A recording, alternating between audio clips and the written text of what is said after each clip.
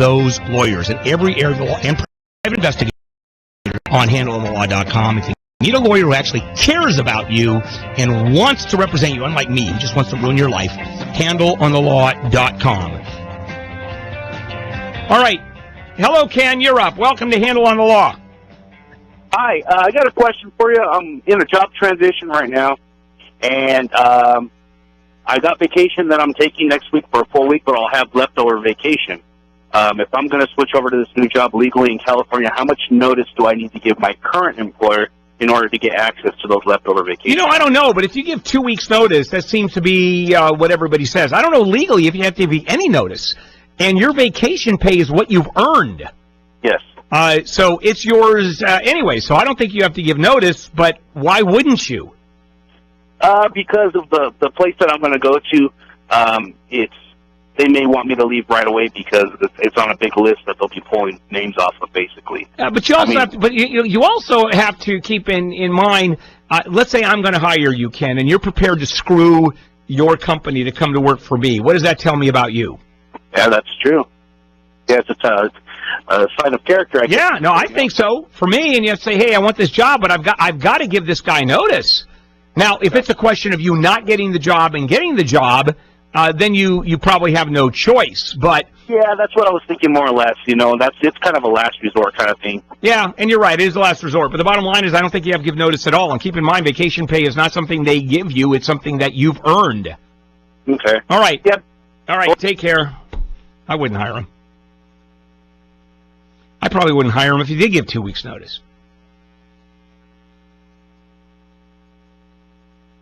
Tony! Hi, Tony!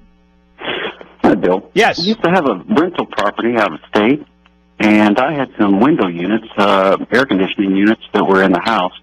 They did a dismal job, so I ended up having to sell it because I wasn't making any money off my investment.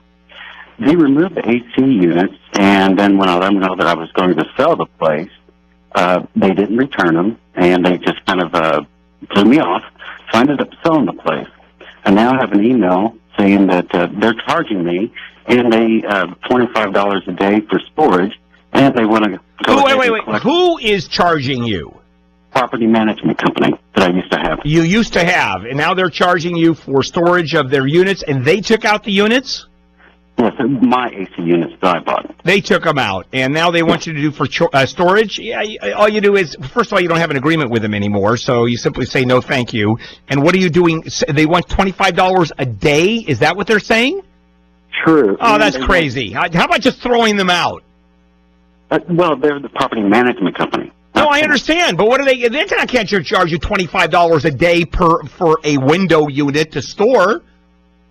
Yes, but they also wanted to collect on charges of tenant evacuation. Well, did they evict the tenant? Yes. Okay, so there are some charges that you've agreed to. If they have to evict the tenant on your behalf, they're not going to pay for it.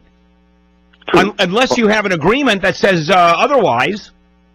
True. So but I'm also looking to get the money back for the brand new air conditioners that I had. Well, why did they remove the air conditioners? I don't know. Then you have to say, no, you removed them, you shouldn't have removed them, and now you're storing them. You go, no, thank you. None of this makes sense, Tony. It really doesn't. I don't understand what they're doing, who they're doing, or what's going on. None of that. All right, Gary, your turn. Hello, Gary. Welcome to the show. Hey, Bill, my brother passed away a few weeks ago, and I'm trying to figure if there's a procedure through the court system that I have to do to get access to, like, his checking account to pay his credit card bills. Yeah, okay. Bills. First of all, let's start with, did he leave a will? No. All right. So you can, all of the accounts are in his name, right? Yes. Yep. All right. So yeah, there is a court procedure where you can go in and start paying his bills. As a matter of fact, that's what they want you to do. And so, and I don't know what the procedure is, but any trust and estate lawyer will tell you how to do it. And you may even be able to do it on your own because it's probably just a procedural issue. No one's going to contest it. It's something the courts want to happen as public policy. So just go to one of our lawyers on the website and just ask that question. You want trust and estates and handleonthelaw.com. Tom. Hello, Tom. You're up. Hey, hi, Bill. Yes, sir. Okay, 34 years ago, I was divorced. I am a father of twin daughters, and I am a construction worker. So I was ordered to pay $300 a month child support for both kids. There always wasn't an extra $300 a month, so I quickly got into the arrears. My principal right now that I owe, and I'm 63 years old, is around $20,000. Well, hang on a minute. Wait. So 34 years ago, you got divorced, and you had child support to pay, and your girls were how old at that time? They were 3. All right. So you had 15 years to pay child support. During the course of those 15 years, were you in arrears? I got into arrears probably around halfway through it. Okay, got it. And so now you owe a pile of money based on the arrears. Man, $80,000, $55 in interest. Yeah, that's kind of, well, I mean, technically, yeah, they can nail you pretty good, and there's no statute on that, I don't think. I just established early retirement recently, and they've just romped that out. Every time I go to pay... Yeah, no, they can do that. They can do that. Oh, It's time for you to go to the good folks, and I think it's the county that's picking up that money, correct? Yes, it is. Yeah, because what your ex did, she went to the county. There's a division that handles that. So you have some negotiating to do. Is it with them directly? Or yes, it's with the county directly. Okay, so it's okay. All right, that's great. Yeah, that's what you do, and try to get someone. And they have an enforcement division. They actually have a support enforcement division.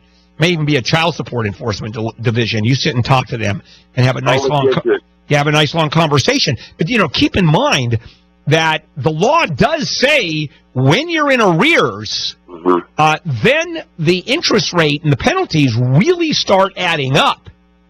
Not only does it add up, but as I pay $3,600 a year, those two numbers increase. They never get... Well, that's because the interest and the penalties, but it shouldn't be. How much in arrears were you? By the time the kids were 18, how much did you owe at that moment? Probably not much, maybe $5,000 to $7,000. Yeah, then it's that's. I wish you had sat down and talked with these folks then. But I know. No, I know. You have to. You've got to go to that child enforcement division or that child support division and just start talking. They're in Sacramento, yeah, right. And it's you can do it by telephone. And but you have to have that conversation, and effectively you say, seriously, this is all the money I've paid. This was 34 years ago, and am I going to go to my grave? And it doesn't matter what I pay; it keeps on going and going and going. It's tough. It's tough. I mean, I would give you a break, but that's me. You have these people. Some of them can be real bastards. All right, let's for a moment talk about your credit, your identity, actually, and the identity thieves out there that try to grab it. Matter of fact, it's so easy today. It's really a question of when, not if. So here's what identity thieves do. They take all the information about you that's out there, and it's all out there, and then establish credit in your name and buy stuff, and you get the bill, even get tax refunds. So isn't that nice when you ask for your tax refund and say, but we already paid it to you? And, of course, the bank accounts. I mean, all of that's susceptible. So I'm going to suggest you contact the folks at LifeLock, people that I have protected me and my entire family, because all 4 of us are susceptible. Kids, actually, young kids are even more susceptible. And what LifeLock does is it monitors what's going on out there. Someone, for example, even requests a credit check, much less actually applies for credit in your name. And then it will alert you, and then if your identity is compromised, someone has done something like that, LifeLock works to fix the problem. So no one can prevent all identity theft or monitor every transaction in every business. But in my opinion, certainly LifeLock is the best out there, which is why I've been a customer for so many years. Membership start at $9.99 a month, plus applicable taxes. Go to LifeLock.com, use the promo code HANDLE for 10% off your Ultimate Plus membership. That's LifeLock.com, promo code HANDLE for that 10% off, or you can call for the same discount, 800-LifeLock, 800-LifeLock. This is Handle on the Law.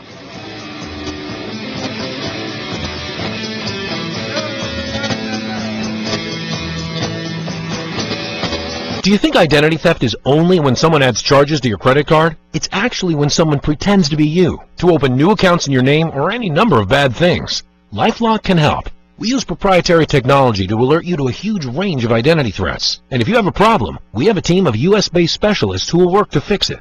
No one can prevent all identity theft or monitor all transactions at all businesses. Membership starts at $9.99 a month, plus applicable taxes. Go to LifeLock.com and use promo code NEWS to get 10% off. HelloFresh delivers recipes and ingredients for a home-cooked meal in around 30 minutes. Like this recipe. Start with a working couple. Add 2 demanding jobs. Mix all too well. Receive HelloFresh delivery. Trim off temptation to order pizza. Follow step-by-step recipe until holy ravioli. You can add mushroom ravioli gratin to your resumes. Fist bump and enjoy. Delicious ingredients you'll love to eat. Simple recipes you'll live to cook. HelloFresh. Get cooking. Get $20 off your first delivery plus free shipping at HelloFresh. Mark your calendar for the 10th Annual Beer on the Bay Craft Beer Festival, presented by the Erie Regional Chamber and Growth Partnership and Erie Brewing Company. Saturday, July 22nd. Tickets go on sale May 1st. Head over to eriepa.com/beeronthebay for more information. AM 1400 WJET. Live and local every morning. All the news from Erie and across the nation, and weather from Tom DeVecchio. Weekday mornings on AM 1400 WJET. When you're driving, distractions are everywhere, whether we welcome them Things looking fine so far for the afternoon commute. Traffic is or we don't.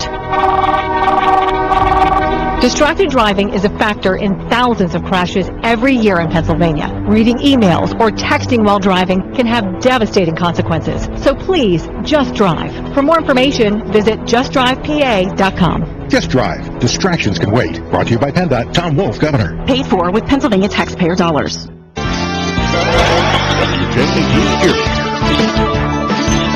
WJET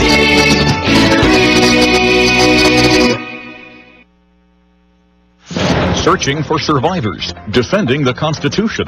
I'm Christopher Cruz. The search continues this morning for survivors and victims from tornadoes that roared through East Texas and other states last night. Meteorologist Derek Van Dam. That's where the 5 fatalities from the tornado that ripped through that region, but there are also 2 confirmed fatalities, 2 separate incidences, one on flooding and another from a tree that toppled over onto a mobile home, that coming out of the Arkansas and Missouri region, respectively. A strong defense of the First Amendment last night by Watergate journalist Bob Woodward at the White House Correspondents Association dinner. Whatever the climate, whether the media is revered or reviled, we should and must persist.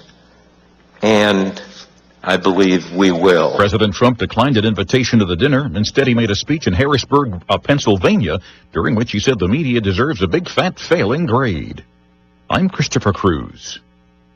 Some parts of the country are under the threat of severe thunderstorms and more tornadoes. We've got meteorologist Allison Chinchar at the map. Cities from Chicago, Cincinnati, down to Nashville, and all the way down to New Orleans still have the potential for, yes, some more tornadoes, but also damaging winds and also the potential for some hail to go along with it as we go through the afternoon. Tens of thousands of people gathered in sweltering heat yesterday to march through the nation's capital and demand more action to fight climate change. Correspondent Brian Todd was there. Activists here say that under the Obama administration, there was steady progress toward clean energy sources and away from fossil fuels.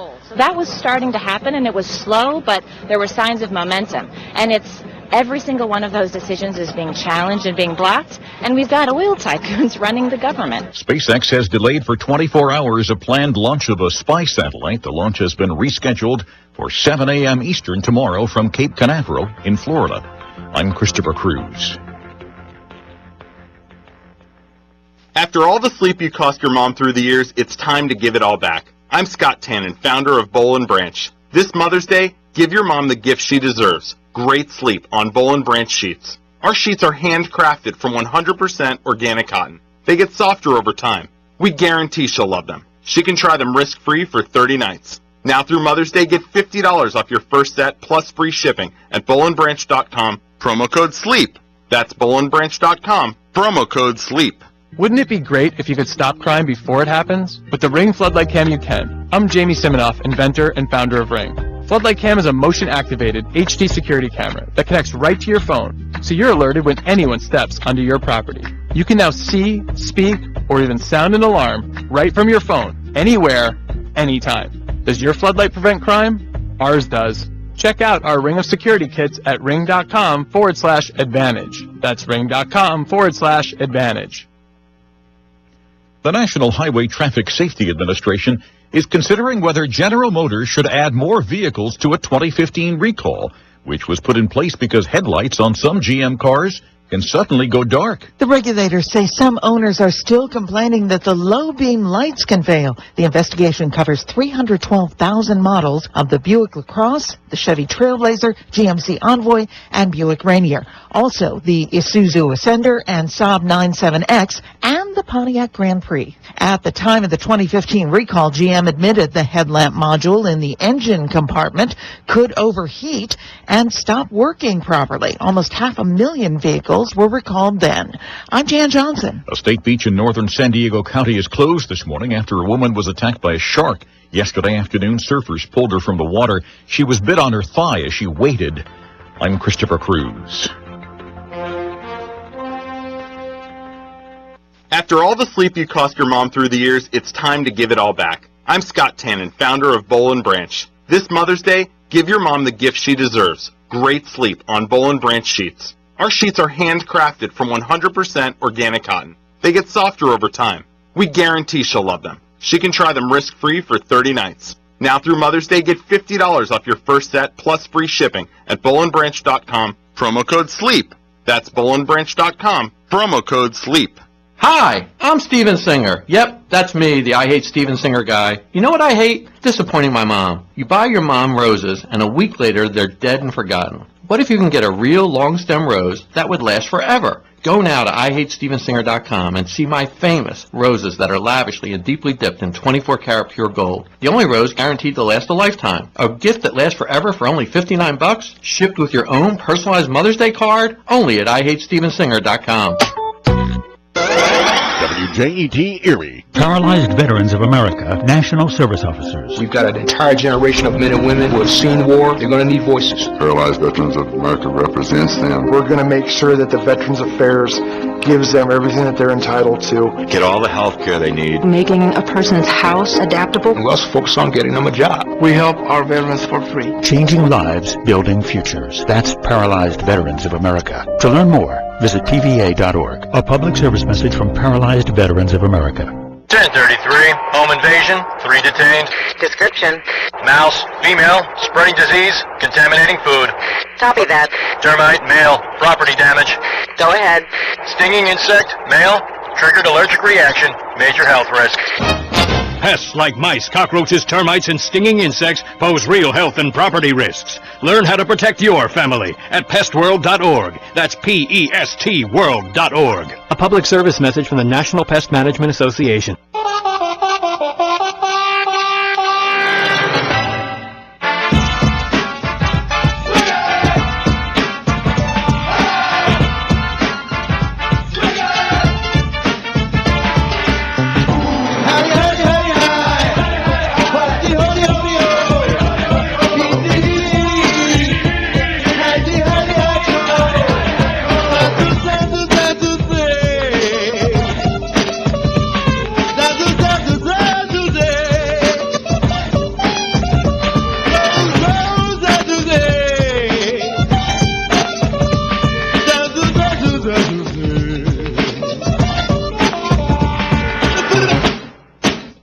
This is Handle on the Law, marginal legal advice where I tell you you have absolutely no case. Phone number, 888-2-HANDLE, 888-2-HANDEL.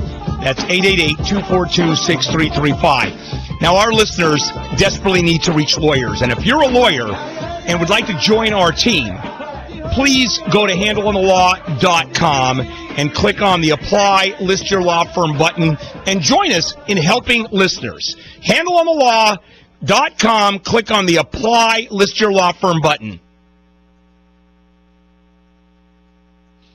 For those of you that think that the glass ceiling truly has cracks in it, and one of the few places that maybe there's more misogyny than in other places in the country, you go to Tennessee, and there is a fascinating trial that went on. It was a rape trial, and there was a wealthy businessman, Mark Giannini, who was accused of 3 counts of rape.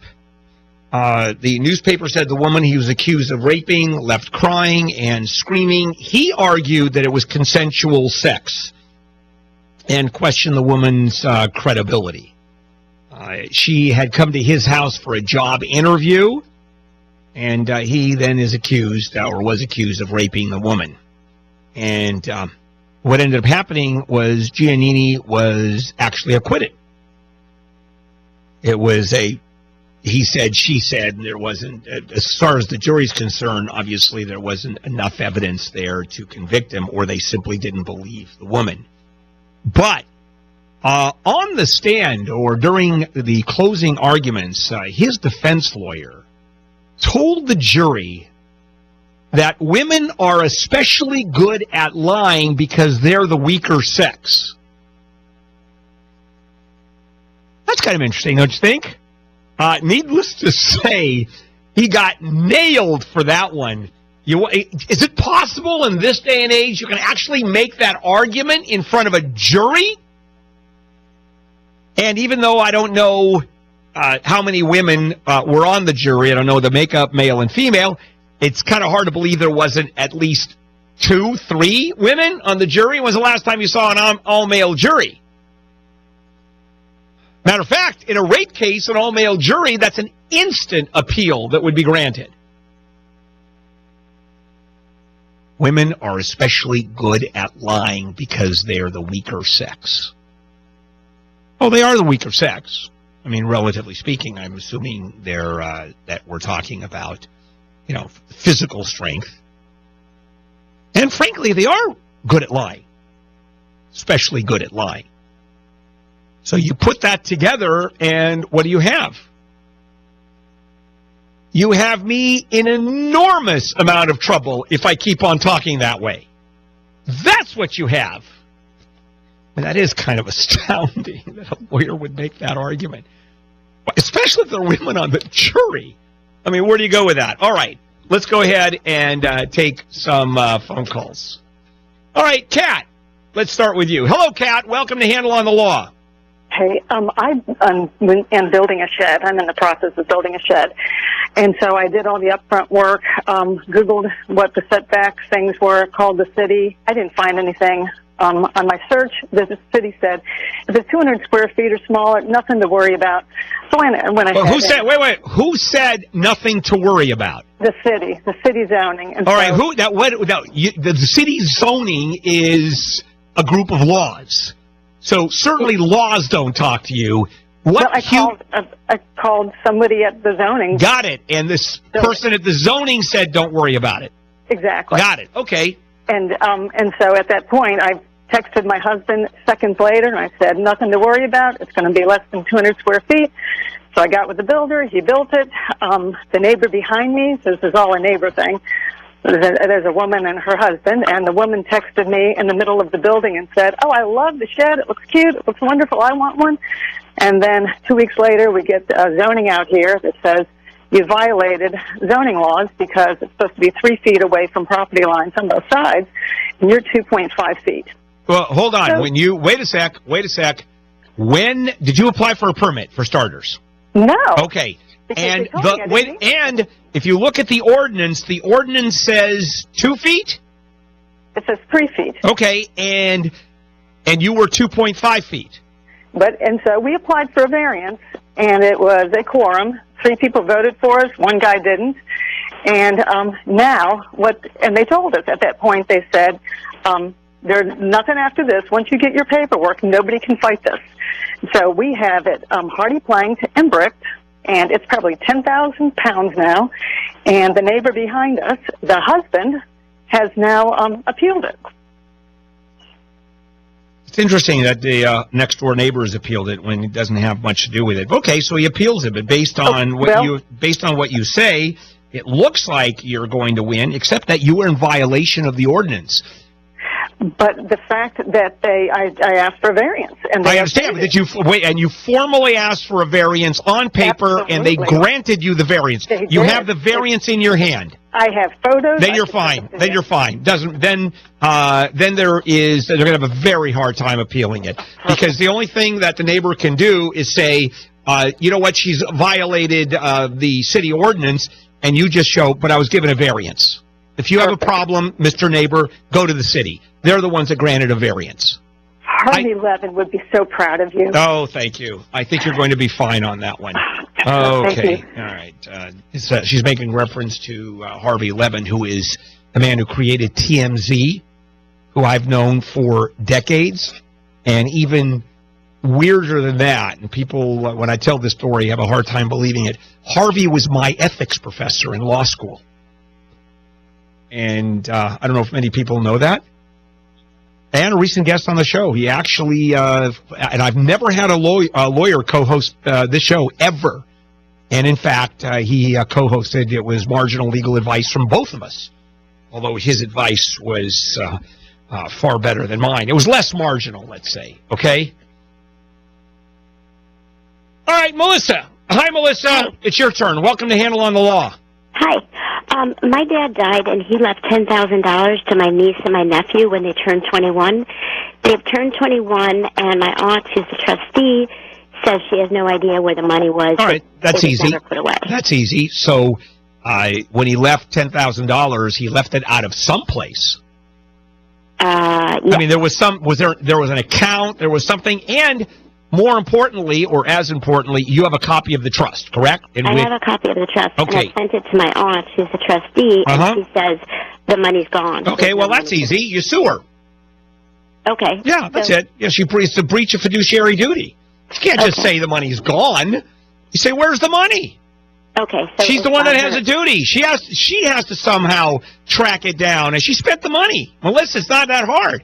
But if your dad died 13 years ago, and he left, did he leave $10,000? Was that what the account was? Well, it said that there should be a grandchildren's trust established, and she says it never was. She says okay, but the paperwork shows a grandchildren's trust. Yes. But was the money ever put into the trust? She says she doesn't think so. Well, let her tell it to a judge when you sue her. Okay, so it's on her. Yeah, it is. The problem is getting a lawyer and spending the money for a lawyer for $10,000. That's the tough one.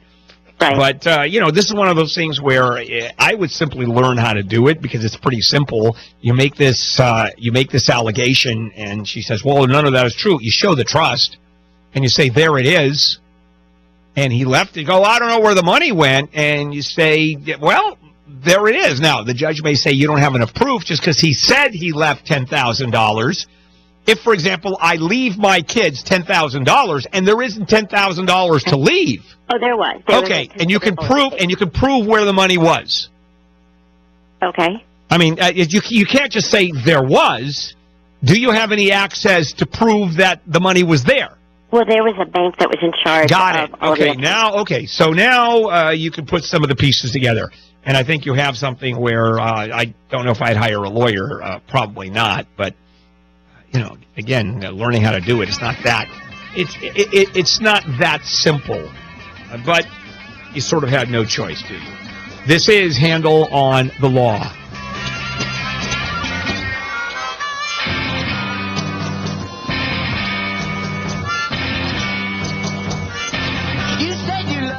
Are you putting your money into an IRA, pension, or 401k? Then I hope you're prepared to lose 30, 40, 50% or more of your retirement savings. Because it's not a question of if the market crashes again. It's a question of when. It's going to happen.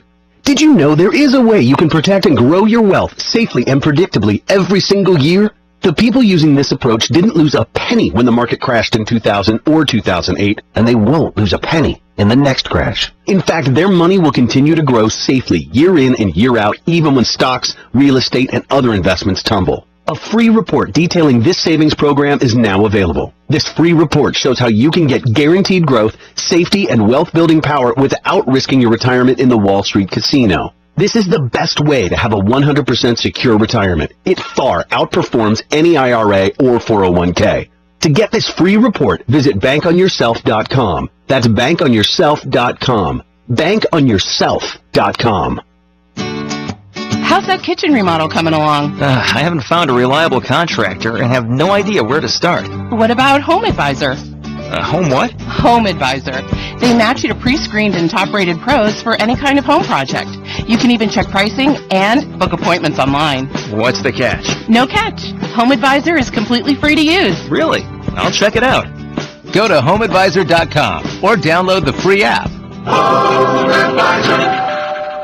Do you think identity theft is only when someone adds charges to your credit card? It's actually when someone pretends to be you, to open new accounts in your name or any number of bad things. LifeLock can help. We use proprietary technology to alert you to a huge range of identity threats. And if you have a problem, we have a team of U.S.-based specialists who will work to fix it. No one can prevent all identity theft or monitor all transactions at all businesses. Membership starts at $9.99 a month, plus applicable taxes. Go to LifeLock.com and use promo code NEWS to get 10% off. Erie's News Talk Station. Jet Radio, 1400. ErieHelpWanted.com salutes the Employee of the Month. The one employee you can't live without. The others, let's just call them Dave. Dave, have you been stealing lunches out of the fridge and posting reviews online? Finishing one right now, Mr. Employee of the Month. Hey, is that my lunch? Yep, today's meatballs were very dry. My wife made those. 1 star out of 5. Would not steal again. If you don't mind hiring Daves, go to the huge national job boards. That's probably what you'll get. But if you want more Employees of the Month, go where local job seekers find good local jobs. ErieHelpWanted.com. Local jobs that work. ErieHelpWanted.com salutes the Employee of the Month. The one employee you can't live without. The others, let's just call them Dave. Oh, man. What's going on, Mr. Employee of the Month? Oh, nothing, Dave. It's just a paper jam. Paper jam? Hey, guys, time for a paper jam! I shouldn't have said anything.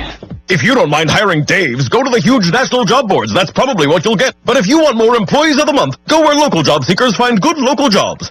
ErieHelpWanted.com. Local jobs that work. I'm a firefighter. A teacher. I'm a farmer. I'm a barber. A waitress. A mom. We're all part of your community. Every day we move in and out of each other's busy lives. It's easy to take for granted all the little moments that make up our everyday. Some are good, but others not so much. But that's life. It's when you experience a moment of uncertainty, something or someone's behavior that doesn't seem quite right. These are the moments to take a pause. Because if something doesn't feel right, it's probably not. It's not about paranoia or being afraid. It's about standing up and protecting our communities. One detail at a time. Because a lot of little details can become a pattern. We trust our instincts. Just like you should. Because only you know what's not supposed to be in your everyday. So protect your everyday. If you see something suspicious, say something to local authorities.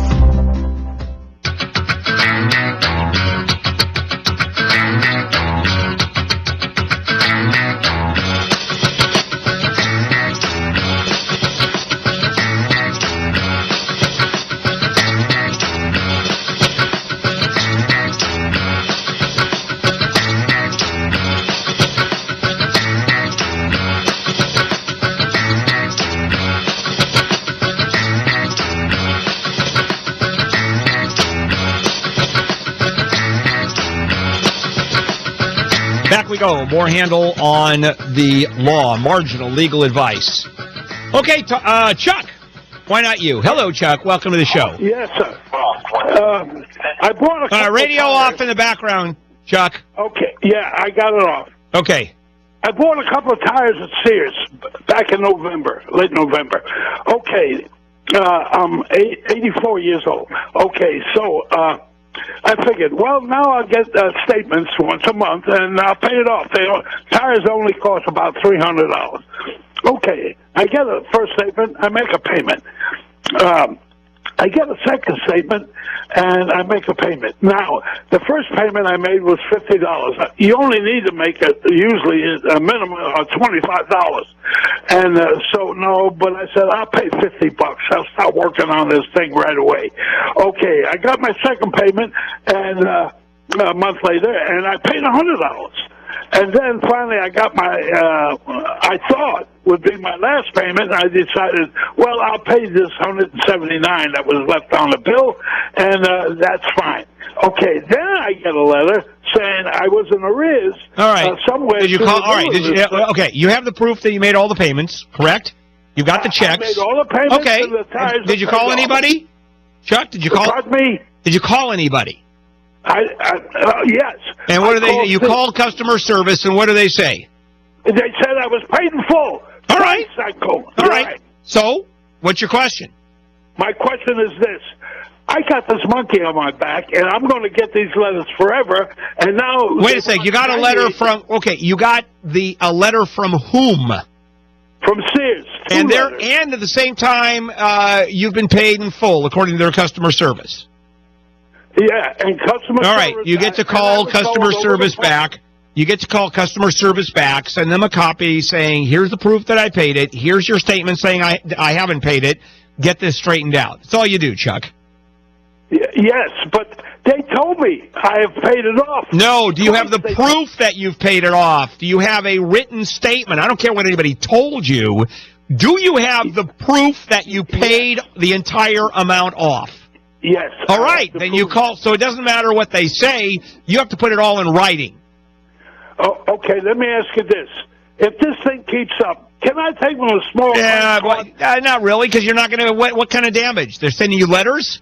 No, just on harassment. No, you can't go to small claims court on harassment. No, it doesn't work that way. Oh, Rich. Hi, Rich. Yes. Hey, Bill. About 6 months ago, my daughter sold her car to her brother. We had a verbal contract for him to pay every month. He has since not paid one dime. Are we within our right to repossess the car? Okay, first of all, is it in her name still? It is not. So she transferred she transferred it to him, correct? It was in my name. And was it transferred? Yes. To your son? As far as I know, I filled out. All right, and there is, and she's not a lien holder, or you're not a lien holder. It was a simple transfer of the car, correct? Correct. Okay. All she can do is sue him on a verbal contract. Okay. That's it. Nothing more, nothing less. We can't physically take the car back. It's called theft. Oh, okay. Yeah, sure. Take it back. And when you call the police, explain to them how, even though it belongs to the son, you're really not stealing his car. Right? All right, Jay. Hello, Jay. You're up. Welcome. Yes. Hi, Bill. About 2 years back, I was hospitalized on a 5150 for a temporary suicide, and what had happened... Wait a sec. There's no such thing as a temporary suicide. Well, it either happens or it doesn't. It was a temporary hold. Temporary hold. I got it. All right. Okay, so then it had gotten upgraded to a 5250 on doctor's orders. Long story short, I went to Los Angeles County Mental Health Court, filed a habeas corpus. Judge threw out the 5250 and said, basically you don't need to be there anymore. You're free to go. Now, unfortunately, as a result of that, California state law, I lost my rights for firearm ownership, possession, et cetera here. So I've been doing a lot of Googling, and I can't seem to find it here. I was looking, maybe you can help.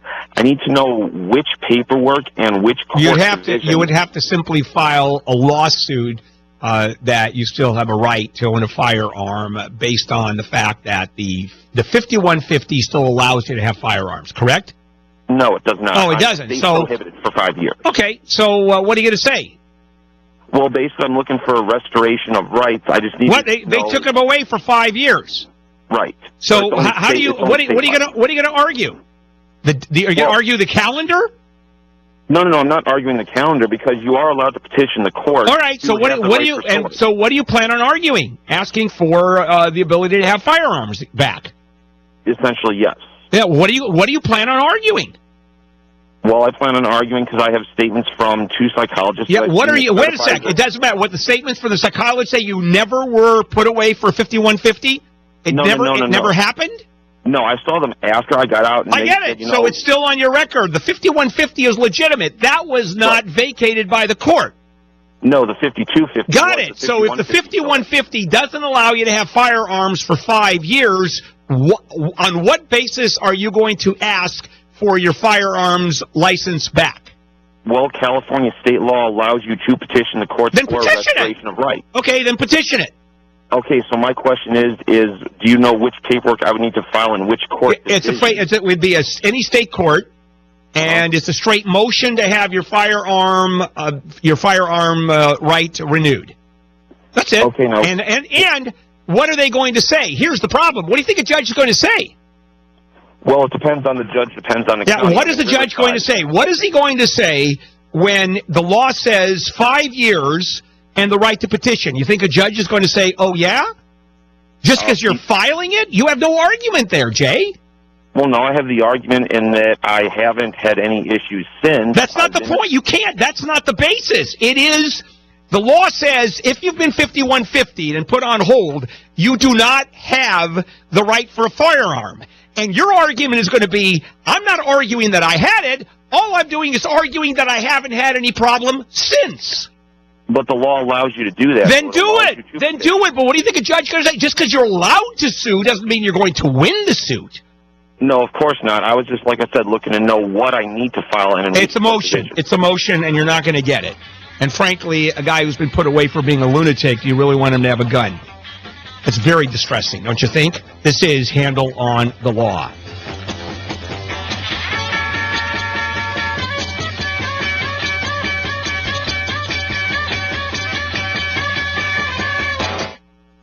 Men, if you're like me, you appreciate the feeling of a clean, smooth shave from a quality blade.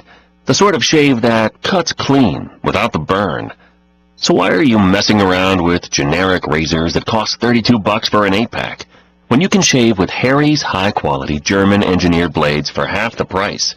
And because Harry's is so confident in the quality of their blades, they'll send you their most popular set, complete with a razor, one of their world-famous blades, shaving cream, and post-shave balm for free if you cover shipping. A total value of $20 at no cost to you, with code 1152 at checkout. Their way of saying thank you for trying them.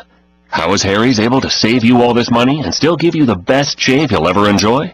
By owning the factory that manufactures the blades. That's how. Go to harrys.com now and enter code 1152 at checkout to claim your free trial set and post-shave balm. That's harrys.com. Code 1152. Erie's News Talk Station. Jet Radio, 1400. Like beer? Then listen to Chris Sirianni from the brewery at Union Station this Wednesday from 9 to 9:30 a.m. Chris will talk all things beer in Erie with guests and beer knowledge galore this Wednesday from 9 to 9:30 a.m. right here on Jet Radio 1400, Erie's News Talk Station. Get ready for a night of real country music. One night loaded with favorites from Alan Jackson. Saturday night, September 23rd at the Erie Insurance Arena. Alan Jackson's Honky Tonk Highway Tour. I've been working all weekend, I'm tired, I don't want to sleep, I want to have fun, time for a good time. The songs you love. From the 2017 Country Music Hall of Fame inductee, Alan Jackson. And special guest, Leanne Womack. Saturday, September 23rd, the Erie Insurance Arena. It's 5 o'clock somewhere. Don't rock the jukebox. Buy your reserved seat tickets now at the Erie Insurance Arena box office or erieevents.com. It's alright. Alan Jackson, the Honky Tonk Highway Tour, produced by Magic City Productions. You've been meaning to do it for years. You cringe at the way it looks. Does your yucky bathroom prevent you from asking family and friends over? The solution is simple and inexpensive. For over 30 years in the greater Erie area, Klein Bath Systems has installed thousands of affordable bathroom tubs and showers for your neighbors. It's your turn now, and there's easy financing available. Cover up broken and mildewy tile. Get a new tub or a new walk-in shower with watertight walls. You could totally change the color of your old tub by getting it reglazed. Or, if you or one of your family needs special care, add handicap features like handholds or tub cut, which cuts a notch in your bathtub for easy entry and exit. Just one day. That's right, Klein Bath Systems' new bathroom installs in just one day. Call for free in-home presentation at 814-456-5605 or see the video at kleinbathsystems.com. Klein Bath and Basement Systems. It's time to call Klein. Contractor number PA 027445. There are those who dedicate themselves to a sense of honor, to a life of courage, and a commitment to something greater than themselves. They have always defended this nation and each other. They still do. The few, the proud, the Marines. Mark your calendar for the 10th Annual Beer on the Bay Craft Beer Festival, presented by the Erie Regional Chamber and Growth Partnership and Erie Brewing Company. Saturday, July 22nd. Tickets go on sale May 1st. Head over to eriepa.com/beeronthebay for more information. My son Aiden has asthma. Secondhand smoke has triggered his asthma so badly, he ended up in the emergency room and spent multiple nights in intensive care. Now he's on a whole bunch of medications. My tip to you is, don't be shy about telling people not to smoke around your kids. Half of U.S. kids are exposed to secondhand smoke. If you or someone you know wants help, call 1-800-QUIT-NOW. A message from the U.S. Department of Health and Human Services and CDC.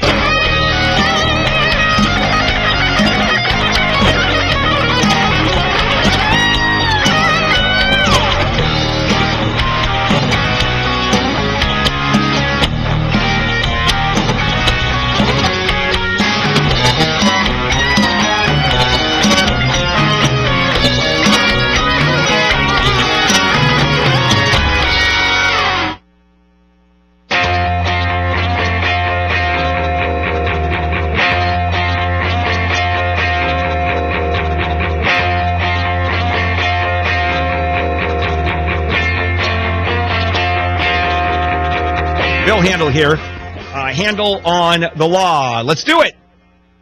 All right, Alex, you're up. Welcome. Hello, Alex. Hello, Mr. Handler. Yes, How are you, sir. sir? Go ahead. Good. I was managing a shopping center, and one of the tenants had rented some of this sport equipment, like a pool table and dart and those kind of things, and they weren't paying the rent. They closed the door.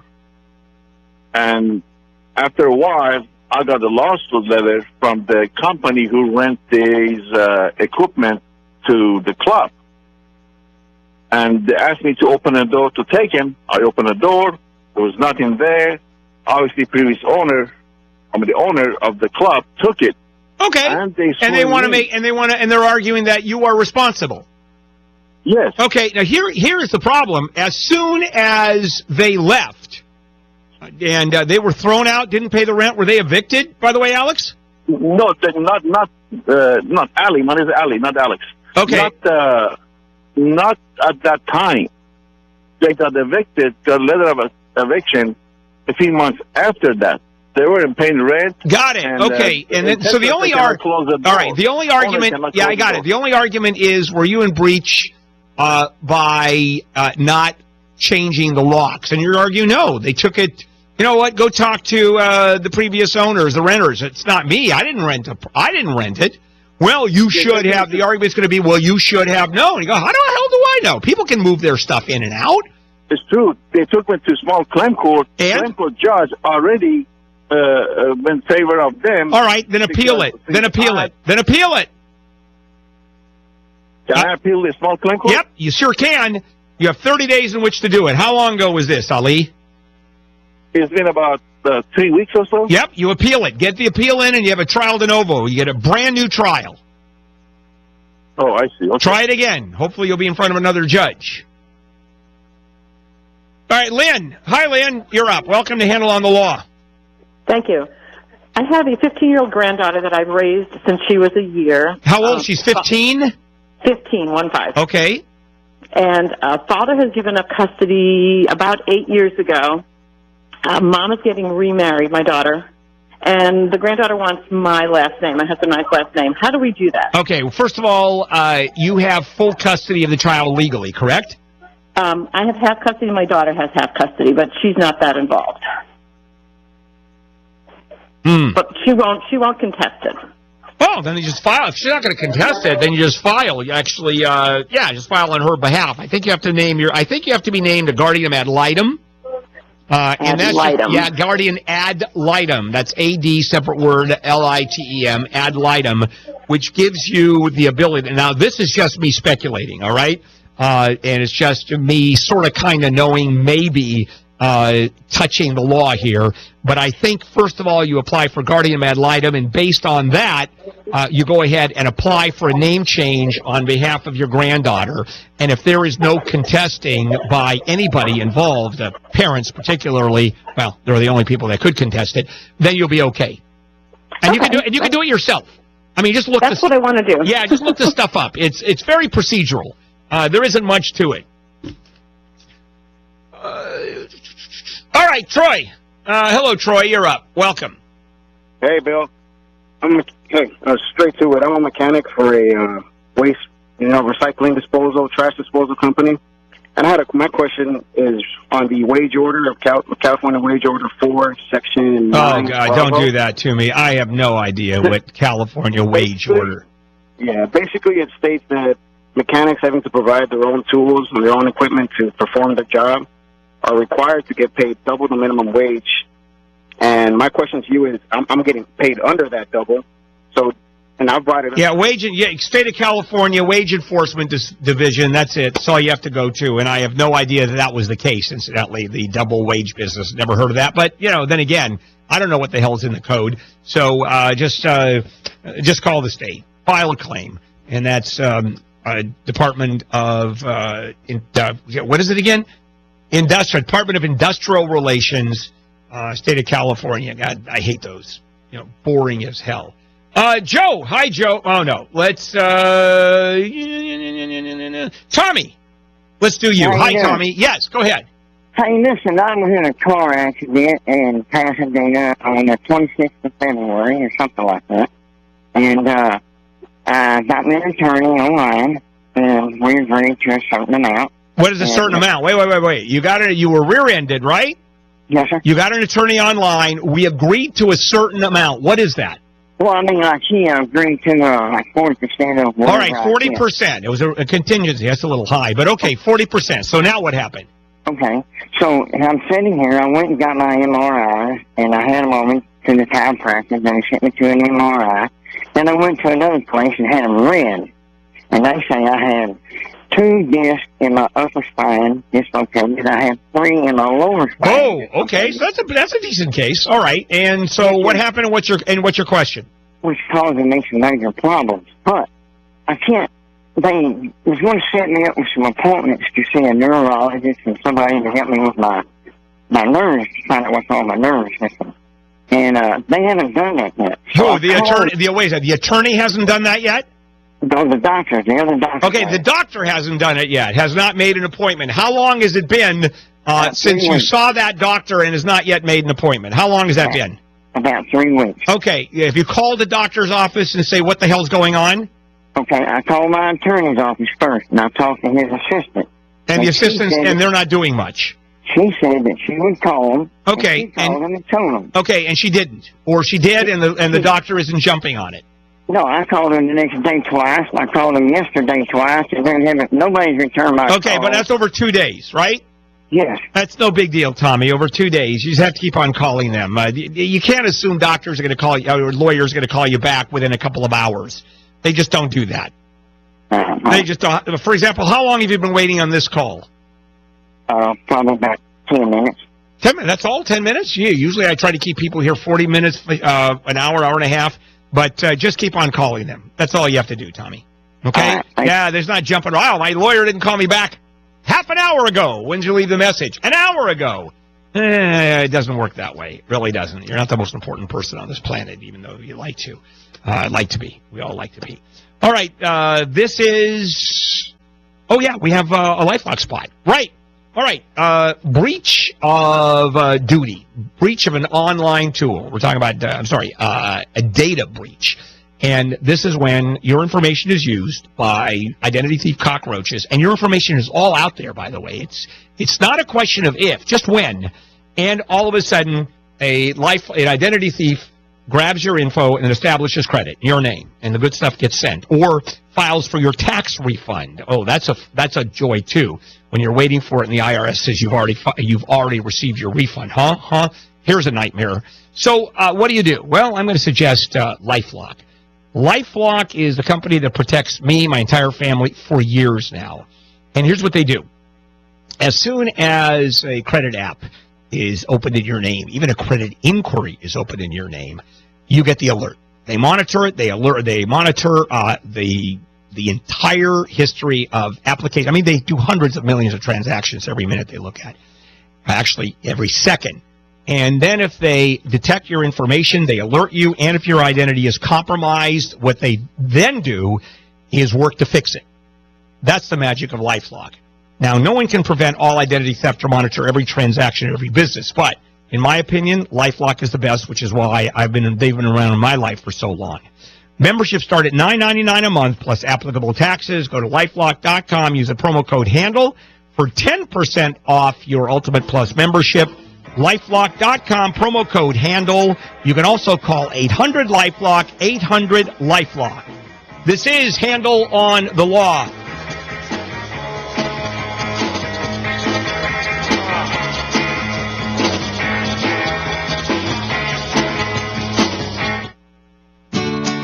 How's that kitchen remodel coming along? I haven't found a reliable contractor and have no idea where to start. What about Home Advisor? Home what? Home Advisor. They match you to pre-screened and top-rated pros for any kind of home project. You can even check pricing and book appointments online. What's the catch? No catch. Home Advisor is completely free to use. Really? I'll check it out.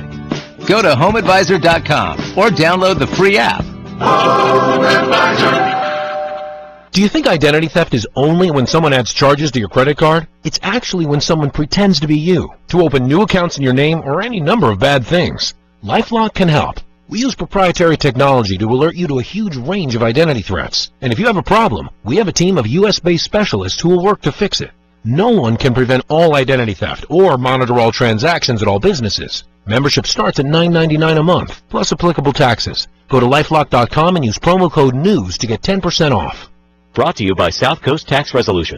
This is a special announcement for all Americans who owe back taxes to the IRS or state. Pay attention. There's a special toll-free hotline set up especially for you. This hotline will give you free information on how you can legally reduce or eliminate your tax debt. Call the taxpayer hotline today at 800-787-1359. Grab a pen or put the number in your cell phone. 800-787-1359. You'll speak with qualified professionals who tell you how to stop the collection calls, IRS letters, bank levies, and wage garnishments, and they'll deal directly with the IRS on your behalf so you don't have to. Even if you haven't filed returns or you are already in a payment plan, you can still get relief. New IRS settlement policies have opened the doors for a fresh start. But hurry, this won't last forever, and your tax problem will only get worse if you do nothing or try to handle it yourself. It makes a big difference in who you call. So call the taxpayer hotline today for free information. 800-787-1359. 800-787-1359.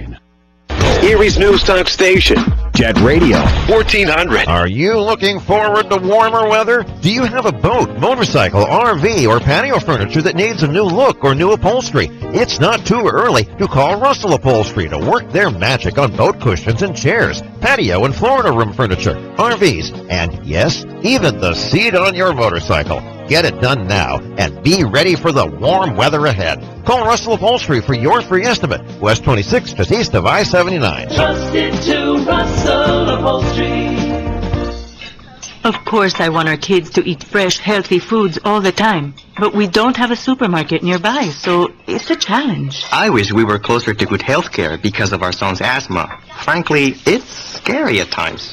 I'd love for our family to live in a nice house, near a great school, But none of these resources exist in our neighborhood. Many variables can shape the outcome of children's lives, like the zip code where they grow up. That's because not all communities have the same opportunities, such as quality schools and housing, fresh food, and good health care. There are many ways to improve communities, so everyone has a fair chance. Regardless of zip code, you can make a difference. Join with HUD and local leaders to improve your community. Learn how at HUD.gov/fairhousing. That's HUD.gov/fairhousing. Fair housing, shared opportunity in every community. A public service message from HUD in partnership with the National Fair Housing Alliance. Sharing has never meant as much as it does now. Everything is up for the world to see. But what if the sharing could be used to make a difference? The National MS Society is building a place where everyone can share their experiences for good. If you have a story, share it. If you have a solution, share that too. Because together, we are stronger. Join us at wearestrongerthanms.org.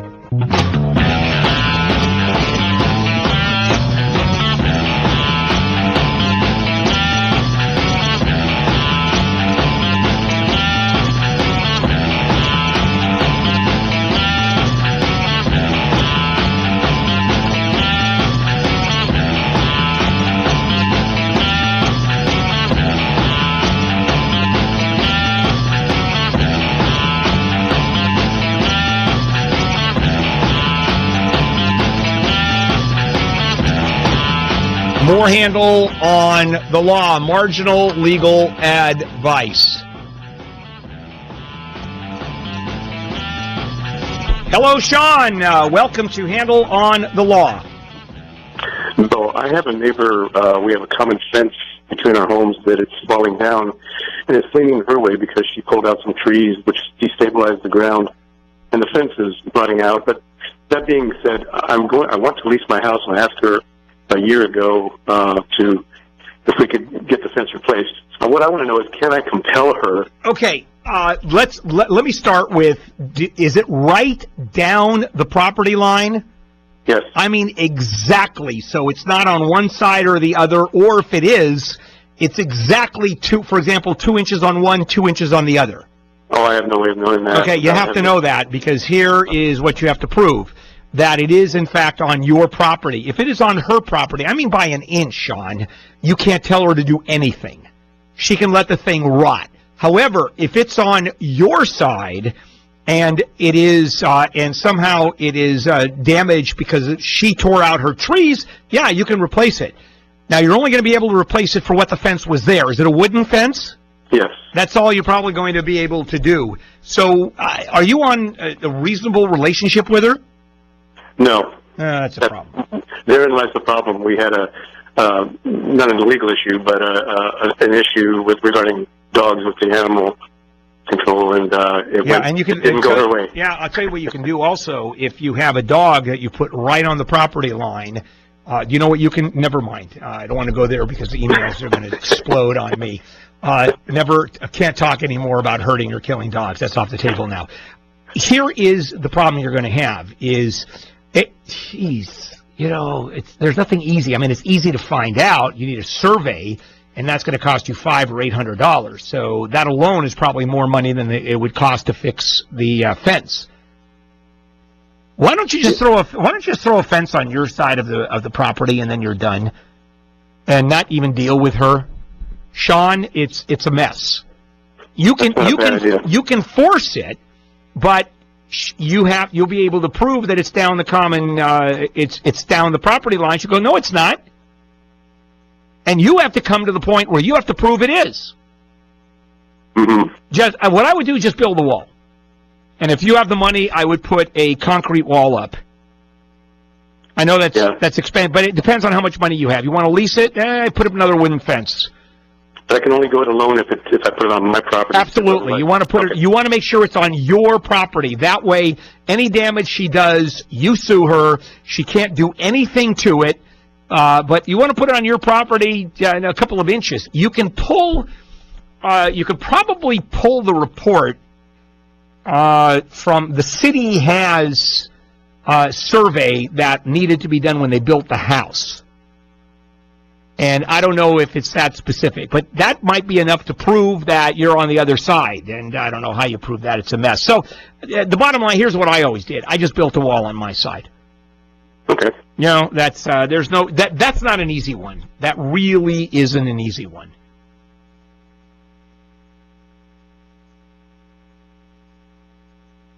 Hello, Jim. Welcome to Handle on the Law. Bill, yes, sir. In the early 70s, driving home to Whittier from college, I passed a sign that said, "Welcome to Whittier, hometown of President Nixon."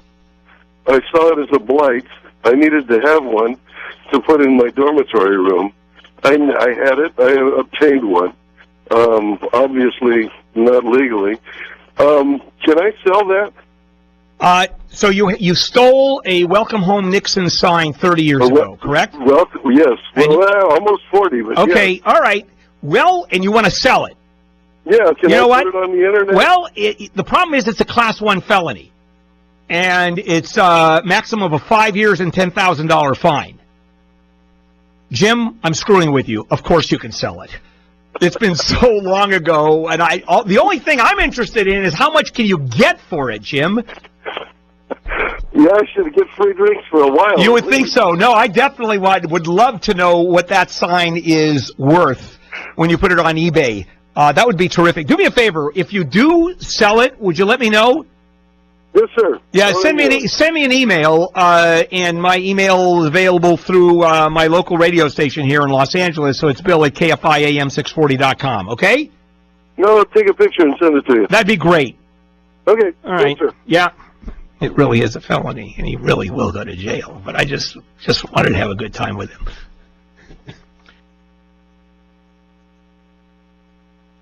Hi, Joe. Hi, Joe. Yeah. Yes, sir. I have a problem that's been going on for a long time. I'm one of 4 deed holders, and my sister is the one that doesn't live there. It's me, my mother, and my father. It's a big 5-bedroom house, and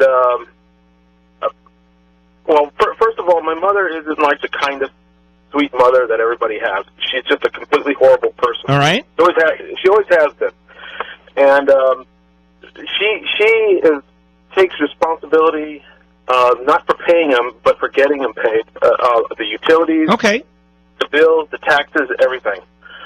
Well, she wrote me a letter because we live in the same house. We haven't talked for about 4 years, and I like it that way. I like it that way. But she wrote me a note one day saying the property taxes haven't been paid in over a year, and I'm like, why haven't they been paid? I gave her half the money for it, and she didn't use that money to pay their taxes. I guess we were almost going to lose the house, so I wound up paying the entire taxes. Nobody gave me anything for it, so I'm fine with that, okay? All right, we have to do this quickly. You can't go into this for the whole thing. What's going on, and ask me a question. Okay, well, now the utilities, the electricity hasn't been paid since December. All right, so if you're okay, so your mother was supposed to pay. She got the money from everybody to pay the bill, right? No, not the utilities. She actually refuses to take you. All right, who was supposed to pay the utilities, Joe? She did. All right, she won't take any money from anybody else, but she lets them lapse. Okay, so what's your question? Shut off. Yeah. What's your question? Oh well, I was just wondering what can I do? All right, is she a deed holder? She's one of 4 Okay, well, you can't evict her, and what you can do is the 3 of you, the rest of you, since you all own the property, you can all get involved in a lawsuit with each other. Do you live on the property? Yeah, I live on the property. All right, so you don't want to force the sale, so all of you get together and sue her for her 4th, and someone else just takes over the payment. That's all real quick. Really, we could do that. Sure. What do you think? She has the right to pay for it? Just take the money. Just someone else pay. That's all. What was that about? All right, Rebecca, real quickly. Hi, Rebecca. Hi. My brother is starting the divorce process. His soon-to-be ex-wife is still living at the house where he takes care of his invalid mother or our mother. And she's refusing to leave the property until her name is off the mortgage and off. Okay, first of all, is she a deed holder? She is. Okay, so you can't force her to leave. So she can make any terms she wants. Gotcha. And she could say, I want to, until you get my name off the mortgage. So all he does is refi it. That's it. Refis it in his name, then she signs off. And if she won't sign off, at that point, you just force the sale of the house. Gotcha. So it won't screw him over in the process of of getting the divorce for her having to pay her half? No. She has to. No. If it's joint tenancy, she has to pay for half of everything. So I wouldn't worry about that. And for her to say, "I'm not signing off until the mortgage is in all your name," that's reasonable. Is it? Sure. That's what I would do. Make sure that he wasn't going to get screwed over. No, you just have him refi the house and see. As a matter of fact, she has to sign off before the refi gets through. Gotcha, because he's trying to figure out financially. Right. And so, incidentally, they won't even let her. He won't even get the money until she signs off if he's putting in his name. So yeah, it's all reasonable. Yeah, and so just do it. And whatever she's asking at this point, what she's asking for is not crazy. This is Handle on the Law.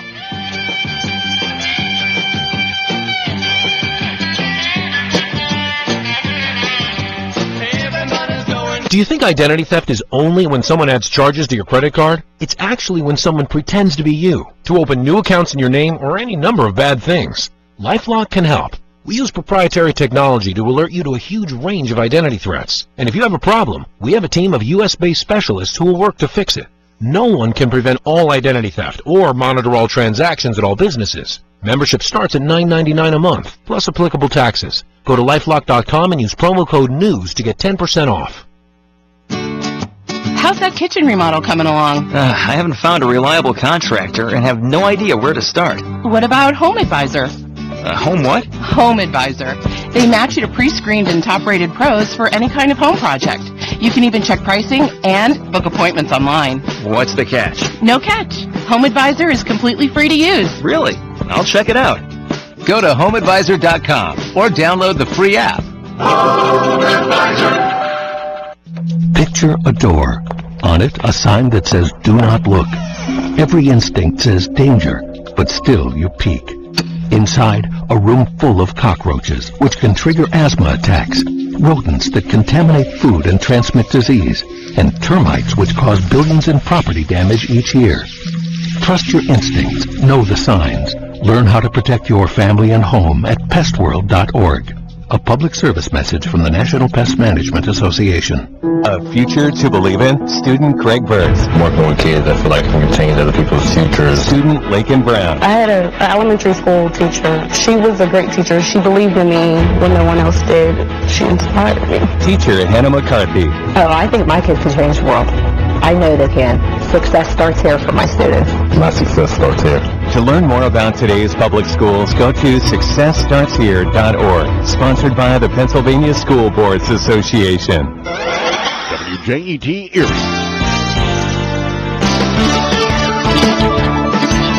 WJET Erie. Search for survivors. Deficit will increase. I'm Christopher Cruz. A search is underway at this hour for survivors and possible additional victims of at least 3 tornadoes that ripped through East Texas last night, killing at least 4 people. Luann Everett is the mayor of Canton, Texas, which lies about 50 miles east of Dallas. They do have dogs with them, and they will be going from door to door, seeing if anyone is trapped, needs help, or worse. The deaths happened in Van Zandt County. The severe weather has now moved to Mississippi and eastern Louisiana.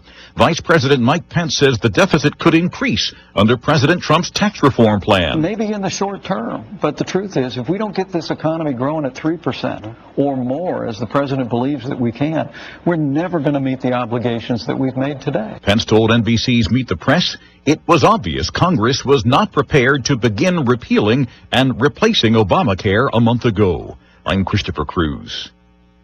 President Trump was a no-show at last night's White House Correspondents' Dinner, but correspondent Barbara Cusack says the presidential roast went on just the same. The Daily Show's Hassan Minhaj noted the absence of the person leading the U.S. And that's because he lives in Moscow. It is a very long flight. Then adding, as for the other guy, I think he's in Pennsylvania because he can't take a joke. Minhaj employed a subtle jab at the Trump administration during the presidential roast. I would say it is an honor to be here, but that would be an alternative fact. Adding no one wanted this gig at the White House Correspondents' Dinner. So of course it lands in the hands of an immigrant. It's how it always goes down. And Minhaj couldn't resist taking a dig at Trump's tweeting. Who is tweeting at 3 a.m. sober? Donald Trump, because it's 10 a.m. in Russia. Those are business hours. I'm Barbara Cusack, in Washington. The president has tweeted 5 times so far today from his personal account. In one tweet, he wrote, "A new health care plan is on its way." I'm Christopher Cruz.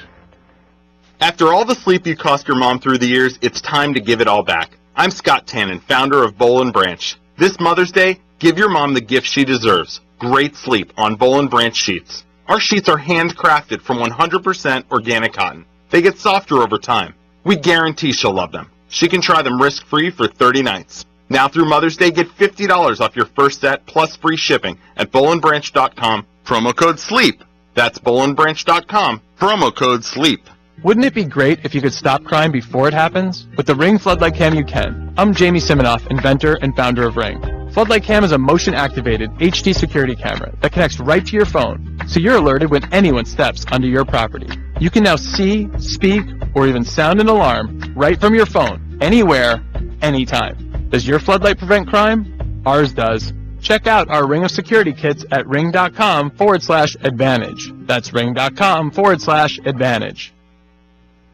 There's a big fight in Wisconsin between lake lovers and farmers about water. Farmers and large livestock operations have been sinking more and more wells over the last 3 decades to ensure larger yields and to keep cattle hydrated. There are almost 13,000 wells in the state now. Lake property owners and conservationists say they're pulling so much water they're depleting lakes and streams, and they warn of plummeting property values and the loss of tourism. Farmers are fighting back, and Republicans who control the legislature are on the verge of passing a bill that would relax regulations on existing wells. I'm Jan Johnson. NBA playoffs today. The Utah Jazz and the LA Clippers play Game 7 in LA. The Clippers won Game 6 Friday in Salt Lake City. The second round of the playoffs begin today as the Boston Celtics host the Washington Wizards. The Celtics eliminated the Chicago Bulls in 6 games to advance. I'm Christopher Cruz. After all the sleep you cost your mom through the years, it's time to give it all back. I'm Scott Tannen, founder of Boll & Branch. This Mother's Day, give your mom the gift she deserves: great sleep on Boll & Branch sheets. Our sheets are handcrafted from 100% organic cotton. They get softer over time.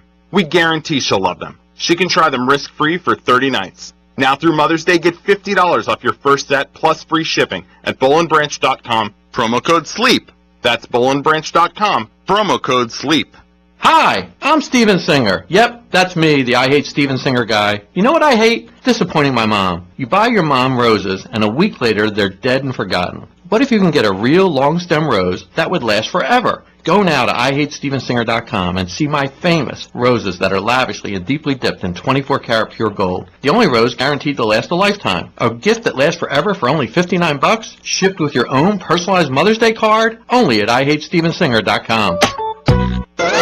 WJET Erie. NMLS 182334. www.nmlsconsumeraccess.org. American Financing is an established direct mortgage banker offering competitive interest rates and superior customer service. American Financing is a responsible lender, ensuring customers do not get into more home than they can afford. Whether your home loan is a refinance or new purchase, their salary-based mortgage consultants will customize a loan program to meet your financial needs. With in-house underwriting, no upfront fees, and free pre-qualification, they will make the loan process simple and straightforward. The pre-qualification process takes only 10 minutes, and you may be able to close your loan in as fast as 10 days. They offer every loan in the industry, whether it be FHA, VA, Streamline, HARP, ARMS, Jumbo, USDA, or conventional. Let American Financing show you why they have become the mortgage company of choice. Call today and get pre-qualified in only 10 minutes. AmericanFinancing.net or 866-877-2322. That's 866-877-2322.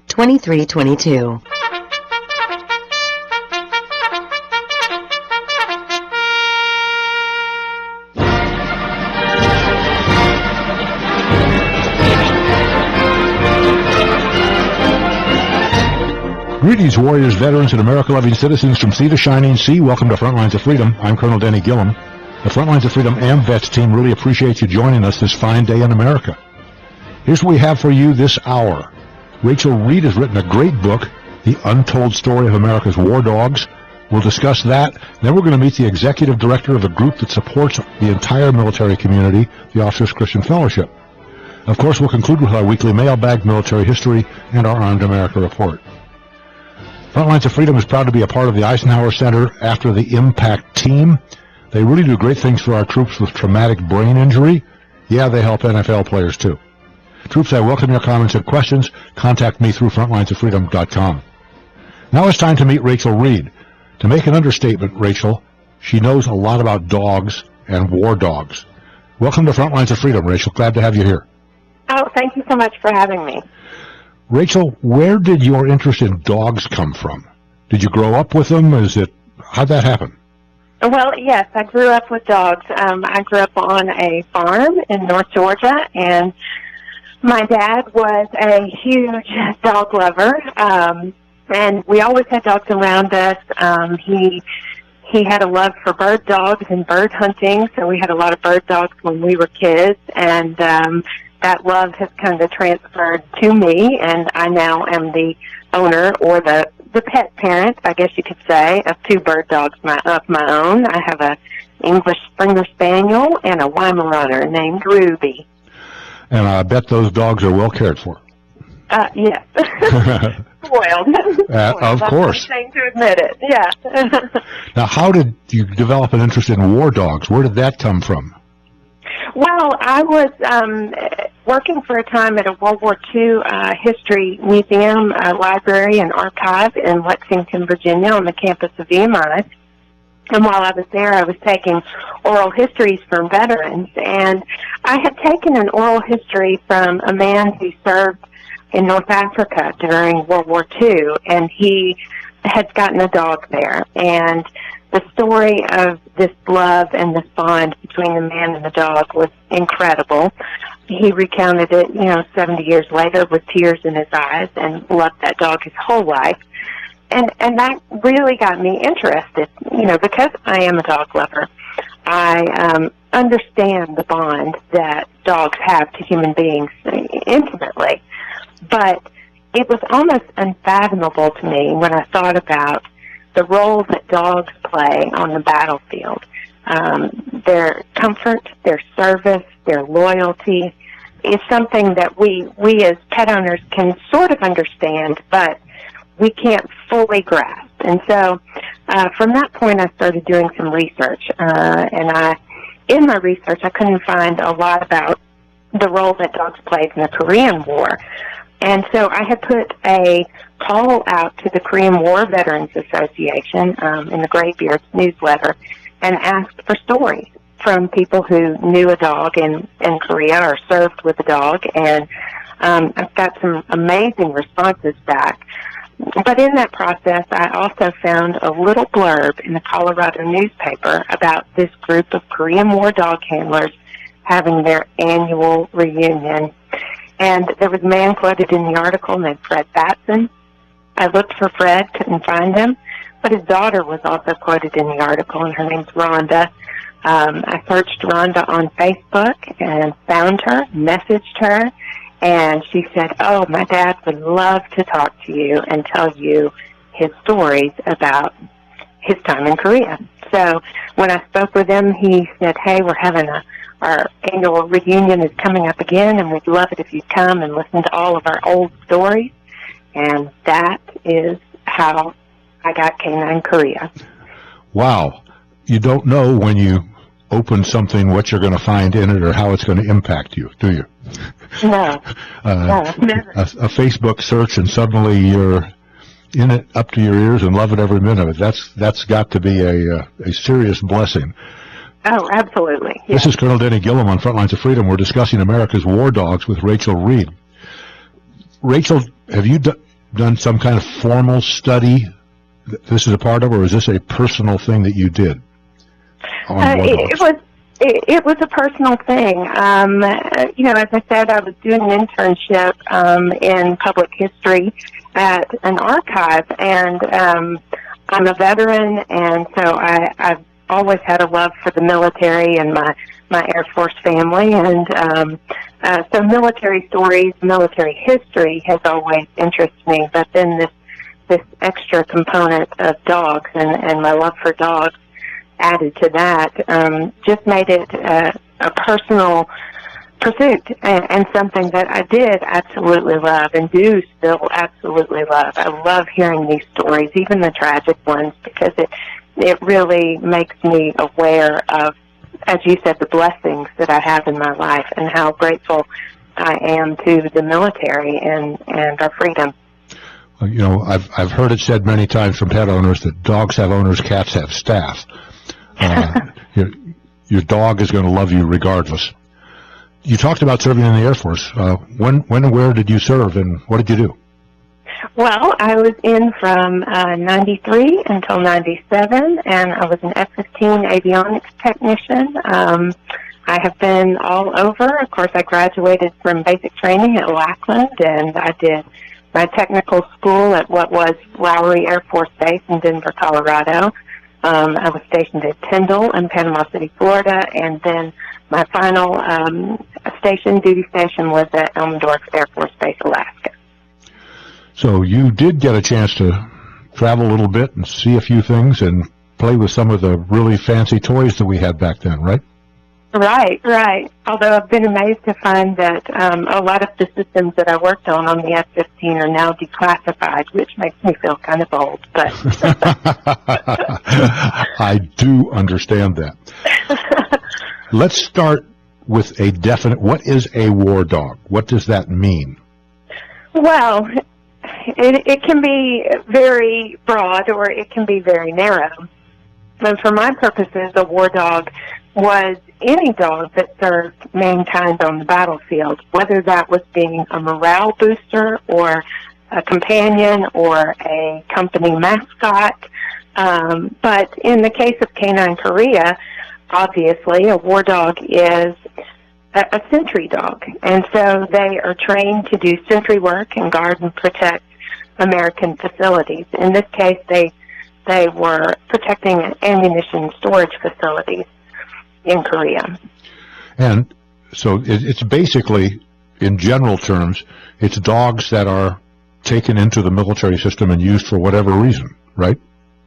Well, yes, they specifically wanted sentry dogs, and in this case, they had seen during World War II the effectiveness of the German Shepherd, the breed, in being guardians and being protectors. And so they needed to protect our interest in Korea because at the time Korea was a starving nation. There was a lot of thievery and pilfering going on, and they needed to protect these ammunition storage facilities so that our soldiers would have the ammunition available that the Koreans were stealing at an incredible rate just to feed their families. So the dogs they found were the most effective means of protecting these facilities. They had incredibly keen senses, sight and smell, hearing, things that the soldiers themselves could not do, just were not physically capable of doing. And so these dogs were trained to alert to a threat, and if necessary, although most of the handlers never wanted to actually have to do this, but if necessary, they would release the dog on a perpetrator where it was trained to attack. So that would be something like our perception of a police dog. Right, absolutely. Okay. Mm-hmm. So that's in Korea, but throughout history, there have been a lot of other uses. So there's a lot more to talk about war dogs, and Rachel is going to stay with us. This is Colonel Denny Gillum. Troops, hit the deck and do an easy, slow 50 push-ups, but I want your partner sitting on your back. We'll be right back.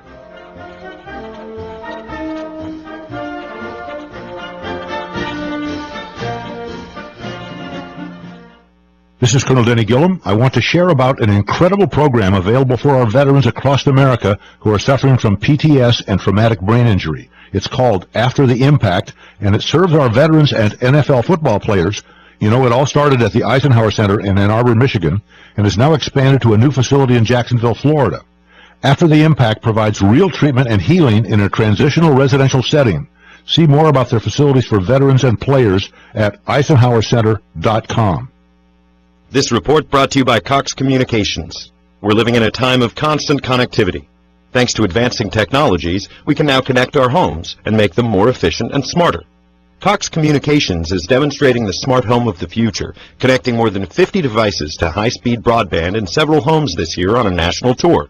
Everything from appliances, healthcare, speakers, lights, doors, even pet feeders can talk to home networks and each other, keeping you connected to your home via the internet, even when you're miles away. Sarah Evans, consumer tech expert, digital correspondent. Cox Communications has outfitted the smart home of the future. This will allow families to live more connected and efficient lives and have a little more fun. Cox's smart home is powered by high-speed broadband and includes voice-controlled TV and app-driven interface for home automation. The best news is that all the tech shown in the demo is available today. To learn more about smart homes and the latest technology, visit Cox.com.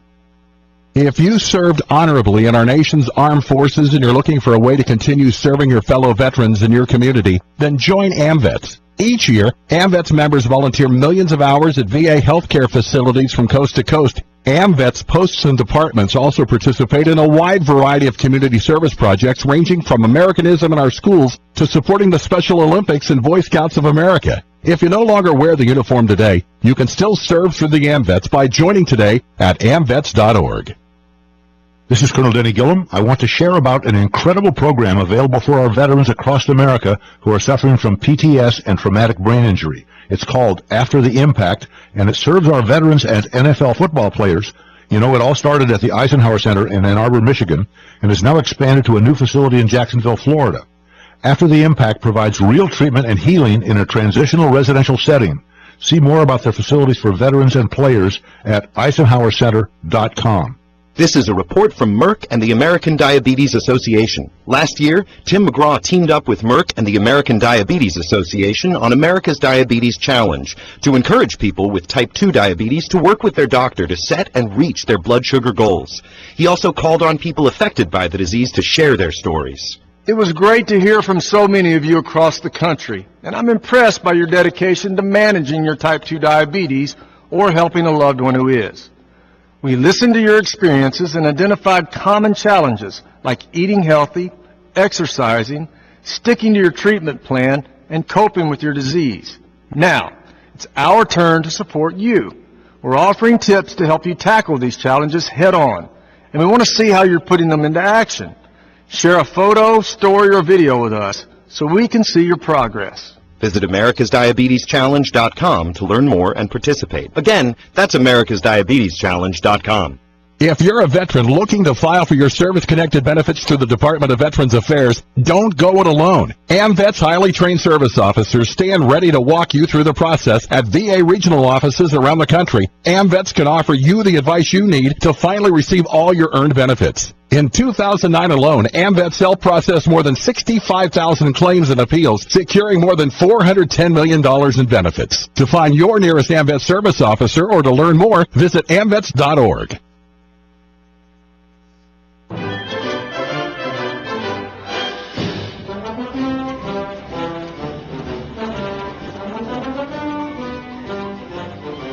I'm Colonel Denny Gillum. Thanks for joining us today on Frontlines of Freedom.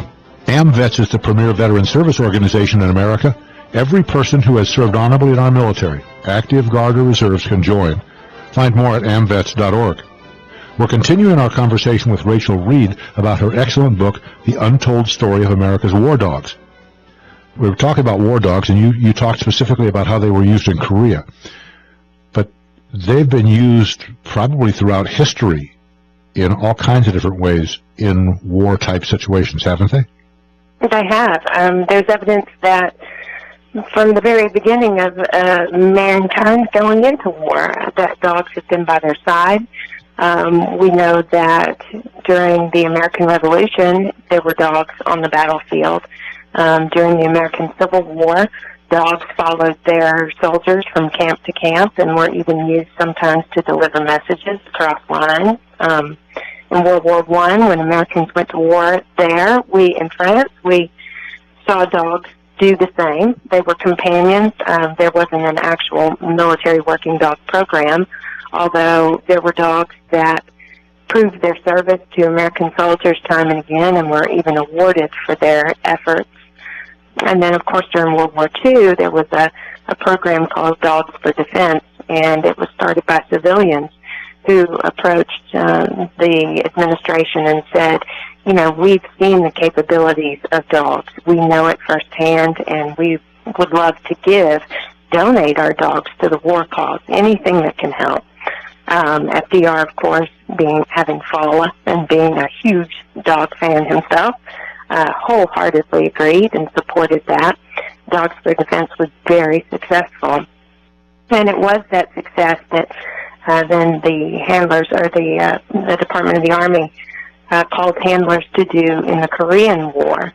Of course, we know now that they were used extensively in Vietnam as well. And every American conflict since, we now are fortunate enough to get the message out and to know what their capabilities are. You know, so certainly they've been used to find people and things, and you talked about guarding, used for messengers. Probably the most common use, I'm guessing, which is totally informal, or at least theoretically informal, is just comfort. A friend nearby. And I suspect that probably has been lifelong, not just in the military. It's just people like their dogs and dogs like their people, generally speaking, right? Right, absolutely. And, you know, modern science has revealed some truths about the way that dogs are able to provide stress relief to human beings. So certainly now dogs are being used as therapeutic tools to help American soldiers returning with PTSD or any number of stresses. They're also able to help with some physical aspects if an American service member is injured when they return. So dogs have become an incredibly valuable, or they're recognized for being incredibly valuable in their therapeutic roles, where, as before, you know, soldiers knew that, but maybe the bureaucracy and the powers that be did not and didn't recognize it. Yeah, that certainly is a huge role today. As a matter of fact, if you look at all in the way that we're dealing with folks that have post-traumatic stress or traumatic brain injury or all the other kinds of things, very, very, very often you see at least the opportunity to have a dog involved. And in virtually every case, the dog plays a huge role in helping that individual get back to a reasonable lifestyle and comfort and dealing with life. Right. I suspect you see that a lot as you look out there. Right.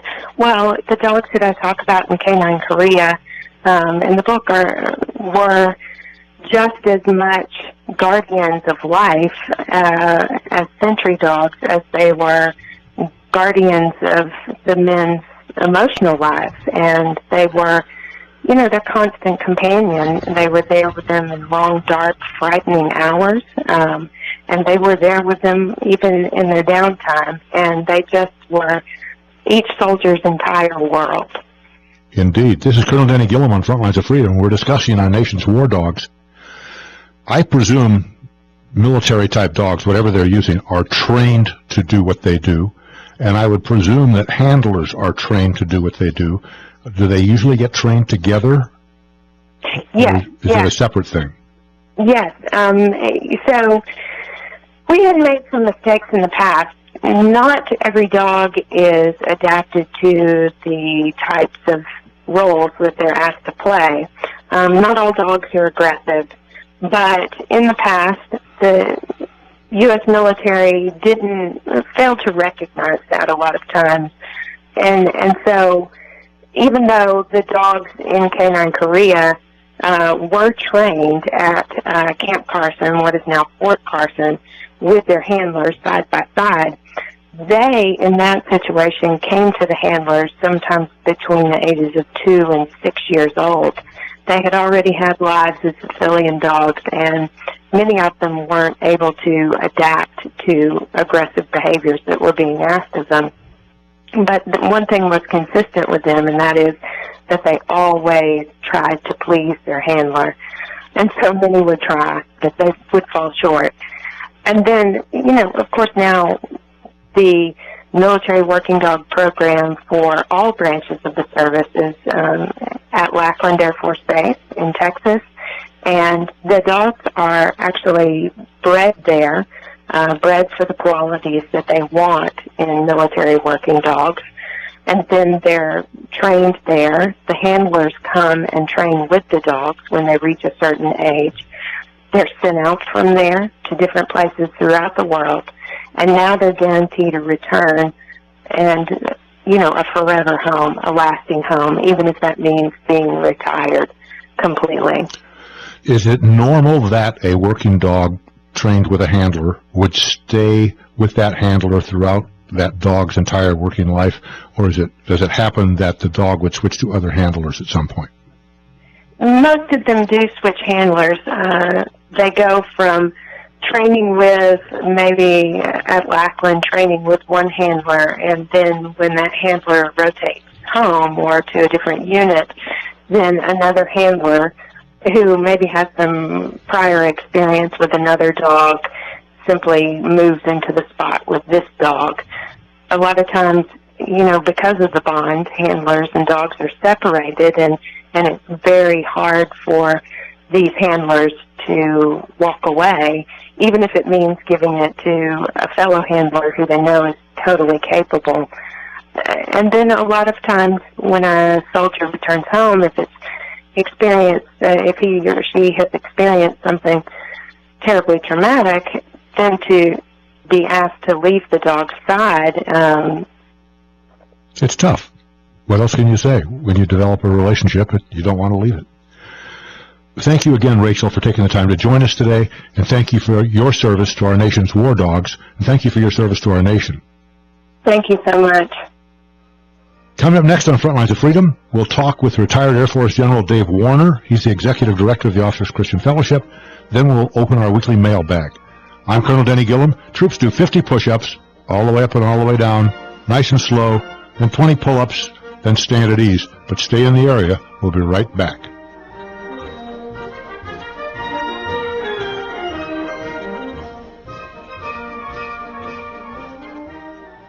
This is Colonel Denny Gillum. I want to share about an incredible program available for our veterans across America who are suffering from PTS and traumatic brain injury. It's called After the Impact, and it serves our veterans and NFL football players.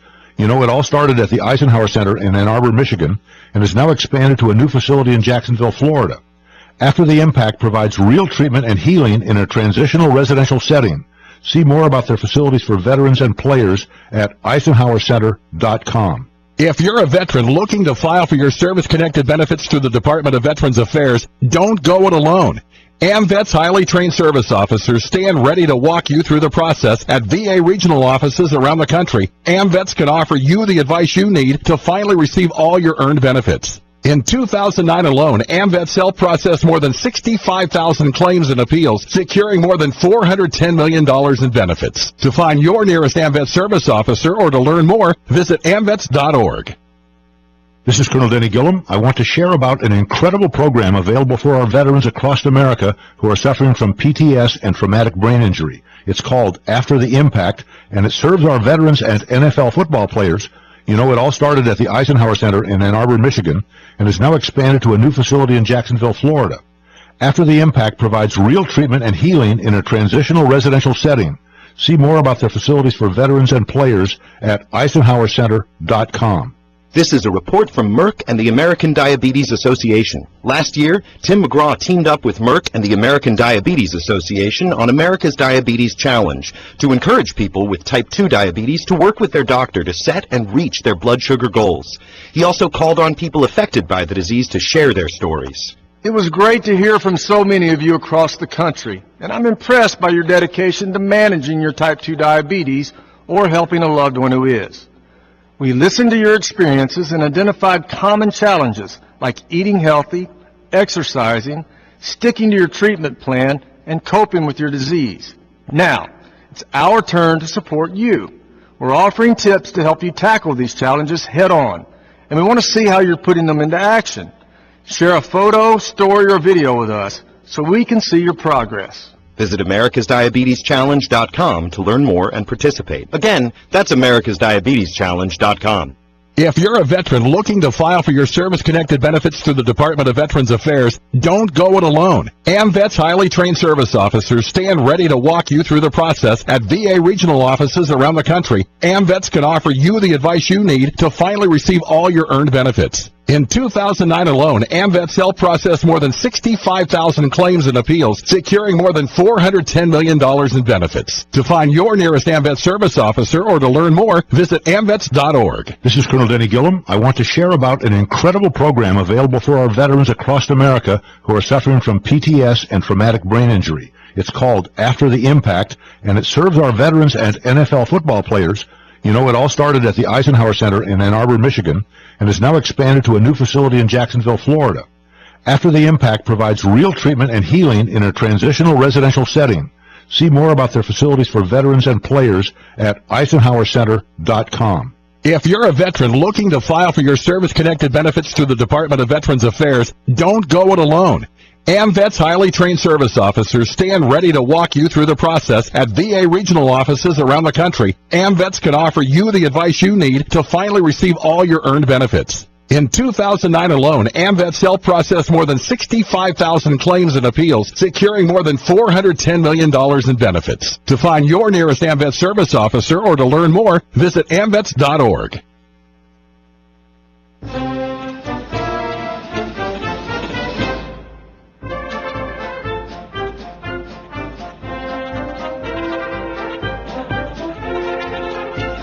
Welcome back to Frontlines of Freedom. I'm Colonel Denny Gillum. I really do welcome your comments and questions. Contact me through frontlinesoffreedom.com or comment on Facebook. And a Frontlines of Freedom salute to one of our show's great sponsors, Van Dyke Mortgage. Whether or not you're a vet, if you need mortgage assistance, these are the people I'd use. Find them at vandykemortgage.com. It's a pleasure to welcome back to the show retired Air Force Brigadier General Dave Warner. Dave's the Executive Director of the Officers Christian Fellowship and a good friend. Welcome aboard, Dave. Thanks, Denny. Appreciate you having me on again. Dave, I think what's the seriously cool thing about you is that in your Air Force career, you were a cyber warrior before that was cool. How'd you get into that field? Well, I actually started back in college as I was in ROTC at Southwest Texas State. There was a new and emerging field, computers, and especially computers under the business department. So you actually learned how to best apply the new technology to help you achieve your mission, whether it's business or wherever. So when I came into the Air Force wisely saw that was a good place to put me. And so for 30 years, that's what I got a chance to do. And, of course, got a chance to see the growth from punch cards all the way, as you mentioned, to cyber and cyber warfare. I can remember the punch cards when I was in graduate school. So, yeah, I'm delighted that we've come a long way. Officers Christian Fellowship. 30-something years ago, I was a member of the OCF Council, and you guys just had a meeting, didn't you? The council just met within the last month, haven't they? We did. In fact, we met this past weekend, and this was obviously a great opportunity for us of transition. And so as we met, we are transitioning out of a 10-year-plus capital campaign. We are launching a brand-new strategic framework that will start on 1 June and go from fiscal year 2018 to fiscal year 2022. And so we did realign our fiscal year as well to make sure that our ministry year drove the budgeting cycle, not the other way around. So it was a very fruitful meeting. Let's talk about the Officers Christian Fellowship. When I first joined it 50 years ago, more or less, it was really officers reaching other officers, and it was basically through a home Bible study. It's a lot more than that now, isn't it? It absolutely is. In fact, we just came up with a new vision statement to carry us into the future, and what God led us to was we are all about the military community. That's our focus, and to make sure it is positively impacted. And you do that through Christ-like leaders. So when you look at the folks coming into our military today, those are our heroes. Those are our Daniels out there serving in Babylon, and with some very tough conditions, tough situations. And so it's on us to come alongside them, to engage them in biblical fellowship and growth, to equip them for their Christ-like service, and to make sure they're doing this at the intersection of faith, family, and profession. As you know, that's a very difficult, again, situation for them to be in, to, again, share their faith, integrate it with their profession, and take care of their families, and again, shine the light of Christ in all that they do. Yes, sir. And despite the fact that we get called a lot of names, never in my career did I mix my faith with something that I was requiring other people to be a part of. I never pulled rank or let my position be used to influence other people to my faith. And that still, I know, must be a very key part of OCF. Well, it is. And again, how you show people what you're made of, how you lead, with a godly character, and you serve in a Christ-like manner, that is absolutely, everybody can see that. I had a young lady who happened to be an atheist who was talking about, the ability for folks to express their religious faith in public. And in the conversation, I asked her, I said, when you look up and you look at the leaders, what do you want from those leaders? And I posited to her that what you want is you want a leader that creates an environment in which you can thrive, in which you feel valued, in which you feel you can contribute to the mission. And when all those things come together, that is a great military community, one that is really driven toward excellence and toward success. And at the end of the day, you don't care what's on the corner of their desk. And so what we want to make sure doesn't happen is that outside forces don't keep leaders from leading the way that they're called to lead. And again, being powered by their faith, being powered by, their family and by those things. And so when those things come together, the folks all the way down the chain profit and excel. This is Colonel Denny Gillum on Front Lines of Freedom, and we're talking Officers Christian Fellowship with General Dave Warner. Dave, let's talk about the things that OCF is doing today that supports our military communities, in the local communities. What kind of activities are going on there and in the conference centers? Well, still the heart of what we do is small group fellowship, grabbing, people and pulling them together so that they, again, in this tough life that they're leading, lean on each other, learn from each other, and then from that go out and have an impact in their local areas. So that's still at the heart of what we do. To help do that, we have locations, staff couples at all 4 of the military academies. We operate 2 conference centers. We have folks at some of our education centers, Leavenworth, Maxwell, Pensacola, and Quantico. And we also, at the academies, operate academy ministry centers where the cadets and mids can come and just learn what it is, again, to be a Christ follower, what it is to shine His light in all aspects of their life, and to, again, get built up and so we can send them out. The 2 conference centers we run, one at White Sulphur Springs, the other one, that's in the east. The other one is Spring Canyon in the west. Both of those act as our spiritual depots. That's where, men and women with their families can come and totally get refreshed, totally rebuild some broken lives, get reacquainted with Christ and reacquainted with each other. And from that, again, be able to go back in the valley and serve Him, where God has them. So anybody who's in the military community can get involved. How does that happen? I presume you go on a website, and that can hook you up to somebody, so that somebody who's serving today or about to serve, going to be stationed somewhere, can plug in some way? Yes, I would tell you the first thing that I would ask of all the listeners is to pray. Pray that we're able to reach the men and women who are serving, and pray that, again, we do raise up Christ-like leaders. And so how you do that, you've got to be very smart, very wise, but the key is to have an impact. And so I would say pray that we're able to, again, equip them, encourage them, embolden them to do that. Secondly, I would ask for their support. Again, we do count on, donations from folks, and so if that's on their heart, if they would like to see us impact the military for Christ, we would certainly welcome that. And through all of this, they can learn more about Officers Christian Fellowship on our website, which is www.ocfusa.org. And but tell others about us. They might know veterans and folks serving and retirees and all kinds of folks, in that extended military community who could benefit from coming to one of our conference centers, getting in one of our fellowships, and again helping us just create this wonderful community of believers that, again, their heart is for impacting the military for Christ. And I think it's fair to say, certainly as my experience, that there are at least a couple of hundred brands of Christianity, but they all fit if Jesus Christ is your Lord and Savior, and the way to the Father is through the Son, then we agree. Is that a fair summary? Absolutely. We are non-denominational. We welcome all Christian faiths. We have a statement of faith out there that, again, majors on the majors. And honestly, we recognize people come to us with all different backgrounds, all kinds of things. And so I would say just come. And we would love to meet them, to see where they are, and to help them begin that process of growing as you and I continue to grow, even in our older age. Gently put. Thank you. That's ocfusa.org. Dave, thank you for taking time to join us today.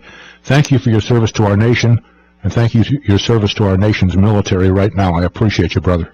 Well, Danny, I appreciate you, and again, let me be the first to congratulate you for 10 years, as on 1 June, as you celebrate your wonderful ministry to, again, speaking truth on the airwaves and just emboldening, again, our nation to know what truth is and, again, act on it. So thank you. I'm Colonel Danny Gillum. Next up, it's time for our weekly mailbag. Then it's military history time. You've reported for duty to Frontlines of Freedom. Stand tall, troops. Get some good weights. 100 pounds should do. Do a couple of dozen curls. Let's build those biceps and triceps. Then stand at ease.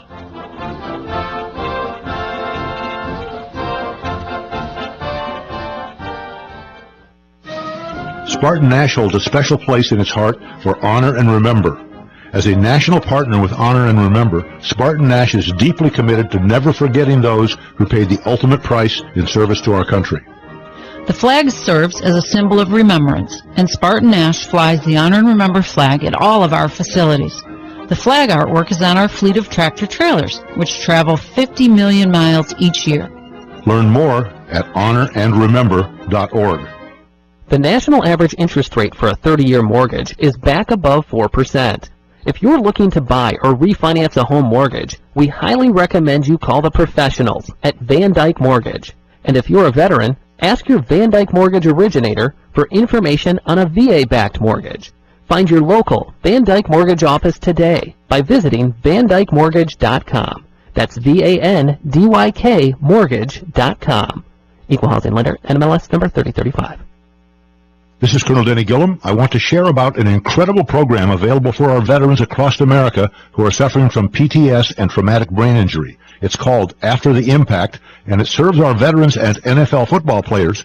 You know, it all started at the Eisenhower Center in Ann Arbor, Michigan, and is now expanded to a new facility in Jacksonville, Florida. After the Impact provides real treatment and healing in a transitional residential setting. See more about their facilities for veterans and players at EisenhowerCenter.com. This is a report from Merck and the American Diabetes Association. Last year, Tim McGraw teamed up with Merck and the American Diabetes Association on America's Diabetes Challenge to encourage people with type 2 diabetes to work with their doctor to set and reach their blood sugar goals. He also called on people affected by the disease to share their stories. It was great to hear from so many of you across the country, and I'm impressed by your dedication to managing your type 2 diabetes or helping a loved one who is. We listened to your experiences and identified common challenges like eating healthy. The thought of my sons growing up without me inspired me to quit smoking. I talked to my doctors and then I threw away all my cigarettes, ashtrays, and lighters. I started exercising instead of smoking. Getting support from friends online kept me on track. Staying away from alcohol when I was first quitting was key. Instead of smoking after I ate, I'd get up and take a walk. I missed having a cigarette in my hand, so I'd hold a pen or a straw, anything. Until I knew I wouldn't give in to temptation, I spent more time with my friends who didn't smoke. I went to places that were smoke-free. I didn't stay quit the very first time I tried. I kept on trying, and I learned something each time. Do whatever it takes. No matter how many times it takes. I quit. I quit. I quit. We did it, so can you. You can quit. For free help, call 1-800-QUIT-NOW. A message from the U.S. Department of Health and Human Services and CDC. From Miami, Florida. Today, the Pittsburgh Pirates conclude their 3-game series against the Miami Marlins, as their 7-game road trip will continue into Cincinnati for a 4-game series that starts tomorrow night. Greg Brown, John Wayner, Joe Block, Steve Blass, and Bob Walk with you on our pregame show presented by Allegheny Health Network, the official medical provider of the Pittsburgh Pirates. The Bucks will send Chad Kuhl to the hill. He's looking for a bounce-back start. He got roughed up his last time out, and that ballooned his earned run average to .663. Kuhl had all kinds of trouble at PNC Park on Monday against the Chicago Cubs. He gave up 9 runs on 8 hits in 1 2/3 innings. So he'll look to, again, bounce back, and he'll be opposed by Tom Kohler.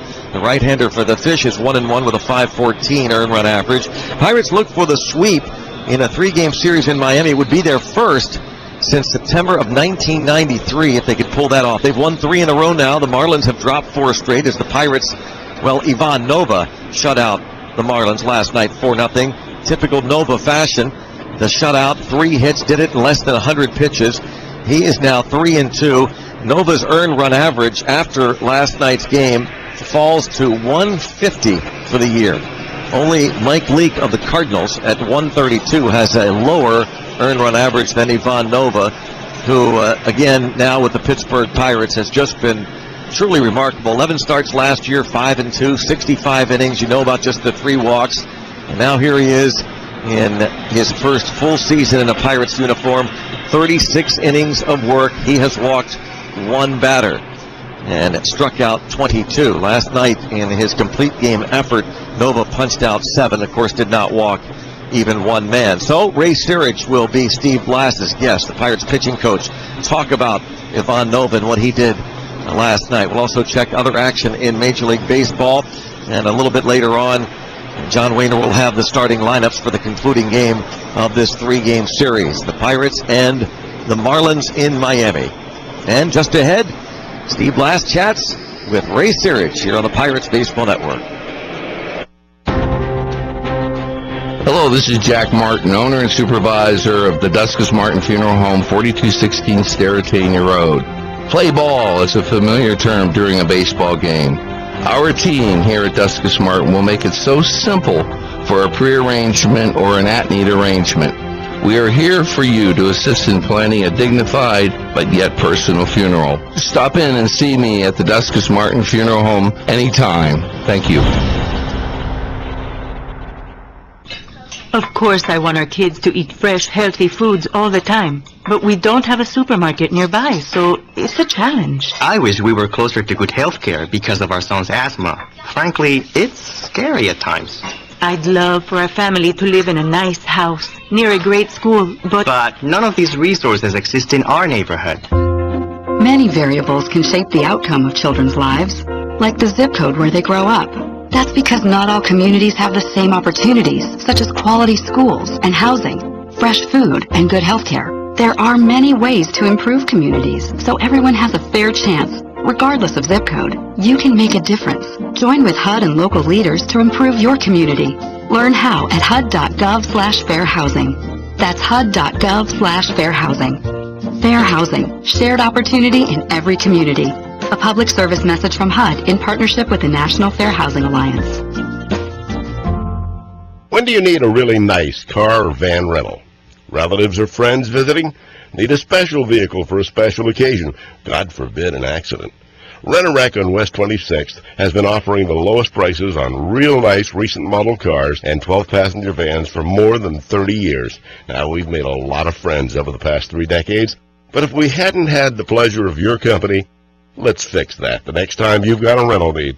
Low prices, great vehicles. You can count on us at Rent-A-Wreck. This afternoon is Pirates pitching coach Ray Steerage. And Ray, first of all, a disclaimer. You and I had a perfectly fine visit last night. We had a nice interview involving Johnny Barbado, Jamison Tyone, and Garrett Cole. But that was before last night's game, and that was before Ivan Nova. And I don't even know where to start. But what he is doing now with his control is just really not only historical, but it's kind of hysterical. The thing about it is, with his fastball command, he could throw that to both sides of the plate and hit the 4 corners, and then offset them both with the changeup and the curveball. I mean, he kept them off balance last night big time. And there was some, good swings and certain ABs with those guys, and but overall, he was able to do what he wanted to do with the baseball. It's amazing. Is there any degree of deception at all? Because it seems like he just basically repeats his delivery. Yeah, I believe that he hides the ball so well in the back, and then before you know it, it's on you. And he's got a, I call it a wingspan. It must be about 8 feet long for both arms coming out at you. And, the movement and the God-given talent that he has was tremendous. So the deception is there, but this is a very talented guy. Now, when you saw him first, when we got him from the Yankees last year, we know he had done some good things. But did you see this control emerging? No, I didn't. It was just one or two little minor adjustments that we talked about, and he was able to fix. And one was direction, and he was able to hold on to that, and all of a sudden he just took off, pretty much like Jay Happ. Really minor things, but all of a sudden it becomes a domino effect. You take care of one thing, and then the second one falls into place. Yeah, then all of a sudden, and then there you go. Yeah, I've heard you talk too about movement, maybe a little bit more movement downstairs to add to the whole package. Well, he's got angle because he's such a tall guy, and the movement on the two-seamer is he can throw it to both sides of the plate. And he could run it in on you, and then he could backdoor it on you, and then he could run it at you from the left-handed hitting side, and then sink it down and away. But then he could also run it up and in on you too. So, that's where it comes back from the four corners, where he could throw the four corners to both righties and lefties. Personality-wise, he seems to be the same all the time, which is a great quality. In between innings, when he is so brilliant and so consistent, do you see much from him when he's sitting down? No, he's still studying the game. He's watching what our team is doing. He's getting prepared to go up there and give a quality at bat. Overall, he's all in. I mean, he watches things. He watches the hitters, our hitters, and our team and the way we go approach our ABs. And he also gets information from that, too, to face other hitters. Great control pitchers. They would rather give up a hit than walk somebody. Yes. In a 2-0 situation, 3-1 count, is that his approach to you have a chance to get a base hit, but if I walk you, I can't get you out. Do they think that way? Yeah. I mean, with Nova, he's going, you're going to swing the bat off of me, and I've got my chances of getting you out are higher than if you don't swing the bat and I end up putting you on first base. So, he'll go to a certain pitch when he's behind in the count. It could be down and away, or it can be in, or, it could be a change-up, whatever the case may be. And then, he just doesn't give in. He doesn't give in, but he doesn't walk you either. So, at a certain point in time there, that point of no return, he's coming after you, whether he's ahead or behind. This is coming out of left field a little bit now. Spanish is his language. Working with Cervelli and that background that they did a little work in New York, is that a plus? Yes, definitely. It adds into it, and is it entertaining also. That's why I started laughing, because, in the beginning of the game they start yelling at each other, and I think it's a way of getting each other fired up, and it's funny, but it does its job, and they got a great relationship. Fantastic.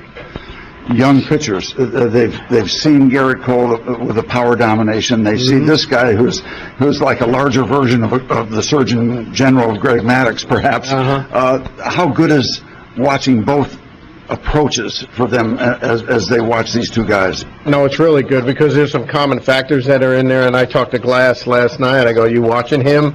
You watching how he's throwing downhill and he's trying to get that angle with his fastball, and how he sets up other pitches and sequences, and Glass is going, yes, I am. I'm like, okay, good. So this is a real good role model for all of those guys to see how they do approach the games from both ends of the spectrum, from Cole and from Nova.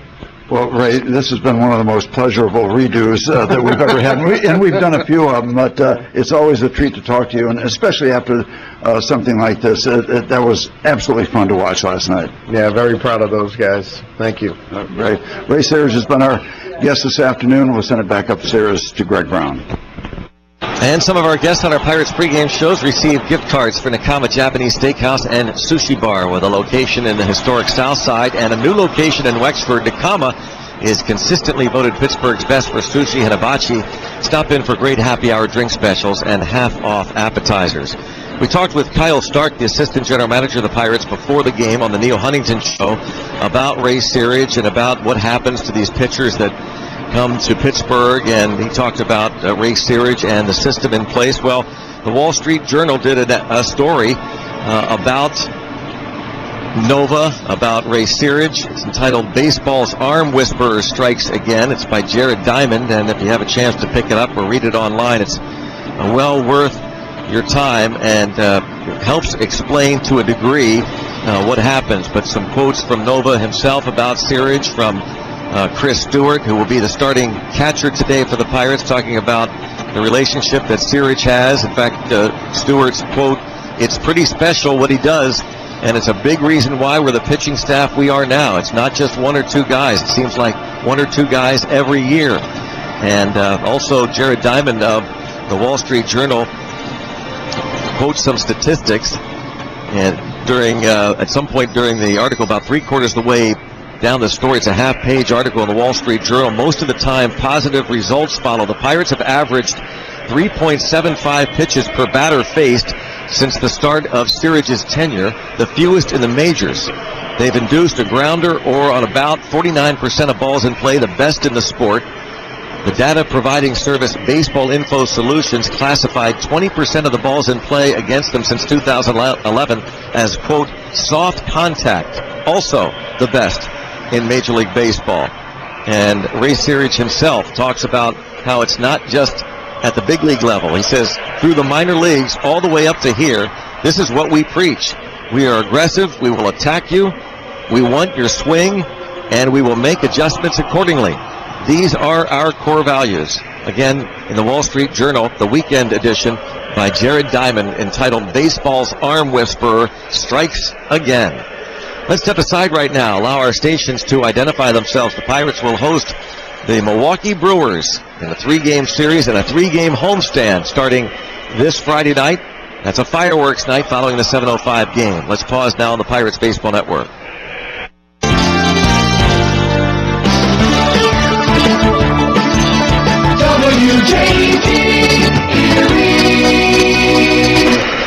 First pitch this afternoon is going to start about 5 or 6 minutes later than was scheduled, because they are honoring Ichiro Suzuki, who's in his second year with the Marlins. One of the all-time great hitters in the history of Major League Baseball, Dave Van Horn, the Hall of Fame broadcaster of the Marlins, is down on the field by the podium and about ready to begin the ceremonies. We might bring you some of that, but we'll first take a timeout and be back with more as our pregame show continues, brought to you by Allegheny Health Network, the official medical provider of the Pittsburgh Pirates, here on the Pirates Baseball Network. Pirates fans, your Buccos are swinging away at another exciting season.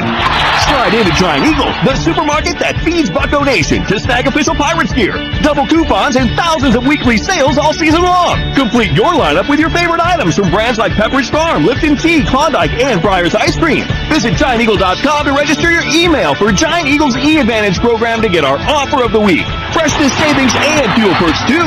That's another Giant Eagle Advantage. Let's go Bucks! Head to PNC Park for a Kids' Day on Sunday, May 7th, when the Pirates play the Brewers at 1:35. Every kid 14 and under will take home their very own Pirates jump rope, presented by Allegheny Health Network. Arrive early for the fun and games on Federal Street in the #1 Cochran Family Fun Zone. Then stick around after the game when kids can head to the field and run the bases, compliments of the original pizza logs. It's the Bucks and the Brewers, May 7th at 1:35. Get your tickets today at Pirates.com. Welcome back to Miami, the Pirates and the Marlins, concluding game of this 3-game series. It's Chad Kuhl on the hill against Tom Kohler. As we continue with our Allegheny Health Network pregame show, we'll check out what's on tap in the major leagues this afternoon. And the St. Louis Cardinals, who were to host the Reds yesterday, postponed because of rain. That game will be made up at a later date, but they will play. The Cardinals hosting the Cincinnati Reds. They will play that game this afternoon at Busch Stadium, and it will be Mike Leake. We talked about the fact that Leake currently has the lowest ERA in the National League, and that earned run average is 132 with Nova at 150. Leake is 3-1 for the Cardinals. He opposes his former team, and the Reds at 10-13 send Bronson Arroyo to the hill. Arroyo is 2-2 with a 6.86 ERA so far this season. Meanwhile, Leake against his former club 5 starts against Cincinnati. He's 0-3 with a .564 earned run average. The Cubs and Red Sox will play tonight at Fenway Park. Cubs got the Red Sox back last night with a big win. Eduardo Rodriguez will start that finale of the Interleague Series. He's 1-1 with a .312 ERA. Kyle Hendricks is 2-1 with a .450 earned run average. He'll start for the 13-10 Chicago Cubs. Their game up on the Cardinals in the National League Central Division with the Brewers and Pirates 2 back and the Reds 3 behind. The New York Mets and Washington Nationals meet in our nation's capital with Joe Ross on the hill against Noah Syndergaard. Syndergaard had his start skipped on Thursday with discomfort in the right biceps, but he says he's okay and he will go today. He's 1-1 with an ERA of 1.73. Joe Ross is 1-0 with a 6.17 ERA for the Nationals. The Nats are 16-8 on the year, but they've dropped the first 2 games of that series, and they lost Adam Eaton. He's out for the year with a torn ACL. The Brewers will host the Atlanta Braves. Mike Foltynewicz for Atlanta looks for his first win. He's 0-2 with a 3.20 ERA.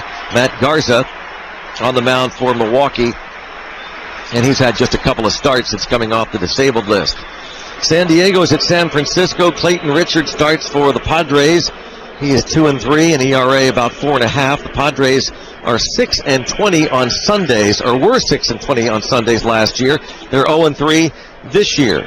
San Francisco will send Ty Black to the hill, making his second start, filling in for the injured Madison Bumgarner. Rockies and Arizona Diamondbacks meet in Phoenix. Patrick Corbin for the Snakes is 2-3. And German Marquez makes his 5th Major League start for the Rockies. He is 0-1 this season. The Phillies have Nick Pivetta on the mound in Los Angeles today, making his Major League debut. He was 3-0 with an 0.95 ERA and 3 starts at AAA for the Phils. Hyunjin Ryu starts for the Dodgers. He's 0-4 with a 4.64 earned run average.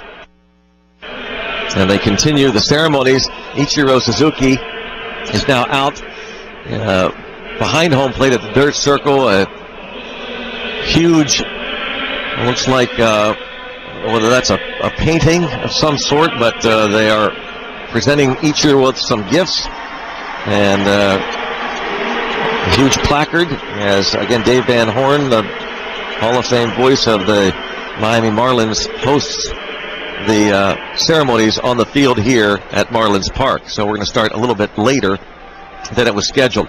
By the way, the Dodgers had an incredible comeback last night. In case you missed it, they scored 4 runs in the bottom of the 9th. Back-to-back home runs to tie it, and then Adrian Gonzalez won it with a 2-out RBI single. American League, the Yankees will host the Baltimore Orioles. Wade Miley for the Birds. He is 1-1 with a 2.08 earned run average. The Yankees have Jordan Montgomery on the mound, making his 4th Major League start. He is 1-1. The Yankees at 15-7 on the year. The Orioles are 14-8. Tampa Bay and the Toronto Blue Jays meet at Rogers Center. Chris Archer is 2-1, starts for the Tampa Bay Rays. The struggling Blue Jays are 7-17. Aaron Sanchez, coming off the DL, had a blister on his middle finger. He is 0-1 with a 4.38 earned run average for those Blue Jays. Again, 7-17. They have the worst record in all of Major League Baseball. The Chicago White Sox have won 6 in a row. They are 13-9. They visit the Detroit Tigers, try to complete a sweep of that series. Miguel Gonzalez is 3-0 with an earned run average of 2. He starts for the Pale Hose against Jordan Zimmerman. He is 2-1 with a 6.35 ERA.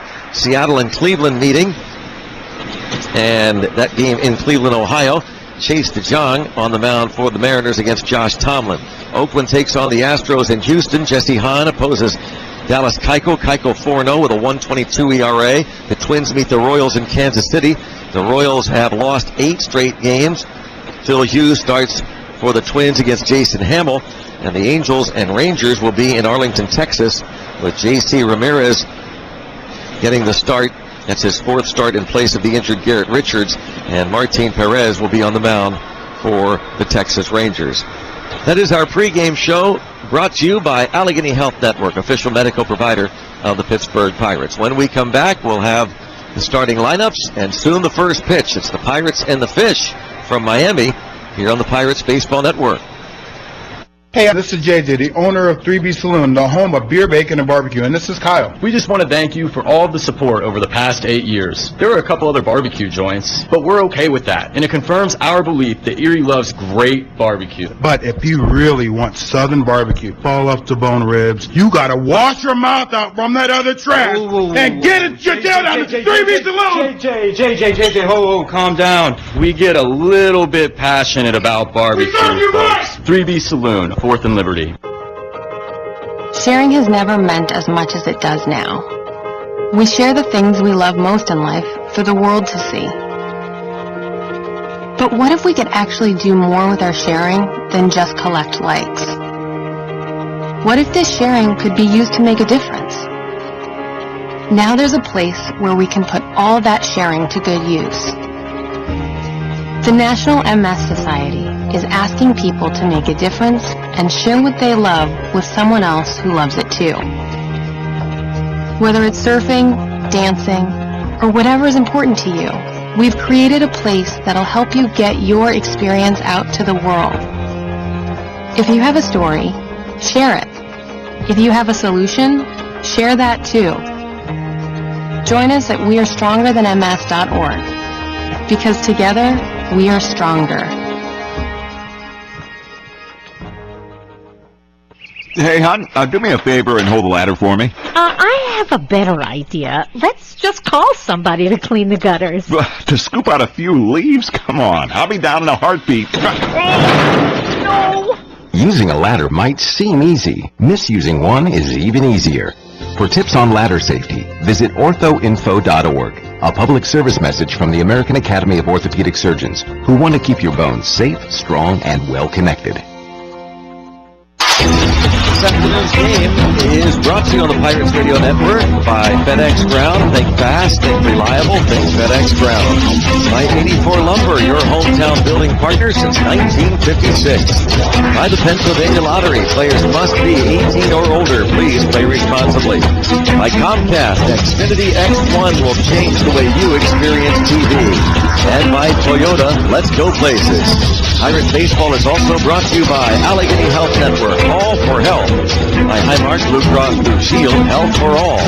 By Giant Eagle, stop into Giant Eagle, the supermarket that feeds Bucko Nation. That's another Giant Eagle advantage.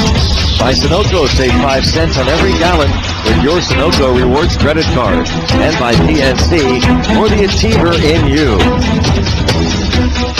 And good afternoon from South Florida, Greg Brown, along with John Wayner, our producer at our flagship station, Mike Kravitz. Gary Ibar is our director in the booth here in Miami, and now our national anthem.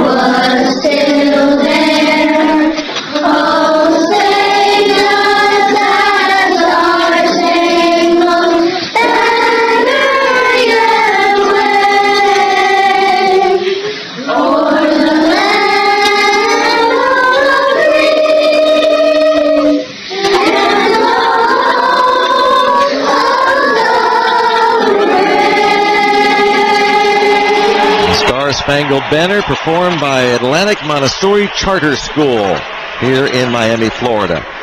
And with this afternoon's starting lineups for the finale of this series, here's John Wayner. Thank you, Greg Brown. And your lineup is brought to you by your local Honda dealers. Find them online at shophonda.com. First for your Buccos with the winning 2 games here in Miami that moved them within 1 game of 500. Now they are sitting at 11-12. They're tied for 3rd in the NL Central, just 2 games behind the first place Chicago Cubs. Leading off for your Pirates and playing third base will be Josh Harrison. Josh Bell is on the other side of the infield. He's at first base, batting second. Andrew McCutcheon plays center field and hits third. Your cleanup batter is left fielder Gregory Polanco. John Jaso gets the start in right field. He'll hit fifth. Jordy Mercer is in the sixth hole. He plays shortstop. At second base, getting a start, Alan Hansen. He's in the seventh spot. Catching, batting eighth, will be Chris Stewart. And the Pirates pitcher this afternoon is Chad Kuhl. Kuhl will be making his fifth start of the year. His record 1-2. His ERA, after a rough time his last time out, climbed to 6.63. For the Miami Marlins, managed by Don Mattingly, their record has fallen to 10-12. They're 5 games back in the East, which is tied for third behind the first place Washington Nationals. Their leadoff batter is their second baseman. That's D. Gordon. Martin Prado will bat second and play third. Christian Yelich in center field hits in the third spot. Giancarlo Stanton will hit fourth and play right field. The left fielder, Marcell Ozuna hits fifth. Justin Bohr in the sixth hole plays first base. Getting a start this afternoon behind the plate will be A.J. Ellis. Miguel Rojas, the shortstop, hits eighth, and pitching, batting ninth, will be Tom Kohler. Kohler makes his fifth start of the year. His record is 1-1. His earned run average, 5.14. Umpires for today's game, calling balls and strikes, James Hoy. At first, Will Little. Crew chief Jeff Kellogg at second. Tim Timmons is at third. And as we speak, umpires are out. So are the coaches, exchanging lineups, getting set to get underway here in a couple of moments on the Pirates Radio Network. It's time to get down and dirty. Seven Springs Mountain Resort and Gatorade present Mud on the Mountain, Saturday, May 13th.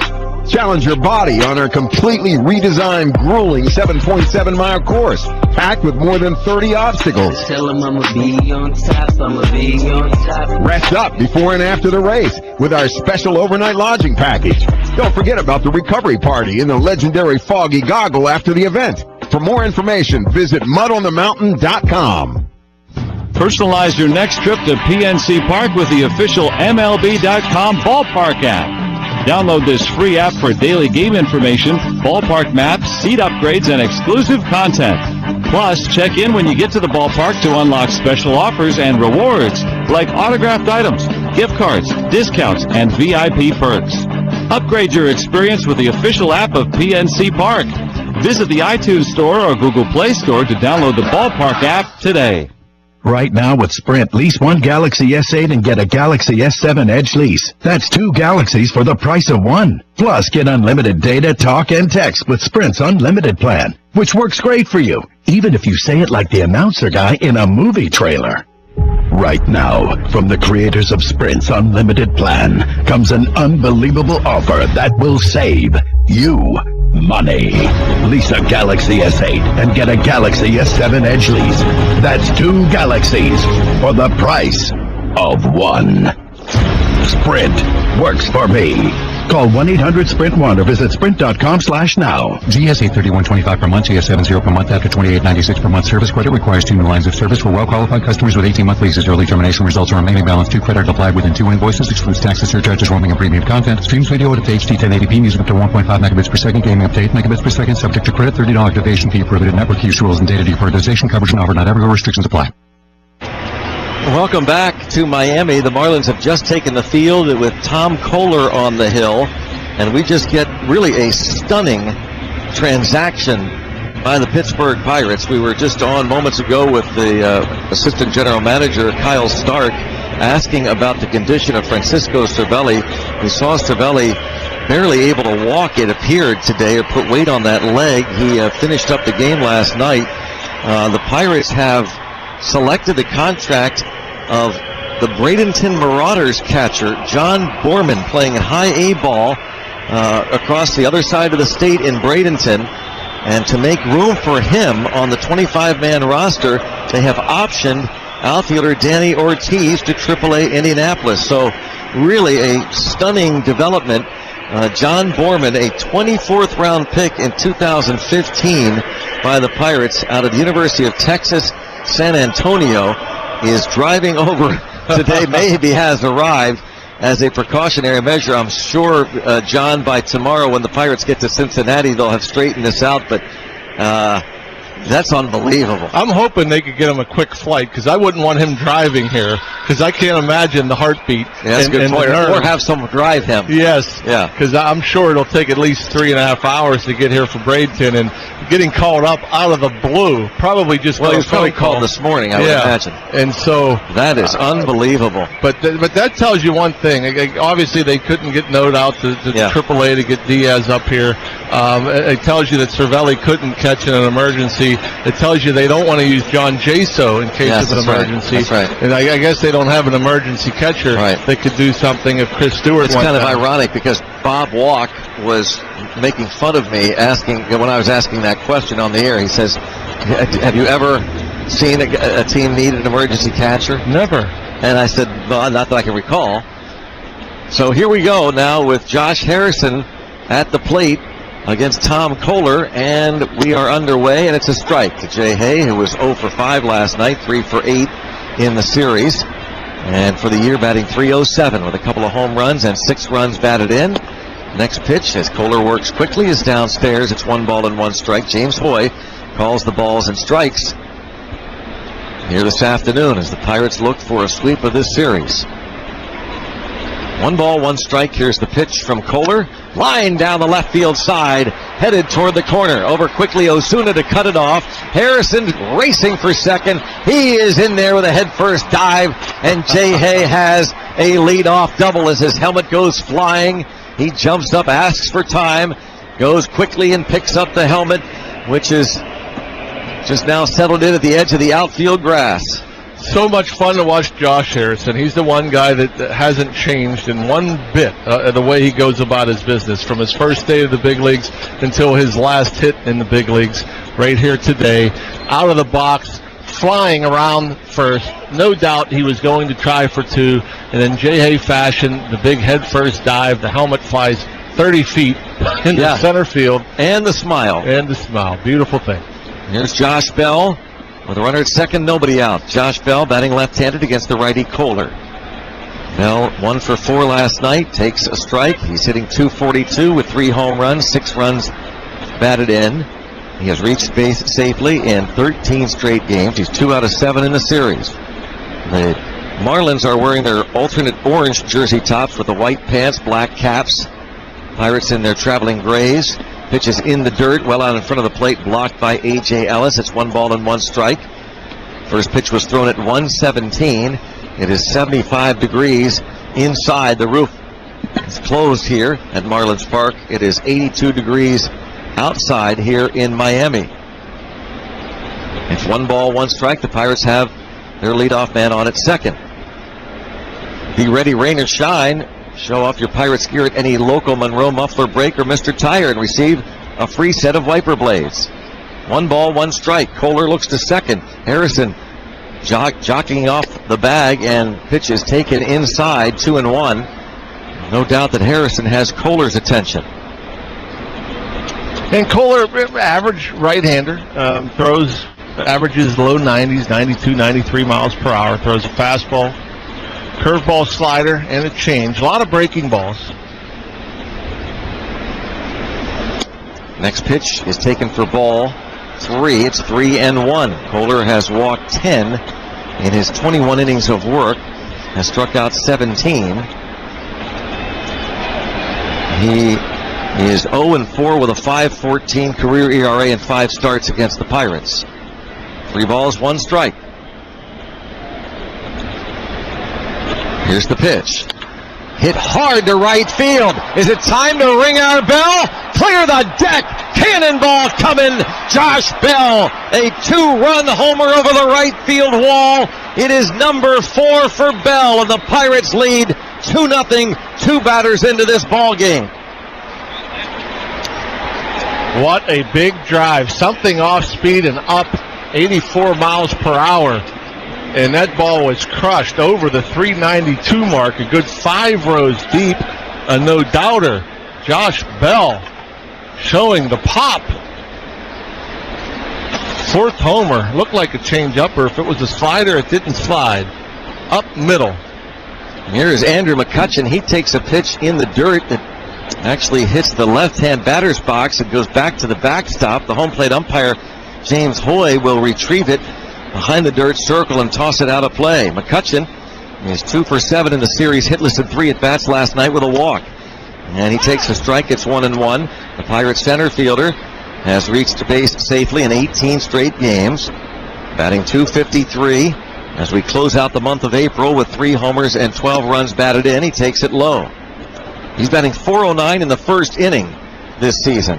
Andrew McCutcheon, 2-1. And he's having a better month in 2017 than he did in 2016, the month of April.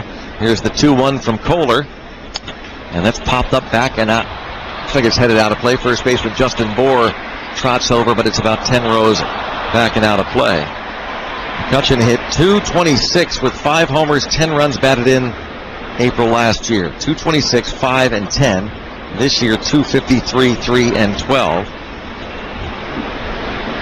2 balls, 2 strikes. Kohler, the wind, and the pitch. Low. 3-2 the count on Andrew McCutcheon. Kohler's last start a week ago against the Padres. 6 innings, 3 runs, 6 hits. Walked a couple and struck out 7. He's 6'2", 238 pounds. Native of the Bronx. 3-2 pitch to McCutcheon. It's this high in the air and deep to center field. Yelich going back toward the warning track and approaching the wall. He will make the catch about 3 steps shy of the wall in dead center. 407 out there. If that wall's 400 feet away, that could have been back-to-back. Here's Gregory Polanco. Polanco had a couple of hits.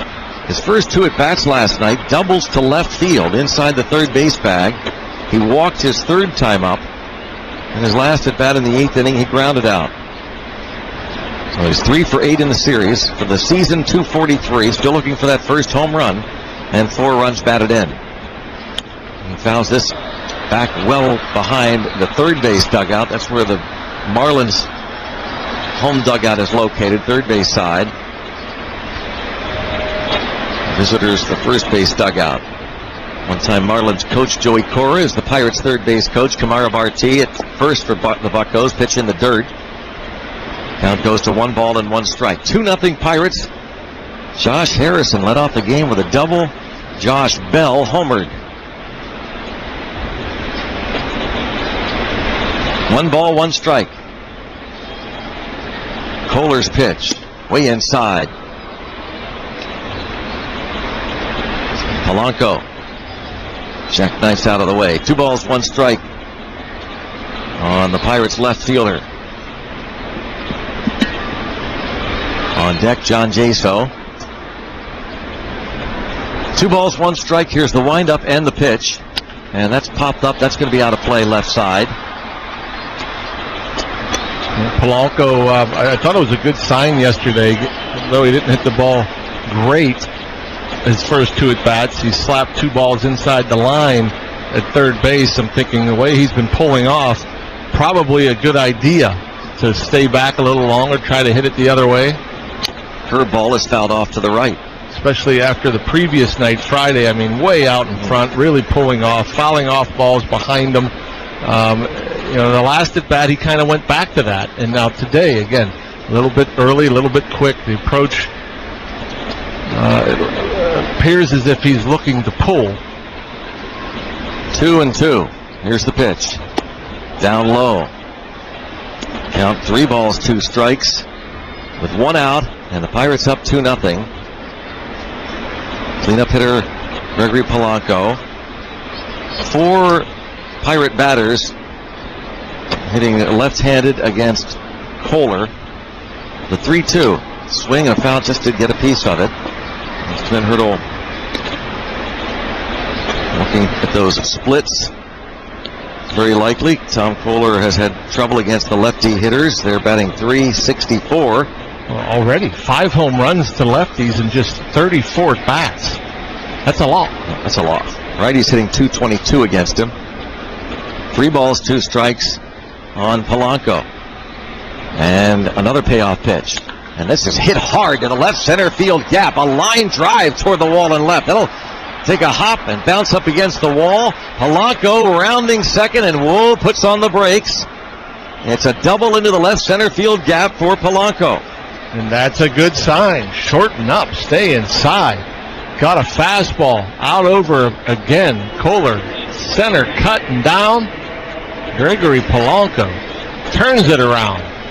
We talk about it all the time. It could be one pitch that gets a guy out of a funk. Maybe that's the pitch, because that's as pretty a swing as we've seen from Polanco early this year. Getting a pitch, pulling the hands in, right on the button. Well, A.J. Ellis, the veteran backstop, out to talk with Tom Kohler with Polanco at second. 1 out. John Jaso picked up his first home run of the season last night. 128 batting average with 1 home run and 2 RBIs. He had a bases loaded walk, his 3rd plate appearance. That was his first ribby of the year, and then he homered. Pitches down in the dirt, ball 1. 5 hits and 39 at bats for John Jaso. 1 ball, no strikes, 2-0 Pirates. Tom Kohler, 18th round pick in 2008 by the Marlins. Delivers, ball fouled back, out of play. It is 1-1. Despite the fact he averages almost 93 miles per hour in his fastball, last year he threw more off-speed pitches than fastballs. This year, 53% of the time he throws the heat. Lots of sliders, throwing more curveballs as well his last couple of outings. 1 ball, 1 strike on Jaso, the pitch. Curveball stays up, 2-1. He started against the Pirates at PNC Park in August of last year and went 6 innings, allowed a couple of runs in a 6-5 Marlins victory. The Fish went 6-1 against the Pirates last year. The Bucks have won the first 2 of this season's series. 2-1. Polanco at second, the pitch. Hit hard but foul into the seats on the right side past Camara Barti. 2-2. On deck for the Buccos, Jordy Mercer.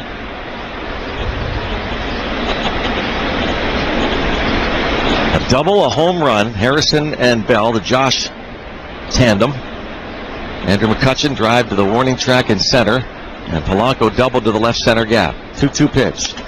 And that's in the air to shallow right field toward the line. That's going to drop in front of Stanton. That's going to get Polanco home. John Jaso, suddenly his last 3 times to the plate, he has driven in runs, and the Pirates lead 3-0.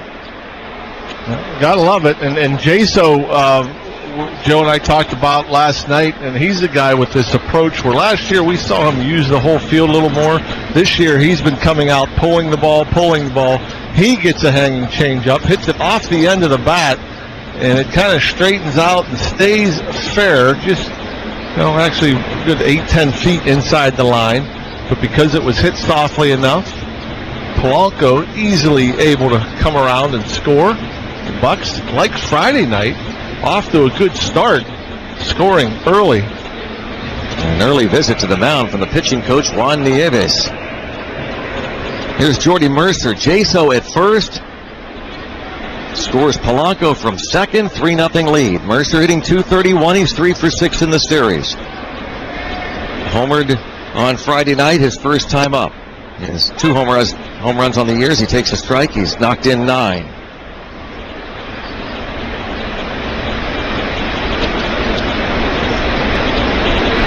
Nothing in 1. Here's the pitch.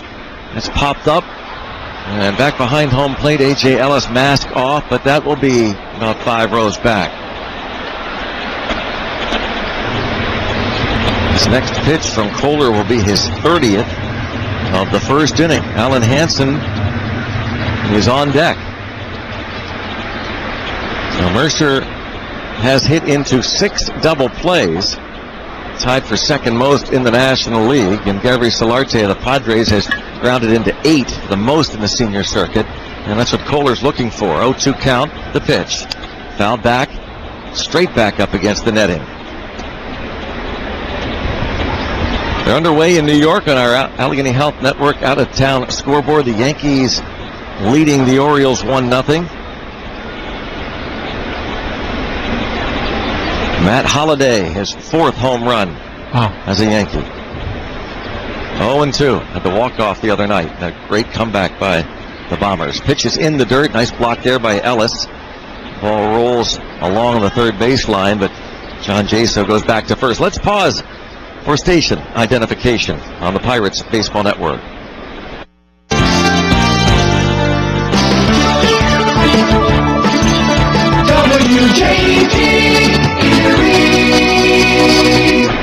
Pirates have a 3-0 first inning lead here in Miami. A 1-2 count on Jordy Mercer. The pitch from Kohler is swung on and missed for the second out.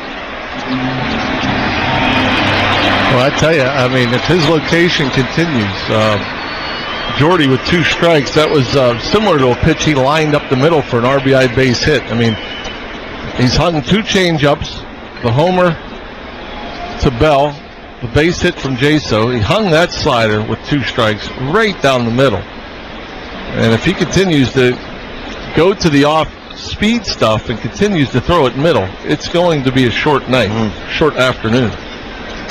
Yeah, well, actually, a short afternoon and a long night for him. Yeah. Ball 1 on Alan Hansen.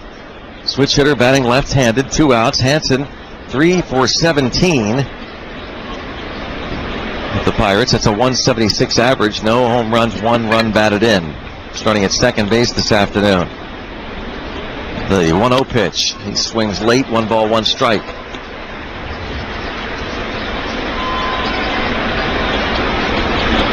Pirates lead 3-0. Hansen is the 7th man to bat in the first against Tom Kohler.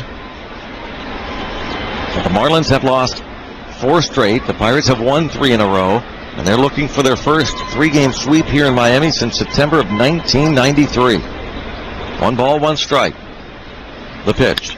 Hansen hits a fly ball to left. Osuna back, and Marcell Osuna makes the catch. 1/2 inning. Pirates bring 7 to the plate. Josh Harrison doubled, Josh Bell homered, Gregory Polanco doubled, John Jaso singled him home. Half inning, Pirates 3, Marlins come to bat. It's 2:18 in the afternoon at an Allegheny Health Network primary care center, and the ringing in Larry's ears had become unbearable. He couldn't sleep at night, and he couldn't take it any longer. I don't know if I'd have gone another day. So this morning, Larry called 412 Doctors for an appointment, and by this afternoon, he's hearing good news. Thanks for getting me in here. Larry's health never having to wait is living proof. Allegheny Health Network. For your same-day specialty or primary care appointment, call 412 Doctors. My grandmother. It's 1:45 in the afternoon at Allegheny Health Network Center for Digestive Health. For weeks, Susan has worried about her pain.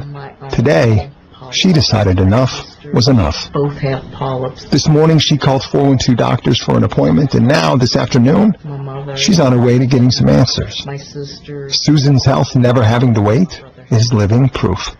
Allegheny Health Network. For your same-day specialty or primary care appointment, call 412 Doctors.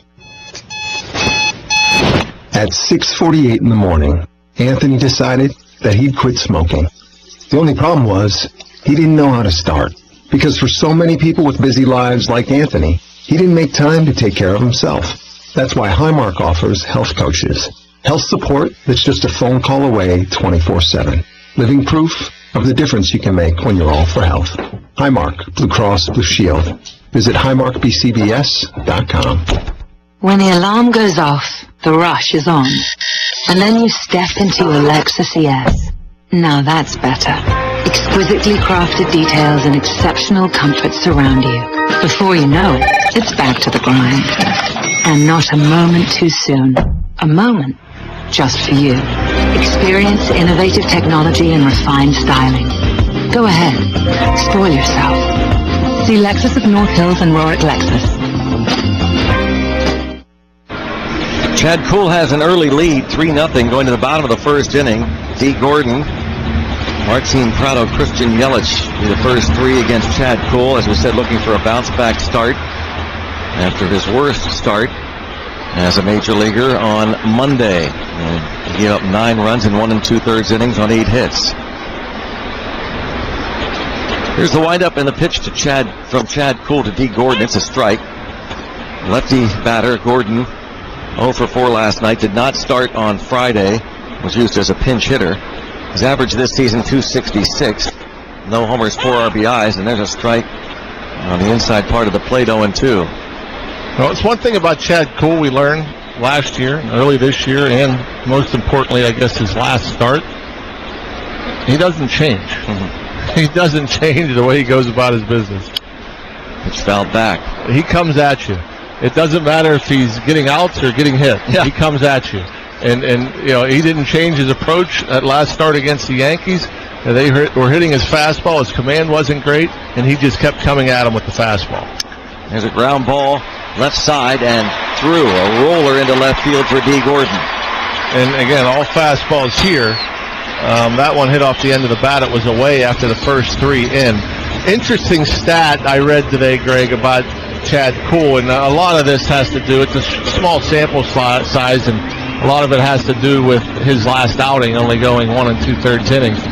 His opponent batting average against him in the first 2 innings is the highest in the league at 410.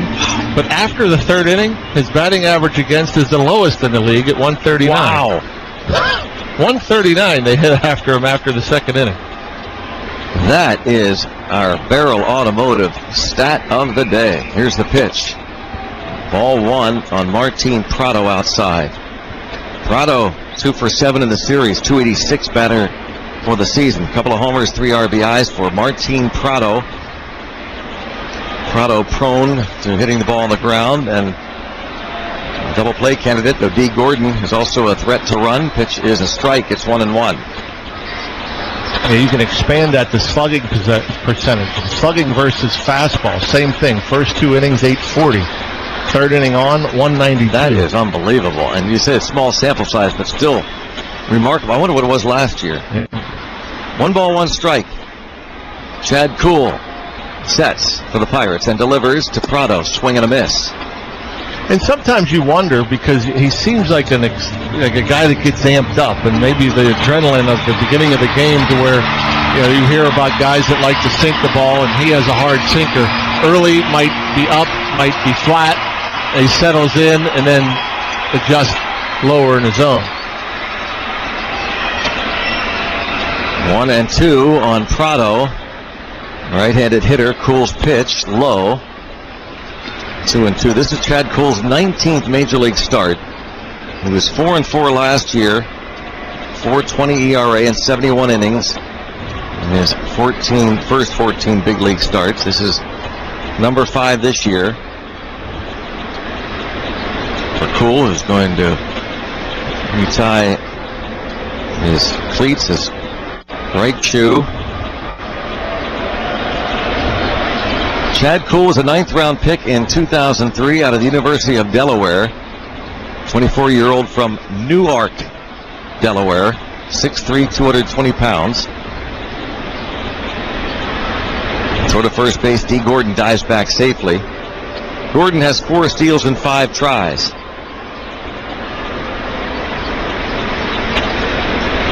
We've gotten some fans from that area telling us that it is not like New Jersey. Here's the pitch. Fouled off to the right, out of play. Newark, Delaware is not Newark, they said, and Chad Kuhl confirmed it is Newark, Delaware.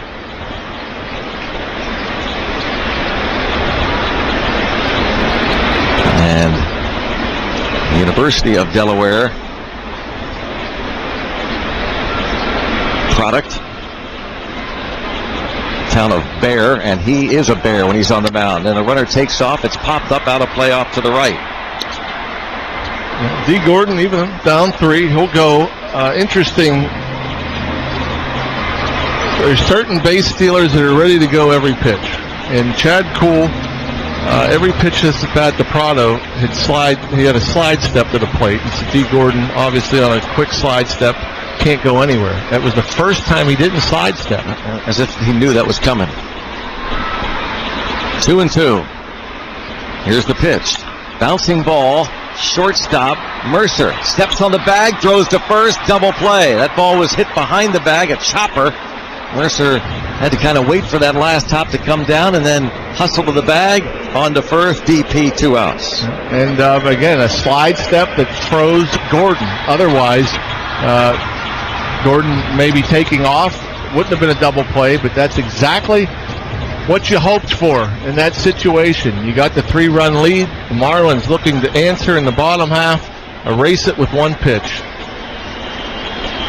Christian Yelich will come to the plate with 2 outs, no one on. The Bucks up 3-0. Chad Kuhl's pitch. Yelich takes a ball. And like the decision from Jordy Mercer. Keep it? Yeah. Why mess around with that? He knows Prado doesn't run well. Yelich takes ball 2. Lefty hitter. .293 average for Yelich. 4 home runs, 15 runs batted in. He was hitless in 3 trips last night against Ivan Nova, who allowed only 3 hits in his complete game shutout. Yelich had 4 hits the opening game of the series. Pops this up out of play, off to the left. And it's 2-1.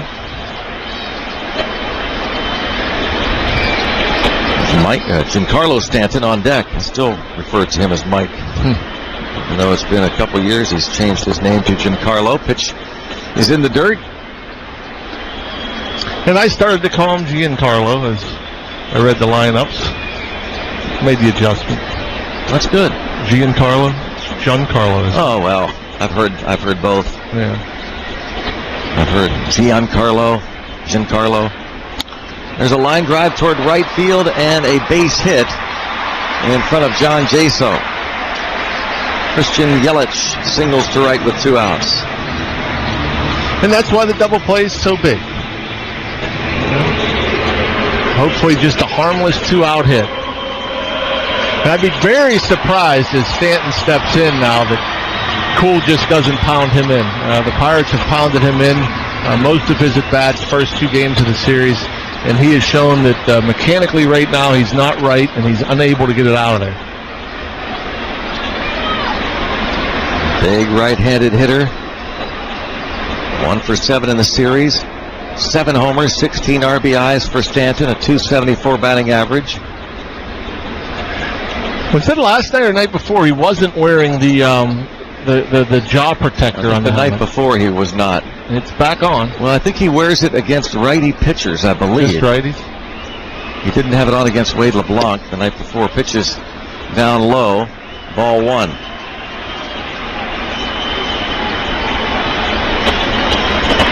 Righties hit .209 against Kuhl this season. Lefties .375. That was before the base hits from Gordon and Yelich. This ball's fouled off. So that's an area that we'll be watching this season from Chad Kuhl. Those splits, that's a significant difference. That's where the changeup comes to play. I mean, that's the equalizer against lefties. Something. It's time for Erie Otters Hockey. Champ Radio 1400. Erie's news talk station. Now let's go to the ice with Aaron Cooney.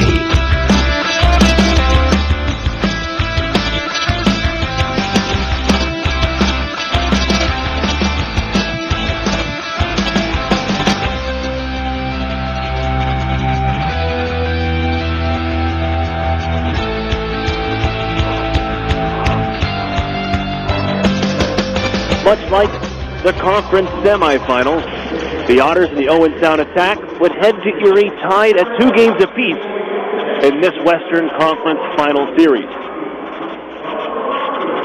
The Otters back on home ice and in Game 5, sporting a record of 11-1 all-time in the postseason, hoping the friendly confines of the Erie Insurance Arena will get them along in a series lead.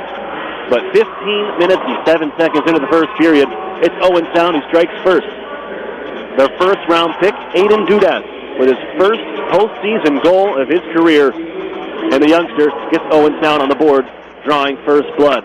The Otters, though, a rookie of their own, would find the back 2 minutes and 16 seconds later. Garrett Podubny skating down the right wing side on a rush with Christian Gurney. As Gurney slides the puck across, Podubny able to finish like he did 9 times in the regular season, and he gets his first to knot things at 1, ending the first. And into the second period, and the Otters starting to ramp things up, but Aiden do this again. Deflecting home a Matt Schmall shot at 6:20 would put Owen Sound ahead by 1. Erie, though, unfazed, and another hard-fought battle in front from Garrett Podubny and the fourth line on for the Otters, as Podubny would escape from the clutches of Santino Santarami, make his way to the far side boards to win a puck race, and then snap one from the right circle past Michael McNiven to tie the game at 2. And that's where we started seeing some penalties take over. A lot of 4-on-4 hockey, and in the second, with time running out, Jordan Sambrook with some late period heroics, which is 13.7 on the clock. Sambrook taking a pass from Eric Chernak, wheels his way to the slot and snaps it over the glove of McNiven, and the Otters take the lead at the end of the second period. The third, mostly dominated by the Otters, out-shooting the attack 15-4, carrying the pace of play inside the offensive zone. And coaches say the best defense is a best offense. Erie did that, holding Owen Sound in their own end, and eventually picking up an empty net goal from Taylor Radish with 8 seconds to go. And the Otters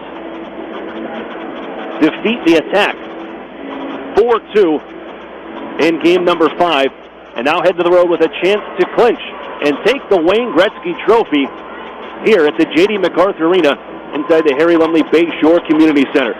I'm Aaron Cooney. This is the Erie Federal Credit Union pregame show. Special guest joining me in Bill Granger a little bit later on. At the Otters, some changes to their lineup. We'll have everything for you.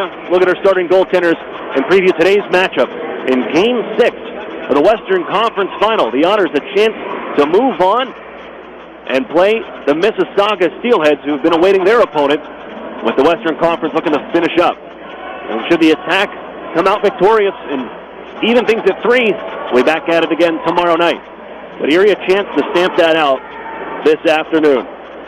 We'll have more for you. You're listening to the Erie Otters on Jet Radio 1400. Gus, you're here. Thank goodness. What's up? Everyone's here and I don't have the games. Wait, what? For game night.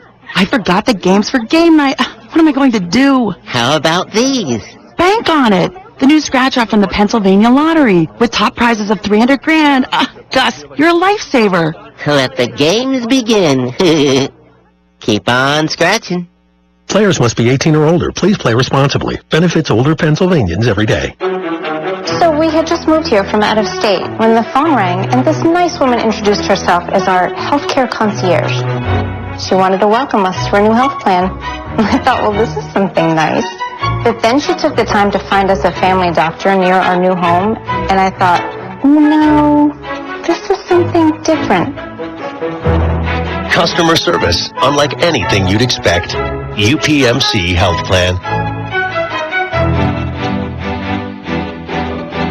The Sheridan and Courtyard Erie Bayfront Hotels are proud sponsors of the Erie Otters. Join us for the pre- and post-game celebration at the award-winning Bayfront Grill or the brand-new Shoreline Grill. Let us help you fuel up for the high-energy game with our extensive menus and craft brew selections. You Otter be dining with the best. Crossover utility vehicles, called CUVs, are more popular than ever, and there are too many to choose from. If you compare them closely, however, you'll know why we believe that only one CUV offers the most and costs the least. It's a 2017 Mitsubishi Outlander Sport CUV, and you'll find it in this region only at Interstate Mitsubishi. The Sport is now $19,990 or $239 a month, and that's with all-wheel control. The Sport also comes with a 10-year, 100,000-mile warranty, 7 airbags, 18-inch alloy wheels, and a 6-inch touchscreen and more. If you like CUVs, please compare the Outlander Sport with all-wheel control for $19,990 at Interstate Mitsubishi, 1/2 mile south of the Mill Creek Mall on Route 99. Special pricing includes dealer APR cash, which requires financing through dealer indirect lending program. Lease figured at Tier S approval and was prior to tax, title, license, and dock fees. First month payment due with signing based on $23,390 MSRP. Erie's News Talk Station, Jet Radio, 1400. Welcome back inside the Erie Federal Credit Union pregame show. Aaron Cooney along with you here in Owen Sound, Ontario, inside the Harry Lumley Bayshore Community Center, where we're getting set for game number 6 of this Western Conference Final between the Erie Otters and the Owen Sound Attack. A top 5 CHL rankings matchup. The Otters finished in the final rankings at number 2, Owen Sound at number 4, as the Western Conference has been a juggernaut for the last few years, and once again the Midwest Division will represent the Western Conference in the OHL Final, as it has been the last few years. The Otters, being this their 4th trip, they have advanced once in the last 4 years, and that was over the Sioux Greyhounds back in 2015, and ultimately losing in 5 games to the eventual Memorial Cup champions of the Oshawa Generals. But the Otters, hoping that the odd years are good for them here in 2017, and with a chance to clinch the Wayne Gretzky Trophy tonight. It is in the building, and the Otters hoping to take care of business here for 60 minutes and see that thing at center ice. They know that's not the trophy they're looking for. There's a lot of work still to be done, and that includes this afternoon's game number 6. We'll take a look at tonight's Marsh & Marsh Real Estate Services lineup. As for the Otters, you can scratch number 3, Ryan Martin, number 8, Carson Edwardson, number 20, Josh Wayman, number 42, Hayden Hopkins, and number 49, Cameron Lazat.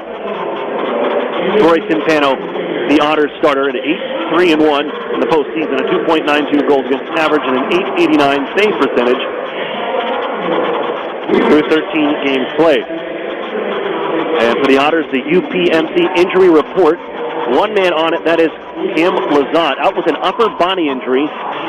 He was banged up in period number 1 towards the end of the frame back at the Erie Insurance Arena in Game 5. Thought he had Cordell James lined up for a hit in front of the Erie bench. And as James spun away from the check, Cam Lazat got all bench and that middle glass space between the benches. And it looks like he caught part of the turnbuckle there with an upper body collision. Left the game, did not return, and he'll be out of the lineup tonight for the Erie Otters. So that means Ian Robinson will step in for the Otters on the right wing with Christian Gurney and Garrett Podubny. Robinson, in his playoff debut, appeared in 44 games for the Erie Otters in the regular season, picked up 2 assists, 6 penalty minutes, and was a -9. But the 18-year-old from Jackson, Michigan, will look to fill the spot. The Otters wanted some size to add into the lineup, and I think that's why they made the switch. Instead of having Hayden Hopkins in, you added Cade Robinson in at 6 foot 186. It was, for the Otters, very good in the final stretch going into the postseason for Erie, with some players out, some key pieces out, and starting to get more and more offensive chances. But just with the numbers game when the postseason started, he's been out of the lineup. But Cade Robinson in for Erie here this afternoon. The Owens Down attack, you can scratch number 7, Zachary Roberts, number 10, Nick King, number 11, Daylon Gruel, as Michael McNiven in between the pipes. The usual suspect for Owen Sound, 10-6 in the postseason with 2 shutouts, a 2.51 goals against average, the 916 save percentage. But those numbers have taken a hit since taking on the Otters. 2-3 in this series with a 3.91 goals against average and an 888 save percentage from what he is used to. Caught up with TJ Fergus before today's matchup here with a 2 p.m. start. And the Otters this season 4-4 in afternoon games starting before 5 o'clock. 1-1 against Owen Sound, and I caught up with TJ to discuss that. Playing in this building, and the Otters with a chance to clinch. He was a part of that team back in 2015. Didn't play a whole lot, being a rookie, but he stepped in, especially when the Otters lost Curtis McDermott to suspension going into the Sault Ste. Marie Conference Final Series. But TJ Fergus will be our guest next here as the Erie Federal Credit Union pregame show rolls along on Jet Radio 1400. An Erie landmark since 1953, Nunzi's Place serves generous portions of great food at reasonable prices. Family owned for almost 60 years, Nunzi's prepares the finest Italian food in Erie. Come see why the Erie Times News said Nunzi's is known for food that tastes good. Nunzi's Place, located at 2330 East 38th Street, near the Bayfront Connector. To call for reservations or place an order for takeout, call 825-2940. Nunzi's, known for Italian food that tastes good since 1953. SEO, text message marketing, social media. As a business owner, you know the best way to reach customers is online. Viral videos. But you don't have time to keep up with the latest digital marketing technology. Web design. That's where Local Edge comes in, especially for the one term you're most concerned with. ROI. As a full-service digital marketing agency, Local Edge offers turnkey solutions to grow your business online. From search engine optimization and marketing, to social media, to mobile advertising, to video promotion. Our expert support team is ready to customize a program to your needs and track results throughout the campaign. Plus, as a division of the Hearst Corporation, Local Edge is backed by the largest, most diversified communications company in the nation. So when you're ready to generate leads, find new customers, and increase your revenue, talk to the digital marketing experts. Visit localedgemedia.com. Think digital. Think Local Edge. National Fuel says, smell gas? Leave fast. Then call 1-800-444-3130. If you detect something that smells like rotten eggs, it could be a natural gas leak. Leave the premises immediately and contact National Fuel from a different location. Do not use your phone or turn on a light inside the area. Immediately leave the premises and call National Fuel's emergency line. Play it safe and remember, smell gas? Leave fast. Then call 1-800-444-3130. In 50 yards, turn right on Main Street. Continue on Main Street. On second thought, go directly to Tim Hortons. Order any freshly baked bagel and Philadelphia cream cheese for just $1.99, like the new Asiago bagel with chive and onion cream cheese. Recalculating route to your nearest Tim Hortons. Change up your morning routine with a bagel and cream cheese from Tim Hortons. Now, just $1.99 at participating U.S. restaurants for a limited time. Keep up on all things Erie Otters by following us on social media. Follow the Otters on Twitter and Instagram at Erie Otters, and like us on Facebook at facebook.com/Erie Otters Hockey. You'll get up-to-the-minute news on all things happening with your Erie Otters, so check us out on social media today.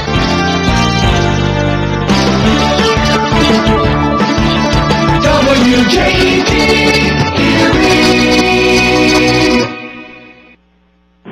Welcome back inside the Erie Federal Credit Union pregame show. Aaron Cooney here. Joining me at this time, Erie Otters defenseman TJ Fergus. And TJ, looking back at Game 5, it seems like you guys, that was your best game of the series. And as the series has gone along, you guys have gotten better and better. But in Game 5, what made the team and the Otters so successful to take a 3-2 series lead? Well, I mean, obviously, being tied 2-2 there, we knew Game 5 was going to be a huge game. And going back home, we knew obviously we had a better chance. And, I mean, obviously the crowd got into it right away, and we love playing in front of our fans, and we spelt off that and got the win. On the defensive side, they got some big guys that love to throw the body around, like to be physical. Is that a challenge to you guys in the defensive corps that's playing a little more two-way style of defensive hockey? I mean, it's always tough when you're going against big guys, I mean, especially against Owen Sound. They like to get the pucks in deep and, hit a lot. But having Tim, as basically a third defenseman back there, I mean, he always plays the puck and helps us out a lot. So that really gets out of tight spots, so that's always good. What is the challenge in this building? This the Harry Lumley Bayshore Community Center. Crowd's right on top of you. For a defenseman, it seems like there's a shorter glass too when you go to clear the puck on the ends. Yeah, I mean, you're playing in a smaller rink, so everything's happening quicker. I mean, their crowd's really loud too, and they get on us there. So we just got to tune them out, play our game, and we should be fine. So Game 6 here today at 2 p.m. start. Is it a different feel? How do you guys get up for a 2 o'clock game? And I'm sure there's a different routine you go through than, say, a 7 o'clock.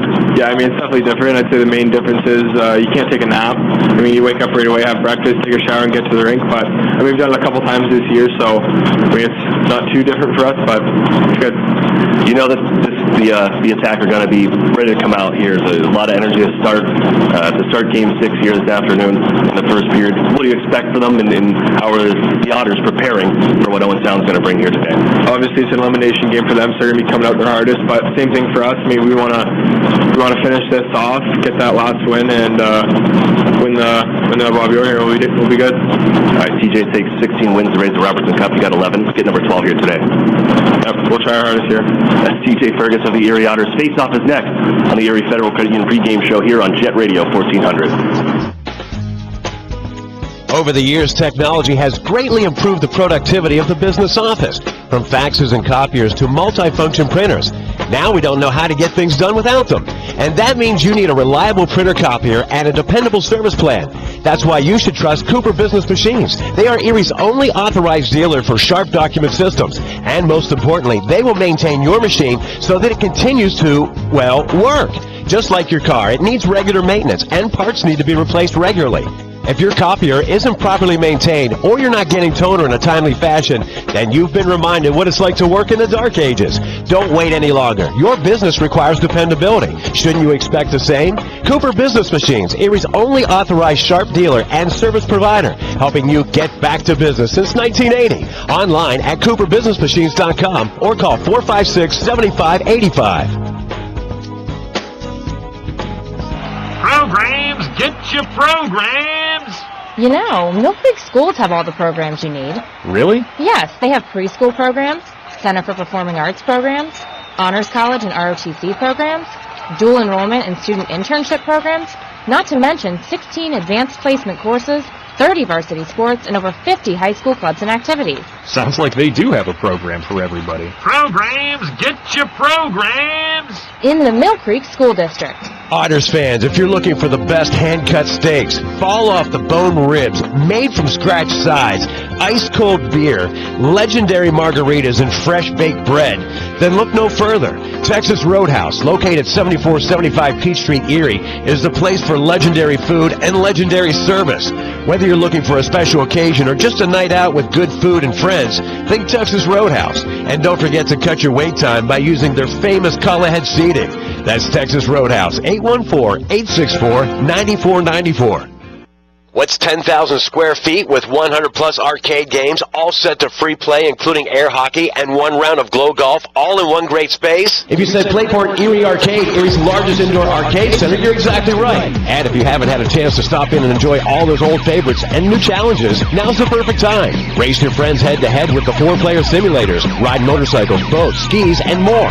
Playport has bowling, pinball, basketball, hunting games, and of course, all for a one-price admission. Come on into Playport Arcade. It's like having that feeling when you wish you were a kid again. Yeah, that's the feeling you'll get at Playport Erie Arcade. Playport is more than just an arcade. Playport is Erie's first indoor glow golf attraction. It's like walking into another world as you enter the glow golf room filled with neon and different fun obstacles at every hole. Playport is fun for all ages, and now for a limited time, grab 3 people along with yourself and take advantage of the 4-pack special. But hurry, it's only for a limited time. Playport Arcade on West 12th Street in the Big White Building just east of Peninsula. I beat my best score. I love this game. Dr. Jones is right over there. Early in the afternoon, Barbara checks in at a doctor's office. But if you look out the window, it's miles from the closest medical facility, because Barbara is in Highmark's Healthcare Mobile Clinic, a doctor's office on wheels that brings care directly to remote communities and members in need.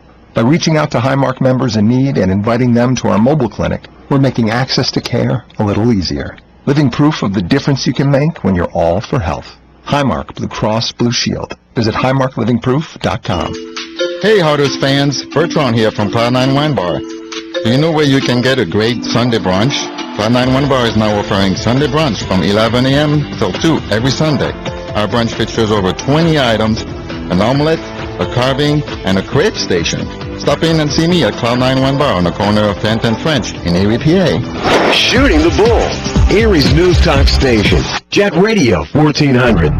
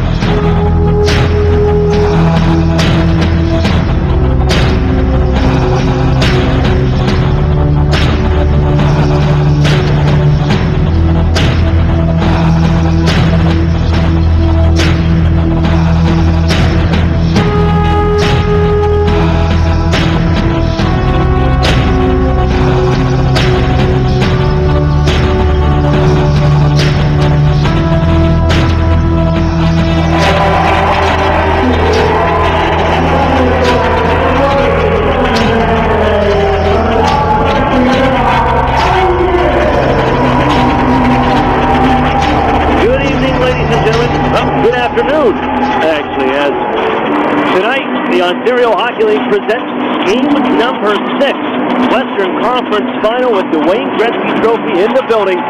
The Erie Otters visiting the Owen Sound Attack. Hello again, everyone. Aaron Cooney with you. Pleased to be joined by Bill Granger, part of the Rogers TV, the Guelph Storm crew on Rogers TV. And Bill, pleased to have you on once again. And the Otters a chance to clinch here, but a tough building to play in here against Owen Sound. It sure is, and the backs are against the wall as far as the Owen Sound attack go, but that's the pressure that they face. But closing out Game 4 against a good team like Owen Sound is equal pressure for the Otters on the road too. So it all has all the makings of a great matchup. Could be the deciding factor for the Otters and the attack in this series. And the Otters, if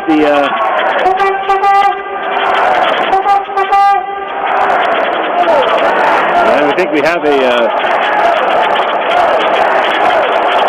issue possibly line up clockwise. That was the tweet that went out. From what I understand, it was Kane Robinson in the lineup. There may have been a mistake when the lines were pushed through, but Kane Robinson is the start. They announced that Kane Robinson was the final scratch for the Otters, but we continue. Here's Strome into the opposite zone. We just get underway here from Owen Sound, game number 6. And it's the other way, Hancock, left side, Gadjvik with the shot, kicked out high up top, but the Otters still in Strome, able to disrupt Centorami. The Otters push it back down, Fergus, and then moves ahead. Darren Radish looking for Kyle Maximich on the neutral zone. He'll reel it in, swirl back near side, and spin back looking for TJ Fergus at the blue line. Chasing after him, that's Bruce Palmu. You got to expect that the attack will bring twice the pressure to start this one. And a good start to the first period after falling in game number 5. I want to get on the board quickly as Fogle. This one into the zone right wing side. Knocked down to the ice, able to play it a little further, but Jacob Friend turns him around. Still loose at the offensive end of the Otters, chasing Cordell James to the far corner. Then behind the net, here's Centorami. Played up for Zapula on the right wing. And he can skate it out of danger. Quiet cross ice. That goes off his stick, no icing. And bounces down to the far corner of the Otters zone. Moved by Eric Chernak quickly. And off to the Otters. It's Fogle. For Anthony Sorelli trying to reel it in. Goes between some skates, and Sambrook follows up, but he's offside. Him and DeBrinket crossed up on that blue line. But our first, another whistle here. 1 minute and 15 seconds into game number 6. Well, you look at the Owen Sound attack, winning the first face-off, getting possession right from first shot, stop of the puck, and taking it down and getting a great opportunity and a big save on the other end by the goaltender for the Otters. So it's good for him to feel that puck very early in this hockey game. Japano, this is where he really started to find his game once again. And it's played it off the stick of Maxim Sushko, who's tied the league lead in rookie scoring in the postseason. And it's jammed out the center ice though by the Otters' Kyle Pettit. Settled down here, Struthers. Excuse me, that was Marcus Phillips, my apologies. And they do dump it into the Otter zone. Here's Campano out to play it. Shuffled over the far corner. Kevin Hancock there for Owen Sound. Send it behind the net. Sushko waiting. Jersey on the near side. Gets him at the circle. Throws it in front. Looking for a tip. Nobody home. Back to the goal. That one grazes the crossbar on the try from the blue line. As the Otters push up the near side, they can't clear. Look out. There's the Smalls going to the net with a backhand try. May have grazed the stick, but deflects wide to the corner of the Otters, looking out the center. Lottie on top of Dersey. And it's Smalls again. He has been one of the guys that gets them going in this series as they play in front. Off a stick. Oh! Stretch out save from Timpano. Another try. Centorami puts it off the crossbar. And it's bounced on the near side. All Owens down right now. Came out like gangbusters to start this one, but they play it to the blue line. No one home. And the Otters gets the wholesale change. Well, never mind the first save by Timpano. How about the next two beauties to keep it even, and the attack bringing the pressure, keeping them off the board. Darren Radish gets the puck in his own end. Fergus out ahead. On for Stroman, a nice little dish. Looking to find Maximich. Going to bust between the two defensemen as Maximich knocked down by Centorami and played back into the far corner inside Owen Sound territory. There's Warren Fogle. Comes out high with it. Protects as he tried to play it between his legs to himself, but Hancock cuts him off, and off goes Gadjevic. Watching is Darren Radish as they rides him down to the corner. Ferguson to help out. Somebody lost the stick. That was Gadjevic as they set her in front. There's no one there for Owen Sound. Anthony Sorelli back for the Otters. A little over 3 minutes off the clock here in period number 1. No score, just getting underway. First 4 shots belong to Owen Sound. Chip and chase from Taylor Radish. Lost it into the circle and a tie-up with Marcus Phillips, and off comes Campbell. Toss it in. Moved by Timpano onto the corner. Flipped ahead by Chernak. Looks Campbell pushing it in deeper. Tie-up at the half wall. Down by Struthers now. Fires a sharp angle try. Stopped by Timpano, and he holds on. With 16:27 to play here in the first. And Owen Sound, it's exactly how they wanted to start this game when your backs are to the ropes, as you mentioned. Exactly. They want to bring the crowd into it, and the crowd is really behind them. 5 shots to 0 for the attack on the strength of their puck carrying through the neutral zone and getting good and great opportunities on Timpano. Timpano doing his very best to keep it tied at 0 and take the crowd down. And the Otters leaning on experience. 16 players out there today. They'll actually make it 15 with the scratch to Cameron Lazat, but they have 15 have played in a conference final at some point in their career. A lot of them with the Otters. A try from the blue line off his skate. Sticks up high, and now it's Zapola on the near side. Throw it towards the net. That's cut off by Anthony Sorelli defensively. And pushed ahead for DeBrincat, trying to move it on, but a penalty coming up. That's going to be 4-on-4 hockey. I believe the official called 1 on the Owen Sound, the original, and it could be a dive on the Otters as Sambrook goes in the box for the Otters. We'll wait for the official call. 4-on-4 is what granted the Otters the opportunity to take the lead in game number 5. But the man that scored that goal is in the box for the Otters, Jordan Sambrook, who has points in 8 of his last 9 games, including 5 straight, and goals in 3 straight, unavailable to them.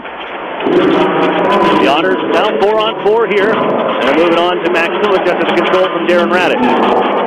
He gives ground, finds C.J. Fergus out of the near circle, still in Erie territory. He tries to poke it ahead. Suzuki wiped out. Now it's fought for near the Otters line. Moved on for Darren Radish. He's got some room on the right wing. Also skated into the zone. Ducks around a check. Hands off to Fergus. Flipped off the shaft of the stick of Dylan Strome. Gloved by Centorami.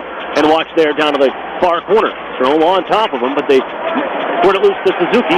He busts down the right wing side and throws it in. There's Timpano. Slow it down a bit for the Otters to grab. Then Fergus takes away and pushes it ahead, turns over Fred with a one-timer. Here he got a stick on it. You can't cough the puck up like that in front of your own blue line. Fergus going to track it down, but it's Paul Lou. Roughed up by Darren Radish, but able to move it to Centorami and gives to the blue line. No one home on that try. Erie can go change. Finishing things up, Owen Sound as they get their fresh players on. It's James and Paul Lou. Friend on the blue line with Centorami. And it's Friend carrying out from behind his own goaltender. Sends it across near us for Paul Lou. Pulls away from Alex DeBrincat, who's after it.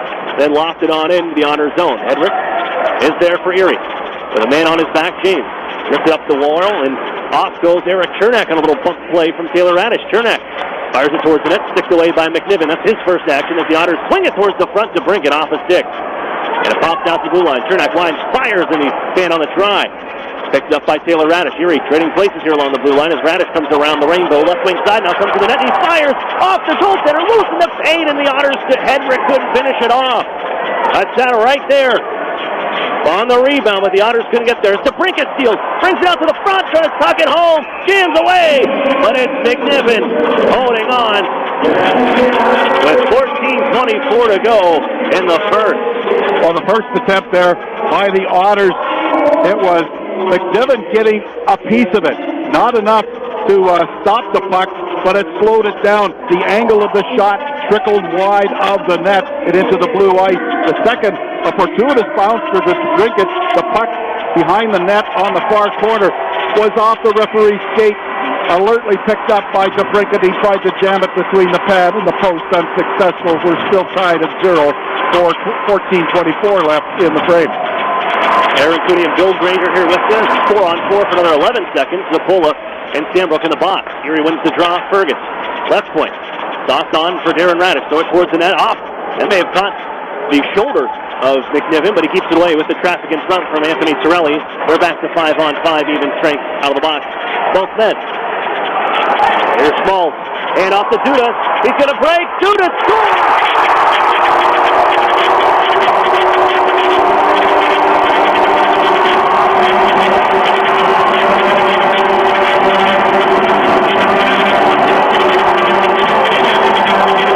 Aiden Duda with his third in 2 games. And he puts Owen down up 1-0 here early in the first.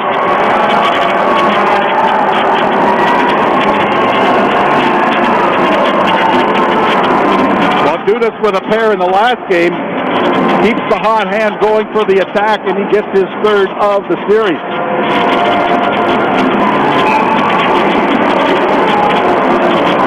And the Otters, he came off the bench fresh. A nice little pass from Matt Small to beat him. He went right through between the Otters' defense. I don't think they realized he was coming blazing into the zone. There's Gadget, gives down low for Suzuki, trying to stuff it in on the far post. Campano is there.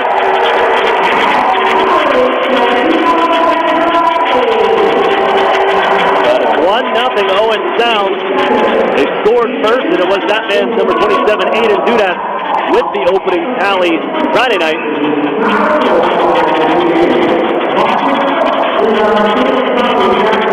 And he puts the team ahead here in the first of game number 6. So Santino Santarami and Matt Smalls with the assist on the opening goal, 1-0 for the attack. There's Ballmoose, sends it back into the Otter zone after a short clear from Erie. Campano, he'll rip it around the near side boards. Here's Maximovic. Played up the boards, but it's taken by Santarami and kept alive. Glove down on a move by Maximovic, and now Sandbrook up off the near side boards and out to center. Back is Owen Sound. Shots are 7-3 in favor of the attack. As Jacob Friend poke check at the line, but continues with the puck offside on the play, though. With 13-14 to go, the Otters are trying to poke it loose and head off the other way as Owen Sound was changing back. We talk about speed, and speed helps the hockey club, and that it was Aiden Duda's speed that took him to the net and allowed him to elude the back check of the Otters to get the puck past Campano for the opening goal, and that coming at the 5:58 mark.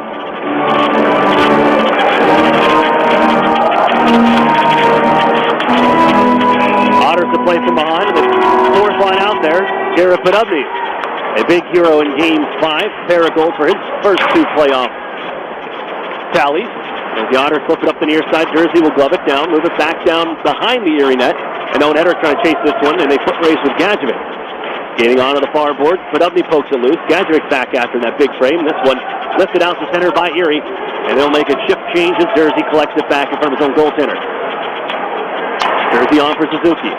Left side, Trenton Bork. He spins away from Alex DeBrinket, who's hot on his trail, and takes it all the way to the far corner. Now looks ahead, and it's Suzuki with the Otters all over him. They poke it loose back to the corner. DeBrinket after it. Tied up by Trenton Bork, and allows Suzuki to lift this one now towards center. Glove down by Darren Radish. He snaps it back to the zone as the Otters tag up. A little over 7 minutes off the clock here. In period number 1, Owens down with the early lead, 1-0. And moving out to center ice for Maxim Sushko. Runs into 3 Otters, a lot of resistance, and off goes Taylor Radish to poke it in, and will chase it down. Phillips there to move it up the far board. Fergus steps up. Sushko trying to clear. Radish able to keep it alive, and it's found by Cirelli out of the far circle. Hands off to Taylor Radish along the blue line. Older brother to his left, with Taylor Radish still holding. Sets it up for Fergus. waits. And a lot of tight quarters on the blue line, but they find Taylor Radish. Throw it towards the front, blocked by Friend. And it's moved ahead for Smalls, and he gets around Darren Radish, who hauls him down. And a penalty coming up for the Erie Otters. Radish going off. Booking call. And 11:48 left here in the first.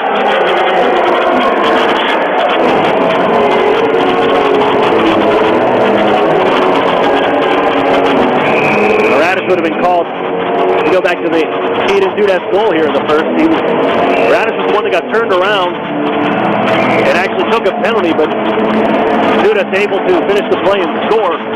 This time Radish caught once again with his hand in the cookie jar. And Erie shorthanded for the first time on the evening. There was just one power play in game number 5. That belonged to Owen Sound.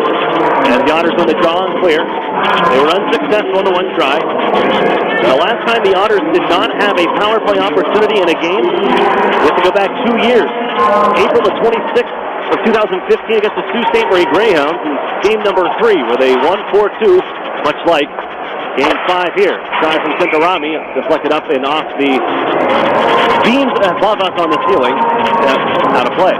One thing we can't say in bringing the accounts of today's game were not located high above center right, as you might hear in some others. This a smaller building and lower roof as well.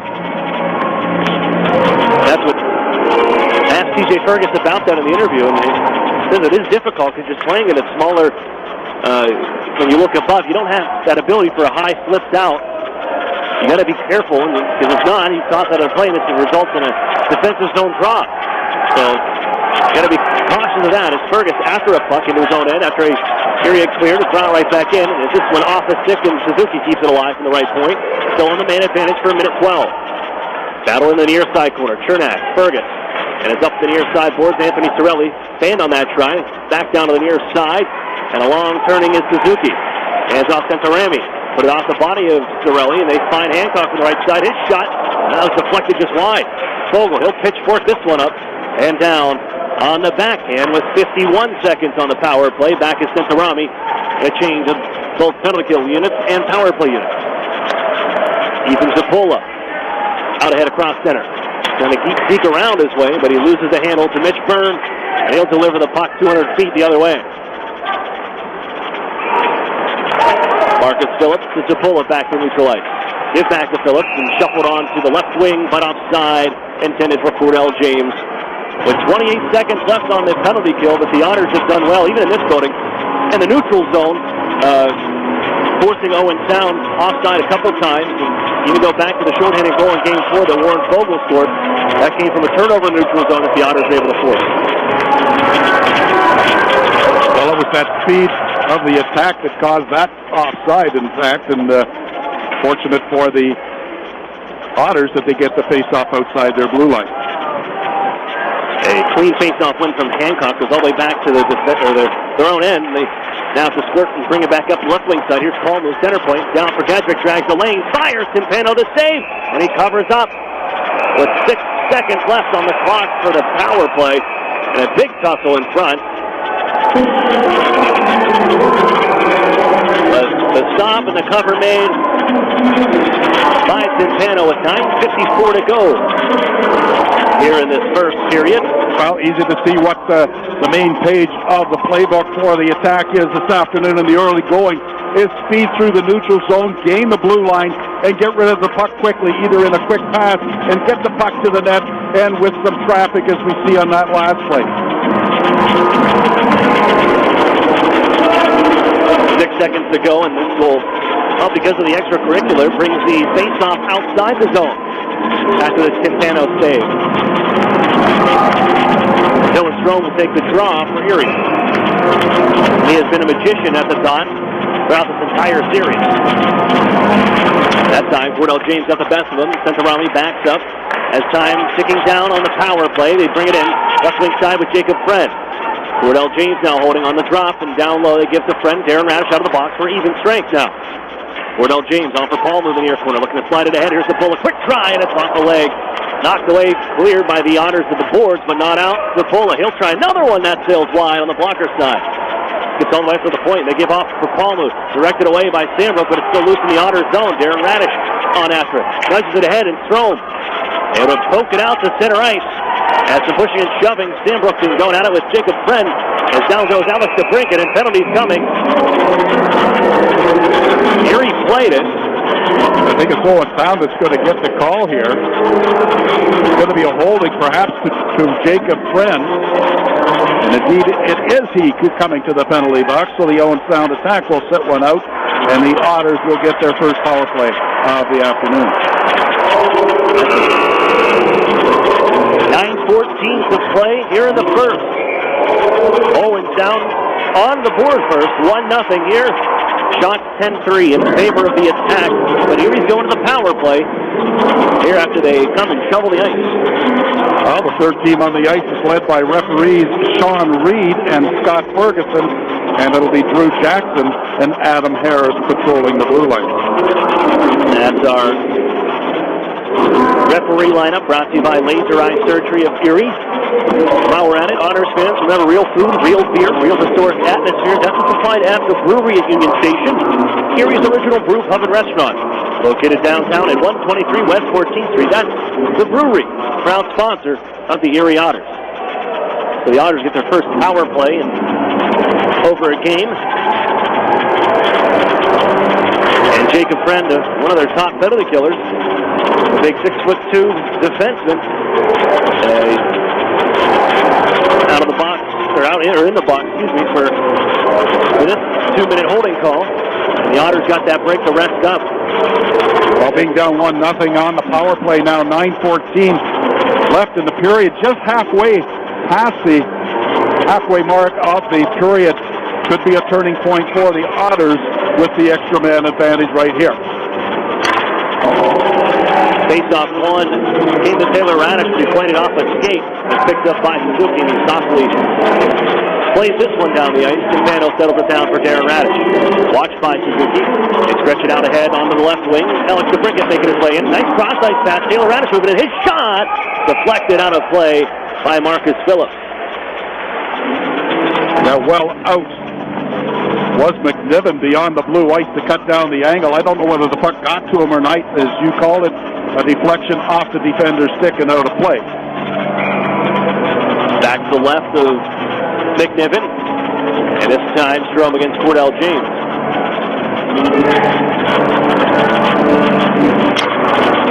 One by James down to the corner. Try to lift it up. It's slumped down nicely by Darren Radish. So it's poking along for Dylan Strome. Back to Darren Radish, the blue line now. Feed it down for DeBrincat along the half wall. Looking to pass off to Strome. Goes between his skates. Off the stick was poked by Palmu. And he reels this one in. Looks ahead. Glove down at the Otters line by Darren Radish. He's going to charge his way into the zone.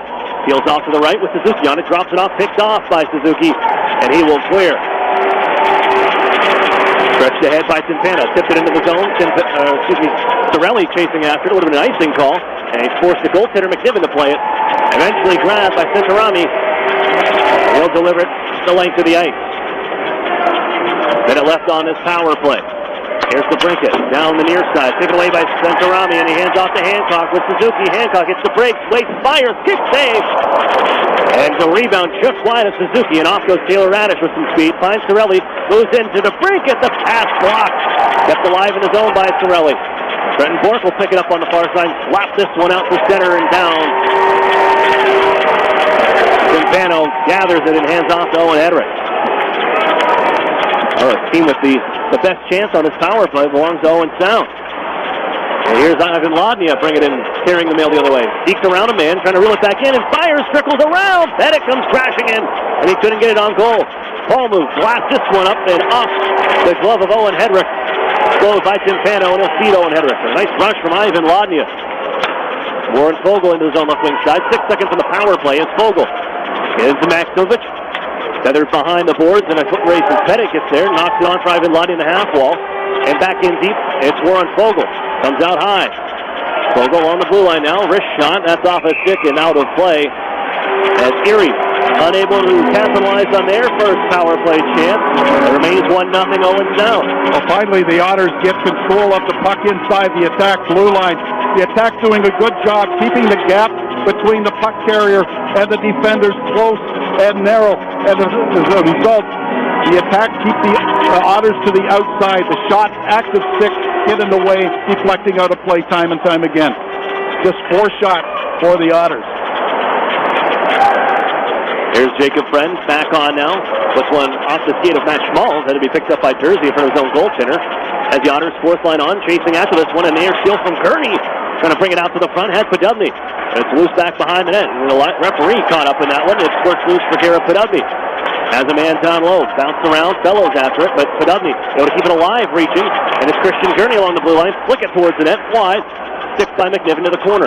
Fed on for Garrett Podubny. Rolls over his stick. Aiden Dudas is there. Watched by Gurney, but a nice pass to Schmalz, and off they go. Sends it in. The man with speed is Sushko to the near corner. Poked by Chernak. Fellows reels it in. Looks ahead. Podubny. Stick handling, and it's poked off his stick, but for the Otters, able to recover at Stanbrook. Will clear the zone, and Erie making changes. Bounce back towards the Otters bench. Gadjevich slowing it down. And he'll chip it in. Chase after it. Roughed up by TJ Ferguson. Darren Radish lifts this one out to center. Glove. Moves by Taylor, and on. It's Sorelli. With a man to his left. That's the Brinkett. Trying to hand off to Taylor Radish. Good gap from Suzuki to knock it away on the pass. And Hancock away. Launch it on the right side. Gadrick bump it towards the net. Blocked by Ferguson. Suzuki reels it in behind the goal. Hands off for a try. And it's stopped by Tim Pano on Marcus Phillips. Back to the corner. Hancock plays to the circle. Gadjevich spins away from traffic. Turns it back down low. There's Kevin Hancock. Walks by Darren Radish. And he comes out to the near side. 16 in red. Turns and fires. It's off the leg. Squirts loose and Darren Radish ahead. The pass to the Brinkett. Skates through some traffic. Takes it on right wing side. Overskates on the play now. And throws it in down deep as Erie's changing behind the play. Took a hard ride from Gadjevich on that play as well. Stroll, nice poke check. Takes it away. Takes the stick up high. Brings the puck into the zone though. Erie's going to the power play. It's going to be a high stick on the attack as Strome took it under the chin just below us. So the Otters will get a second opportunity with the extra man to pull even here with 5:12 left in the first period of play. And Strome, picked the pocket of Santorami and coming off to the races. He was trying to kick that one loose and get going as he had Santorami flat-footed. But he came back up with the stick and it disrupted him just enough. But Erie will take another power play as Hedrick is unable to keep it in and he's offside after the face-off win from Pettit. 4 seconds in and he'll come out on this near side, not right in front of us. 5:08 to play. Owenstown leads 1-0.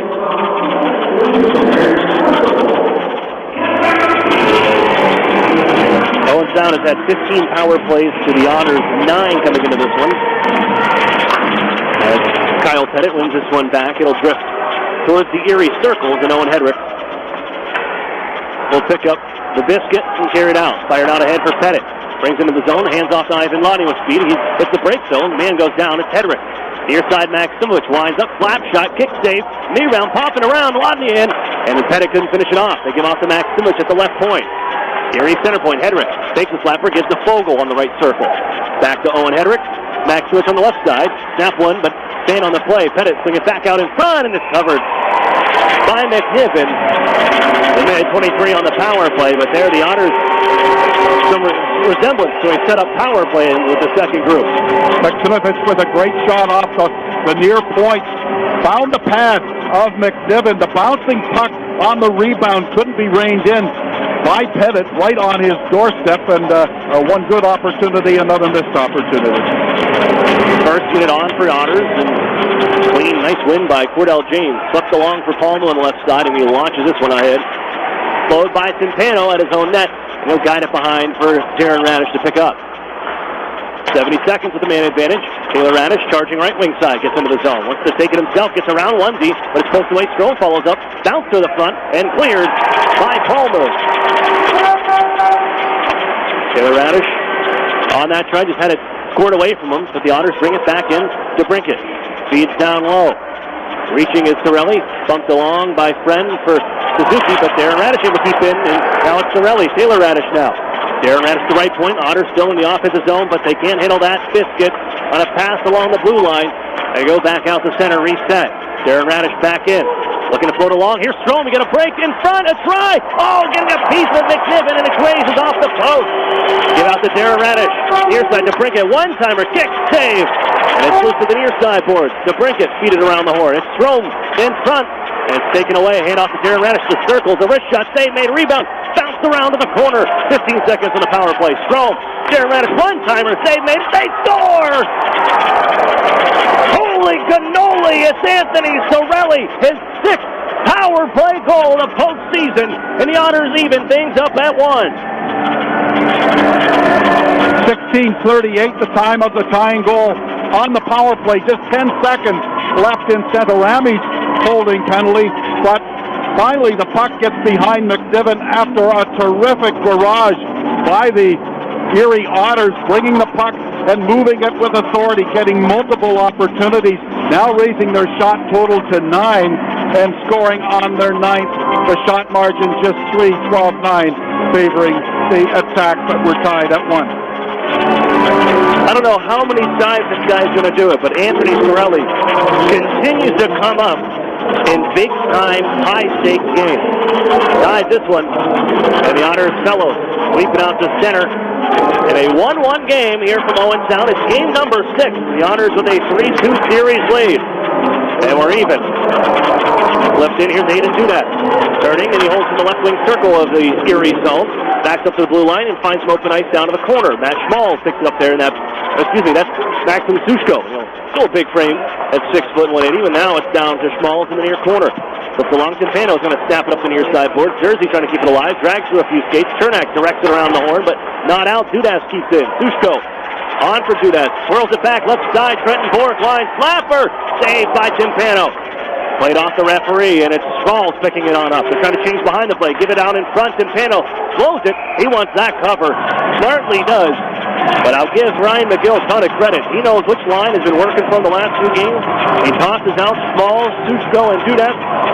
And they're right back into the offensive zone for a period of time. Yeah, great pushback after the tying goal there. The tying goal by Anthony Sorelli from DeBrincat, and Darren Radish ties it at 16:38. Knotted at 1, 2:27 to play here in the first. Throw against James. Teams want to go forward with it as a tie-up down in the corner of the Otter zone. Moved ahead for Warren Fogle. Off the stick, it'll bounce to center. There's Christian Gurney. Played it cross right in the middle of the ice and picked up by Palmer. The Otters couldn't get there. Palmer spins away. Gives off to Santorami. They back up to their own blue line now, and Jacob Friend.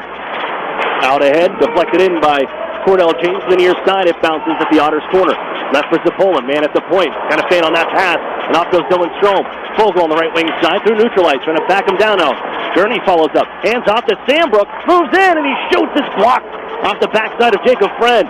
Loose to the corner. Cordell James there. But to the boards by Christian Gurney as Fogle. Going to take that puck away. He will fish it out. Erie changing behind the play. Down goes and a penalty coming up here. Santorami takes out on Fogle. And it's out of Exclu foot. Oh, that's a big loss. Oh, goodness. In fact, it is. As he's waved right off, and his team's gate is just behind the line at the Owen Sound end of the ice. And, in fact, that may be a major penalty. And the loss of Santorami. It certainly is. Things have got interesting to the J.D. MacArthur Arena. 5-minute match penalty on a slew foot to Santino Santorami with 1:40 left in the first. A 5-minute power play for the Otters that will carry over into the second. This is huge for Erie. Goes without saying, in a game 6, and you're ahead, and you got a 5-minute power play, goes as long as it, all 5 minutes, you got to find the back of the net. And at least once, kick loose Maximovich.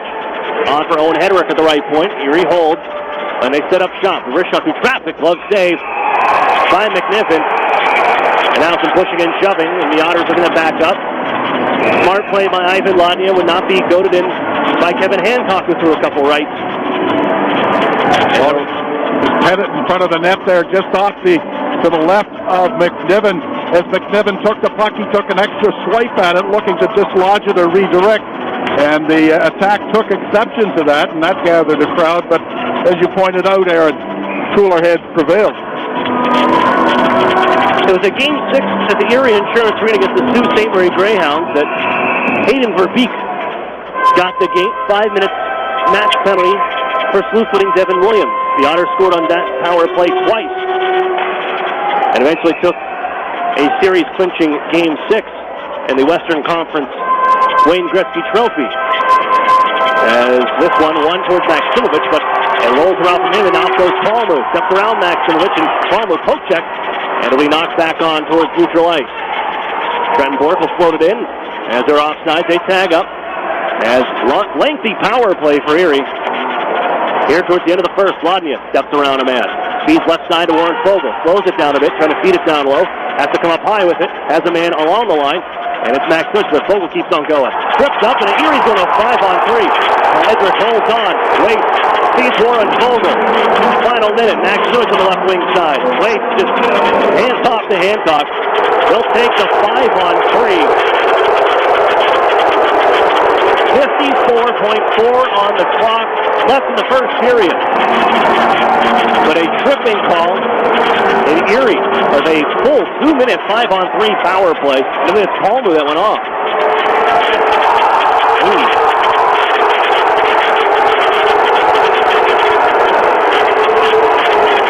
And Palmu is heated.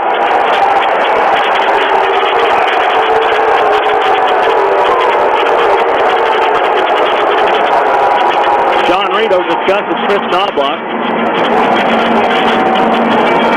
I think Paul Lou has the case. They showed the replay. It looked like Fogle blew a tire after taking a little bit of a whack to the skates from Paul Lou, but the call saved. You can't take it off the board.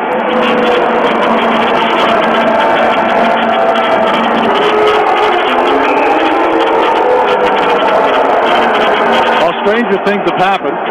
We'll wait and see.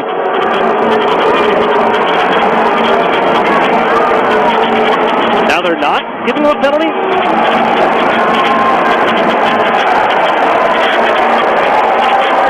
Palmu goes back to the bench, and they take the penalty off the board. I don't think I've ever seen that. Well, I've seen it in baseball. I've never seen it in hockey. And if that's the case, with the Erie player losing his own footing, the right call is made, right. and that's the most important thing. I'll give him the guy. I believe that, yeah, Fogle went down and just blew a tire on his own.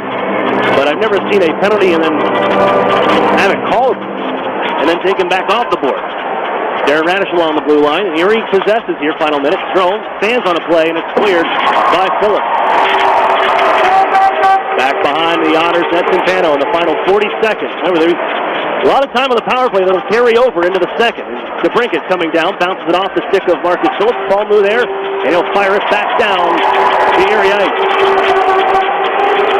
Played on for Darren Radish from Centeno. Slide across ice. Taylor Radish coming on in. Right wing side, winds up, slap shot off the side of the cage. DeBrincat trying to bring it out in front. It comes to Strome. His shot stopped. Darren Radish holds. Waits, fires, save made. The rebound's in front, but it's cleared down to Centeno. Taylor Radish had to head off because he needed to lose 6. 10 seconds to the period. Here's Taylor Radish down left wing side. Trying to cut back to the front. Intercepted. Taken away by Palmu, and that's going to end the period. 3 minutes and 20 seconds of power play time. Will carry over to the second. But the Otters, you even things up after being badly outshot to start. 1-1 through 1. Yeah, this period of kind of a tale of two cities.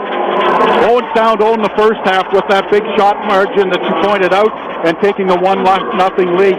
But that penalty and power play that the Otters got just past the halfway mark of the frame really was a turning point. They took control of the period, got the tying goal on a power play at 16:38, and were tied at 1. And the shots were even as well at 13 apiece. And I know the power play is going to go on for another 3 minutes and 20 seconds when we get back to the second period. But to lose Santarami, who plays a ton of minutes for them, you're down to, your veteran D is Jacob Friend. The other 4 are 98 in their first experience here as a high-stakes game. So, yeah, it could be a huge loss for the attack, but it may bring the best out in the other 19 skaters. We'll need it. We'll step for a break. We'll have the UPNC intermission report next year on Jet Radio 1400. Dr. Jones is right over there. Early in the afternoon, Barbara checks in at a doctor's office. But if you look out the window, it's miles from the closest medical facility, because Barbara is in Highmark's Healthcare Mobile Clinic, a doctor's office on wheels that brings care directly to remote communities and members in need.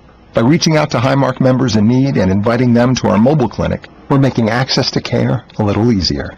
Living proof of the difference you can make when you're all for health. Highmark Blue Cross Blue Shield. Visit highmarklivingproof.com. The Sheridan and Courtyard Erie Bayfront Hotels are proud sponsors of the Erie Otters. Join us for the pre- and post-game celebration at the award-winning Bayfront Grill or the brand-new Shoreline Grill. Let us help you fuel up for the high-energy game with our extensive menus and craft brew selections. You Otter be dining with the best. My daughter needed a nebulizer for her asthma. So the first thing I did was call my healthcare concierge to see if it was covered. There's no surprise to me when she said that it was. But what was surprising was that she then called the medical company, scheduled the delivery, and before I knew it, someone was here explaining how it works. I mean, who does that? Customer service, unlike anything you'd expect. UPMC Health Plan. Why buy a used car when you can drive a brand new one for less than $11,000? The 2017 Mitsubishi G4 sedan is an all-new vehicle available in this region only at Interstate Mitsubishi, half-mile south of the Mill Creek Mall on Route 99. The Mitsubishi G4 is one of the least expensive ways to own a brand new car that's a new car with many features. Right now you can buy this new sedan for less than $11,000. It's $10,999 or $149 a month. That's $149 a month to own it, not a lease. And the G4's mileage, up to 41 miles per gallon, makes it even more affordable with the tax on gas going up. Think about it. A brand new sedan, the all-new 2017 Mitsubishi G4, under $11,000. Only at Interstate Mitsubishi. Prices prior to tax, title, and license and includes dealer APR cash, which requires financing through dealer indirect lending service. Payment is triggered at 84 months, 3.9% APR, and Tier 1 approval, and does not include tax, title, and license based on 14,830 MSRP. Stimulating talk. Erie's News Talk Station. Jet Radio 1400.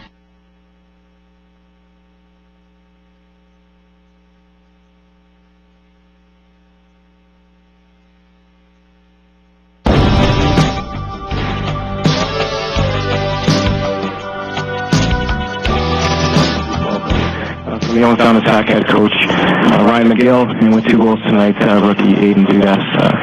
Coach, tough way to break a series tie, but heading back to home ice on Sundays.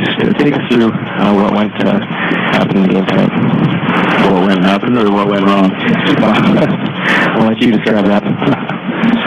Well, it was, I thought that their best players were their best players, and I thought we had trouble at the beginning of the game. We gave up way too many scoring chances at the beginning of the game, and I thought we'd show a little bit more composure battling back at the end of the first period, and then we made some, we had a power play coming up the ice on, I think the blanket was going to take a penalty. I can't remember who it was, but we had a power play coming up the ice, and we didn't show, I think, the composure to generate the power play, and we went 4-on-4, and they scored a late goal in the second period, 4-on-4 on a little bit of a missed assignment, and I thought that I thought we had some push in the third period. We had some chances. We just, for whatever reason, we didn't connect. In your first year in the Ontario Hockey League, I know it's most important to get the win, but to shape in with 2 goals offensively must feel nice for you. Yeah, I did my best. I just skated hard, tried to get pucks in and work their D, but obviously we didn't get the result we wanted, but we'll be ready Sunday. Coach, you think, obviously with all the star power on the ice, did you think it would be 2 fourth-liners be leading the way for both teams? You know, and did you think that you'd lose a game, because a young man comes out and scores his first 2 OHL playoff goals in Garrett Pedubney? Oh, 2 questions. Well, proud of this kid tonight. Competed. Did a great job, and you know what? He's done that all year. He's a very smart player. He's a very headsy player, and he's not afraid to go in the traffic area, so I'm not surprised at his production. He just needed an opportunity. As far as their team is concerned, I have no idea. I'm just trying to worry about us. Despite everything that happened, you guys seem like that you were right there, so you really don't have to change much going into Game 6, do you? Well, we've got to change a few things, but that's behind closed doors. It's not anything real structurally. I thought, like I said, I thought their best players came out in the first 10 minutes of the game, and I thought that they carried the play. We did a good job of getting back into the game, and we had the lead. So we've got to try and do a better job with the lead. I think we play very well at home, and like Aiden says, we'll be ready. So Aiden, the confidence level is still pretty high, given that you are going home. Yeah, it's a hard rink to play in the Bay Shore, so we just gotta focus, get good rest, get good nutrition, and change a couple things, and we'll be fine. More hockey coming up on the UPMC Intermission Report here on Jet Radio 1400. An Erie landmark since 1953, Nunzi's Place serves generous portions of great food at reasonable prices. Family owned for almost 60 years, Nunzi's prepares the finest Italian food in Erie. Come see why the Erie Times News said Nunzi's is known for food that tastes good. Nunzi's Place, located at 2330 East 38th Street, near the Bayfront Connector. To call for reservations or place an order for takeout, call 825-2940. Nunzi's, known for Italian food that tastes good since 1953. SEO, text message marketing, social media. As a business owner, you know the best way to reach customers is online. Viral videos. But you don't have time to keep up with the latest digital marketing technology. Web design. That's where Local Edge comes in, especially for the one term you're most concerned with. ROI. As a full-service digital marketing agency, Local Edge offers turnkey solutions to grow your business online. From search engine optimization and marketing, to social media, to mobile advertising, to video promotion. Our expert support team is ready to customize a program to your needs and track results throughout the campaign. Plus, as a division of the Hearst Corporation, Local Edge is backed by the largest, most diversified communications company in the nation. So when you're ready to generate leads, find new customers, and increase your revenue, talk to the digital marketing experts. Visit localedgemedia.com. Think digital. Think Local Edge.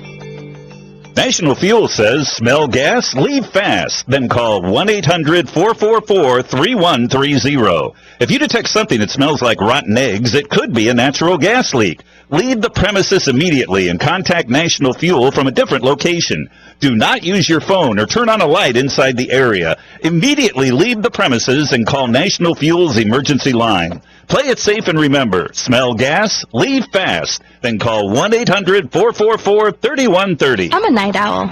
You? Nah, more of a morning person. Do you like comic books? Historical nonfiction. Documentaries? Sci-fi. Window seat? Aisle. Beach? Slopes. Favorite color? Red. You? Blue. We all have different tastes. That's why Tim Hortons makes a rich, smooth, dark roast coffee served hot or iced. Try a small today for only $1 plus tax. Tomato? Tomato. At participating U.S. restaurants, offer available for a limited time. Erie Otters 2017-2018 season tickets are now on sale. Take advantage of the advanced discount price by committing before May 31st. Visit ottershockey.com for more information or contact the front office at 814-455-7779. The place to talk.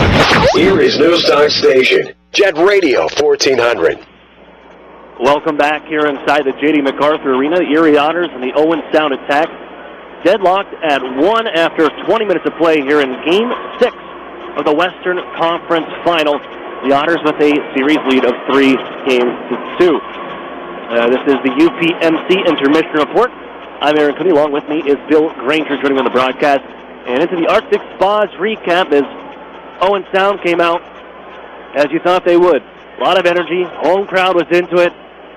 They put up 10 of the first 14 shots on goal, and they got the game's first goal. And it's the man who had himself a game on Friday night. Aiden Dudas continues his good play and gets on the board at 5:58 against the Otters. He beats Tim Penn on the glove-hand side. Nice little pass from Matt Schmalz. They've developed pretty good chemistry here in this series, and they take a 1-0 lead, Owen Sound. But the Otters, you weather the storm a bit. You start to make your way back in. You got a power play, the second power play is where things really got to turn around, and continuous shots on goal. They started getting them on to McNiven, some rebounds, and there was one sitting out to his left. And who else? Anthony Sorelli with his 6th power play goal of the postseason, as 11th here in the playoffs for the Otters, and he ties the game at 1.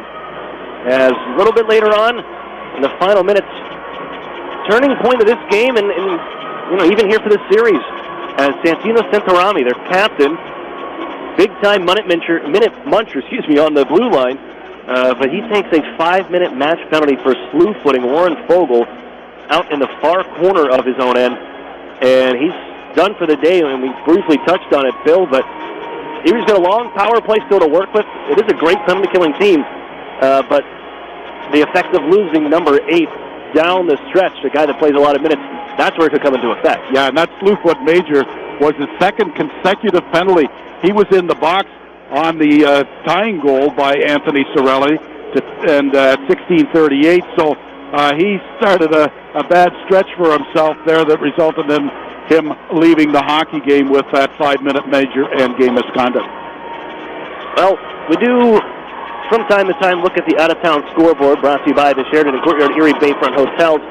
Proud sponsor of the Erie Otters. You ought to be staying with the best. The OHL is set as the Mississauga Steelheads move on, taking the series against the Peterborough Petes 4-0 in the East final. But that's the only scores to report. Games later on today in the NHL. You got Nashville hosting St. Louis, and then at night, Connor McDavid and company, the Edmonton Oilers, on home ice with a 2-0 lead against the Anaheim Ducks. We're going to step for a break. Second period is next here on Jet Radio 1400. Over the years, technology has greatly improved the productivity of the business office, from faxes and copiers to multifunction printers. Now we don't know how to get things done without them. And that means you need a reliable printer copier and a dependable service plan. That's why you should trust Cooper Business Machines. They are Erie's only authorized dealer for Sharp document systems. And most importantly, they will maintain your machine so that it continues to, well, work. Just like your car, it needs regular maintenance and parts need to be replaced regularly. If your copier isn't properly maintained or you're not getting toner in a timely fashion, then you've been reminded what it's like to work in the dark ages. Don't wait any longer. Your business requires dependability. Shouldn't you expect the same? Cooper Business Machines, Erie's only authorized Sharp dealer and service provider, helping you get back to business since 1980. Online at cooperbusinessmachines.com or call 456-7585. Programs, get your programs! You know, Mill Creek schools have all the programs you need. Really? Yes, they have preschool programs, Center for Performing Arts programs, Honors College and ROTC programs, dual enrollment and student internship programs, not to mention 16 advanced placement courses, 30 varsity sports, and over 50 high school clubs and activities. Sounds like they do have a program for everybody. Programs, get your programs! In the Mill Creek School District. Otters fans, if you're looking for the best hand-cut steaks, fall-off-the-bone ribs, made-from-scratch sides, ice-cold beer, legendary margaritas, and fresh-baked bread, then look no further. Texas Roadhouse, located at 7475 Peach Street, Erie, is the place for legendary food and legendary service. Whether you're looking for a special occasion or just a night out with good food and friends, think Texas Roadhouse. And don't forget to cut your wait time by using their famous color-head seating. That's Texas Roadhouse, 814-864-9494.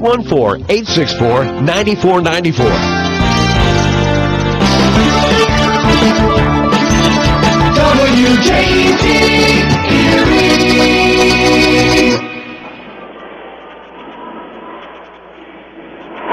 Welcome back here inside the J.D. MacArthur Arena. Erie Otters and Owen Sound attack. Tied at 1 through 20 minutes of play, but we start a second period of the Otters with a major opportunity. Power play for 3 minutes and 20 seconds after the 5-minute match penalty to Santino Centorami. The end of that first. They'll be without their captain the rest of the way here. As the Otters power play, it's 1 for 2. Got as much time as you can to add another one here. Draws one back by Owen Sound and given and blasted around by the handoff from McNiven and Jacob Friend, and Tim Pano will settle it for Darren Radish with the fresh ice for the Otters. Also keep in mind, 6 short-handed goals for Owen Sound in the postseason. Strome sticks around one man, it's poked away, and they race to the Otters blue line. Sorelli gets there, and he has it knifed away. Darren Radish able to collect it back on the near side circle. Throws it around the horn. Darren Radish leaves it for DeBrincat. Watched by Cordell James as Erie looking to move ahead. On for Darren Radish. Charges out left wing side. Hits the brakes now. Turned around by Cordell James. Split across for Strome. Erie's still trying to get into the zone here. And finally, they find a nice little dish as they move by Taylor Radish moving on in. Gives us Sorelli. Oh, he spans on the one-timer and had McNiffen moving. Strome able to keep it alive for a second, but it's knocked away and swept by Palmu. And a nice play by the Otters. Darren Radish, and they get back. Dylan Strome snaps ahead for Sorelli. Dropped back, but out of the reach of DeBrincat. And Erie making changes on the power play unit. Sorelli, though, brings it in, still out there. Looking to the blue line, Darren Radish. Has fresh guys on the left side. That's Ivan Lodnia. Darren Radish center point. Sorelli to the front of the net. Chris shot in front, and it blocked. Hit his own man, Anthony Sorelli. It's Fogle now. Turns back down the right wing side. Feed it on to the blue line. No one home. Darren Radish has to back out towards his own end of the ice. He'll feed to Ivan Lodnia. Heads back behind his own net, and the Otters change and finish off the power play change. Hedrick steps on. Snapped on for Fogle, left wing side. Uses his feet, gets around Cameron. Ducks around that check, and leaves it for Maximovich. Trying to turn it up high, and Suzuki read that play. Steals it and whacks it down. With Owen Sound regrouping in their locker room at the end of that period, and they've come out great on this PK. Yeah, they sure have. And the opening shift by Palmu was great, killing off a lot of valuable ticks off that penalty clock. Maximovich going to tie up by the net. Got it loose. Hands off to Ivan Lodnia. Out ahead the blue line. Hedrick, think about it, he will move it down low. Back to Lodnia. 70 seconds on the man advantage. That was 5 minutes. Owen Hedrick holds, snap it down to the corner. Back ahead. Hedrick. Left side, Maximovich. Lines up, slap shot. Blocks Fogle in front. Lodnia stop made. Hops over the rebound to stick of Fogle. And it's poked up the near side boards. Lodnia able to reel it in. Gives off to Maximovich on the left side. Crossed on for Fogle. His shot. It was blocked by Trenton Bork. Fire up the near side and out by Palmu. Owen Hedrick with 40 seconds left on this power play. Major momentum builder for Owen Sound. 30 seconds now. It's Taylor Radish into the zone. Turns it on for Sorelli. Trails it back to Brinkett. They'll spin away and hands off to Darren Radish in a nice play. He lines a big drive. He scores! Dropping bombs on your mom. Darren Radish from the blue line. And the Otters take the lead 2-1. Well, 2 power play goals by the Otters have put them in the lead early in this second period. This goal coming at the 2:56 mark on the power play. And it's in the net just like that. Nice little feed by DeBrincat.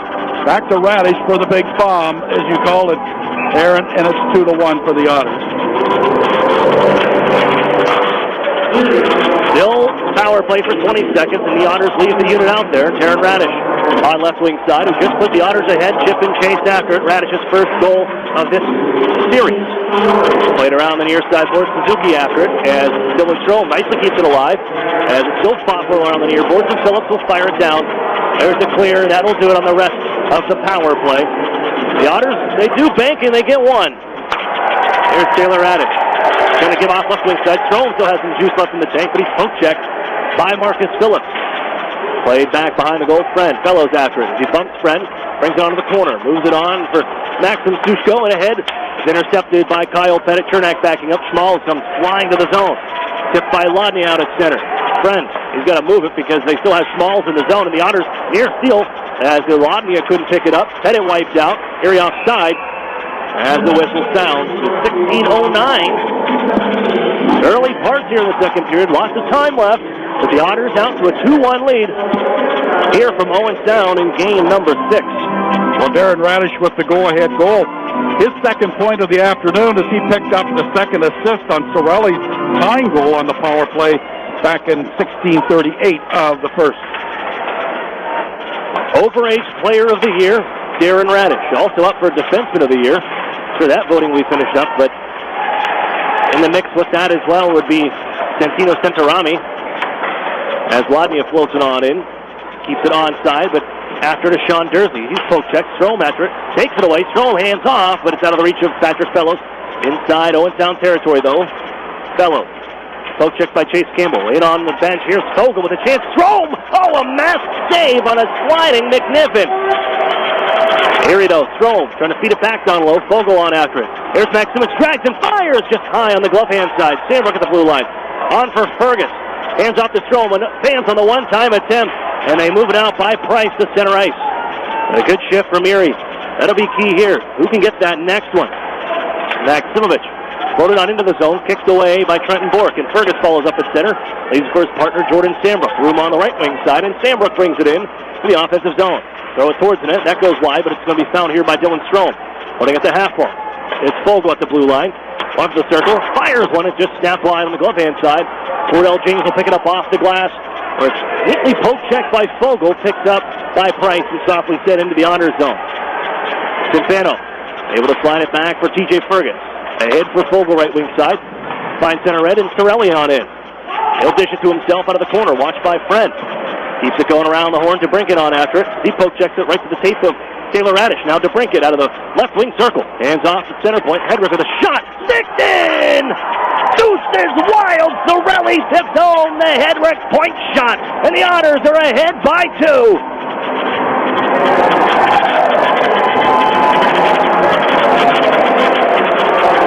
Well, a big bomb from the point, tipped in front. A lot of traffic there, and it found the back of the net behind McNiven. And 2 quick goals here inside of 5:30. First goal at 2:56 by Darren Radish put the Otters up by 1 at 2-1. Now 3-1 on that big bomb and the deflect in front. So our big start for the Otters in this middle frame.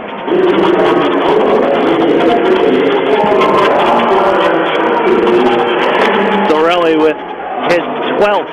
That brings them tied for the goal-scoring lead in the OHL. The Otters, well, here's the thing. They've had trouble with these 2-goal leads in this postseason. They got to keep the pedal to the metal, and they got to play a full 60 minutes, and that has been what they've been preaching the last few nights. Sorelli, though, still out here. Bounced ahead for DeBrinket. Picked up by James off for Palmer, trying to stick handle into the front. He's knocked down, and there's a call coming to the Otters. Glove down the right side, thrown back in front, off the stick of James wide. Trenton Bork now.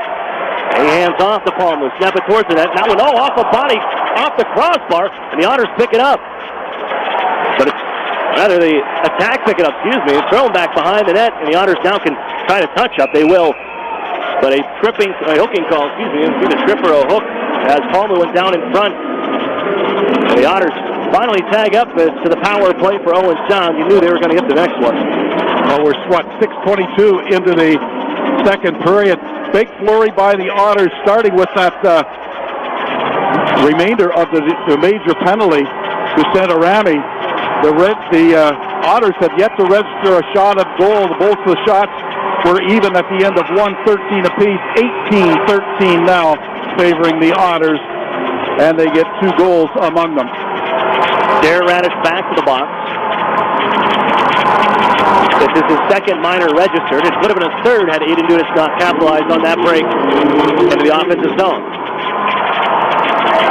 And a discussion in front of the Otters bench, the penalty box door here.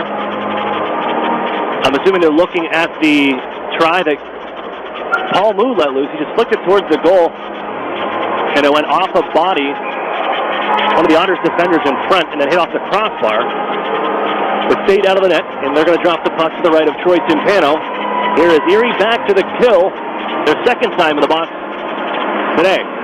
Gets right to the net. Timpano's going to play it. He'll snap it down the ice himself from one knee. 13.5 to play in the second. 3-1 the lead for the Otters. And Palmer brings it up with the man advantage, drops it off. Nick Suzuki now. Looks left, Hancock. They're going to replace the point man in Santarami because it's going to be Aiden Dudas. They keep it alive on the near side board. Pettit battling away. Cernak poke checking, but it's Suzuki after it on the near side. Pettit going to slide up ahead. Palmu holds in. So calm at the point. Swing it towards the net. Deflected by Byrne. Loose to the far side. Byrne after it. That's off a couple sticks, but glove down. Palmu is outside of the blue line. And it's an offside call. Yeah, valiant attempt by Palmu to keep the zone. He couldn't do it, reaching back beyond his shoulder outside of the blue line as you described it, Aaron, and it's offside alert call by the official on this side, Adam Harris.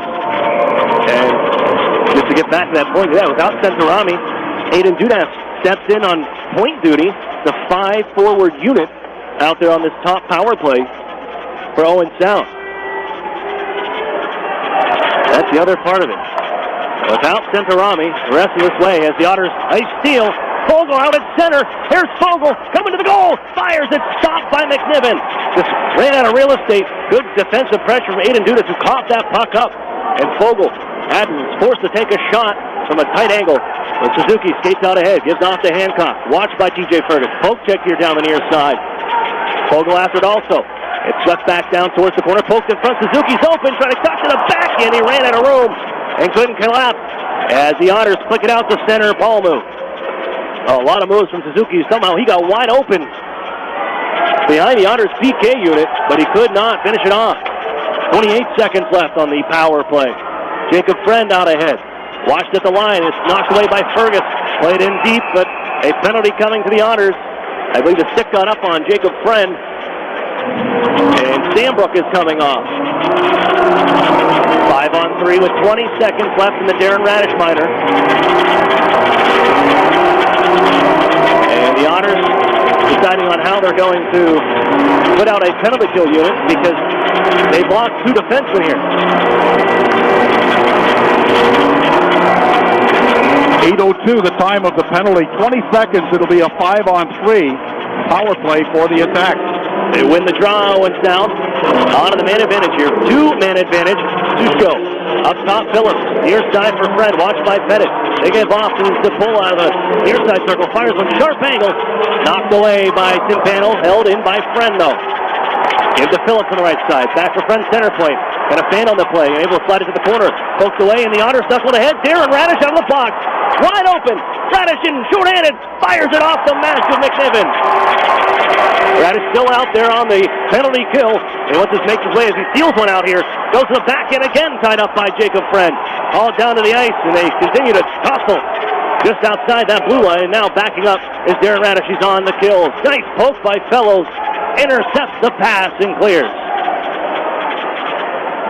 Oh, another short-handed stop for Michael McNiven. Darren Radish from the blue line in. But Jacob Friend carries ahead. Here still with the power play. Sandbrooks in the box. And they knife it down to the corner with a minute on the man advantage. Put it ahead Suzuki with a backhand try. Knocked away by Timpano. Moves by Byrne up the near side. Friend keeps it alive. It's Suzuki out of the circle. Snaps one. Shoulder save made. Rebound to the air. Gadjevic knocks it down. And it's out for Friend at the blue line. 45 on the power play. Phillips to Friend.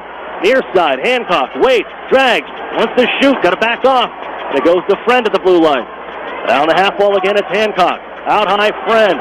Waits.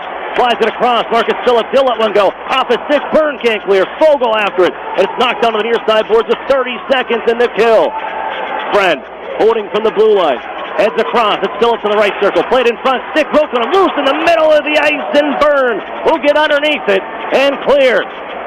Jonah Gadjevic giving Timpano all he can handle, setting up the screen in front. No shots got through, and they couldn't take advantage of that screen set up in front of the Timpano in the Erie cage. Paul Lou wheeling and dealing back the other way. Is out of the box. Steps Sandbrook. The Otters have killed off that in a 5-on-3. DeBrincat battling in the near corner. Moved around by Darren Radish. Off the body of Paul Lou. Throwmaster throwing towards the net. Oh, Timpano never saw it, but it sailed high and nearly caught Gadjevic underneath the mask. Here he plays it out ahead. Hancock reaching. It'll pop out to center. Here we're under midway through the second. Erie ahead to a 3-1 lead. Suzuki on for Palmu. Try to flip it over, but he's off the skate of Eric Chernak. Reels it in and sends it up the near side boards. Hancock here. Trying to drag in front. Lost the puck, but he moves it down for Suzuki. And now Sushko out of the near corner. Inside Erie territory. Watching is Chernak. Here's Hancock. Man coming in from the blue line. It's reaching with Taylor Radish to deflect it out as Trenton Bourne trying to move to the middle. But a good read defensively from Taylor Radish. 9:15 to play in the second. And the Otters with a 3-1 lead and have just killed off 2 power plays. Well, the first power play by the Otters to start the period. They gained some momentum off that. They've outshot the attack 7-3 in this period. But the penalties to the Otters have come back and given momentum to the attack. And they brought the pressure to the Erie Otters end of the ice and got some 3 shots on the goal. and some close-in opportunities, but nothing to show for it. So they're doing some pushback, and they're motivated by those penalties, and I think the loss of Santarami. Everybody has to crank it up a notch. Otters fans, keep your clothes in top shape with Chido's Dry Cleaners, complete with an easy, accessible drive-through and free pickup and drop-off. Chido's Cleaners is second to none. That's Chido's Dry Cleaners, the official dry cleaning service provider of the Erie Otters.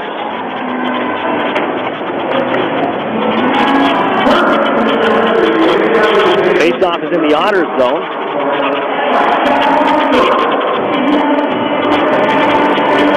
And to the right of Timpano. And after Alex DeBrincat was held scoreless in game number 5, just the second time. We'll get to that. Here's Jersey with a try. Deflected in front, knocked away by Hedrick to the near side. DeBrincat held scoreless for just the second time in 43 of his last game's plays. Sambrook the other way. Bounced towards the front of that by Fogle. Picked up by Maximovich. Loose out of the near side circle, and out ahead goes Owen down. Aiden Dudas with Sushko and Schmalz. They flip it in, and Timpano wants to move it. He'll slide around the boards. He'll pick up, dug out of the corner by Schmalz, trying to fling it towards the net. Erie blocks the shot. Jacob Friend able to keep it alive. We're going to expect to see them take some chances, I would think, Owenstown. Try to feed it on in front, and it just comes off the stick of Timpano. Loose down to the corner. Maximovich and Schmalz battling away. Sambrook also squirts loose. There's Kyle Maximovich. Looking to move it up that far side board. 2 men on him. He's knocked down to the ice, and now Hedrick takes over. And they're working up the far side. Maximovich now sends it up the boards, but not out. Aiden Dudas keeps it alive. Down off the skate of Maximovich. Played on for Fogle. He'll just dish it out to center, trying to get around Jacob Friend. Strome comes across, but it's Jersey in control. Quickly ahead for Schmalz, using the body to protect the puck, but his shot is blocked out of play by Sambrook with 8:10 to go in the second period. Yeah, a bit of a swing back and forth, momentum on one side, then the other. All coming off of penalties and power plays, too.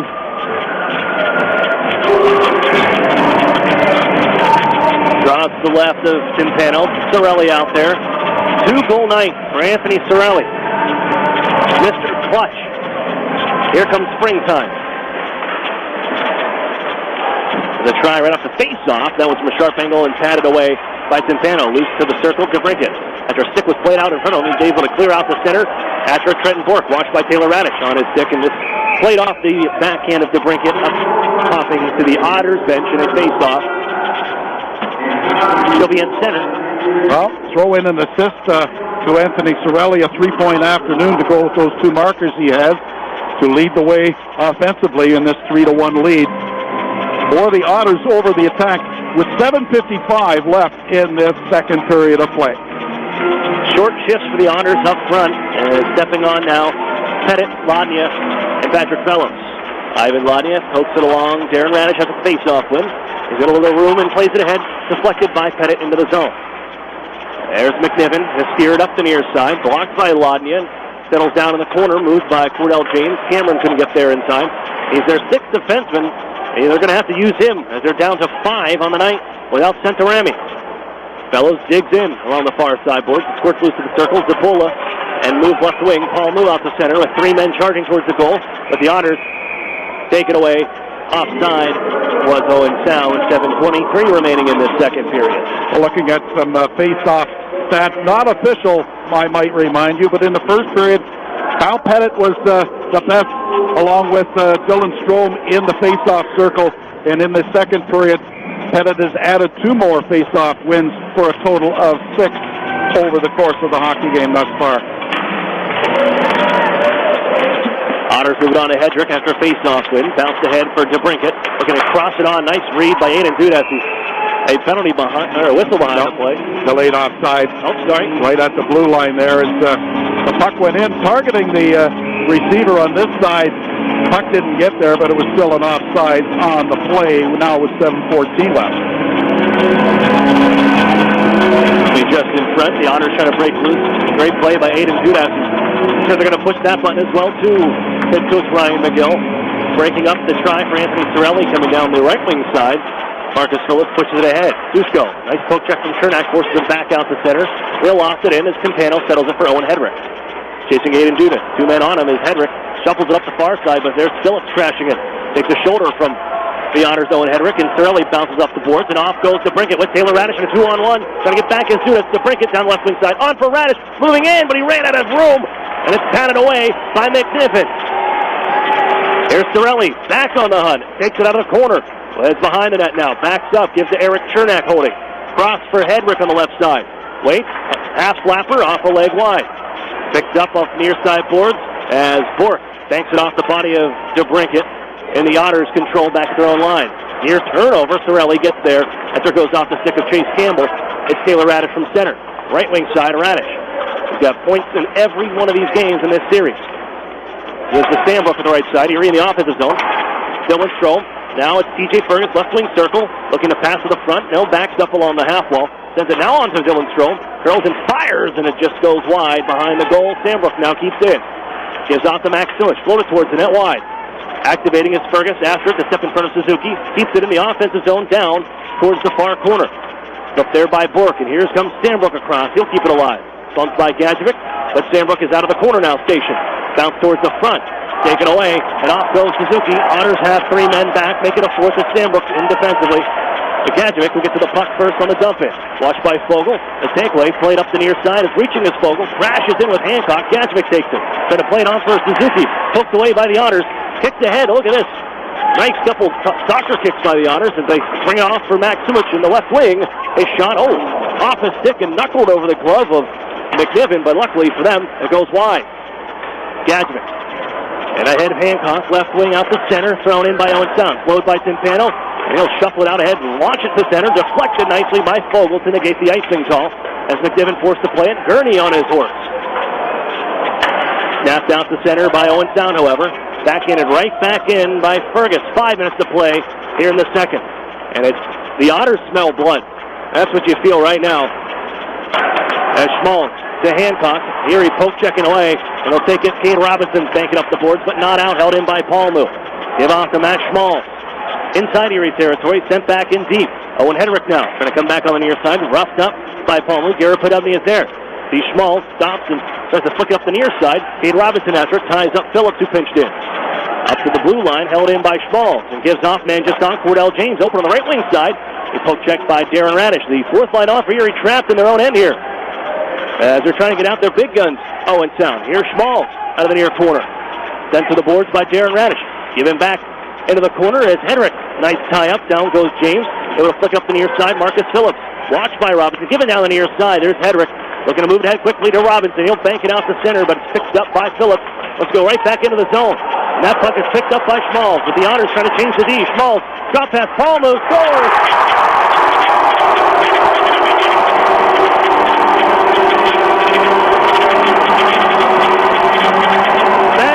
Sets up another one, and a big goal brings them within one. But a bad change for the Otters, and it's a 1-goal game from Owen Sound. Well, the attack had brought all sorts of pressure down behind the goal line, battling for that puck and winning the battle, and as a result got the puck out to Schmaltz, to Palmu, who made no mistake from the left face-off dot to make it a 1-goal hockey game at 3-2. Time of this goal, 16:03.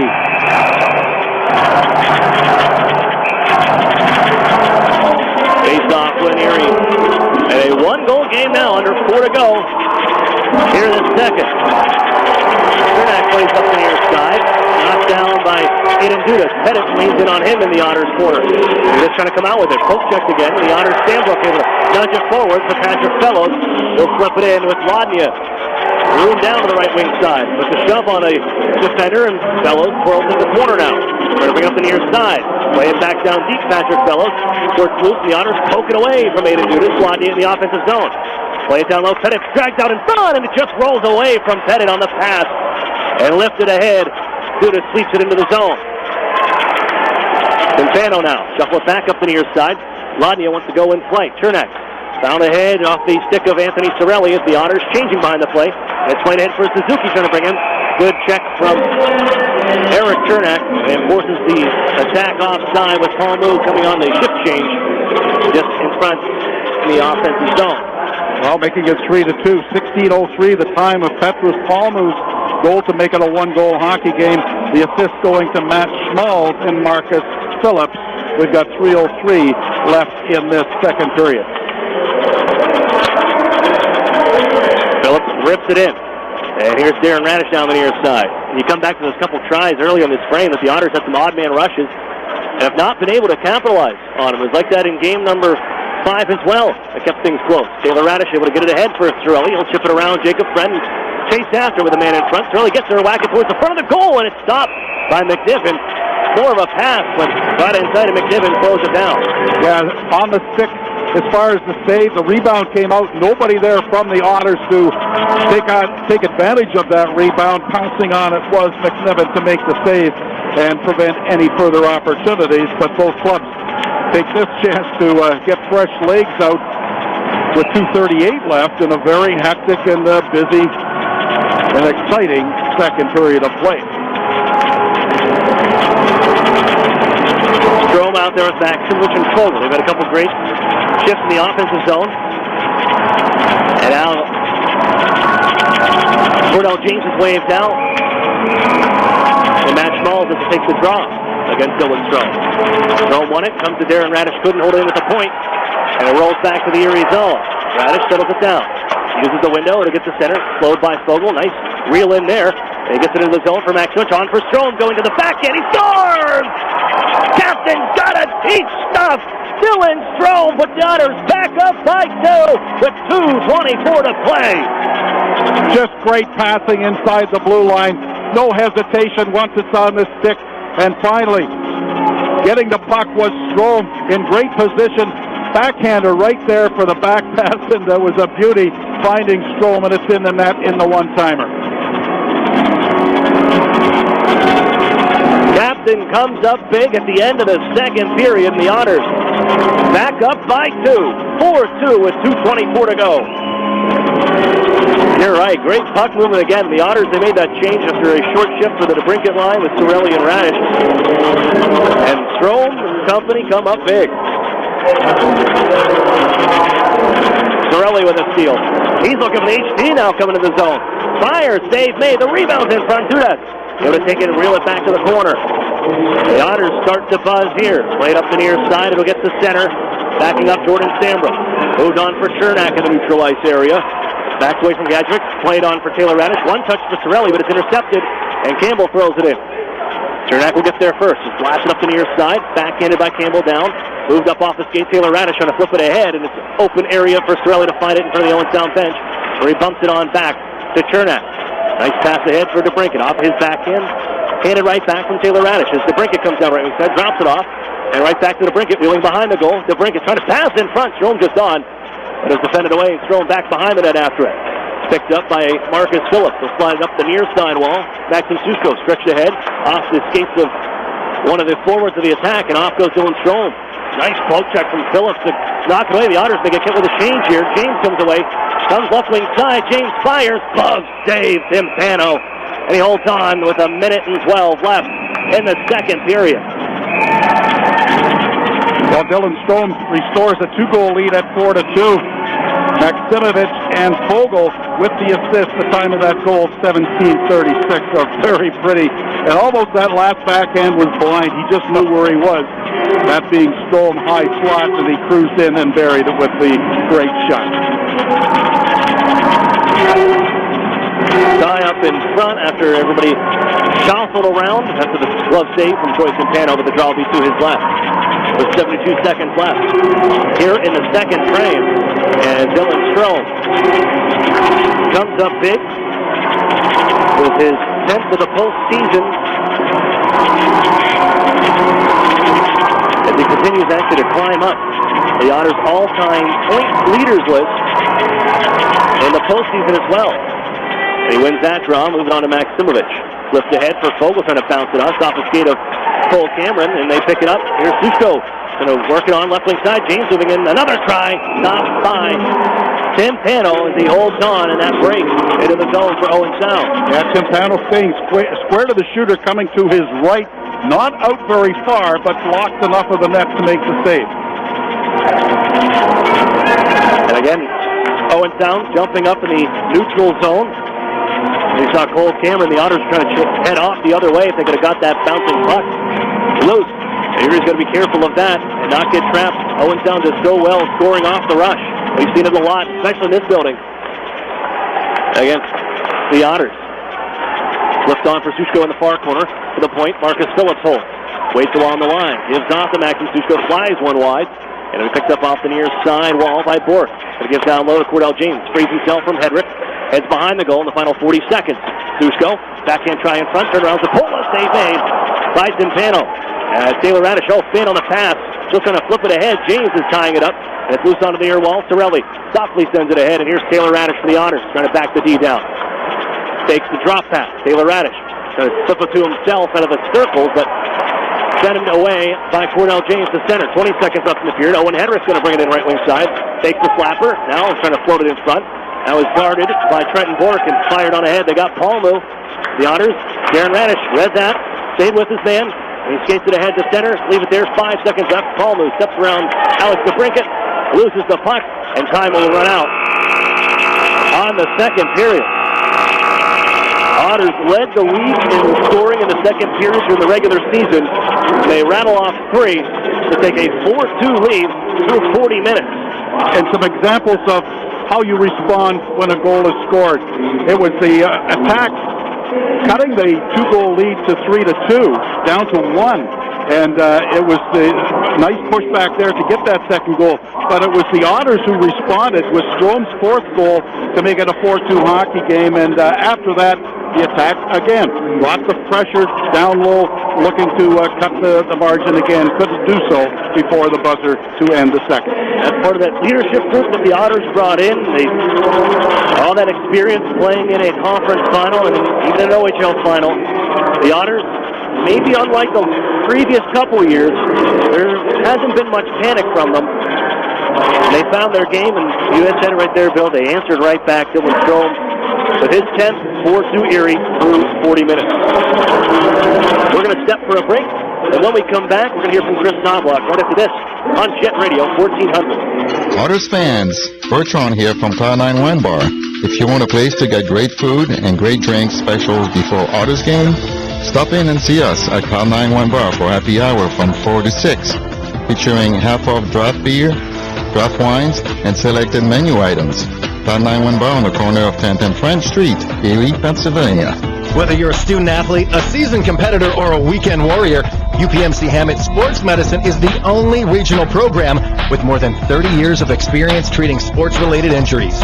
From sports injury prevention to specialized treatment, visit us in our facility located in the Bayview Center at 100 Peach. UPMC Hammett Sports Medicine is recognized for its expert treatment and rehab of any sports injury. Count on UPMC Hammett Sports Medicine, the choice of area athletes. Visit upmchammett.org for more information. The Sheridan and Courtyard Erie Bayfront Hotels are proud sponsors of the Erie Otters. Join us for the pre- and post-game celebration at the award-winning Bayfront Grill or the brand-new Shoreline Grill. Let us help you fuel up for the high-energy game with our extensive menus and craft brew selections. You Otter be dining with the best. Crossover utility vehicles, called CUVs, are more popular than ever, and there are too many to choose from. If you compare them closely, however, you'll know why we believe that only one CUV offers the most and costs the least. It's a 2017 Mitsubishi Outlander Sport CUV, and you'll find it in this region only at Interstate Mitsubishi. The Sport is now $19,990 or $239 a month, and that's with all-wheel control. The Sport also comes with a 10-year, 100,000-mile warranty, 7 airbags, 18-inch alloy wheels, and a 6-inch touchscreen, and more. If you like CUVs, please compare the Outlander Sport with all-wheel control for $19,990 at Interstate Mitsubishi, 1/2 mile south of the Mill Creek Mall on Route 99. Counter pricing includes dealer APR cash, which requires financing through dealer indirect lending program. Lease figured at Tier S approval and is prior to tax, title, license, and dock fees. First one payment due with signing based on $23,390 MSRP. Erie's News Talk Station. Jet Radio 1400.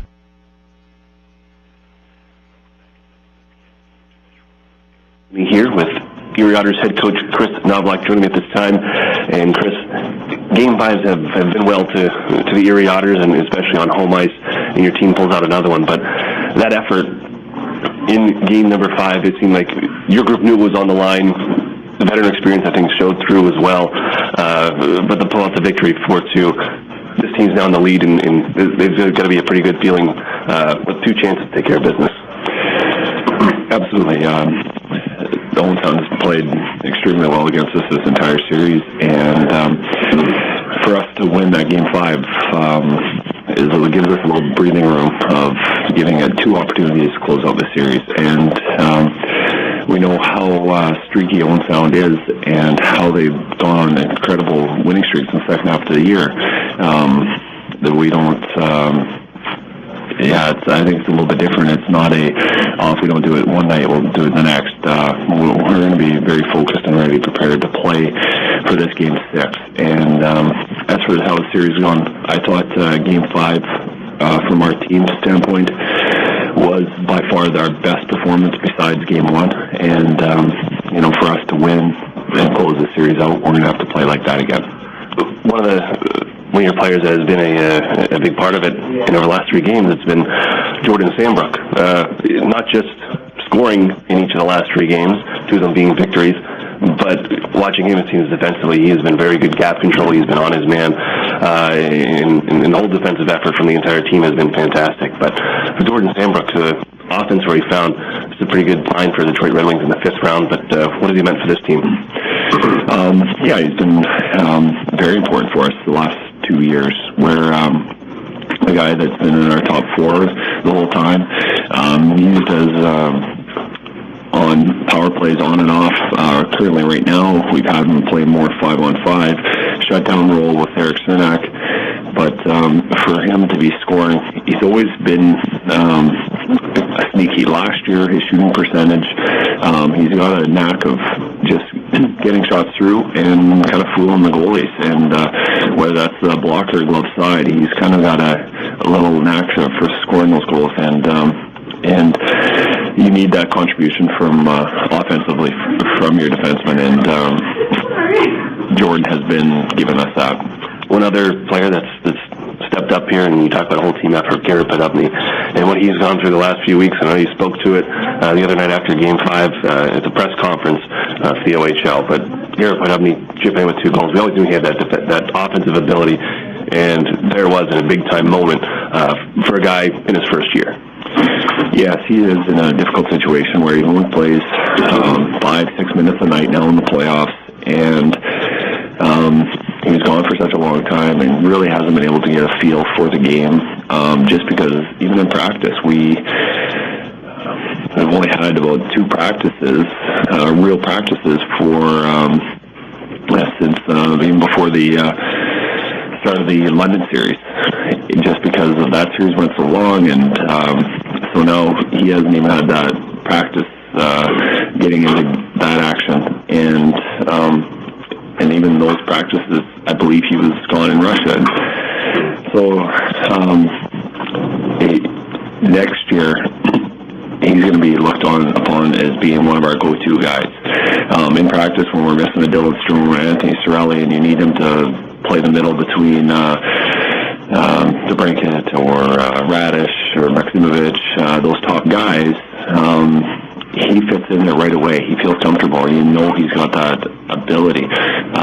But sometimes when you're stuck on the 4th line and not getting those minutes, it's tough for those young guys to feel comfortable and play their game. But Podubny played really well the other night and came up big with those 2 goals. So Game 6 here in Owen Sound, 2 p.m. start, so it's a little bit different for the group, but you got to expect a big-time pushback from Owen Sound. They're on the ropes. They got to try to tie things up and send it to a Game 7 if they can. For the Otters, you said your team will be prepared. How do you have them on the goal and on site here tonight or today in Game 6? Well, I think there's going to be a lot of excitement in the building early on, and them playing hard and fast. And I just want us to be prepared for that, but also we don't want to change our game.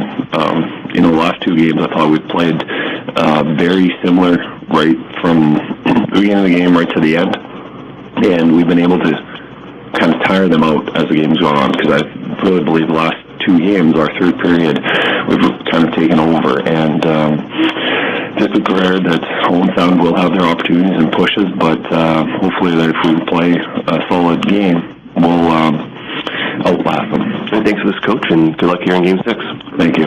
That's Chris Knobloch of the Erie Otters. More hockey coming up on the UPMC Intermission Report here on Jet Radio 1400. An Erie landmark since 1953, Nunzi's Place serves generous portions of great food at reasonable prices. Family owned for almost 60 years, Nunzi's prepares the finest Italian food in Erie. Come see why the Erie Times News said Nunzi's is known for food that tastes good. Nunzi's Place, located at 2330 East 38th Street, near the Bayfront Connector. To call for reservations or place an order for takeout, call 825-2940. Nunzi's, known for Italian food that tastes good since 1953. SEO, text message marketing, social media. As a business owner, you know the best way to reach customers is online. Viral videos. But you don't have time to keep up with the latest digital marketing technology. Web design. That's where Local Edge comes in, especially for the one term you're most concerned with. ROI. As a full-service digital marketing agency, Local Edge offers turnkey solutions to grow your business online. From search engine optimization and marketing, to social media, to mobile advertising, to video promotion. Our expert support team is ready to customize a program to your needs and track results throughout the campaign. Plus, as a division of the Hearst Corporation, Local Edge is backed by the largest, most diversified communications company in the nation. So when you're ready to generate leads, find new customers, and increase your revenue, talk to the digital marketing experts. Visit localedgemedia.com. Think digital. Think Local Edge. National Fuel says, smell gas, leave fast. Then call 1-800-444-3130. If you detect something that smells like rotten eggs, it could be a natural gas leak. Leave the premises immediately and contact National Fuel from a different location. Do not use your phone or turn on a light inside the area. Immediately leave the premises and call National Fuel's emergency line. Play it safe and remember, smell gas, leave fast. Then call 1-800-444-3130. In 50 yards, turn right on Main Street. Continue on Main Street. On second thought, go directly to Tim Hortons. Order any freshly baked bagel and Philadelphia cream cheese for just $1.99, like the new Asiago bagel with chive and onion cream cheese. Recalculating route to your nearest Tim Hortons. Change up your morning routine with a bagel and cream cheese from Tim Hortons. Now, just $1.99 at participating U.S. restaurants for a limited time. Keep up on all things Erie Otters by following us on social media.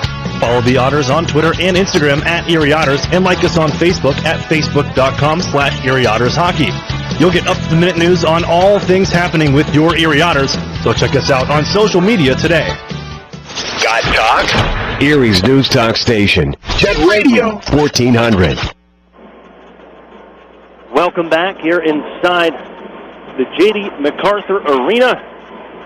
The Otters, after 40 minutes, hold a 4-2 lead here in game number 6 with the Wayne Gretzky Trophy in the building. 20 minutes separate them from a date with the Mississauga Steelheads Thursday night at the Erie Insurance Arena. 20 minutes away from that, we're going to recap for you inside the UPMC Intermission Report. It's our Arctic Spas recap. I'm Aaron Cooney. Bill Granger along with me on the broadcast as through one period, Owen Sound striking first, riding that high on the crowd being into it. A lot of buzz to start. They had 10 of the first 14 shots on goal. And Aiden Dudas continues his good play after a 2-goal night in Game 5 on the board here at 5:58, 1-0 Owen Sound. But the Otters, you can see the maturation of the team over the last few years, and they stayed calm. Maybe last year, if that was Mitch Marner and company going up 1-0, they may have got into their own heads. But Erie staying calm, and a power play chance of their own at 16:38.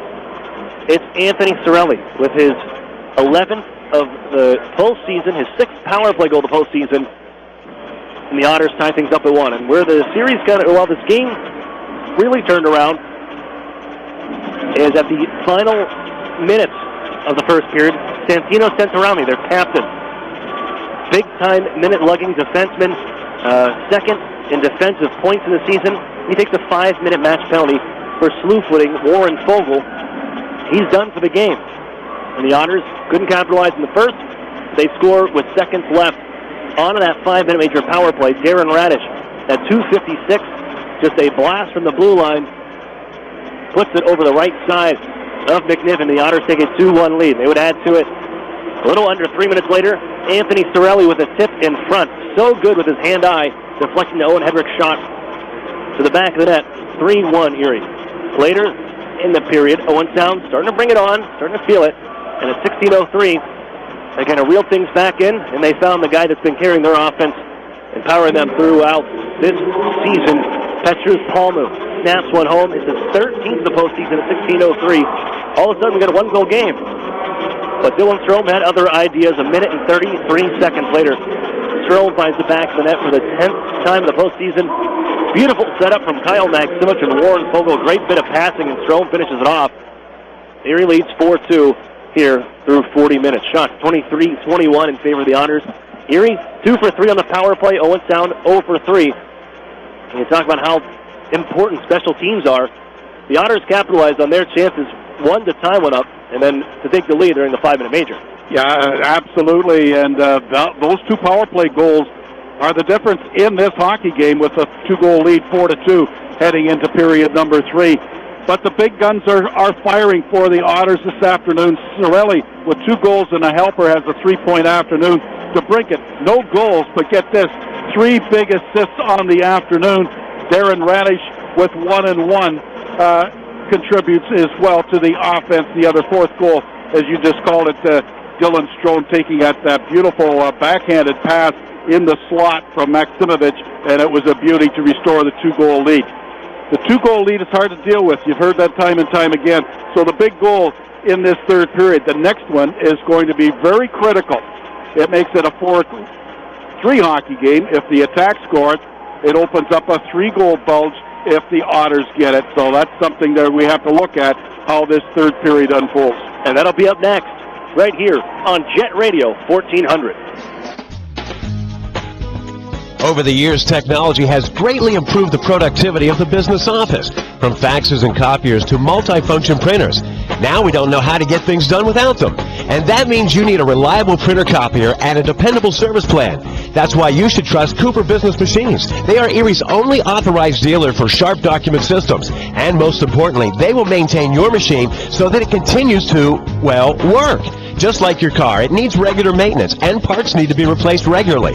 If your copier isn't properly maintained or you're not getting toner in a timely fashion, then you've been reminded what it's like to work in the dark ages. Don't wait any longer. Your business requires dependability. Shouldn't you expect the same? Cooper Business Machines, Erie's only authorized Sharp dealer and service provider, helping you get back to business since 1980. Online at cooperbusinessmachines.com or call 456-7585. Programs, get your programs! You know, Mill Creek schools have all the programs you need. Really? Yes, they have preschool programs, Center for Performing Arts programs, Honors College and ROTC programs, dual enrollment and student internship programs, not to mention 16 advanced placement courses, 30 varsity sports, and over 50 high school clubs and activities. Sounds like they do have a program for everybody. Programs, get your programs! In the Mill Creek School District. Otters fans, if you're looking for the best hand-cut steaks, fall-off-the-bone ribs, made-from-scratch sides, ice-cold beer, legendary margaritas, and fresh-baked bread, then look no further. Texas Roadhouse, located at 7475 Peach Street, Erie, is the place for legendary food and legendary service. Whether you're looking for a special occasion or just a night out with good food and friends, think Texas Roadhouse. And don't forget to cut your wait time by using their famous call-ahead seating. That's Texas Roadhouse, 814-864-9494. So we had just moved here from out of state when the phone rang and this nice woman introduced herself as our healthcare concierge. She wanted to welcome us to her new health plan. And I thought, well, this is something nice. But then she took the time to find us a family doctor near our new home, and I thought, no, this is something different. Customer service, unlike anything you'd expect. UPMC Health Plan.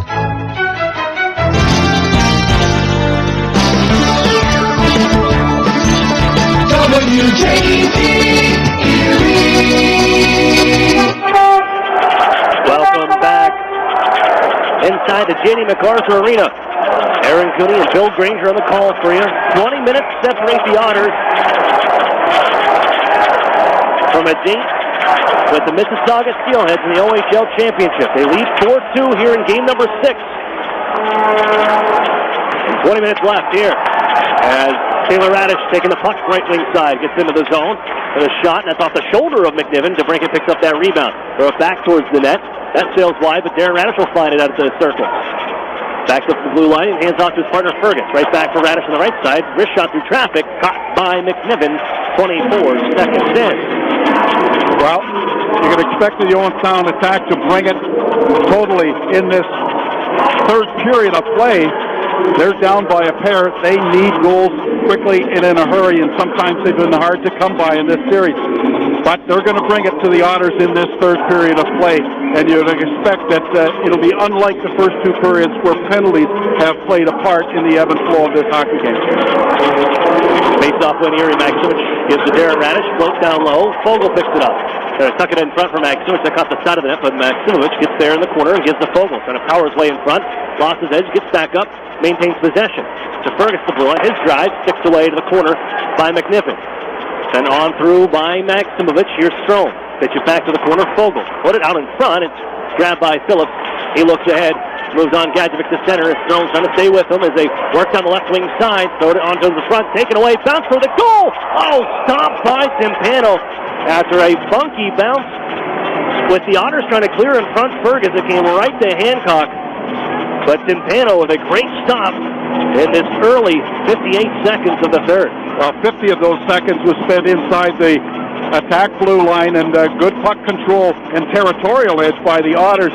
But coming back very quickly and getting that tip on Timpano where he made the save was the best opportunity inside this first 58 seconds. Erie kicks one loose to Chernak. Now Lodnia getting ahead. His pass cross ice for Fellows. Out of the reach, but they force McNiven to play it. Come up to Chernak. He'll leave it back down deep. Lodnia after it. Lodnia, nice tie-up as Pettit takes over. As Lodnia out of the near side corner, holds there, makes his way up the near side. Wanted to play it out for Sandbrook at the point, and was cut off by Suzuki, who has it now. Quickly on him is Patrick Fellows. Puts him down towards the ice, and they cough it up. Sushko to Pettit. Trying to bring it right back in. Erie's going to have to do that. They're going to be quick on puck carriers and force them to make decisions even faster than they're used to. They did it well in game number 5. They want to do that here in this third period as well. It's Sushko out to center. Poke check by Sandbrook, but Suzuki gets it deep into the zone, and Chernak goes back with Sushko. Puts him into the boards. Puck loose to the corner. Grabbed by Anthony Cirelli. Nudged ahead for DeBrincat. Pushed on for Taylor Radish, but that cross-ice pass, too much air on it, and Friend heads back with the Otters. They steal here. Oh, recovery from Friend knocks it loose back behind his own net with Taylor Radish on the hunt. It's Friend again from the left corner. Skates up. Lost the handle. DeBrincat back after it. Ties him up. A Friend able to recover. Moves it on for Marcus Phillips, who looks ahead. His pass intercepted. Came right to Taylor Radish. Goes skate the stick into the offensive zone. Radish moving in towards the net. Fires one from a sharp angle. The net comes off, but we keep playing. McNiven saying, yo, the net's off. We need a whistle here, but the Otters still have it. And he finally nudges it off completely, and we get the whistle with 17:37 to go in the third. Another example that officials don't see everything. But yeah, he gives it an extra shove to make it obvious, and they didn't hear him. They saw it. So the face-off will be inside the attack end zone. We play 2:23 in the period, 4-2 remaining the score for the Otters. Thrown back on with Fogel and Maximich. Radish and Hedrick, the defenders. Where the Otters have been able to gain a bit of an advantage on their blue line at least, as they shorten it up just enough. Mitch Byrne will see limited minutes as Hedrick out there with Darren Radish. Maximich tied up out at center and tossed it on to Bork. Played in on deflection by Cordell James. Hedrick after it. Reverse for Palmer. Slided in front. That goes off his skate and pops onto the near side corner. The Otters, Maximich trying to snap to it. That goes off the glove, and Fogel had a stop. It goes in onside. Now he chases it down into the offensive zone. Fogel with a body on a man. Comes up high with that puck. Turned around, continues with it. Bork all over him, as it allows Sandbrook just to flick it towards the net. Cameron lost it. On in front. Hook glove down. Strome couldn't get a stick on it. Strome has it in front. Fogel fans on the play. And Trenton Bork pushes it ahead for Palmu. As Strome reaches, intercepts one, reaching in front of Zapola. Otters Finishing up a change themselves. Here's Fergus. He'll leave it back. Jordan Sambrook snapped ahead. Pettit redirects it into the zone. That comes back to some of that inexperience on the blue line, at least in a postseason game like this. Lives on the line, and they're without their captain and overage Player of the Year candidate, and Santino Santorami. After that 5-minute major match penalty for slew-footing. Smalls direct into the Otters zone. Timpano out to play it. Moves it on for Lodnia. Poked away, and it's picked up by Pettit in flight with Fellows 2-on-1. Pettit right wing side. He's going to shoot. Save made. The rebound's loose near side, and Fellows couldn't get there. He's taken out of the play. Sent down low for Ivan Lodnia. He's shoved down to the ice by Marcus Silk. Smalls after it. Pettit heading towards the bench on a change. Here's Smalls. And that big wingspan taking his puck to center ice. He continues charging. Great reach from Chernak to knock it away at center. And they got to back up. Smalls heads to the bench. Slipped in. That was offside. Hancock chases after it. He was 3 steps behind the Otters D before that puck even got to the blue line, and the whistle sound. Well, we mentioned earlier that this 2-goal margin enjoyed by the Otters is on the strength of their 2 power play goals. You know, you'd think that Santorami, deserves a better fate winning that overage award, and he's waved off, and those 2 goals were scored while he was penalized. Him and Darren Radish. Radish finishing 1. Santorami finishing 2 in overage of the year. They're both up for defenseman of the year, and I think we'll see how that plays out later on as the awards continue to be announced throughout the postseason. As the Otters a steal here in the offensive zone, but it's quickly knocked loose as Sorelli couldn't find the disc. And Suzuki plays it in off the stick of Hancock down to the far corner. Battle there with Chernak as they tie up behind the net. Hedrick reaches in, pokes it loose. On for Taylor Radish and pump for Sorelli on right wing side. Going to back down Jacob Friend. Nice stick handle move, but Friend with a good poke check. Knocks it loose in control, flying out the right wing side of Suzuki. The Otters look to close in on him. As Suzuki gets to the zone, hits the brakes, and fires it onto the corner for Palmer, just on slap one. Kick save by Timpano, and off goes to Brinkett. He'll reel the puck in, holds and waits for the Otters to finish some changes up. As Cameron stays with them, pokes it back to Erie ice. Sambrook there for the Otters.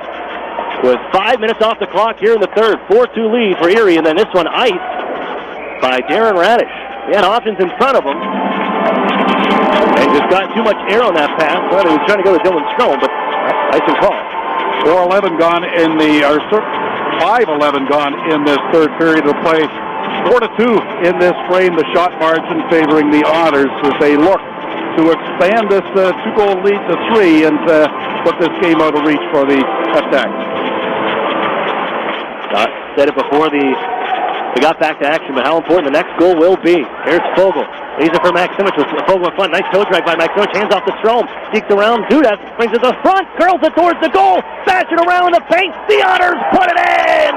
Dylan Strome with the second of the night. And the Otters take a 3-goal lead. How about that? 5:26 into the third period. That 3-goal margin now exists as Erie and Dylan Strome score once again in a goal-mouth scramble. Every player on the forward line, I believe, touched that puck as it was loose and finally gets banged in. And Fogle had a whack at it, but it was Dylan Strome, the captain, who puts it away. 5-2 in Owentown, Game 6. But if you're Erie, I know people listening back in Erie, Pennsylvania, we've seen teams capitalize and score pretty quickly against the Otters in some short second opportunities. So the Otters, you're still skating downhill for another 14 and a half. Timpano slides it behind the goal. It's loose, though, trying to poke away to the circle with Fellows. But he's tied up by Aiden Dudas. It's still going to match its intensity. It's for sure going to come from a team that's going to fight nail and tooth down to the wire. Palmu back behind the Otters net. Shuffles on near side. Palmu watching as TJ Fergus slide it out for Zapola at the point. Shot was blocked by Pettit. Got a tip on it. It's bounced up but not out. Followed by Chernak. Guide on for Ivan Lodnia. It'll get out to center ice. Lodnia steps around Jersey and pokes the puck in deeper. Erie short shift, and they will make their swap. Palmu back to his own end. As he looks right side, Jersey caught up by Sorelli. On top of his Anthony Sorelli, but it's reeled in by Zapola. Fished out as the Otters, that should have been a penalty. There it is, yeah. Timpano played it outside the trapezoid. I was waiting to see an arm come up and never came up, then the Otters touched it again. But Ferguson's going to go make the call from the far corner, and Timpano's guilty. There's a big chance for Owen Sound now. 6:21 the time of the penalty to the goaltender, Timpano. One that you don't see too often, but doesn't mean that the officials aren't alert to it possibly happening. And outside of the trapezoid was Troy Timpano, and the Otters will sit out a man for 2 minutes or less. Special teams playing the factor in tonight's game. The Otters have capitalized twice. Owen Sound 0 for 3 on their try. Fergus ties up Palmer when it comes to Aiden Duda at the blue line. Palmer stepping to the goal. Save made by Timpano. And Gadjevic right there sniffing for the rebound.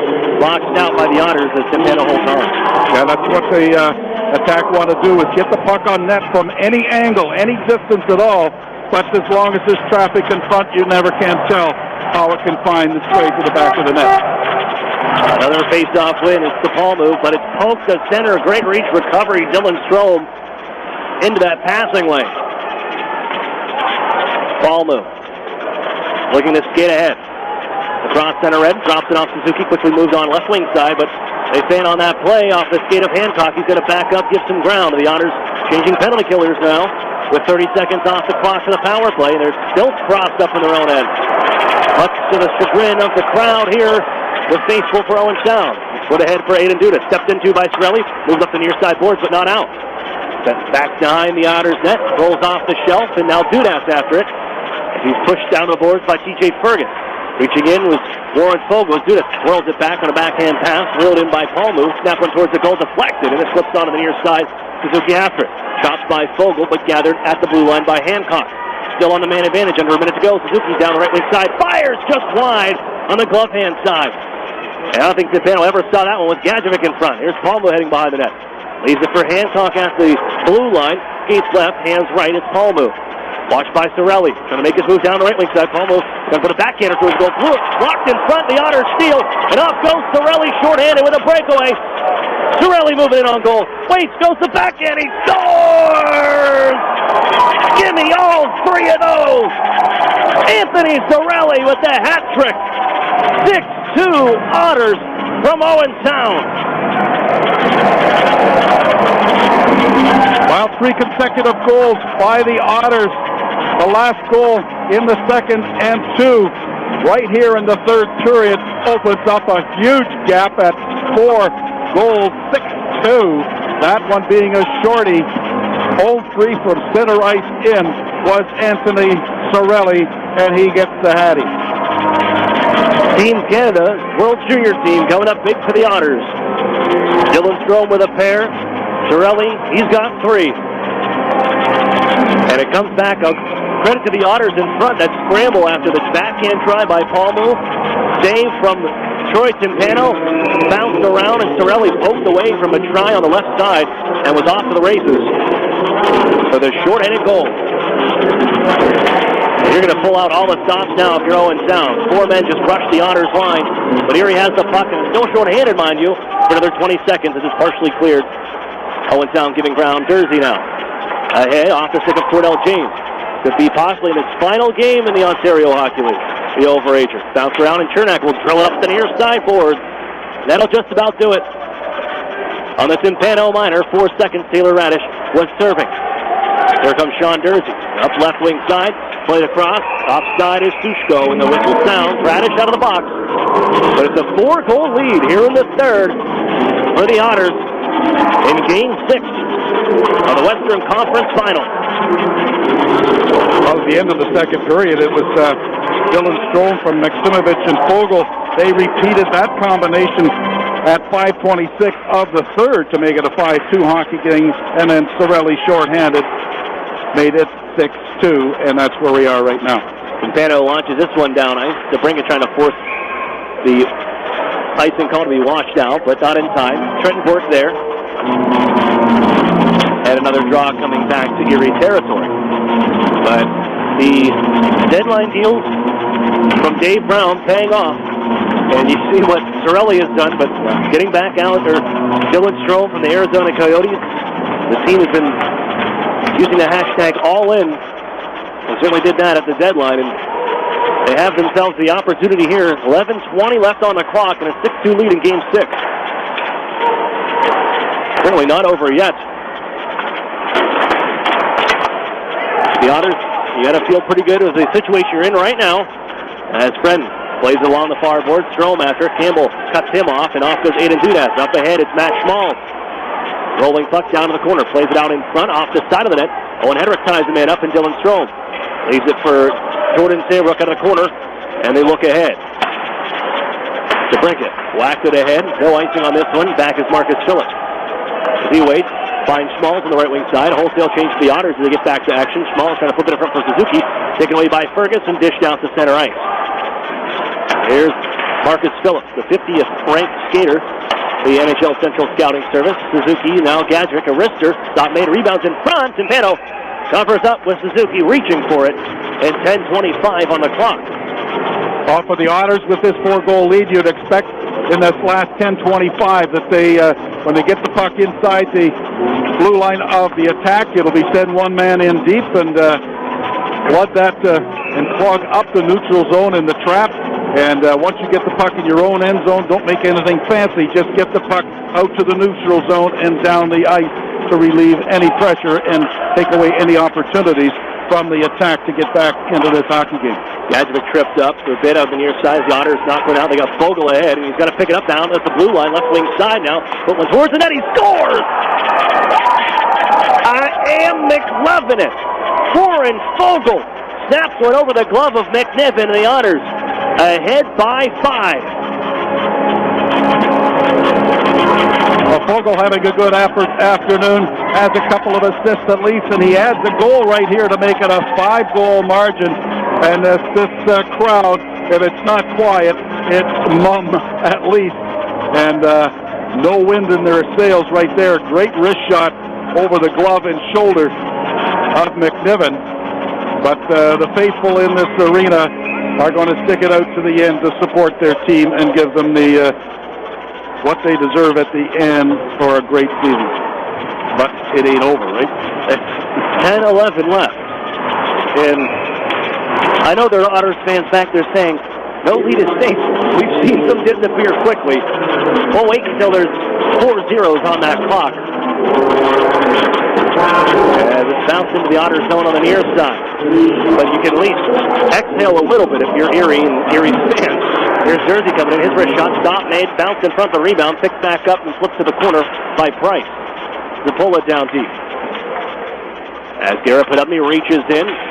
Nick Price moves it on to Kevin Hancock. Zapola in the circle on the back door. Look out, a try off the post, getting a shoulder a piece of it was Timpano. The try by Bork. Erie flips it ahead. And another short hand, or the odd man break.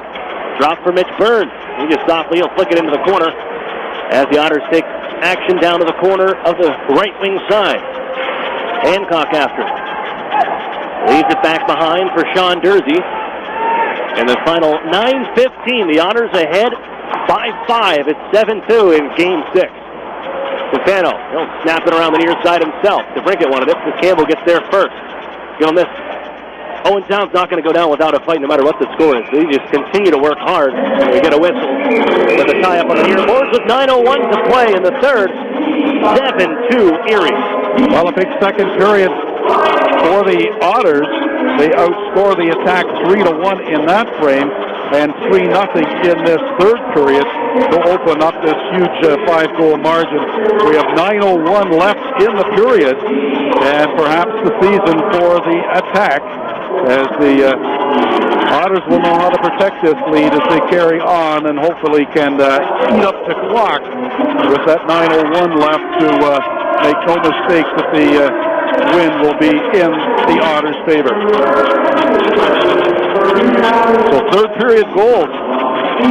Dylan Strome, Anthony Sorelli with his hat-trick goal, and Warren Fogle with a great wrist shot are the third period goals to put this game way ahead of in favor of the Otters. But as you point out, there's the coach gathering his troops. Ryan McGill sketching up a plan to get a goal real quick, starting from a face-off win.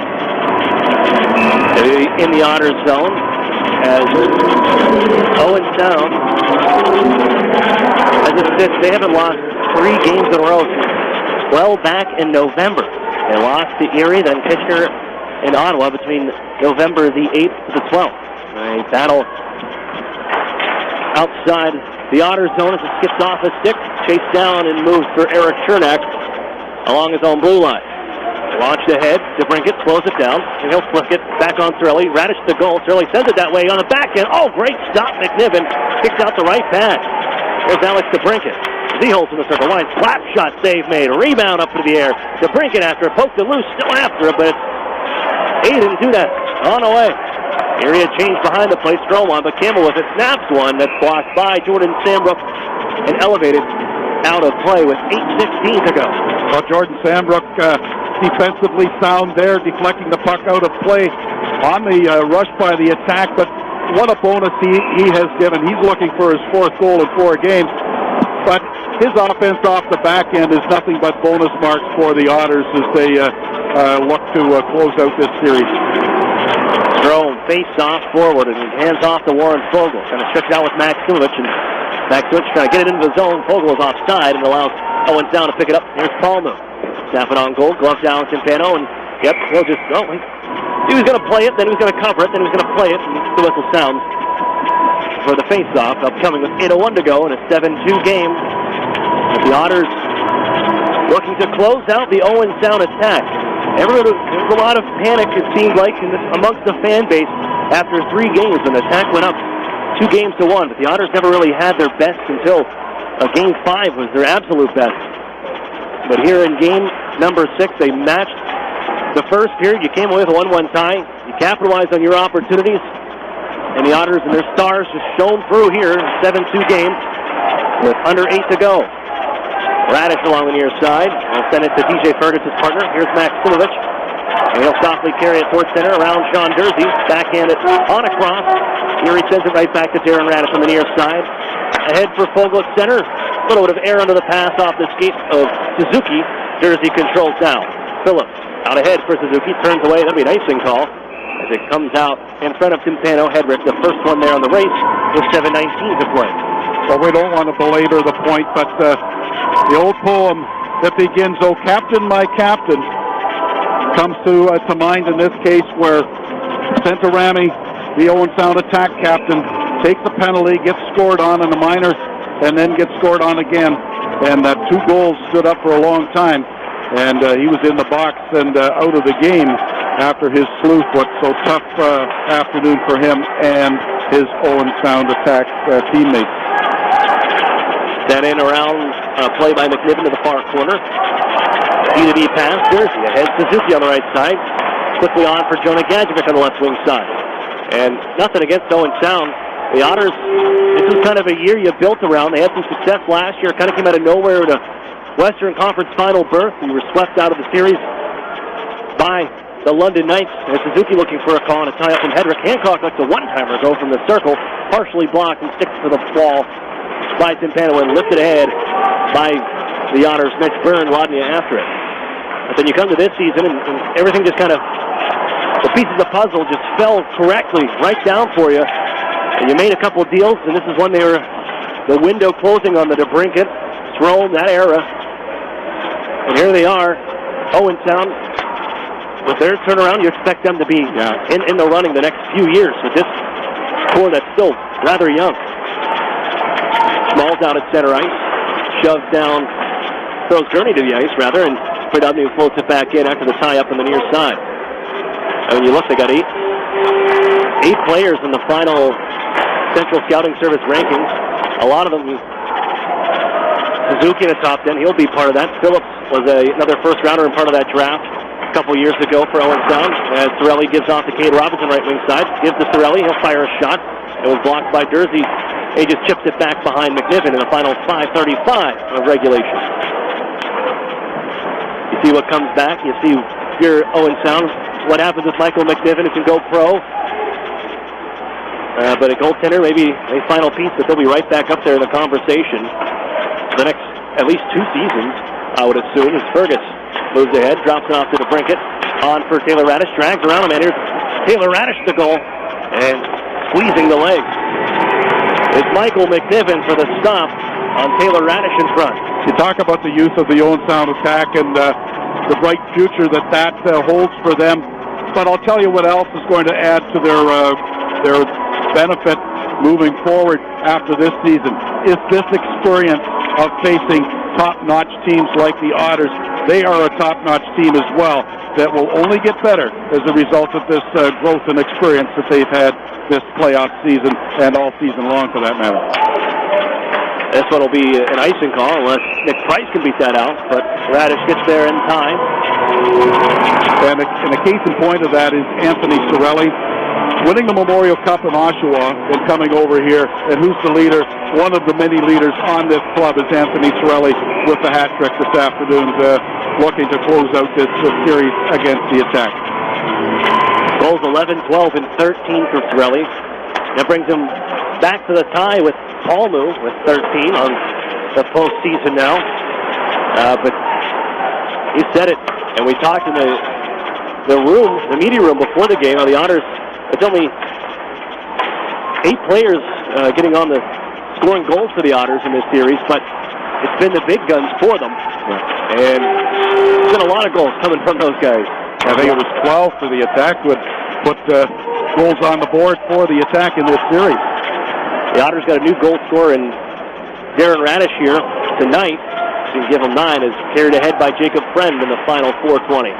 Poke checked away. A lot of the Otters, they collapse on the left wing side, and Fellows takes it down the left wing. He's roughed up by Dudas, but the Otters follow up in possession. Ladnia along the near side board. Take it down as Fellows runs into Dudas. Yeah, he'll be the knee on knee. Jacob Friend comes across.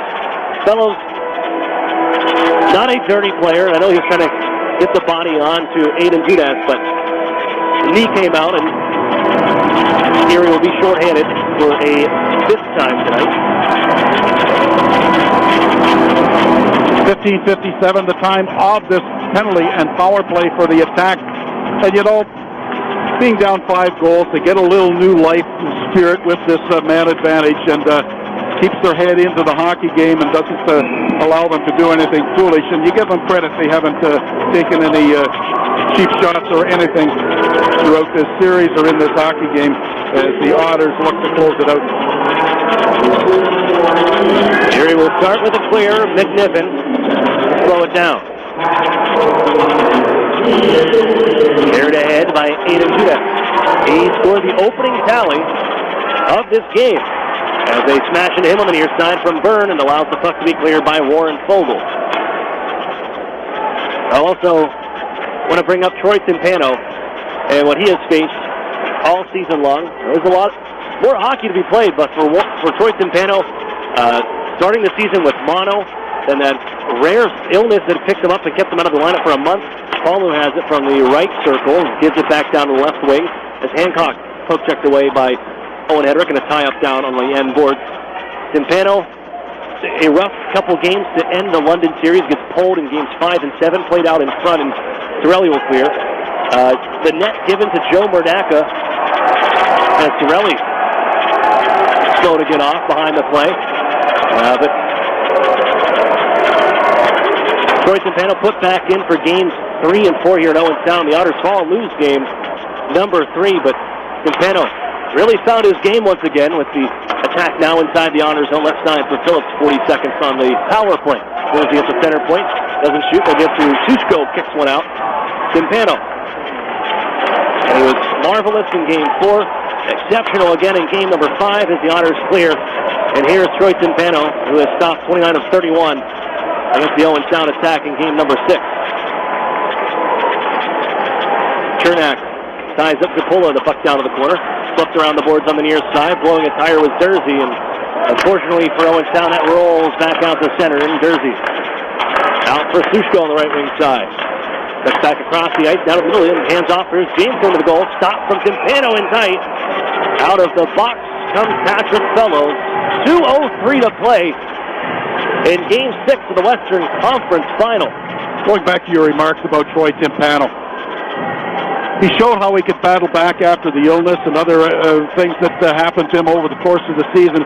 But after being pulled, as you pointed out, in the London series, and he had to battle back more and showed the character that he's developed this season with the Otters, and nothing but a tip of the hat for him. And he's got at least 4 more games in this season, as the Otters just got 2 minutes on the clock to run out.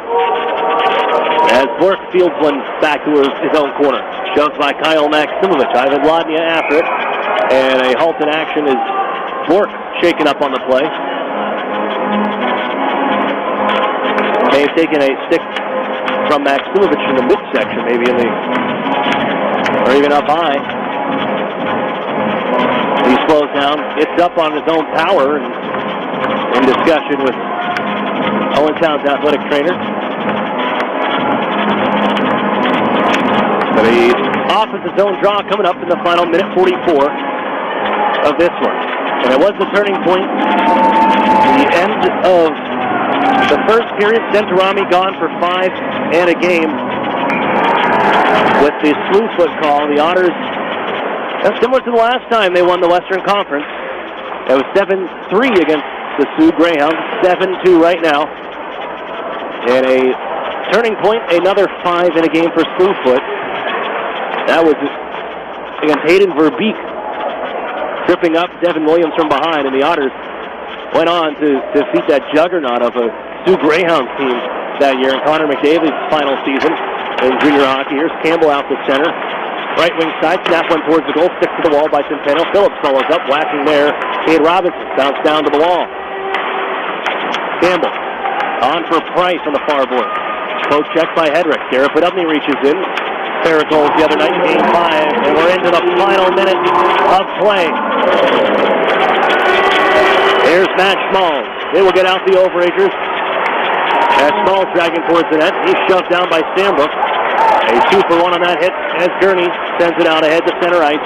He'll skip off the blue line jersey there. Right back to the Otters line. And it's Gurney. Lifted ahead. Glove down by Schmalz. It's a whack, but he brings it into the zone with 34 seconds left. Hallmaster fires one. It's blocked. And Darren Radish pitchforks it back the other way. Fellows to chase it down. 25 seconds left. Bounced it neutralized. Maximovich into the zone. Fellows goes in deep. An extra hit from Friend. As it's slowed by McNiven. 2 members are separated. And sent down the ice. Campano will play it. No icing in the final 10. Pull up the anchor. Those are leaving dry land. The Erie Otters are going fishing for trout as the OHL Western Conference champions 2017. Well, first of all, credit to the Owen Sound attack for a valiant effort this afternoon in the absence of their captain, Santino Centorami. But credit as well, and a huge pat in the back to each and every one of the Otters who battled on the road here to win 7-2.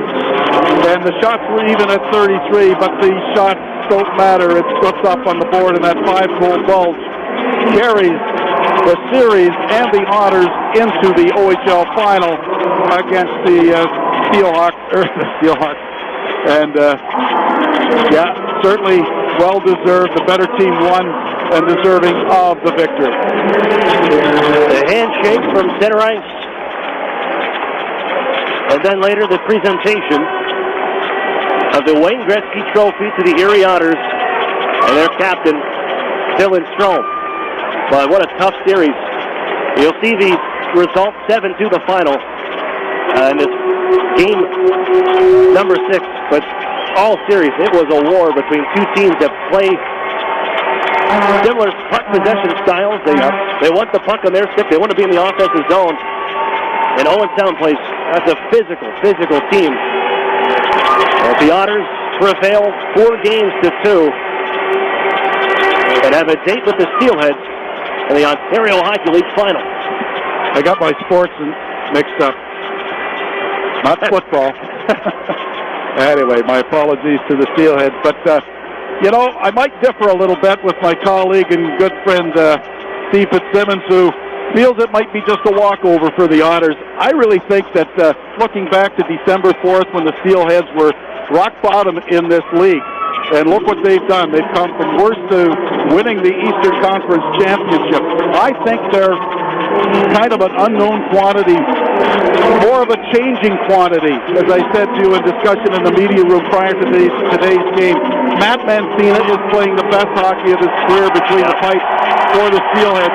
So I'm not sure that the team that you've seen at the beginning, middle, and end of the season is going to be the team that you expect.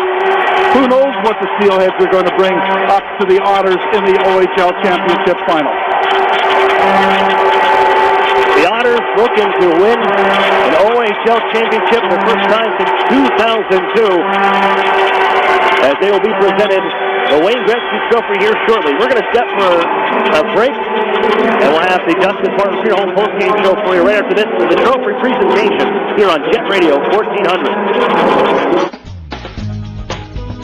Over the years, technology has greatly improved the productivity of the business office, from faxes and copiers to multifunction printers. Now we don't know how to get things done without them. And that means you need a reliable printer copier and a dependable service plan. That's why you should trust Cooper Business Machines. They are Erie's only authorized dealer for Sharp document systems. And most importantly, they will maintain your machine so that it continues to, well, work. Just like your car, it needs regular maintenance and parts need to be replaced regularly. If your copier isn't properly maintained or you're not getting toner in a timely fashion, then you've been reminded what it's like to work in the dark ages. Don't wait any longer. Your business requires dependability. Shouldn't you expect the same? Cooper Business Machines, Erie's only authorized Sharp dealer and service provider, helping you get back to business since 1980. Online at cooperbusinessmachines.com or call 456-7585. Dr. Jones is right over there. Early in the afternoon, Barbara checks in at a doctor's office. But if you look out the window, it's miles from the closest medical facility, because Barbara is in Highmark's Healthcare Mobile Clinic, a doctor's office on wheels that brings care directly to remote communities and members in need. By reaching out to Highmark members in need and inviting them to our mobile clinic, we're making access to care a little easier. Living proof of the difference you can make when you're all for health. Highmark Blue Cross Blue Shield. Visit HighmarkLivingProof.com. Hey Otters fans, Bertrand here from Cloud9 Wine Bar. Do you know where you can get a great Sunday brunch? Cloud9 Wine Bar is now offering Sunday brunch from 11 a.m. till 2 every Sunday. Our brunch features over 20 items, an omelette, a carving, and a crepe station. Stop in and see me at Cloud9 Wine Bar on the corner of 10th and French in Erie, PA. What's 10,000 square feet with 100 plus arcade games, all set to free play, including air hockey and one round of glow golf, all in one great space? If you said Playport Erie Arcade, Erie's largest indoor arcade center, you're exactly right. And if you haven't had a chance to stop in and enjoy all those old favorites and new challenges, now's the perfect time. Race your friends head-to-head with the 4-player simulators, ride motorcycles, boats, skis, and more. Playport has bowling, pinball, basketball, hunting games, and of course, all for a one-price admission. Come on into Playport Arcade. It's like having that feeling when you wish you were a kid again. Yeah, that's the feeling you'll get at Playport Erie Arcade. Playport is more than just an arcade. Playport is Erie's first indoor glow golf attraction. It's like walking into another world as you enter the glow golf room filled with neon and different fun obstacles at every hole. Playport is fun for all ages. And now for a limited time, grab 3 people along with yourself and take advantage of the 4-pack special. But hurry, it's only for a limited time. Playport Arcade on West 12th Street in the big white building just east of Peninsula. I beat my best score. I love this game.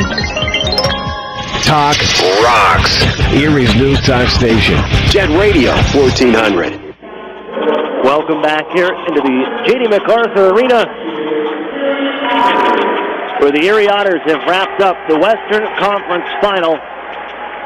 Dylan Strome heads over to receive the Wayne Gretzky Trophy. Meets up with Ted Baker.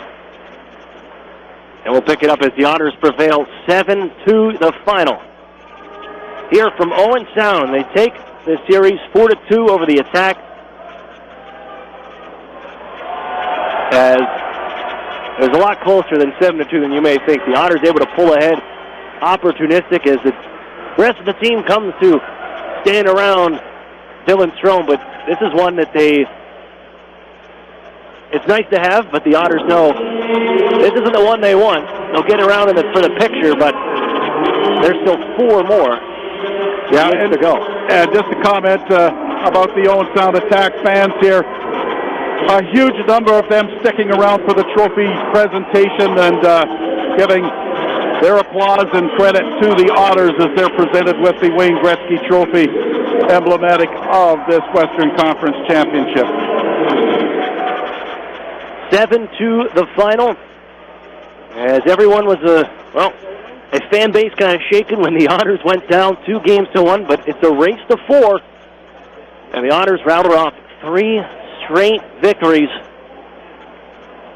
against the Owen Sound Attack on their way to the Western Conference Final victory. And now, the next team up is the Mississauga Steelheads. It's a nice Erie contingent here to cheer along with the boys down by their own bench, and the Otters will make their way off. And for them, there's still a 5.5-hour bus ride to get back to Erie before the real celebration can begin. But games in the OHL final will start Thursday at the Erie Insurance Arena, and those tickets will be going on sale shortly for Game 1 of the Ontario Hockey League Final, Otters and Mississauga Steelheads. Well, if they get a trophy, the Otters do, and they also get hats, and with that, I'll say hats off to the Otters for their championship for this Western Conference. They've got a great chance to go to the Memorial Cup, but as you pointed out, Aaron, there's one huge obstacle in front of them in form of the Mississauga Steelheads. And they've been on a tear through the Eastern Conference, taking out the number 1 seed Peterborough Pete's in 4 games. Yeah. And also running through there after dropping a game to the Oshawa Generals in the second round. They won 3 straight to make it through the second round. And so, well, I'm sure that the Otters will have plenty of scouting reports on the Steelheads and will plan accordingly how to get around what they did in the East to put the Petes away in 4 straight and their championship run in the Eastern Conference. 7-2 the final. This is the Duskus Martin Funeral Home post-game show. Duskus Martin working tirelessly to give your loved ones dignity. We'll quickly recap. I got to make my way back. We got a, like I said, busted catch with the Otters tied after 1. After Aiden Dudas got on the board first at 5:58. Anthony Sorelli matched it on the power play at 16:38. We are tied at 1 after 1. Second period, the Otters rattling off 3 in that second frame. 2:56, Darren Radish on the power play, followed by Anthony Sorelli's second of the night at 5:30. And then as Owen Sound, every time they tried to climb back, Paul Moo got him within 1, but 2.5 minutes later, Dylan Strome answering 4-2. And the Otters just adding the dagger in the third. Dylan Strome is second of the night at 5:26. 2 minutes and 24 seconds later, Anthony Sorelli doing it himself, shorthanded, able to block a shot and take it ahead on a breakaway, beats McNiven 6-2. Fogle a little more insurance. And the Otters prevail in the Western Conference, and it's on to host the Mississauga Steelheads for the OHL Championship Series. Well, it's going to be a dandy either way. It's going to be championship hockey in Mississauga, Ontario, and Erie, Pennsylvania, and there's going to be some good hockey played, and we don't know what the outcome will be, and for the Erie Otter fans, they're going to be hoping it's going to come out on their side, and Mississauga as well, but a nicer, shorter trip for the Otters fans to come to Mississauga, and a great facility there to watch a hockey game, and there'll be tickets available. Seen some pictures, and I've been there, and you'll be able to get in, but tickets at home for games 1 and 2 of the OHL final at the Erie Insurance Arena go on sale tomorrow at noon. Those will be available at the Erie Insurance Arena box office, online at erieevents.com, and over the phone at 814-452-4857. That's OHL Championship Series tickets on sale Monday at noon for the Otters and the Mississauga Steelheads. But 7-2 the final here tonight. We're going to wrap things up And we're going to get on our way. At least I am, back to Erie, Pennsylvania. For Bill Granger, once again, thanks for coming on and helping me out. I'm fighting through a cold as well the last couple of days. It's a pleasure to do it with you, and I appreciate the offer and the welcome that you've always given us. That's Bill Granger. I'm Aaron Cooney. I also want to thank Greg Moz back in studio as the Otters advance to the OHL Championship Series. Game 1 Thursday at the Erie Insurance Arena at 7 o'clock. Tickets for Games 1 and 2 of the OHL Final go on sale Monday at noon. You've been listening to the Erie Otters on Jet Radio 1400. If you missed just one morning with Barry and Jim on AM 1400. You have so much hot air, I could power a steam car for me. I could solve the energy problem. Okay. Well, thank you. Seriously, Barry, That's what a talk show host needs, is a lot of hot air. Every time you think you got a chance, you give a shot at Republicans. Erie Talk in the Morning. We now join the Pittsburgh Pirates, already in progress on Jet Radio 1400. Efficiency, huh? Try the FedEx Small Business Center. Their tools and advice can help streamline shipping and improve your e-commerce business. Yeah, and unlike hamsters, FedEx would be fine with the cat. The cat? Power freezes up whenever she comes around. Help make your e-commerce more efficient. Go to FedEx.com/smallbusiness. Head to PNC Park for a Kids' Day on Sunday, May 7th, when the Pirates play the Brewers at 1:35. Every kid 14 and under will take home their very own Pirates Jump Rope, presented by Allegheny Health Network. Arrive early for the fun and games on Federal Street in the #1 Cochran Family Fun Zone. Then stick around after the game when kids can head to the field and run the bases, compliments of the original pizza logs.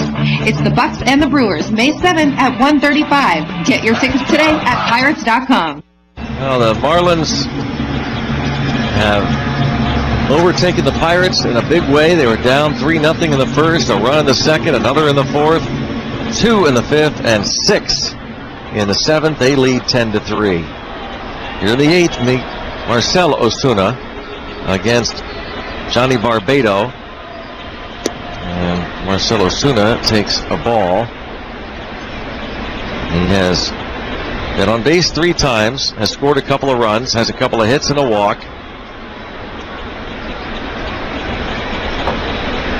1-0 pitch, fouled off. Man, that got Stewart again. In the shoulder. If you're just joining us, Francisco Cervelli is not available today. The Pirates could not get Elias Diaz here quickly enough, so John Borman, a backup catcher for the Bradenton Marauders in the Florida State League, is over from the west coast of the state, just in case. Pitches up and in, a check swing and a appeal to first base umpire. He said he went. It's 1-2. Isn't it wild, though, that how careful all teams are when it comes to taking players off the 40-man roster and exposing them and everything else, and then you got to do it like a blink of an eye. You got to make a quick call. Yeah. And so Danny Ortiz taken. Well, they must have had a spot. They did have a spot. They did. But a lot of times this pitch is bounced, headed up the middle on a base hit for Marcell Osuna. Most times those spots are not available. And they got to, really think long and hard. Yeah. Have meetings, decide what they're going to do. Is Justin Bohr, what is he going to do next? He has 4 hits. He's doubled, singled twice, and homered, and he has driven in 6 runs. Justin Bohr, left-handed hitting first baseman for the Marlins. As far as the triple's concerned, I think he has a better chance of hitting it out of the park and missing home. Takes a strike from Barbado. In a big park, I guess he could end up with a triple. Had 15 home runs last year. 51 RBIs, a Rule 5 pick from the Cubs in December of 2013. 6'4", 269 pounds. 0-1 pitch. Hits this in the air to right. Jaso is back and well in front of the track, will make the catch. 1 out here in the bottom of the 8th inning. So this date in Pirates history, in front of nearly 10,000 fans at Recreation Park. The Pittsburgh Alleghenies play their first game in the National League. Defeat Chicago White Stockings 6-2. Of course, the Alleghenies would become known as the Pirates in 1891, but this is their first game in the National League. This date in 1887. A rich history of the Pittsburgh Pirates. All won on A.J. Ellis. Told you you'd want to stick around.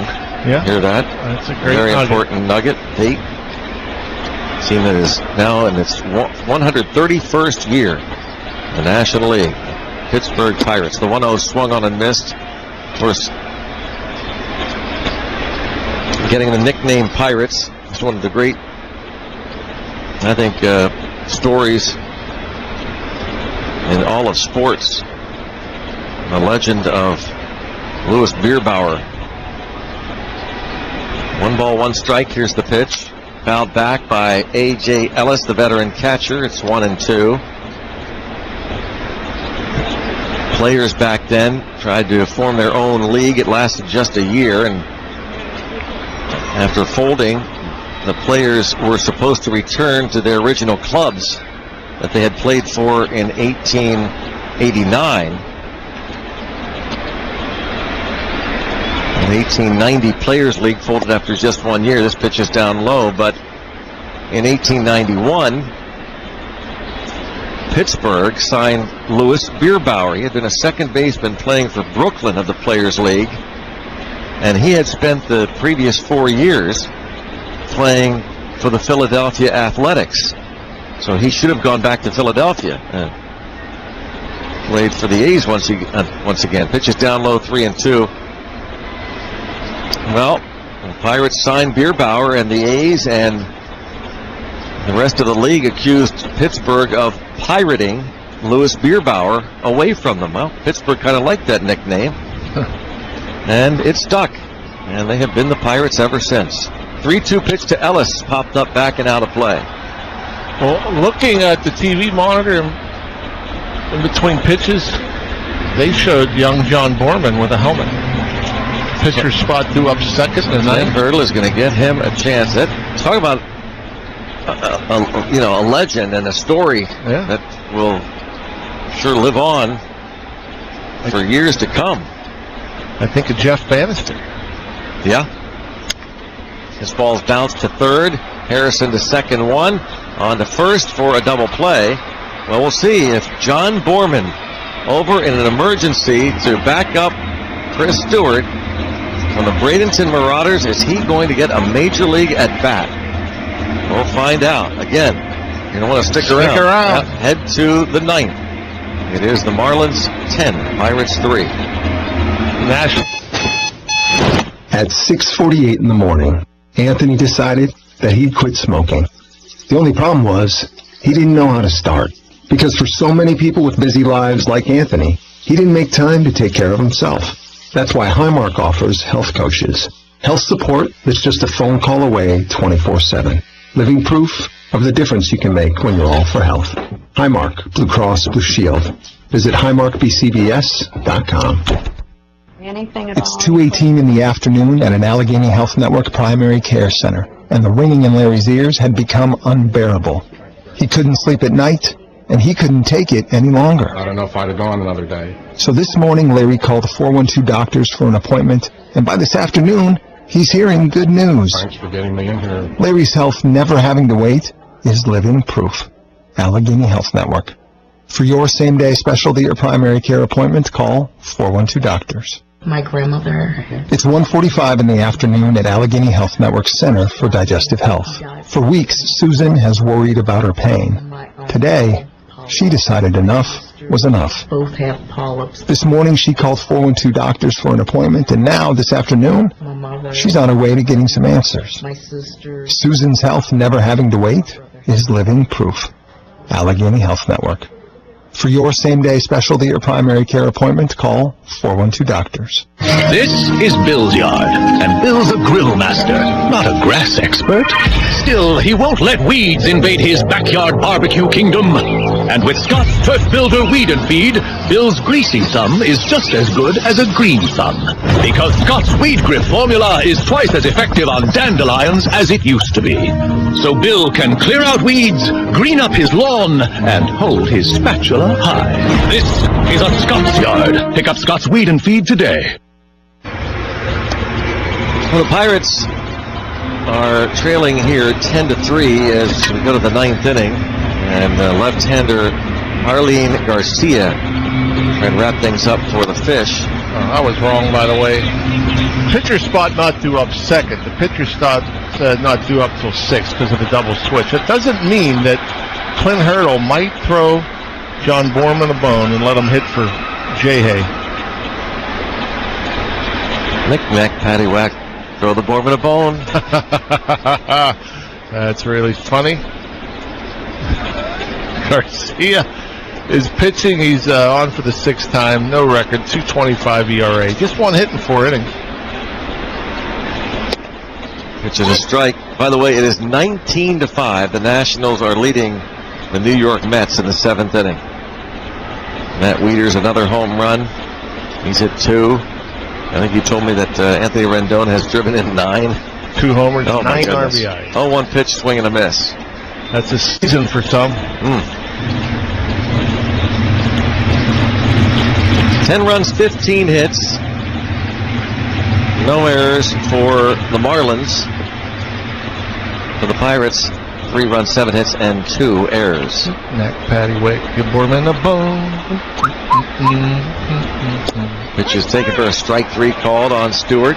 Ninth inning brought to you by the Hartford. When the unexpected strikes, the Hartford strikes back with small business insurance. Yeah, there he is. He's coming on deck. How about that? By the way, the Nationals, you're always thinking, oh, that great rotation, the great pitching. I mean, they're in the bottom half in the league pitching-wise. That's the biggest surprise of all. Offensively, though, my goodness.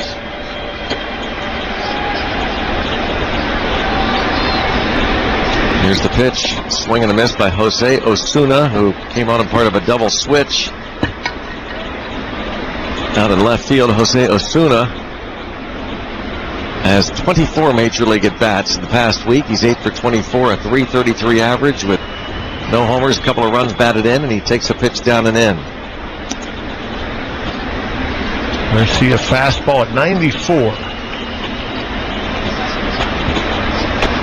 John Borman is on deck. Here's the 1-1. And a line shot by Jose Osuna past third into the left field corner. He is into second base with a double. And the players are, and John can certainly speak to this better than anybody, but about the nerves of making it to the big leagues for the first time. And it's one thing for a guy to get a call, as Osuna did a week ago, from Andy Barquette, AAA manager. It's quite another for John Borman to be in a Major League uniform and stepping to the plate. And as the PA announcer here at Marlins Park announces John Borman to the plate, the Pirates bench applauds. I would venture to guess that most of the guys in the dugout don't know who John Borman is. Oh, yeah. That's how odd this is. I don't recall him getting called over for any games. Ball's fouled off. John Borman, a backup catcher for the Bradenton Marauders in the Florida State League, is getting a Major League at-bat, and with all due respect and root for him and hope that it works out down the road, it is more than likely, just statistically speaking, it would be difficult to imagine that he would get another Major League at-bat down the road. Again, anything can happen. But just players don't make it to the big leagues. This pitch is high. 1 ball and 1 strike. That's how tough it is to make it to the major leagues. Financially, what this will do for him. Because all of a sudden, he gets a big bump in pay. I forget how it works. But he has to get a percentage of the major league salary when he goes back down to the minor leagues. Maybe the biggest paycheck he'll ever see. 1 ball, 1 strike pitch is down low. Borman had 22 at-bats this season, 3 for 22. In 7 games for the Marauders, their starting catcher is Christian Kelly. No homers, 1 run batted in. Safe to assume he has no family? 3 walks, 6 strikes. In terms of like wife or kids or anything? Because big league insurance is a big deal. Oh, yeah, that's true. 2 balls, 1 strike to John Borman. The pitch. Fouled it back up against the screen. He's a union member. Yeah. For the rest of his life. I wonder now, you get in the box like this, it happens so quickly. Maybe it's hard for the nerves to take over. You're out there now, right? Am I? Oh, I mean, he's nervous, but I tell you what, he's never good at bat. He's taking cuts. 2 good cuts. He took a couple breaking pitches nicely. 6 foot, 205 pounds from Danville, Virginia. Here's the 2-2. Swing and a miss. John Borman strikes out in his first Major League plate appearance. And 2 down, it will bring up Josh Bell. Borman hit for Josh Harrison.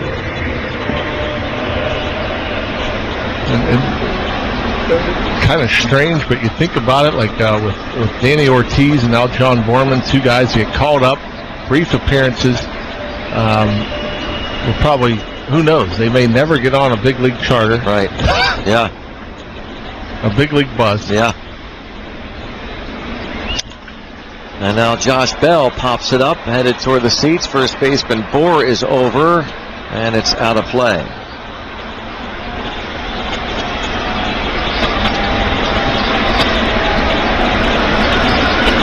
Oh, 2 down, 10-3 Marlins. And I love that Clint Hurdle gave him. Yeah, that's great. I mean, that's the only way you could. Yeah. Because if you're up big, you can't. If you're down big, you can't. Mm-hmm.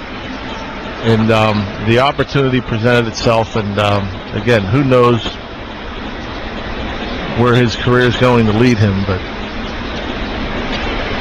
Josh Bell couldn't hold his swing on an 0-1 breaking pitch. 0-2 on Bell, batting right-handed. He has homered, walked, singled, and grounded out, and the Pirates are down to their final strike.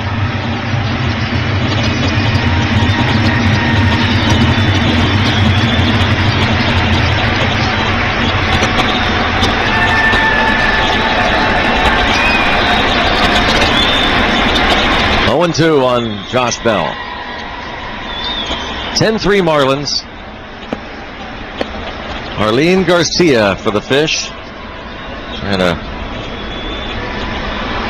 wrap this one up. The pitch is in the dirt, faster than the competition, just like FedEx Ground. FedEx Ground delivers $200 to the Laurel Highlands Council, Boy Scouts of America Scout Reach program, for every stolen base by a Pittsburgh Pirate this season. So far, FedEx Ground has donated $2,400. The 12 steals. Just saw a replay of John Borman going over and patting Josh Harrison on the back and thanking him for allowing him to use one of his at-bats. It's a pinch hit. Here's the 1-2 pitch from Arlene Garcia. Low, 2-2. I mean, it cost Jay Hay an at-bat, but I'm sure Josh Harrison appreciates John Borman as much as anybody. Yeah. I mean, that's pretty neat stuff. I mean, obviously not ideal situation with the team down big with a chance to sweep. 2-2 pitch, fouled off by Bell. John Borman last year at West Virginia hit .243 in 50 games.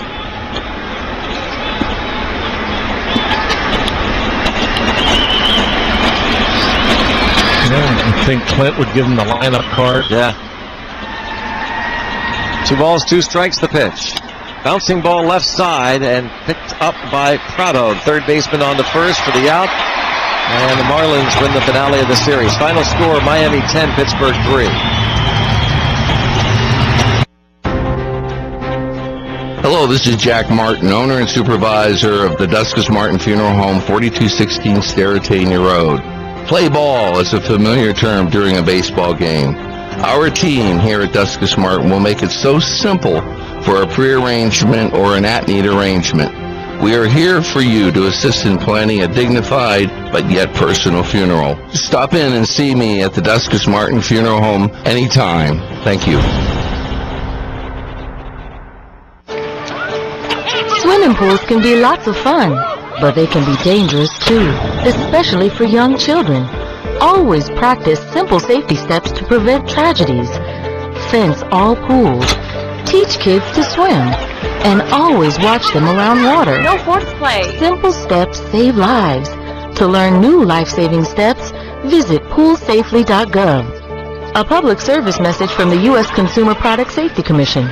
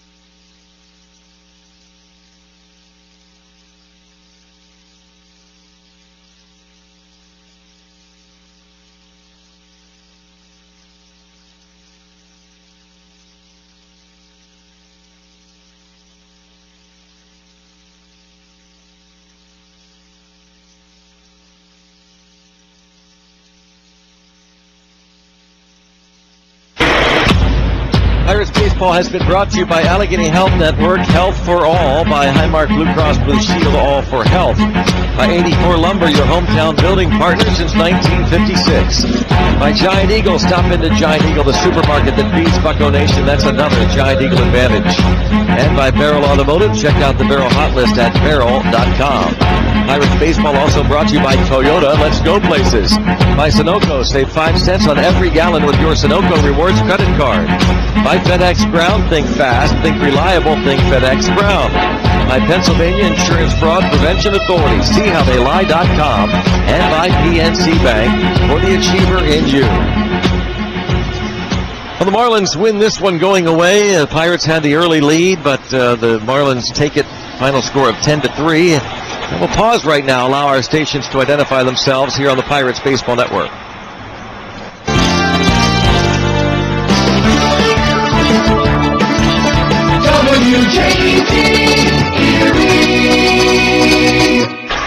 Pirates take 2 of 3. Marlins win the finale, and we'll have more coming up from Marlins Park in South Florida in a moment on the Pirates Baseball Network. My son Aiden has asthma. Secondhand smoke has triggered his asthma so badly, he ended up in the emergency room and spent multiple nights in intensive care. Now he's on a whole bunch of medications. My tip to you is, don't be shy about telling people not to smoke around your kids. Half of U.S. kids are exposed to secondhand smoke. If you or someone you know wants help, call 1-800-QUIT-NOW. A message from the U.S. Department of Health and Human Services and CDC. When do you need a really nice car or van rental?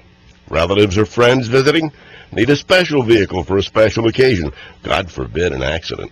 Rent-A-Wreck on West 26th has been offering the lowest prices on real nice recent model cars and 12-passenger vans for more than 30 years. Now, we've made a lot of friends over the past 3 decades, but if we hadn't had the pleasure of your company, let's fix that the next time you've got a rental need. Low prices, great vehicles. You can count on us at Rent-A-Wreck.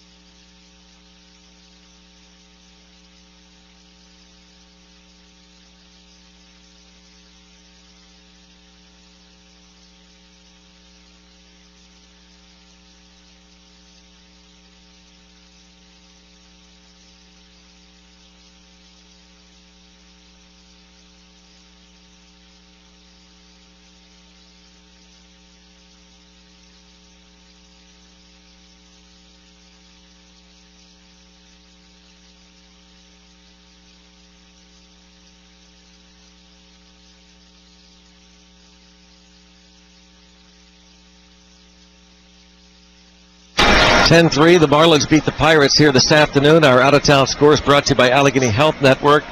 St. Louis Cardinals and Cincinnati Reds are tied up at 4-all in the top of the 8th inning in St. Louis, though the Reds have the bases loaded against Trevor Rosenthal and the Cardinals. Bronson Arroyo started against Mike Leake, but the Reds, who were trailing 4-1 going into the 7th inning, scored a run in the 7th on an Adam Duvall double. They picked up a run in those 3 runs in the 7th inning. They tied it on a Scott Schebler double, and again it's 4-4 in the 8th. Tonight the Red Sox will host the Chicago Cubs at Fenway. The Washington Nationals have absolutely exploded. It is 22-5 in favor of the Nationals in D.C. over the New York Mets. Moments ago, Bryce Harper hit his 9th home run of the year. Adam Lind hit his 2nd of the season. Earlier, Matt Wieters hit his 2nd of the game. He has 4 on the year. Anthony Rendon has hit 2 home runs. He's driven in 9. Noah Syndergaard lasted only 1 1/3 innings for the Mets and gave up 5 runs. Nationals just pummeling the Mets by a score at the moment of 22-5 in the bottom of the 8th inning in D.C. Brewers beat the Braves 4-3. Freddie Freeman hit his 9th. Domingo Santana hit a pair for the Brewers. He now has 5 on the year. 4th inning, Giants and Padres in San Francisco are scoreless. 0-0 in the 3rd. Diamondbacks hosting the Rockies. Dodgers lead at home over the Phillies 2-1 in the 2nd. Chris Taylor hit his 2nd home run of the year. Toronto beat the Tampa Bay Rays 3-1, the Jays' 8th win of the season. In the 9th inning, the Yankees and Orioles are tied up at 4. Matt Holliday hit his 4th of the year for New York. Detroit beat the White Sox 7-3. That ends the Sox 6-game winning streak. Jordan Zimmerman beat Miguel Gonzalez. Justin Upton hit his 5th home run of the year. Todd Frazier for the White Sox hit his 3rd. Cleveland over the Mariners 12-4. Josh Tomlin was the winning pitcher.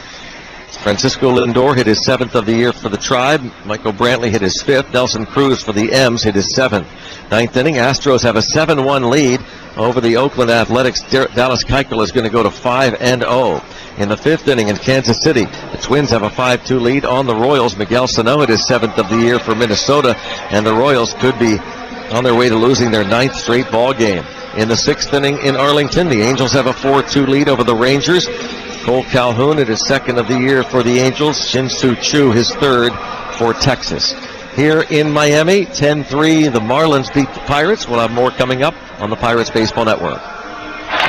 Pirates fans, your Buccos are swinging away at another exciting season. Slide into Giant Eagle, the supermarket that feeds Bucco Nation, to snag official Pirates gear, double coupons, and thousands of weekly sales all season long. Complete your lineup with your favorite items from brands like Pepperidge Farm, Lipton Tea, Klondike, and Friar's Ice Cream. Visit GiantEagle.com to register your email for Giant Eagle's E-Advantage program to get our offer of the week. Freshness savings and fuel perks too. That's another Giant Eagle Advantage. Let's go Bucks!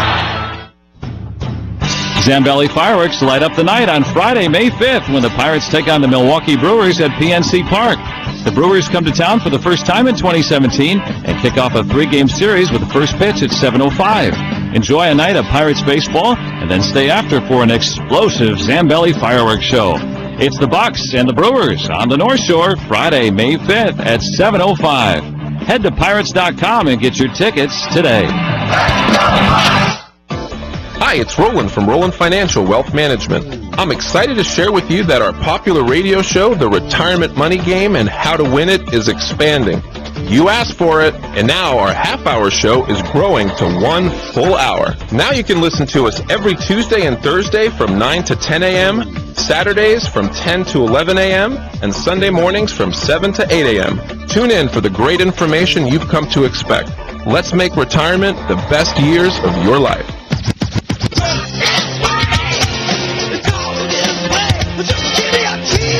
Want to know what's going on? I think I wouldn't be as well informed. Then keep it here. It offers me a chance to really get a glimpse of different ideas. Erie's News Talk Station, Jet Radio, 1400. It's time to give it all back. I'm Scott Tannen, founder of Boll & Branch. This Mother's Day, give your mom the gift she deserves. Great sleep on Boll & Branch sheets. Our sheets are handcrafted from 100% organic cotton. They get softer over time. We guarantee she'll love them. She can try them risk-free for 30 nights. Now through Mother's Day, get $50 off your first set plus free shipping at BollandBranch.com. Promo code SLEEP. That's BollandBranch.com. Promo code SLEEP. Wouldn't it be great if you could stop crime before it happens? With the Ring Floodlight Cam you can. I'm Jamie Siminoff, inventor and founder of Ring. Floodlight Cam is a motion-activated HD security camera that connects right to your phone, so you're alerted when anyone steps onto your property. You can now see, speak, or even sound an alarm right from your phone, anywhere, anytime. Does your floodlight prevent crime? Ours does. Check out our Ring of Security kits at ring.com/advantage. That's ring.com/advantage. Every day, the men and women of the United States Marine Corps demonstrate their commitment to defend the American way of life. Since 1775, we have served our nation as a force in readiness. From combat operations to humanitarian assistance in every corner of the world.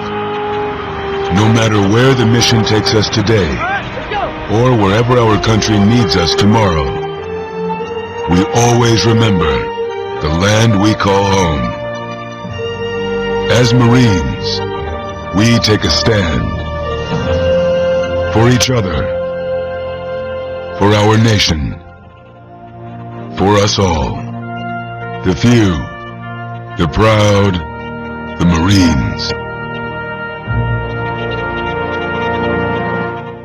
The following is a paid commercial program. The broadcast of this program is not an endorsement of the products or services described or discussed by this radio station, Connoisseur Media, the host, or other advertisers of the station, and is aired for informational purposes.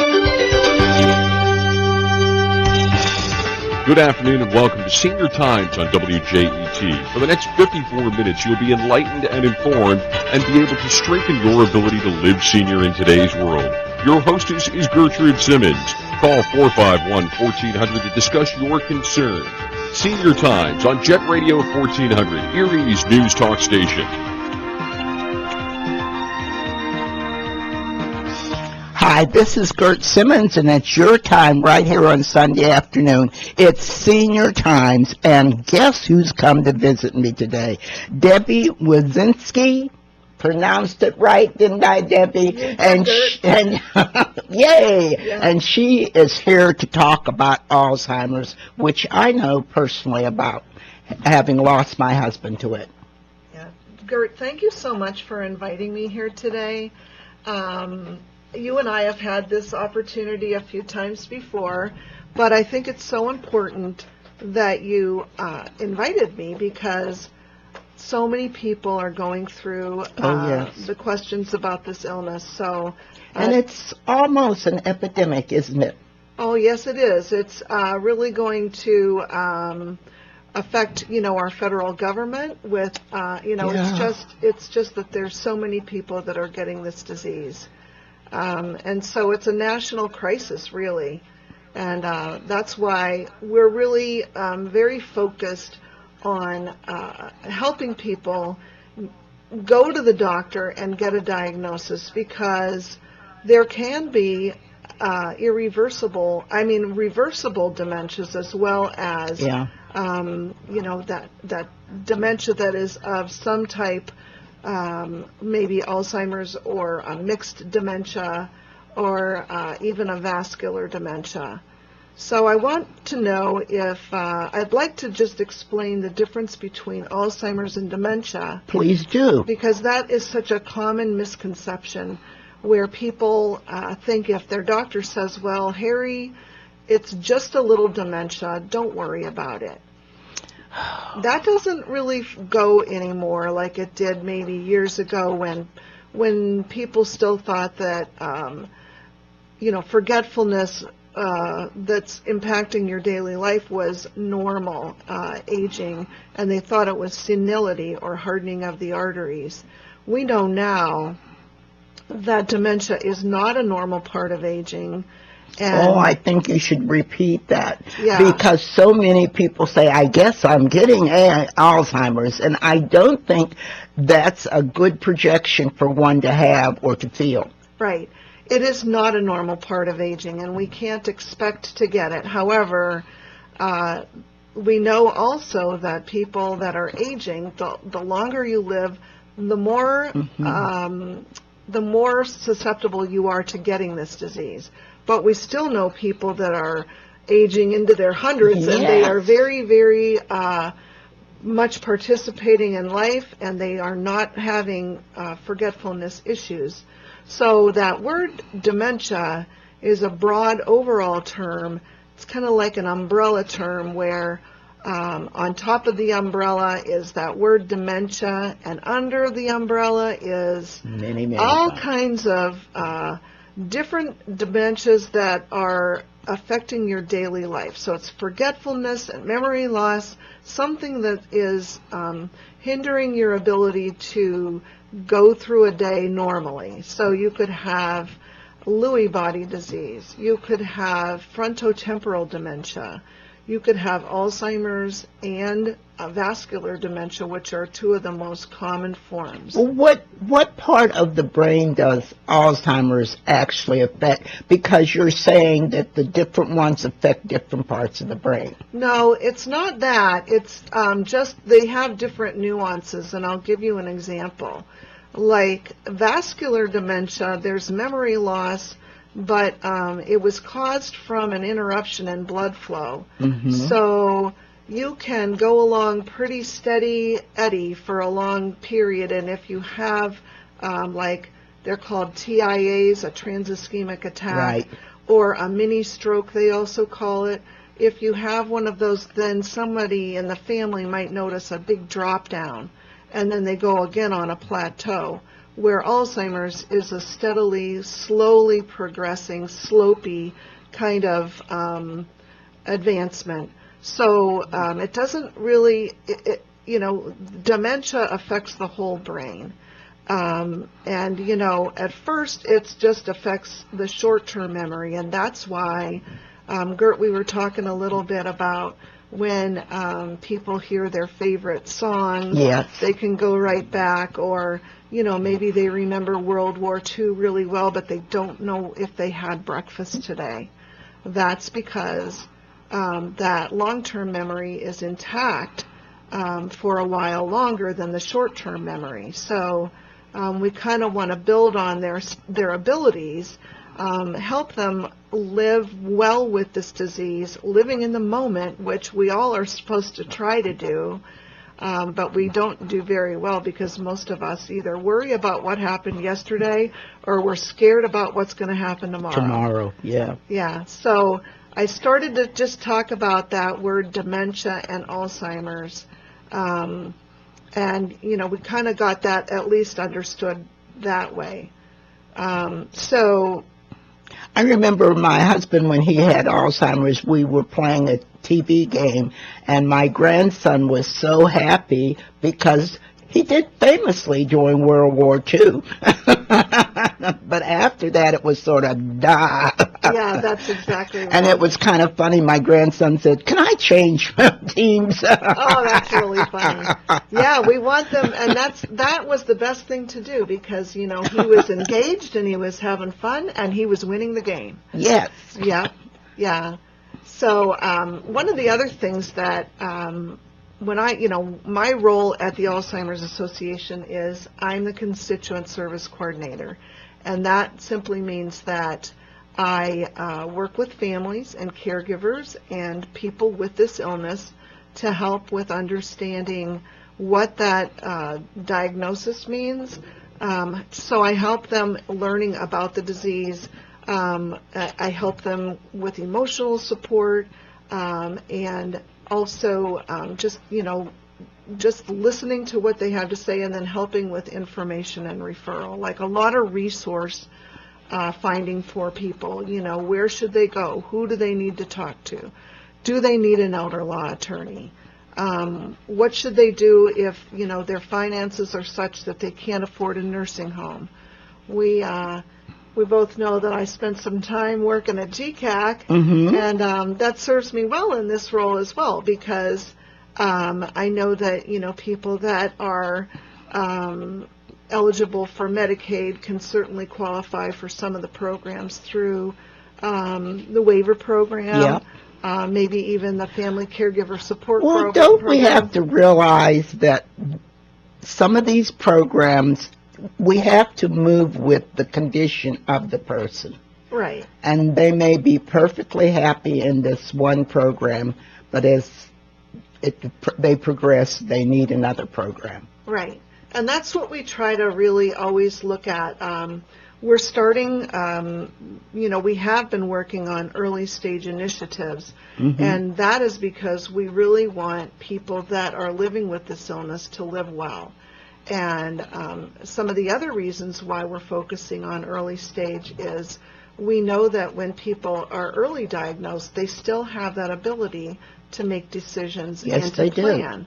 And so when they have that opportunity to tell their loved ones what they want in the future, how they want to live, what they want to do on their bucket list still, when they have that opportunity to go do their legal and financial planning with their attorney, an elder law attorney perhaps, and even to say, I want to live at home as long as I can, but when I can't, then I want to go to Plan B, which is going to be this.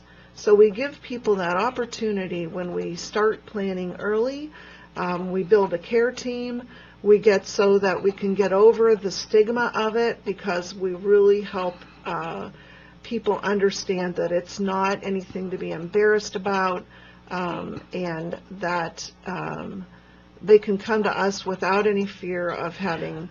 Well, Debbie, when you talk about the embarrassing part of it, why is that so? Because we know that Alzheimer's affects all people, all stratas of society and all stratas of occupation and everything like that. And so I can't understand, and you certainly cannot point your finger at the person who is a victim of Alzheimer's and say, what did you do somewhere along the way? Because that just isn't so. No, it isn't. And so the stigma arises from I think it's because families are just embarrassed that their loved one can't remember. And they need time to accept that disease. They need time to understand that it's not something that they did. It's not something that they didn't do. Across the board, we've really been trying to erase that stigma. I mean, we know now that there's certain things that you can do to try and stave off this disease, and we're also kind of promoting that, and it's called Healthy Living for Your Brain and Body. We do a program on that. You can always call us and ask if we could come to your church or to your group and talk about this. And you do have an extensive library. I think that the more informed people are about this particular disease, the better they can handle it. Right, and that's the we have the Greenfield Library that we can refer you to. It's in Chicago, but there's a lot of information that you can get online from the Greenfield Library. There's also our website, which is www.alz.org/PA, which offers so much online learning. For people with the illness, you can go to our website and click on I Have Alzheimer's, and you can learn for yourself what you need to know. We also have something called Alz Connected, and it's kind of like Facebook for people with dementia. So, there's online groups that you can participate in.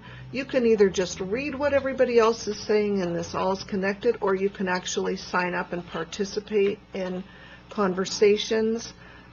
We also have, as far as early stage, we have education programs. Currently, we are doing an 8-week education-focused support group at the Regency in Erie.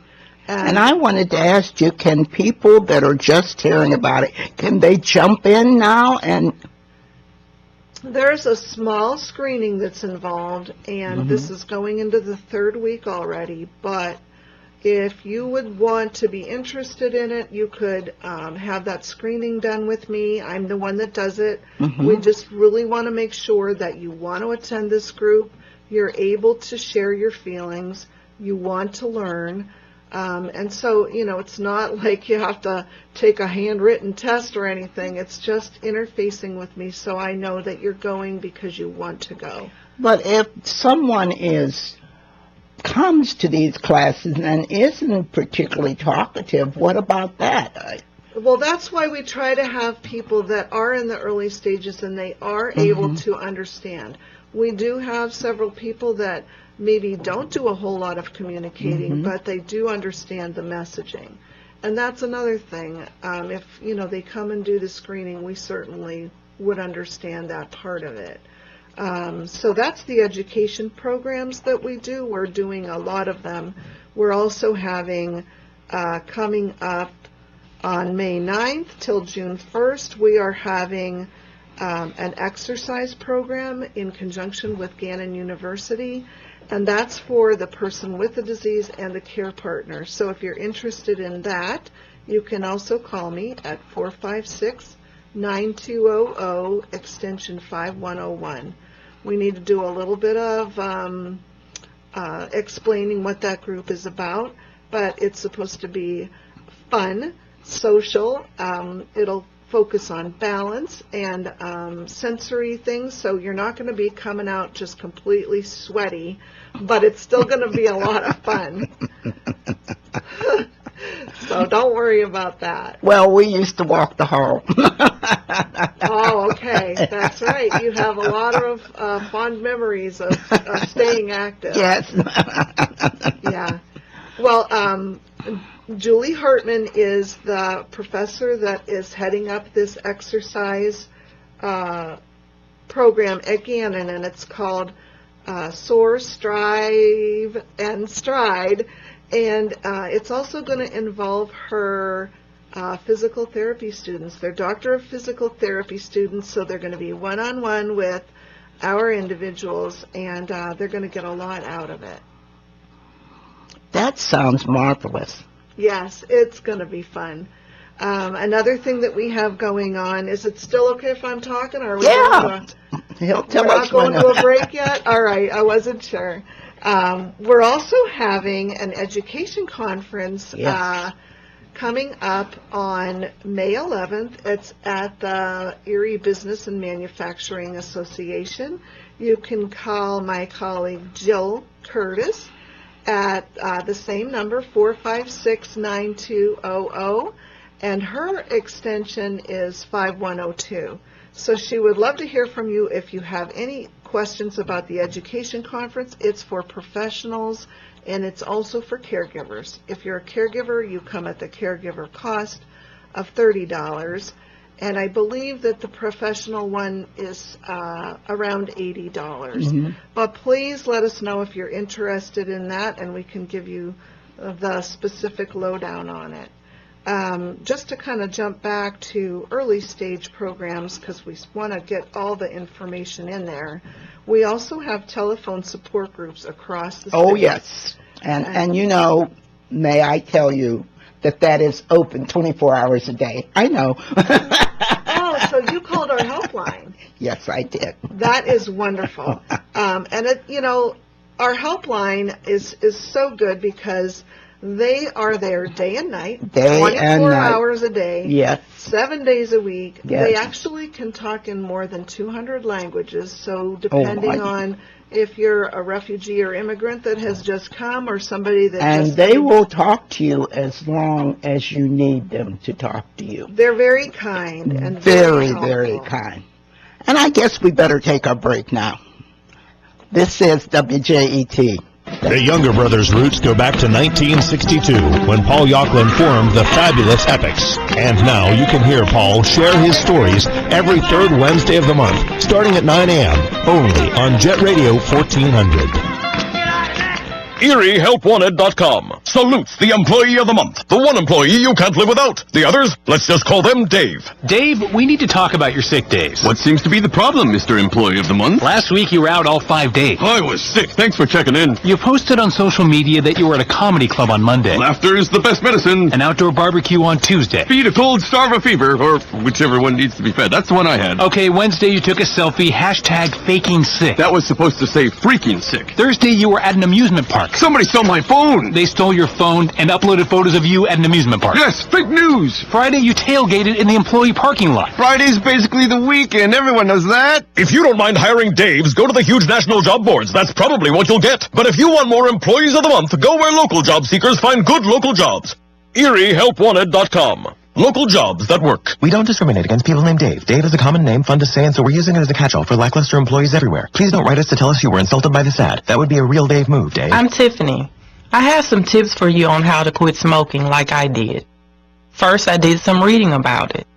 I found a lot of great advice on how to quit smoking and picked out the ways I thought would work best for me. I started by setting a quit date. Then I threw out my ashtrays, lighters, and matches. I did other things too, like exercising more, and it worked. But I'd still get cravings, especially on long car rides. To help me with that, I put a picture of my mother in my car. She died of lung cancer from smoking cigarettes when I was only 16. Now I have a 16-year-old daughter. That picture of my mother reminds me that I don't want to miss all the things my daughter is going to do in her life, including turning 17. You can quit. For free help, call 1-800-QUIT-NOW. A message from the U.S. Department of Health and Human Services and CDC.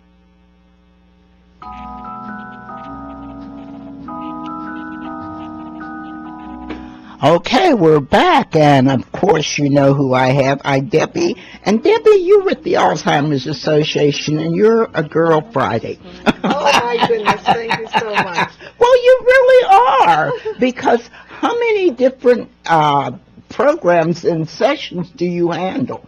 Well, I don't really keep track of that. Well, I do keep track of the actual numbers. And I'll tell you, I get a lot of referrals from physicians these days, yes. And that is really helpful because when providers give patients my name, oftentimes they leave that doctor's office and they have full intention of calling me, but they either get too busy or they forget, and so it's hard sometimes for people that get that referral to give me a call. But when the physician refers me, it refers right to me, then I call that patient, and then great. It helps a lot. So well, you know, that means a lot, because sometimes when you're given this diagnosis, it sort of overpowers you, and there is, I think, a certain amount of denial. It seems as though that is usually the course of what happens. Yes. And it's very understandable. But, you know, we were talking about all these early stage initiatives, and, you know, we want to be there to provide emotional support and to provide that information so that they'll know that they're not alone in this disease. But another reason besides getting the care team together, deciding, you know, making decisions that they want to be able to do, we also want to give them that opportunity to participate in clinical trials, because we know that without trials we're not going to be able to find a cure for this. So we're really focused on research, you know, and there's such a thing as trial match.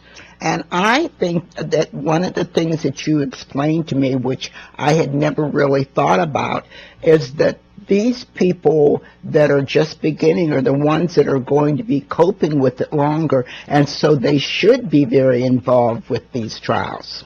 Yeah, some people really aren't able to because they have other illnesses that maybe prevent them, but you can also participate in a clinical trial as a healthy person, because there are some studies that people can engage in and they don't have dementia. Really? Maybe their family members did. You know, so if you call our 800 number, it's 800-272-3900, and tell them that you're interested in learning more about Trial Match. That's You're not marvelous. signing up for a trial when you call that number. You're only calling for more information. But and you make the decision. The person that calls in and gets all this information, based on this information, they can make a wise choice. That's correct. And you can do as much or as little as you want. Let's say you just, maybe all you want to do is participate in online surveys. That's perfectly fine. But you also, you know, if you've been diagnosed at a younger age with this disease and you want to see if there's any trials that might, you know, be the one, you know, we're looking for the first survivor. We're hopeful that we have that first survivor someday. Oh. Because this is a fatal disease and nobody gets cured from it right now. So we are working very hard to find a way to eradicate this disease. And this is going to be hard on families, and you know, you were telling me, and I had not thought about it, how the government is going to have to impact on this too. Oh yeah. You know, we actually have started to get better funding from the federal government. Thank God for that. And so we're happy about that, but it's still not enough. So we have people that advocate legislatively so that we can make our message heard to our congressmen and our senators and to the president, so that this disease does not go unnoticed. Well, you know, my granddaughter is up at Brockport, and she said, we did a little Alzheimer's thing, and we only raised $2,000. I said, that's great, you know. And I think people out there that have had it in their family, they can do little fundraisers. Oh, yeah, and you know, we have the Walk to End Alzheimer's. Oh, yes, I know and we that. have the Longest Day as well. The Longest Day is our newer initiative, and it focuses on the Longest Day, which is June 20th, the summer solstice. Yeah. And what that day is all about is that if you decide to have a team and do something, whatever you choose to do, you could either run or walk or jump rope or make cookies, anything you want to do with a group of people, or even if you want to do it by yourself, you can raise money on the Longest Day because we honor the caregivers, that every day can be their longest day. So it was kind of started to really honor and remember the caregivers that are experiencing that long day. And then, you know, so that's in June, and then we have our Walk to End Alzheimer's in September, and it's at the ballpark. Yep. It's not Jerry Utt Park anymore. It was just changed to UPMC Park. Yep. So very sorry, it took me a minute. Yeah, it's UPMC Park. Yeah. Okay. So anyway, you know, you can call us to find out how you can join, how you can form a team. We're always happy to help you get started. You don't have to do it on your own. So Walk to End Alzheimer's raises money for programs and services that we do free of charge every day. Jill Curtis is the girl in Erie that goes to all our counties in northwestern Pennsylvania. Oh, does she really? And so she's usually on the road. Yeah, she's she can tackle more things at once than anybody I know. But just really bringing awareness to even the rural areas so much. Oh, yes. And you know, people are saying that it seems to be a city phenomena, but it is not a city phenomena. It is a countrywide phenomena. Whether you're in a rural area or whether you're in a suburban area, it does attack. Oh, it does, yeah. So that's why we're so happy that we can provide those programs and services no matter where you live. I am the support group liaison to all the support groups in northwestern Pennsylvania. And so we make sure... What if you want to form a support group? A woman called me last week, and I told her to call the Alzheimer's Association, and they certainly can help you. Oh, yeah. We really are very happy when we hear that people want to become facilitators, and we provide a very robust program for them so that they know a lot about how to be a facilitator and how to do the programs. And so it's not that, we just say, okay, go ahead and start. We offer them a really comprehensive understanding. And all this is absolutely free. It is free, yes. So just give us a call if you're interested. We also have, let's see what else I wanted to tell you about our early stage. Well, one thing I was happy at, that a woman told me she's going to be a facilitator, and she said that they are doing the facilitating of her directly after work, that she goes from work to the facilitation and everything, that you fit schedules for people. Oh, yeah, the support groups in Erie, you can find them on our website, alz.org/PA, and we try to have them at different days and different times. And if you can't find a support group, you also can call me and have a care consult one-on-one. If you need to bring your sister or brother or cousins in and have a little conversation to figure things out, you can also do that. We also have social engagement programs, and I already talked about that Gannon one, but we also are promoting the Memory Cafe, and that is kind of like a third-party event where we interface with the people at the Memory Cafe, but they're doing it on their own. Really? It's at the... Well, when you say that they're doing it on their own, how much in reality can they do on their own? Well, what they're doing here, the Memory Cafe is... it's at the Unitarian Universalist Church on Perry Highway in Erie. Yep, a lot of parking. It's on the first and the third Thursday of each month from 1 to 3. And what they do there is it's just a gathering place for people with dementia and their caregivers to relax and enjoy conversation, refreshments, and entertainment.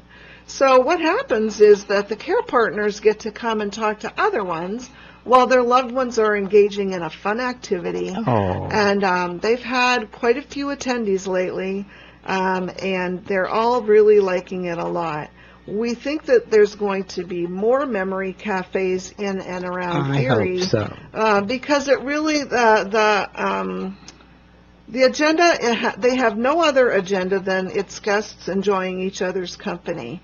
So we've tried to help a little bit with just giving some information on our end, but really and truly, it's Tom Schladecker and the church volunteers that have offered their time for this. And I can't tell you the amount of people that really just are so happy that this group is going on. But Debbie, I think we realize there is a stigmatization to this, but I think sometime we have to come out, because I know I took my husband, he enjoys jazz, to the D'Angelo. I explained to them that we may have to leave early because he may, and they were most kind and generous about that. And I think sometime family members, instead of being cloak and dagger, should come out and say that. And it's surprising how people will reach out to you. It is. I have one couple that I've known for several years, and they made that decision early on that they weren't going to keep it a secret. They were going to share it with their family and their church community and their friends and neighbors. And really what happened is their circle became larger. More people gathered around them. They don't smother them, but they're there. Yeah. They're part of their care group. And so it's worked out really well for them. Just because they decided not to just shut themselves in. One of the things that really does help a person with dementia is to stay socially engaged. We can tell that they do much better when they don't just stay in their home and keep the shades closed and just have the TV on. That's not really a prosperous life, So we want people to be able to enjoy those days every single day. Well, I always took Al to the lake and everything, and I was surprised one wintry day he said, well, are we going to go in here, the ice breaks? So I thought maybe I was going to get out of it that day, but I didn't.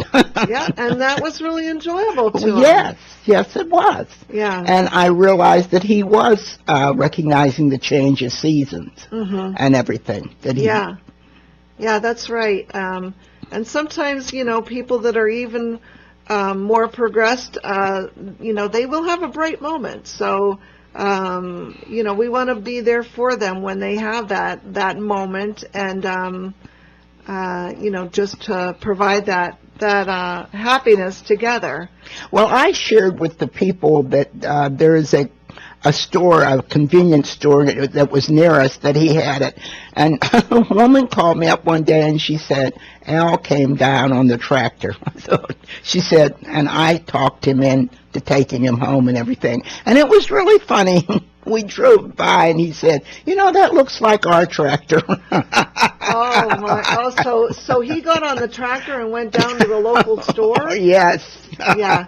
Well, that's one and of the he did not remember it. I said, what did you go and get? He said, I haven't been out. What are you talking about? He wasn't driving the car anymore. No, I was hiding the keys. And okay, so, sometimes you never know what's going to happen. Well, I had never thought that he would get the tractor. Yeah. Well, that's a good thing you bring up, Gert, because we do have, we know that 6 out of 10 people with Alzheimer's will wander. Oh, and yes. now your husband wandered with the tractor.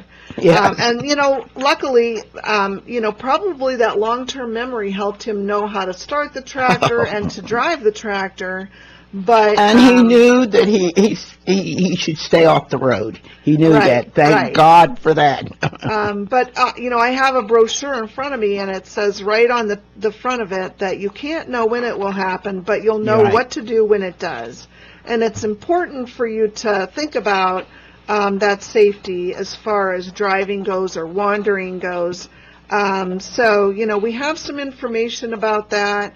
You should always kind of take a cue from the physician about when to stop driving, because we don't usually lose the mechanics of driving, but sometimes our judgment and our visual perception is really skewed, and so that's when, we don't want our loved ones getting lost. But this Medical Alert Safe Return program is a bracelet ID program, and it is just, so that your loved one has some kind of ID on, and then if you find that your loved one has wandered, you call the authorities. They will have a picture of your loved one, because that's part of what happens with this. And this is free, I was telling a lady that called up about it, and she said, but I'm not made of money. And I said, ma'am, we know you aren't. You don't have to pay anything for this. Well, honestly, now there is a fee associated with it. But it's a minimal fee. Yeah, and when you think of what it does for your loved ones. Yeah, they have a pretty good success rate with bringing people home. Yeah, very good success rate. We can do other things to make sure that someone doesn't wander, but sometimes even, when you are you've made sure that you have locks on the doors and or an alarm that would go off if the door opened. Sometimes you just maybe can't hear it, and your loved one will have gone out. So you want to make sure they're safe, and participating in Medical Alert Safe Return is a good idea, I think. And I think sometimes you don't realize, I know he said to my grandson said, I came home and I'm sorry I woke you guys up. And he said, well, you could have come in the window in the garage. And I thought, oh, my Lord. So. That's right. There's always another way. Sounds like something my son did when he was younger. Well, you locked the doors, Mom. I came in the window. And this is WJET. AM 1400 WJET. Live and local every morning. All the news from Erie and across the nation, and weather from Tom DeVecchio. Weekday mornings on AM 1400 WJET. Get ready for a night of real country music. One night loaded with favorites from Alan Jackson. Saturday night, September 23rd at the Erie Insurance Arena. Alan Jackson's Honky Tonk Highway Tour. I've been working all weekend, I'm tired, I don't want to squeeze my I want to have fun. Time for a good time. The songs you love. From the 2017 Country Music Hall of Fame inductee, Alan Jackson. And special guest, Leanne Womack. Oh, mama, the way that I'm living, lying in a Saturday, September 23rd, the Erie Insurance Arena. It's 5 o'clock somewhere. Don't rock the jukebox. Buy your reserve seat tickets now at the Erie Insurance Arena box office or ErieEvents.com. It's alright. Alan Jackson, the Honky Tonk Highway Tour, produced by Magic City Productions. You're going to need me. You're going to need us. All of us. You're going to need our help with your water, your air, your food. You're going to need our determination, our compassion. You're going to need the next generation of leaders to face the challenges the future will bring. And we promise we'll be there when you need us. Today, 4-H is growing the next generation of leaders. Support us at 4h.org. Swimming pools can be lots of fun, but they can be dangerous too, especially for young children. Always practice simple safety steps to prevent tragedies. Fence all pools. Teach kids to swim. And always watch them around water. No horseplay. Simple steps save lives. To learn new life-saving steps, visit poolsafely.gov. A public service message from the U.S. Consumer Product Safety Commission.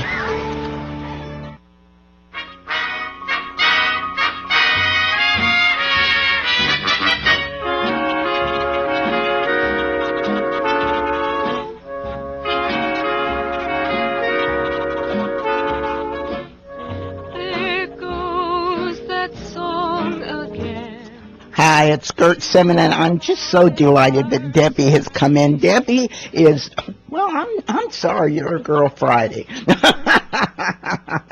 Because, you know, you talk about this woman that goes around all the counties, but you seem to coordinate so many things that people are essential to someone that is a caregiver. Thank you.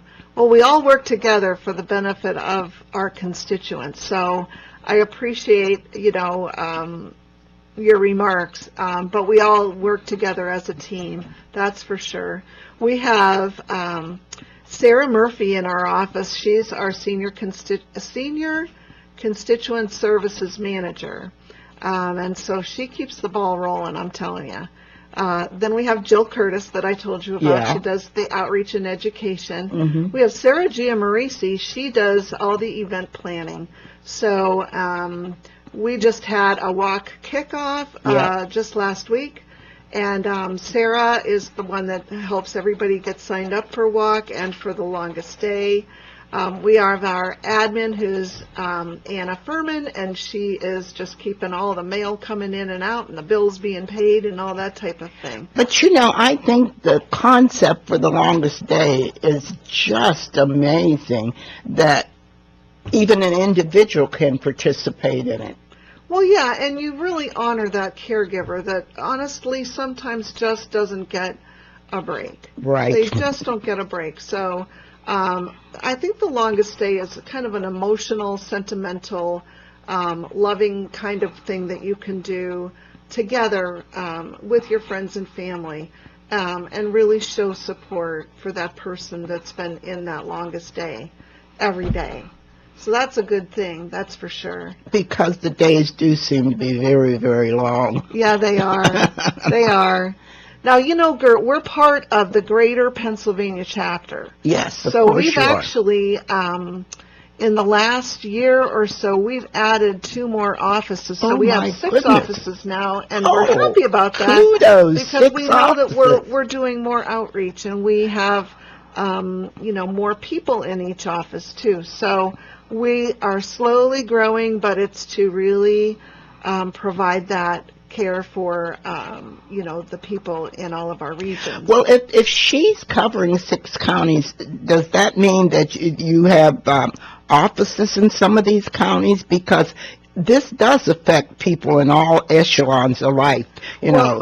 People say, I can't imagine a farmer having Alzheimer's. Oh, yes. Yeah. It's not discriminating. It chooses all people. It does. Well, Jill does go in 12 counties. I'm still in 13. But we have support groups in Elk County, in Clarion County, in Clearfield, in Warren, in McKean County. We're still not in every single county, but we have them in Crawford. And, of course, we have them in Erie. We have them in Venango. So we're doing pretty good. I can't be at every support group, but I certainly stay in touch with everyone to make sure, that their questions are answered. And I think that one of the things is that people must be very frank and very clear on their concept that that Alzheimer's does affect Hispanic people and black people more than the general population and everything like that. I'm glad you brought that up. Well, nobody, so many times people will say, for instance, diabetes is very prevalent among black people. And someone said to me recently, they're picking on us. No, they're not picking on us. It's just a fact. Well, you know why we say it is because we want people to know that these are the statistics, and we want to really reach out to those communities. Yes. And to all populations of people. Well, I've been reading a lot, and my mother said she was very active during the First World War, and she said a lot of us black people were caregivers because we did not get influenza as fast as the white. I've read reports that's true. Well, that could be true. Yeah. It's not like you're right. We're not, nobody's picking on anybody. So everybody should, I remember her, because my daughter said that to me. Remember Grandma said that to us and told us that and everything like that? And she said I was kind of happy because it gave her an opportunity to work. And that's what she wanted to do and everything, is to work and provide for herself. Oh, yeah. And so that, but we think about that now that she used to tell us that. Mm-hmm. Yeah, that's what the statistics say, that although whites make up the great majority of the over 5 million people with Alzheimer's disease, available research shows that African Americans and Hispanics are at higher risk. Yep. So that being said, we are trying to make inroads to those exact people because we know that they need help. So we want to provide that for them. Another thing I'm very excited about, and if my boss was listening, she would just be laughing because she knows it's so very true. I am so excited that we're starting to do some faith outreach.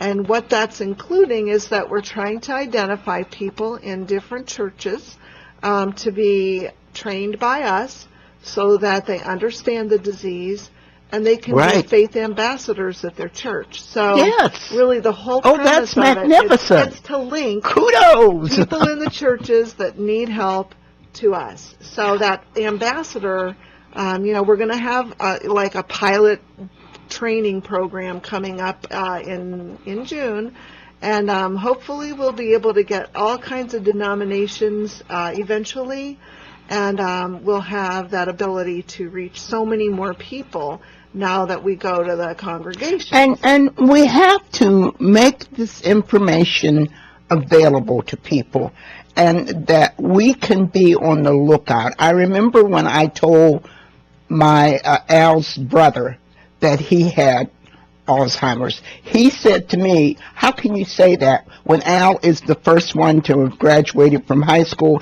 the first one to have gone to college and everything? He sort of was angry with me for a while, but I think he came to the understanding that what I was telling him was not based on race or anything like that, was based on a simple fact. Well, and we also know that, Ronald Reagan had Alzheimer's. And I think he was a brilliant man. Well, he was a brilliant man. It has nothing to do with how smart or how uneducated you are. Charlton Heston had it. Oh, right. Yes. Glenn Campbell is still living. Oh, yes. And the movie, I hope everyone got to see that, where he's very much aware of it. And he said at one concert, he said, y'all going to have to help me because I can't remember. So I think that we should realize that it does get all classes, all strata of society and work from there. And I see John is biting at the bit, so this is WJET. Mark your calendar for the 10th Annual Beer on the Bay Craft Beer Festival, presented by the Erie Regional Chamber and Growth Partnership and Erie Brewing Company. Saturday, July 22nd. Tickets go on sale May 1st. Head over to eriepa.com/beeronthebay for more information. Hey Metro PCS and Cricket customers, are you tired of family plans with data limits? Check out Boost Mobile's best family plan ever. Right now, add a line with unlimited gigs for just $30 a month. Is that an amazing value or what? Even more amazing, you can add up to 4 lines with unlimited gigs for $30 each, all on Boost's crazy fast nationwide network. And did we mention that your first month is free for your new lines? Plus, when you switch, you can get up to 4 free Samsung Galaxy phones. Goodbye, Metro PCS. See you, Cricket. Hello, Boost, and the best family plan ever. What are you waiting for? Visit a Boost mobile store today. Offer ends 6/1/17. Primary line must be on $50 plan. Video streams optimized at 480p plus, music up to 500 kilobits per second, and cloud gaming up to 2 megabits per second. Data deprioritization applies during congestion. 3-month credit for each additional line is $30. Max 4 additional lines. Credit applied at time of activation. Free phone requires port-in and activation on $50 plan while supplies last. Coverage and offers not available everywhere. Restrictions apply.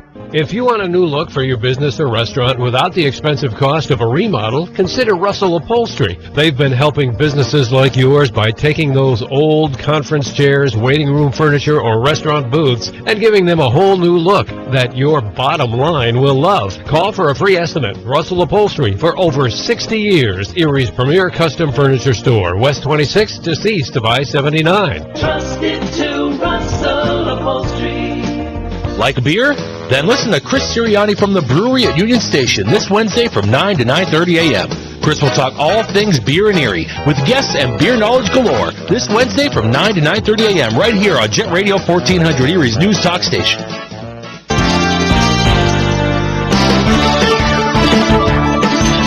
WJET Erie.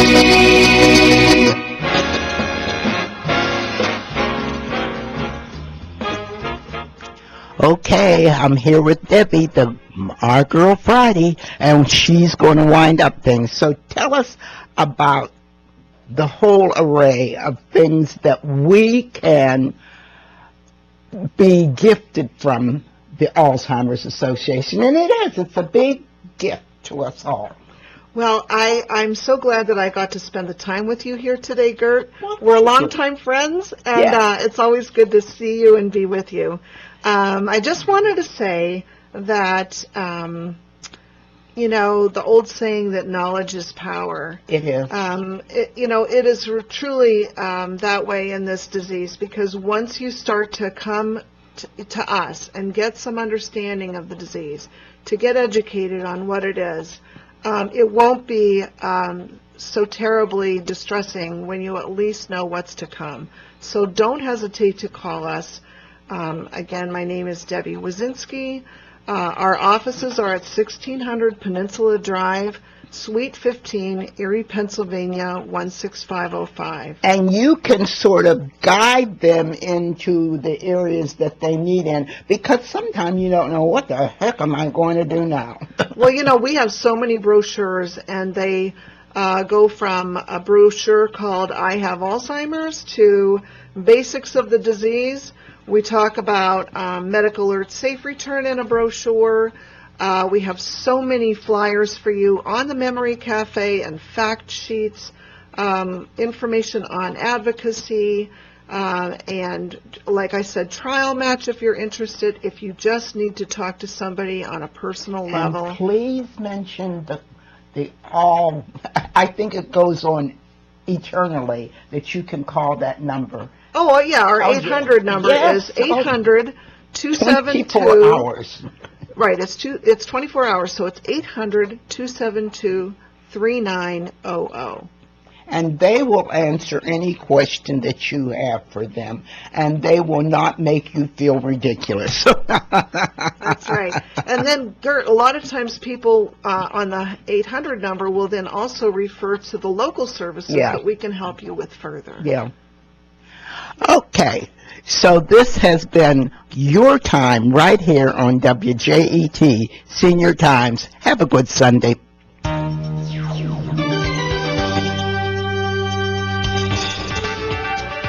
You've been listening to Senior Times on WJET with your hostess, Gertrude Simmons. Thank you for joining us. The views and opinions expressed by Gert and her guests are their own and do not necessarily reflect those of Jet Radio 1400 or its advertisers. Join us again next Sunday from 5 until 6 p.m. for Senior Times exclusively on Jet Radio 1400, Erie's news talk station.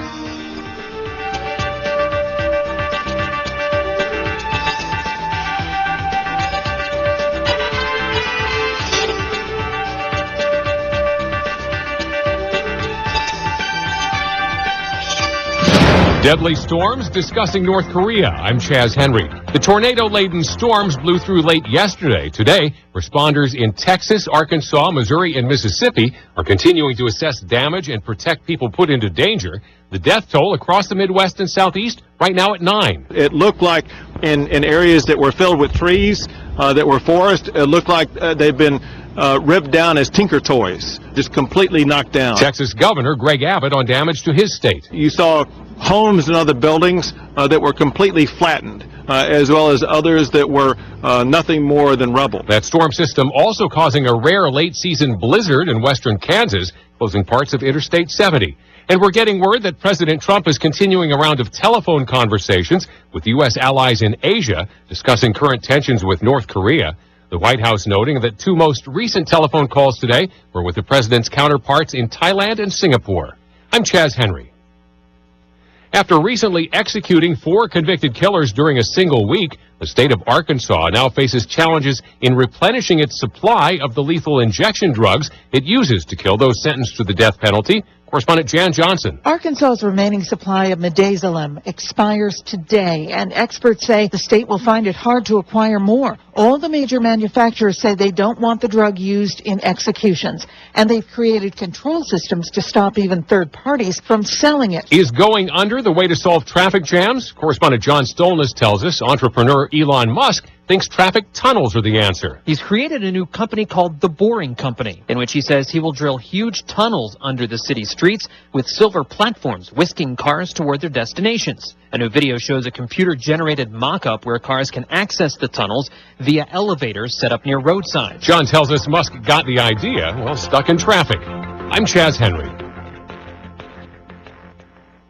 After all the sleep you cost your mom through the years, it's time to give it all back. I'm Scott Tannen, founder of Boll & Branch. This Mother's Day, give your mom the gift she deserves. Great sleep on Boll & Branch sheets. Our sheets are handcrafted from 100% organic cotton. They get softer over time. We guarantee she'll love them. She can try them risk-free for 30 nights. Now through Mother's Day, get $50 off your first set plus free shipping at bollandbranch.com, promo code SLEEP.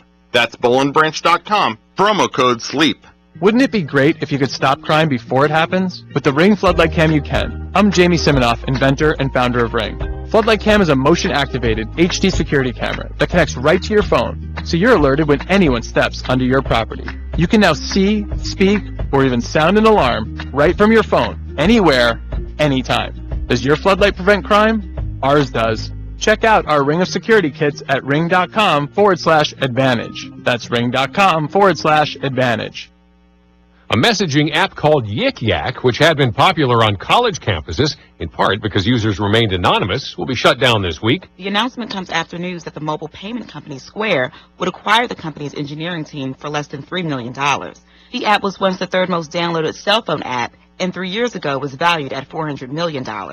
Users were primarily interested in the platform's anonymous nature that led many college campuses limiting the use of Yik Yak over concerns of abuse and cyberbullying.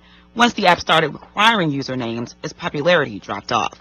I'm a Maychuk Bobby. A beach in Southern California has been closed after a woman was attacked by a shark yesterday afternoon. It happened at San Onofre State Beach in northern San Diego County. The woman was wading in the surf when the animal bit her thigh. Surfers pulled her from the water. They used a surfboard leash to stop her leg from bleeding. She was airlifted to a nearby hospital. Authorities say the beach will likely be closed for at least 72 hours. I'm Chaz Henry. After all the sleep you cost your mom through the years, it's time to give it all back. I'm Scott Tannen, founder of Boll & Branch. This Mother's Day, give your mom the gift she deserves. Great sleep on Boll & Branch sheets. Our sheets are handcrafted from 100% organic cotton. They get softer over time. We guarantee she'll love them. She can try them risk-free for 30 nights. Now through Mother's Day, get $50 off your first set plus free shipping at bollandbranch.com, promo code SLEEP. That's bollandbranch.com, promo code SLEEP. Wouldn't it be great if you could stop crime before it happens? With the Ring Floodlight Cam, you can. I'm Jamie Siminoff, inventor and founder of Ring. Floodlight Cam is a motion-activated HD security camera that connects right to your phone, so you're alerted when anyone steps onto your property. You can now see, speak, or even sound an alarm right from your phone, anywhere, anytime. Does your floodlight prevent crime? Ours does. Check out our Ring of Security kits at ring.com/advantage. That's ring.com/advantage. WJET Erie. President Eisenhower once said, "Plans are nothing, but planning is everything." At Roland Financial Wealth Management, we understand planning because we do it daily for each and every client who walks through our door. With over 30 years of combined experience advising on retirement planning, Social Security optimization, wealth management, 401k rollovers, and tax reduction strategies, our staff can develop a customized financial plan to suit your specific needs. Call today, 833-2999, and schedule your free retirement review. Our world is changing, so it's time to make your retirement a priority. Call 833-2999 and schedule your free retirement review. Roland Financial, retirement planning for the best years of your life. Investment advisory services offered through AE Wealth Management, LLC.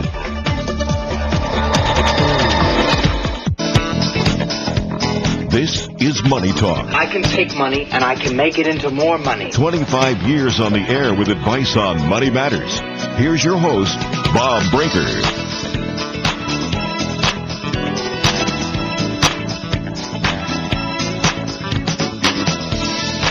Welcome to America's Money Program. This, of course, is Money Talk, and we thank you for joining us. We'll get to our guest segment coming up in a few moments, and I'll be telling you more about it. It's going to be a very, very special guest segment as we have one of the Wall Street legends as our guest on the broadcast today. First, let's take a look at the week ahead in the canyons of Wall Street and see what will be happening, because we will be getting a data flow this week.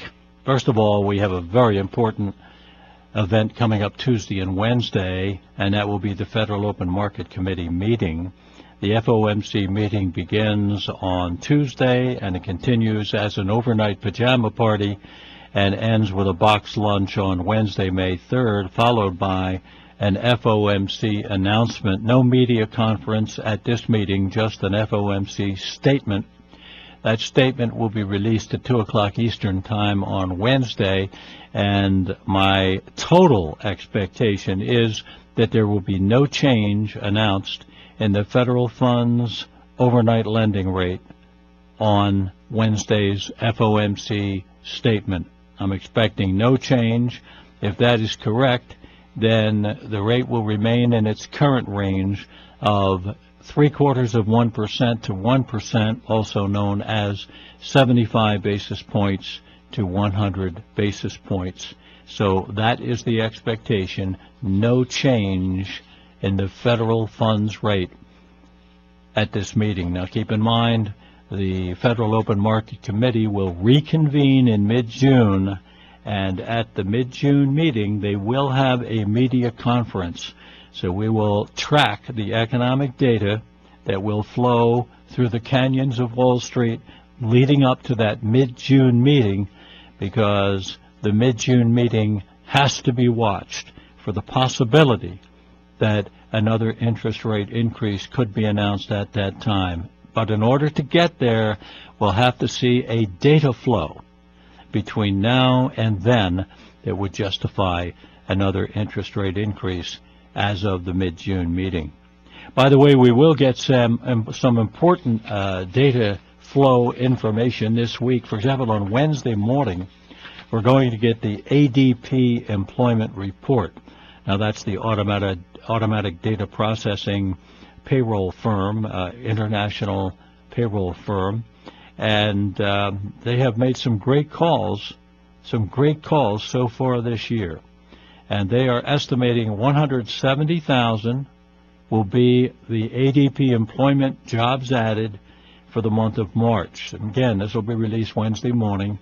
Their estimate 170. Now, there's a wide, I should say the consensus estimate is that ADP will report 170,000. Now, there's a wide range on that, ranging from 125,000 to 230,000. So it's all over the place, but the consensus falls in at 170,000. The ADP National Employment Report is gathered from a subset of records at ADP that represent about 400,000 U.S. businesses and about 23 million U.S. employees working in the private industrial sector. So this is a report that certainly has a lot of basis to the figures. On Friday morning, we'll get the Labor Department's version of the employment report. This is the one that usually gets most of the attention. And it's in the same ballpark. The non-farm payrolls estimate 185,000, the private payrolls estimate at 180,000, which is very close to the ADP estimate. That'll be announced on Friday morning. The unemployment rate, which is currently at 4.5%, is estimated to be between 4.5 and 4.6, and that'll also be out Friday morning, along with average hourly earnings and the average work week. So all of this coming out this week, and that's important data that's coming out.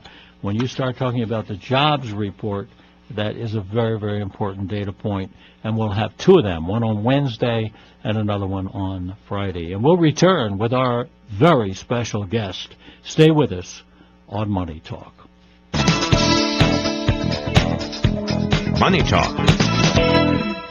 Are you paying too much for term life insurance? There's a tremendous price war among the major term life companies. Rates have dropped dramatically in the past few years. For example, a man age 45 non-tobacco user, $1 million of coverage, $75 per month level rate for the next 10 years. Or a man age 50 non-tobacco can obtain $500,000 of coverage for a monthly premium of only $110 per month, guaranteed not to change for the next 20 years. That's right, level rate guaranteed not to change for the next 20 years. If you're a smoker, we have great rates available for you as well. At Term Busters, we specialize in policies of $500,000 and above. If you're looking for new or replacement term life insurance, call today for a quote at 1-800-569-5440. That's 1-800-569-5440. You're probably paying more than you should. Call Term Busters, 1-800-569-5440, or visit our website at termbusters.net. Remember, 1-800-569-5440. Rates and availability may vary by state. Sample rate quotes based on preferred non-tobacco underwriting. Exam required to qualify. How's that kitchen remodel coming along? I haven't found a reliable contractor and have no idea where to start.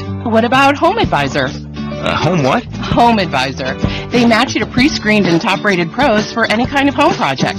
You can even check pricing and book appointments online. What's the catch? No catch. Home Advisor is completely free to use. Really? I'll check it out. Go to homeadvisor.com or download the free app. Attention all authors. Page Publishing is looking for authors. Have you written a book and want to get it published? Page Publishing will get your book into bookstores and for sale online at Amazon, Apple iTunes, and other outlets. They handle all aspects of the publishing process for you. Printing, cover art, publicity, copyright, and editing. Call 800-501-3689 now for your free author submission kit. That's 800-501-3689 for your free author submission kit. Again, 800-501-3689. Erie's News Talk Station, Jet Radio, 1400. The Younger Brothers' roots go back to 1962, when Paul Yocklin formed the Fabulous Epics. And now you can hear Paul share his stories every third Wednesday of the month, starting at 9 a.m., only on Jet Radio 1400. AM 1400 WJET. Live and local every morning. All the news from Erie and across the nation, and weather from Tom DeVecchio. Weekday mornings on AM 1400 WJET. You're going to need me. You're going to need us. All of us. You're going to need our technical skills, Our math, our engineering skills. You're going to need our help with your water, your air, your food. You're going to need our organizational skills, our problem-solving skills. You're going to need our determination, our honesty, our compassion. You're going to need the next generation of leaders to face the challenges the future will bring. And we promise, we'll be there when you need us. Today, 4-H is growing the next generation of leaders. Support us at 4h.org. Hey, hon, do me a favor and hold the ladder for me. I have a better idea. Let's just call somebody to clean the gutters. To scoop out a few leaves? Come on, I'll be down in a heartbeat. No! Using a ladder might seem easy. Misusing one is even easier. For tips on ladder safety, visit orthoinfo.org. A public service message from the American Academy of Orthopedic Surgeons, who want to keep your bones safe, strong, and well connected.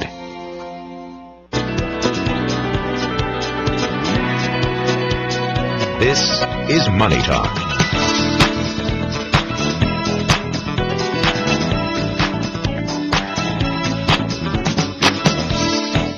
Coast to coast and border to border in the islands of Hawaii and north to Alaska. It's America's Money Program, Money Talk. Bob Brinker along with you, and our guest in this segment is Henry Kaufman.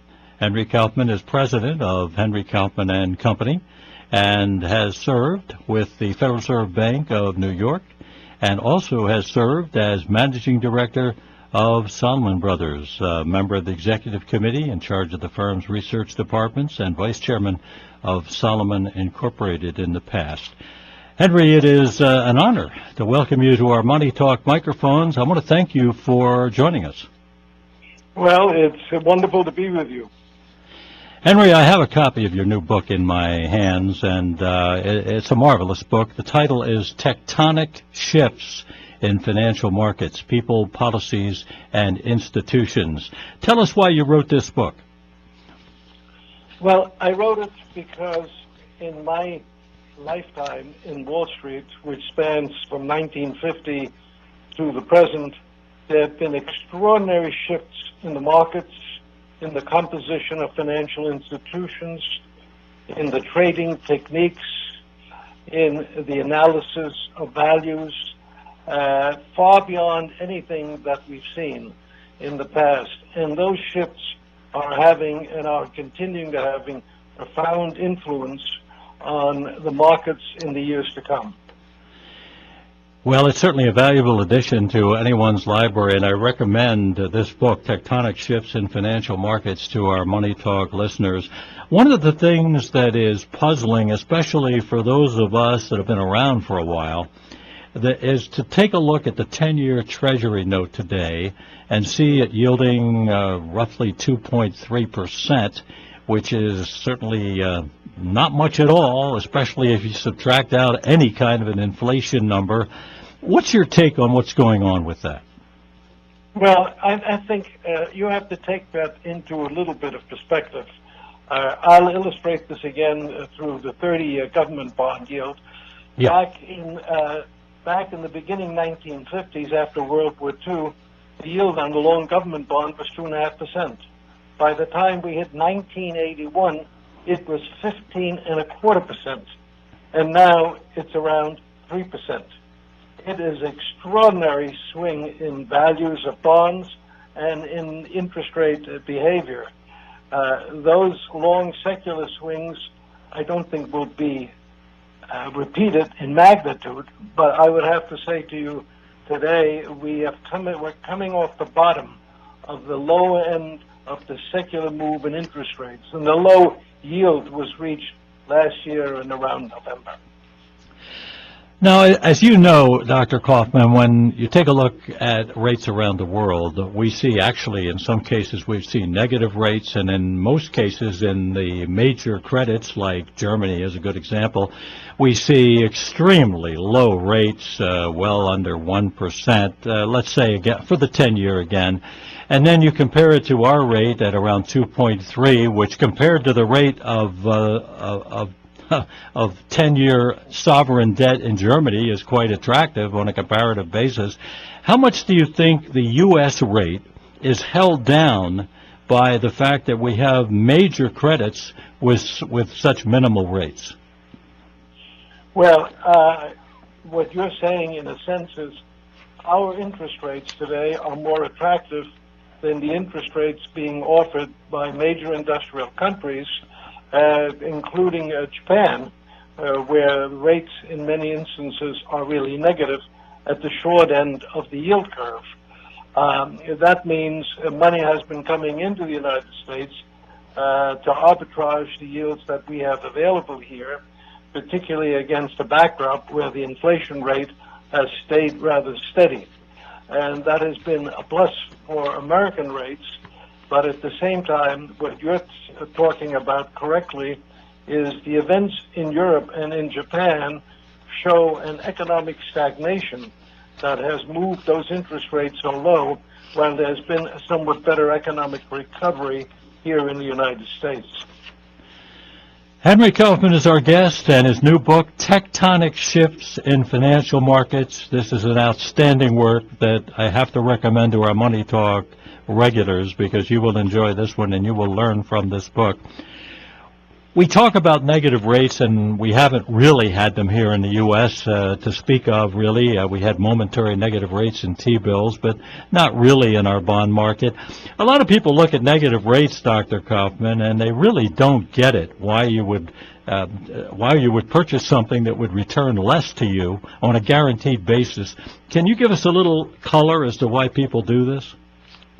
Well, among other reasons is that financial institutions do have to have reserves, and they hold them also because of governmental requirements to have certain financial assets on their books. The other reason is, of course, when you have these negative rates, people do not have very much of an alternative to go elsewhere, and they stay very much within their own country, where they know the institutional arrangement and where they have a certain amount of confidence.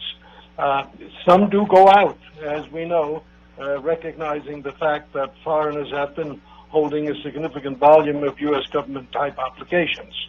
But in a sense, the markets are not yet globalized enough where there is an ongoing arbitrage going on, where the positive rates of return that are available somewhere else are fully being utilized.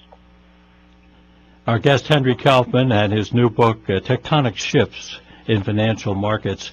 One of the big topics now, Henry, of course, is tax policy. We've had an outline presented this week, quite dramatic changes in the tax policy. The one that I find most amazing is the notion of taxing pass-through income, including subchapter S income, at 15%, but keeping the top rate at salary income at 39.6%.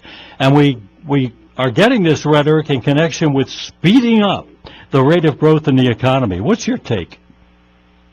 Well, I would say to you, this measure has to pass through Congress, like all tax proposals, and there'll be considerable compromise. But number two, that kind of a pass-through to smaller business corporations certainly has its benefits. The negative side of this is the extent to which high-income individuals and so on have invested in tax-exempt bonds, municipal bonds, state and local government bonds. Their attractiveness will be diminished by the extent to which other opportunities are there to shelter income. And do you buy into the narrative today that from certain quarters that if we change tax policy, we can really get this GDP growing more rapidly. Do you buy that? No, I don't fully buy that. I think certainly the tax policy can be changed to improve the situation and to benefit, to some extent, economic activity generation. But there are problems in the system. When you look at the composition of debt today, corporate debt is very high. The debt of individuals, households, is relatively high to past business cycles. Now, on the other hand, government debt is high, but the government debt still has a very high credit rating, while the credit ratings of business corporations has not improved, and the credit rating of individuals will not go up much if they borrow excessively. So there is a conundrum here. The one that has the capacity to borrow more is the federal government, but at the same time, there is a preference not to increase the federal debt at the present time. Well, that's going to be an interesting topic right there, because there seems to be a debate right now as to whether there is a willingness to run the national debt higher or whether there's some effort to try to contain it. Now, we had a question about this earlier on Money Talk today, and I've generally gone along with the expression that the United States can service its debt in a reasonable way if the debt is, let's say, less than 3% of gross domestic product on the deficit, I should say. The deficit is less than 3% on an annual basis.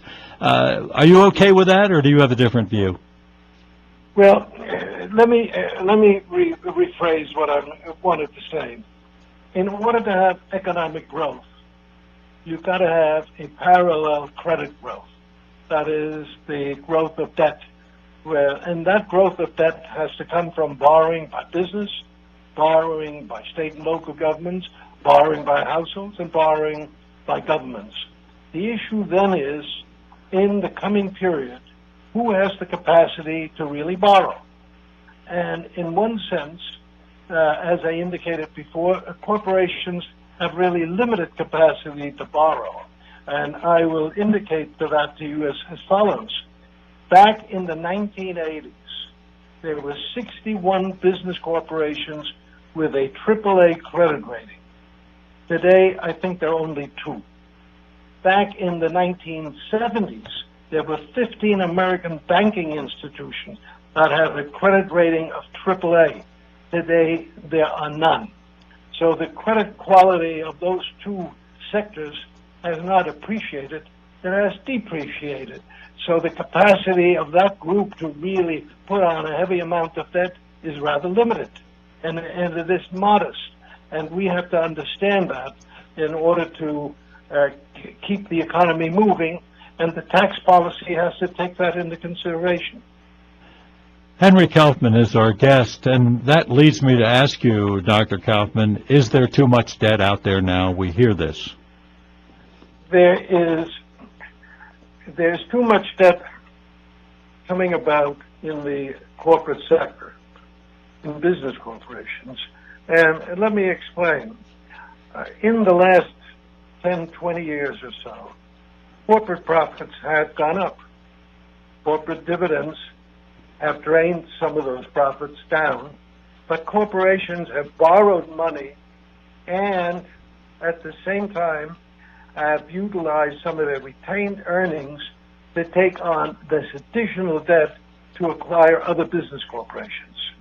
And so concentration has gone on, and corporations have gotten bigger, but they've gotten bigger not through the retained earnings side, but they've gotten bigger by borrowing significantly.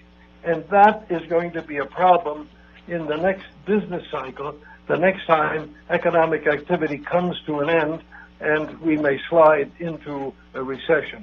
Not now, not probably a year from now, but sometime thereafter. Well said. Our guest, Dr. Henry Kaufman, his new book, Tectonic Shifts in Financial Markets, People, Politics, and Institutions. And we're taking your calls for Henry Kaufman in the next segment.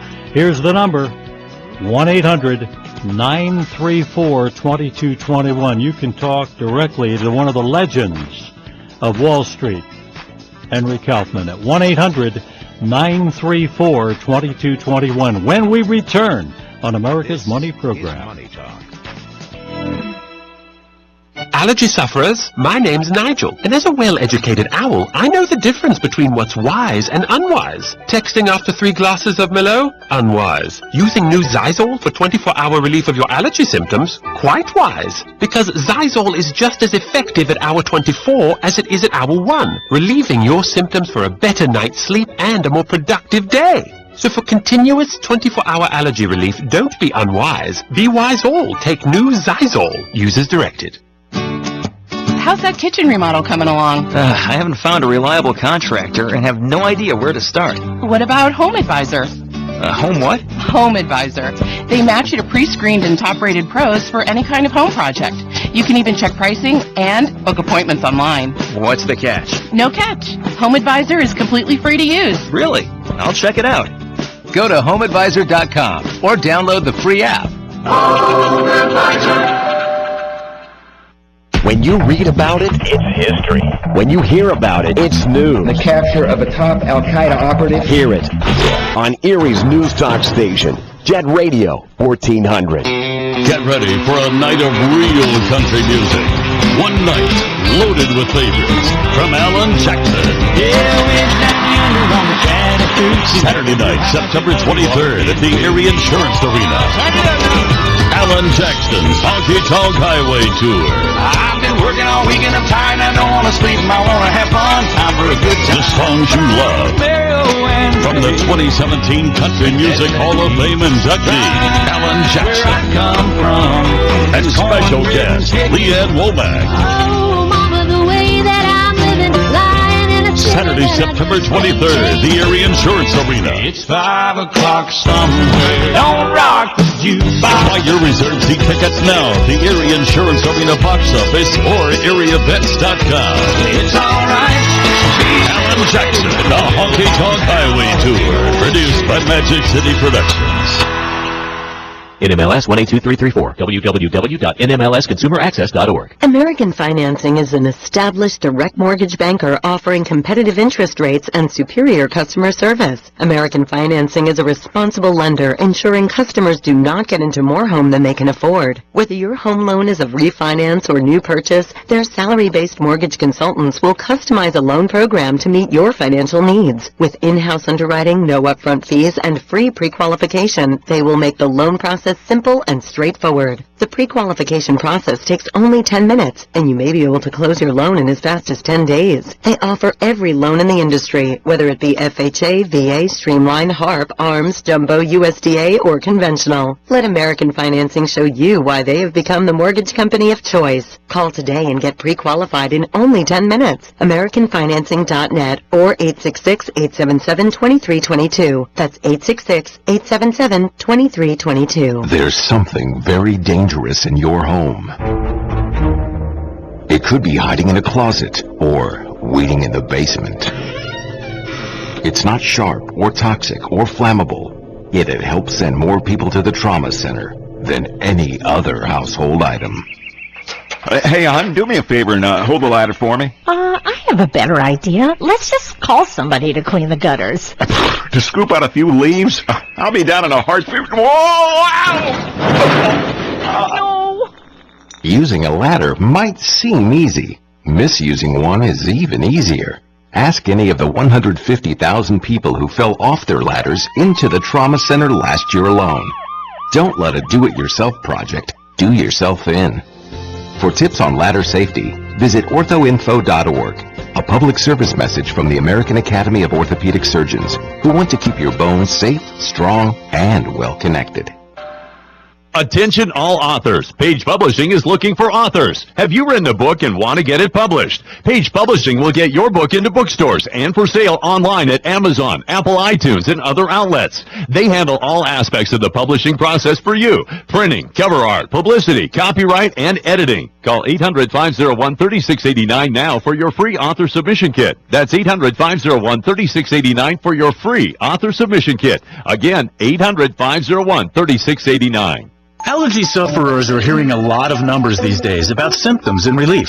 But the number sufferers want most is zero, as in zero nasal allergy symptoms. And nothing gets you closer to zero than Nasacort. Because unlike antihistamines that stop only one cause of your allergy symptoms, Nasacort stops more. And stopping more gets you closer to zero.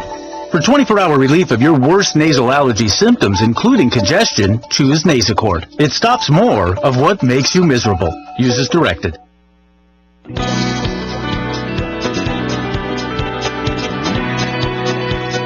This is Money Talk.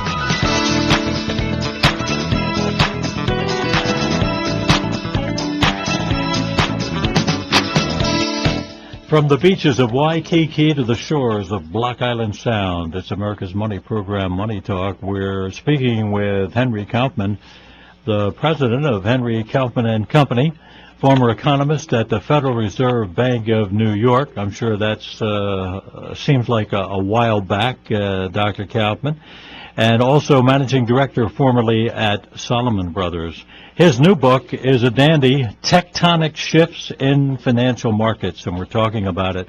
I was so glad in reading your book, Henry, that you wrote a chapter on the politicizing of the Fed, because this is something that does concern me, particularly when I hear members of Congress talking about getting more involved in monetary policy. That I do not think is a good idea. What are your thoughts? Well, you're exactly right. It should be of concern to us. But I think part of the politicizing of the Fed is due to what the Federal Reserve did not do. To illustrate, going back, the Federal Reserve never raised the question of what will the financial concentration do to us when it removed the Glass-Steagall Act, and the Federal Reserve agreed to that in the 1990s. No one asked the question within the Federal Reserve, will there be more financial concentration in that removal?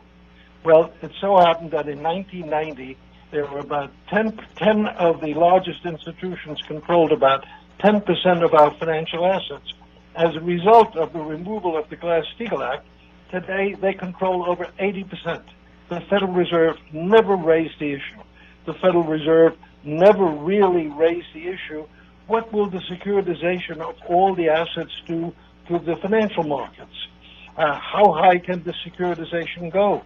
What is the implication when a mortgage that was domiciled in an institution moves out and is parceled out into little pieces all over the country and throughout the world?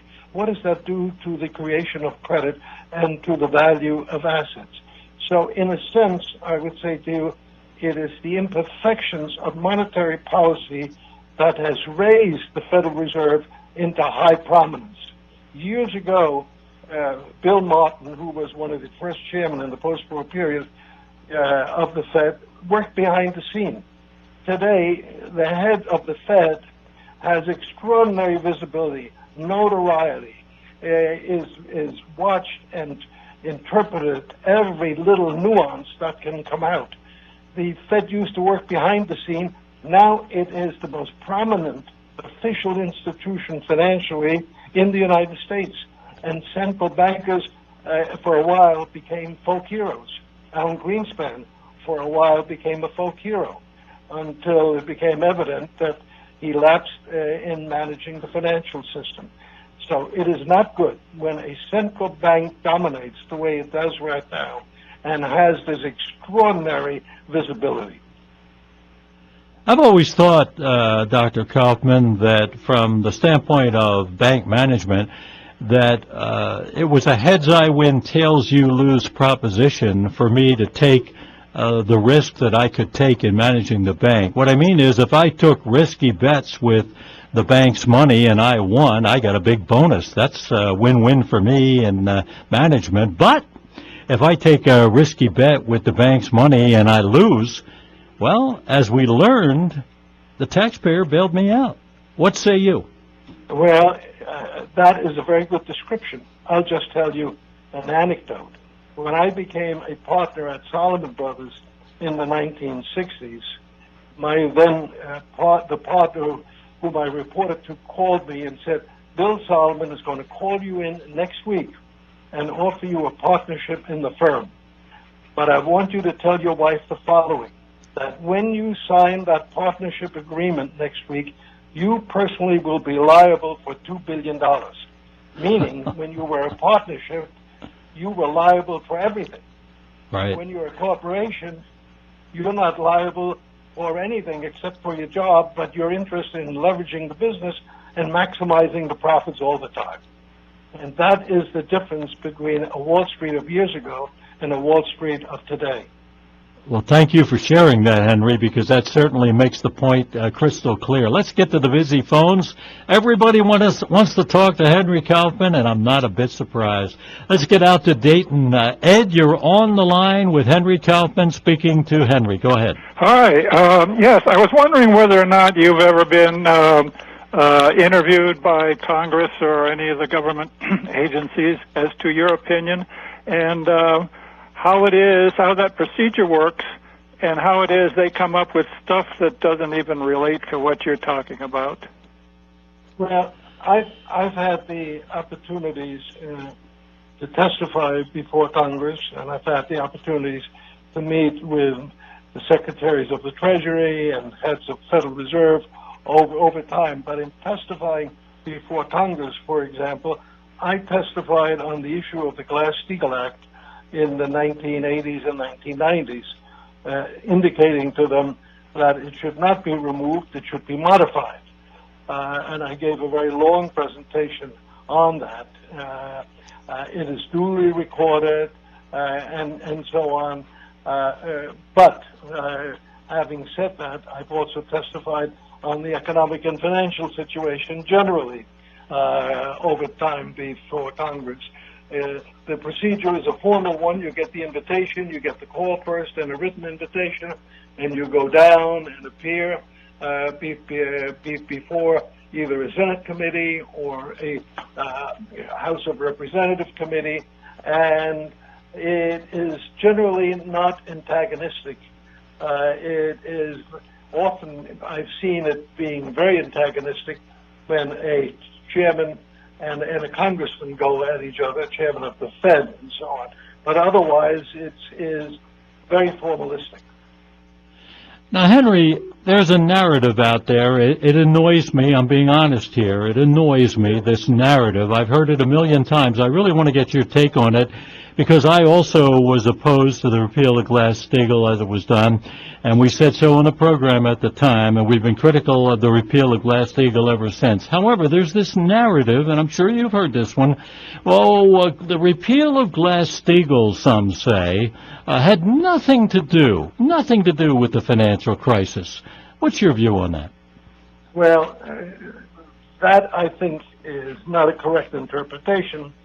As a result of the crisis of 2008, the fines that have been levied at major financial institutions, probably, I haven't computed them lately, globally total at least $400 billion. Abuse of trading practices, the dissemination of false information, conflicts of interest between an institution and a client, all variety of items, fixing markets like the LIBOR market, lender interbank market, all have been brought forth indicating the abuse that is taking place in our financial system. And that cannot be denied. Those are legal records, legal fines, well established. And that is a very good point. All right, back to the busy phones. We're taking your calls for Henry Kaufman across America at 1-800-934-2221. We're going to go to the capital city of the great silver state of Nevada in Carson City. Tom, you're on with Henry Kaufman. Go ahead. Dr. Kaufman, it's a pleasure to listen to you, sir. I have a major concern, and that concern is this. Over the last approximately 8 years, we've almost doubled our national debt. I'm not talking about deficit, of course. I'm talking about debt at a fairly low to no interest rate. We are now looking at a promising of an interest rate increase to normalization of approximately 3 or 4%. I think, Bob, you mentioned that each 1% represents $200 billion. So we have this to look forward to, which is a real concern for myself and my family. Not only are we facing an increase in we're going to have to pay on the national debt, but we're also looking at the upcoming unfunded mandates in Social Security and Medicare. What are your thoughts would you concur with Bob regarding that $200 billion increase in payments annually per 1% increase in the Fed rate, or how would you describe that? That would be on the interest. That would be on the blended rate, of course, Henry. Yes. Well, let me put it this way. As I indicated before in the meeting here, that in order to have economic growth, you've got to have growth of debt. And that growth consists of government debt, state and local debt, household debt, business debt, for example. Now, that has to go up, otherwise economic activity and real growth doesn't take place. So there is an issue here sitting in front of how we manage things. We cannot afford to let corporate debt go up too much because corporate credit quality has deteriorated. Household debt can only go up modestly because we will bump against limits of households to borrow, considering that income is not growing very rapidly at the present time. So there is some leeway in letting federal government debt go up, but that's only a modest amount. So therefore, when you put all of that together, that debt and credit has to rise when economic activity rises, it means that in the years to come, economic activity will be a moderate proportion, not of dynamic proportion. And that is the limitation that will be on us unless we want to have a runaway inflation period, which in itself is not going to produce runaway economic activity. Henry, you know, when you look at the figures, and I know that you look at a lot of figures, when you look at the figures, you go back to the year 2000, the blended rate on the U.S. national debt was 6.0. Right now, the blended rate is 2.1. I mean, talk about tectonic shifts. What's going on? Well, that's another, you raised a very interesting point. Also, in this period of time, the average maturity of the federal government debt has risen, and roughly from, let's say, 4 years to probably right now 7 years or so. The average maturity.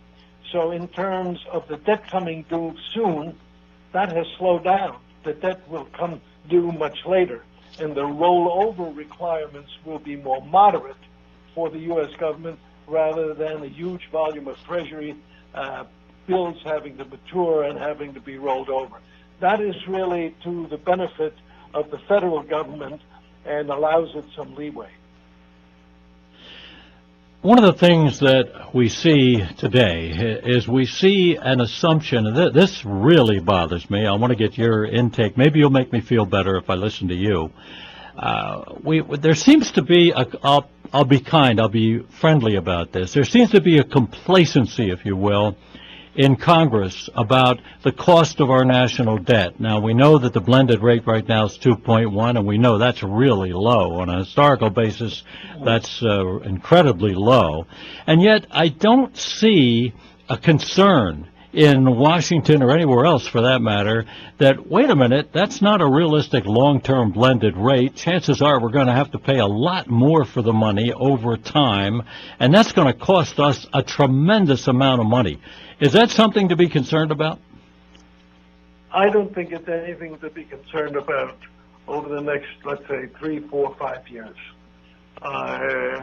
In that period of time, I would expect interest rates at some point to go higher than they are at the present time. As you know, the interest rate differential between the interest rate paid by the U.S. government and the interest rate by the private sector is still wide. As you also know, foreign holdings of U.S. governments are not about to go down. Our interest rates are much more competitive than interest rates in Europe or in Japan.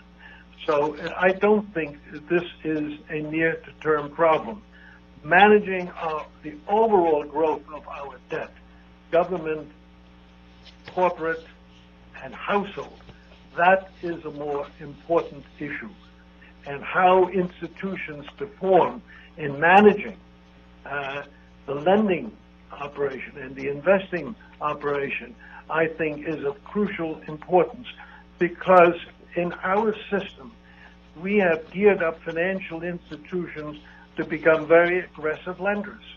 And at times, that should not be, because aggressive lending results in marginal borrowers over a period of time. So we have changed the nature of our institutional arrangement to be aggressive. In other words, years ago, early on, money mattered. It still does. But today, money matters, but credit counts. And that is the critical issue. Our guest, Henry Kaufman, his new book, Tectonic Shifts in Financial Markets. And Henry, many of our Money Talk listeners across America, particularly as a result of our opportunity to discuss your new book on the program today, are going to read your new book. I want to ask you, as the author, what you would like our Money Talk listeners who read your new book to take away from the book. Well, I would like them to take away the following: that financial institutions perform a very critical role in our system. They have a dual role. They have a fiduciary responsibility and an entrepreneurial drive. The fiduciary responsibility is because these institutions hold our temporary savings and our long-term savings and manage them. They have an entrepreneurial drive because they're privately owned. There is an important need to balance those two drives, the fiduciary one and the entrepreneurial one. Those needs have to be balanced. When they are not balanced, as they have been frequently in the last 20, 30 years, then we get booms and busts. And it is up to financial institutions to understand that high responsibility, and it's up to our government to enforce that high responsibility among the institutions which they oversee.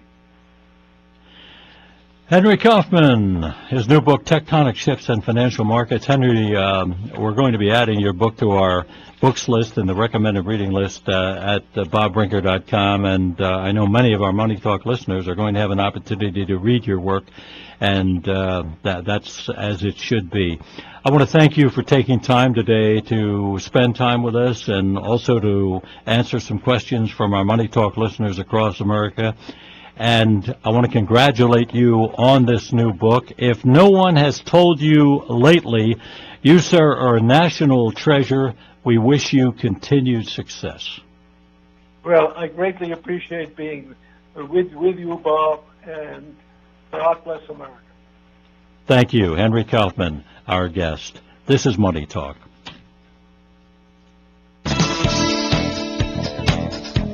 Money Talk. Attention all authors. Page Publishing is looking for authors. Have you written a book and want to get it published? Page Publishing will get your book into bookstores and for sale online at Amazon, Apple iTunes, and other outlets. They handle all aspects of the publishing process for you. Printing, cover art, publicity, copyright, and editing. Call 800-501-3689 now for your free author submission kit. That's 800-501-3689 for your free author submission kit. Again, 800-501-3689. Allergy sufferers are hearing a lot of numbers these days about symptoms and relief, but the number sufferers want most is zero, as in zero nasal allergy symptoms. And nothing gets you closer to zero than Nasacort, because unlike antihistamines that stop only one cause of your allergy symptoms, Nasacort stops more, and stopping more gets you closer to zero. For 24-hour relief of your worst nasal allergy symptoms, including congestion, choose Nasacort. It stops more of what makes you miserable. Use as directed. WJET Erie. Are you looking forward to warmer weather? Do you have a boat, motorcycle, RV, or patio furniture that needs a new look or new upholstery? It's not too early to call Russell Upholstery to work their magic on boat cushions and chairs, patio and Florida room furniture, RVs, and yes, even the seat on your motorcycle. Get it done now and be ready for the warm weather ahead. Call Russell Upholstery for your free estimate. West 26, just east of I-79. Trusted to Russell Upholstery. ErieHelpWanted.com salutes the employee of the month. The one employee you can't live without. The others, let's just call them Dave. Dave, have you been stealing lunches out of the fridge and posting reviews online? Finishing one right now, Mr. Employee of the Month. Hey, is that my lunch? Yep, today's meatballs were very dry. My wife made those. 1 star out of 5. Would not steal again. If you don't mind hiring Daves, go to the huge national job boards. That's probably what you'll get. But if you want more employees of the month, go where local job seekers find good local jobs. ErieHelpWanted.com. Local jobs that work. ErieHelpWanted.com salutes the employee of the month. The one employee you can't live without. The others, let's just call them Dave. Oh, man. What's going on, Mr. Employee of the Month? Oh, nothing, Dave. It's just a paper jam. Paper jam? Hey, guys, time for a paper jam! I shouldn't have said anything. If you don't mind hiring Daves, go to the huge national job boards. That's probably what you'll get. But if you want more employees of the month, go where local job seekers find good local jobs. ErieHelpWanted.com. Local jobs that work. Hi, this is Governor Tom Wolf. Thousands of families across Pennsylvania have been affected by the opioid epidemic. Together, we can fight this disease. If you or someone you know is struggling with addiction, help is available. Visit pa.gov/opioids for resources and information on substance abuse. For treatment options, call 1-800-662-HELP. Brought to you by the Commonwealth of Pennsylvania. Tom Wolf, Governor. Paid for with Pennsylvania taxpayer dollars. NMLS 182334, www.nmlsconsumeraccess.org. American Financing is an established direct mortgage banker offering competitive interest rates and superior customer service. American Financing is a responsible lender, ensuring customers do not get into more home than they can afford. Whether your home loan is a refinance or new purchase, their salary-based mortgage consultants will customize a loan program to meet your financial needs. With in-house underwriting, no upfront fees, and free pre-qualification, they will make the loan process simple and straightforward. The pre-qualification process takes only 10 minutes, and you may be able to close your loan in as fast as 10 days. They offer every loan in the industry, whether it be FHA, VA, Streamline, HARP, ARMS, Jumbo, USDA, or conventional. Let American Financing show you why they have become the mortgage company of choice. Call today and get pre-qualified in only 10 minutes. AmericanFinancing.net or 866-877-2322. That's 866-877-2322.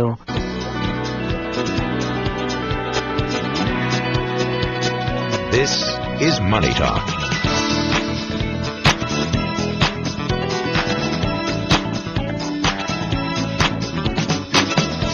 We're back on Money Talk. Wow, that was great having Dr. Henry Kaufman with us. His new book, Tectonic Shifts in Financial Markets, will be added to the recommended reading list at bobbrinker.com in the book section. And I think that for those of you interested in the topic, you will find that this is one smart dude, Dr. Henry Kaufman.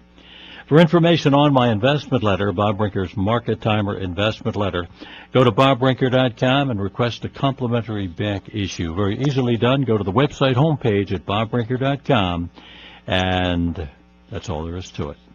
While you're there, check out Money Talk On Demand. You can stream our broadcast to your computer, download to your smartphone. That is Money Talk On Demand, and of course the investment talk is year-round. You can listen to Money Talk wherever you go, whenever you like. With Money Talk On Demand, sign up at bobbrinker.com, right there at the Money Talk On Demand logo. And you can check out our books list, of course, at bobbrinker.com. Right there, it's the recommended reading list in the books section. Well, before they beam me out of here, let me thank all of our Money Talk Trekkies for cruising with us on the Starship. Program Coordinator Ravi Chandran, Producer Meredith Oakes, Technical Director Fred Bennett. Till next time, happy investing, and may the odds be ever in your favor.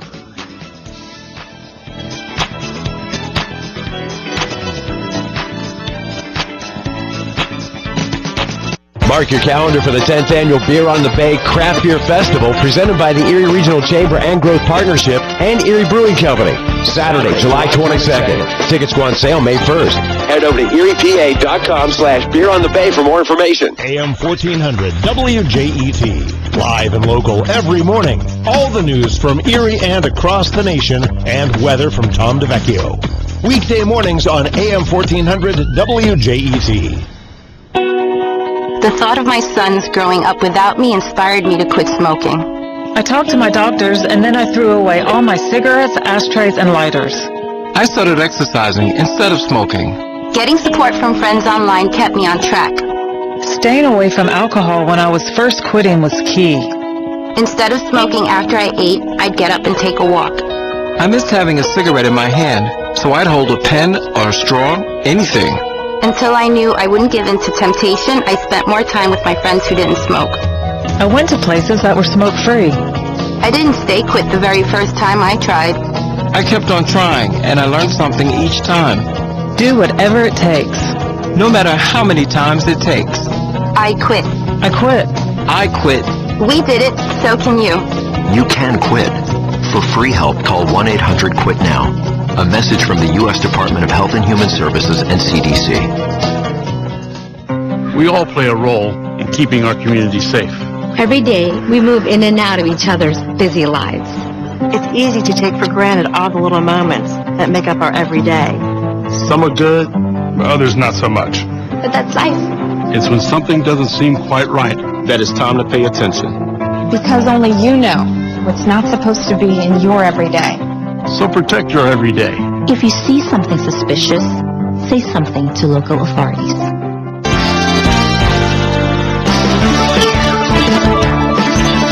WJET Erie.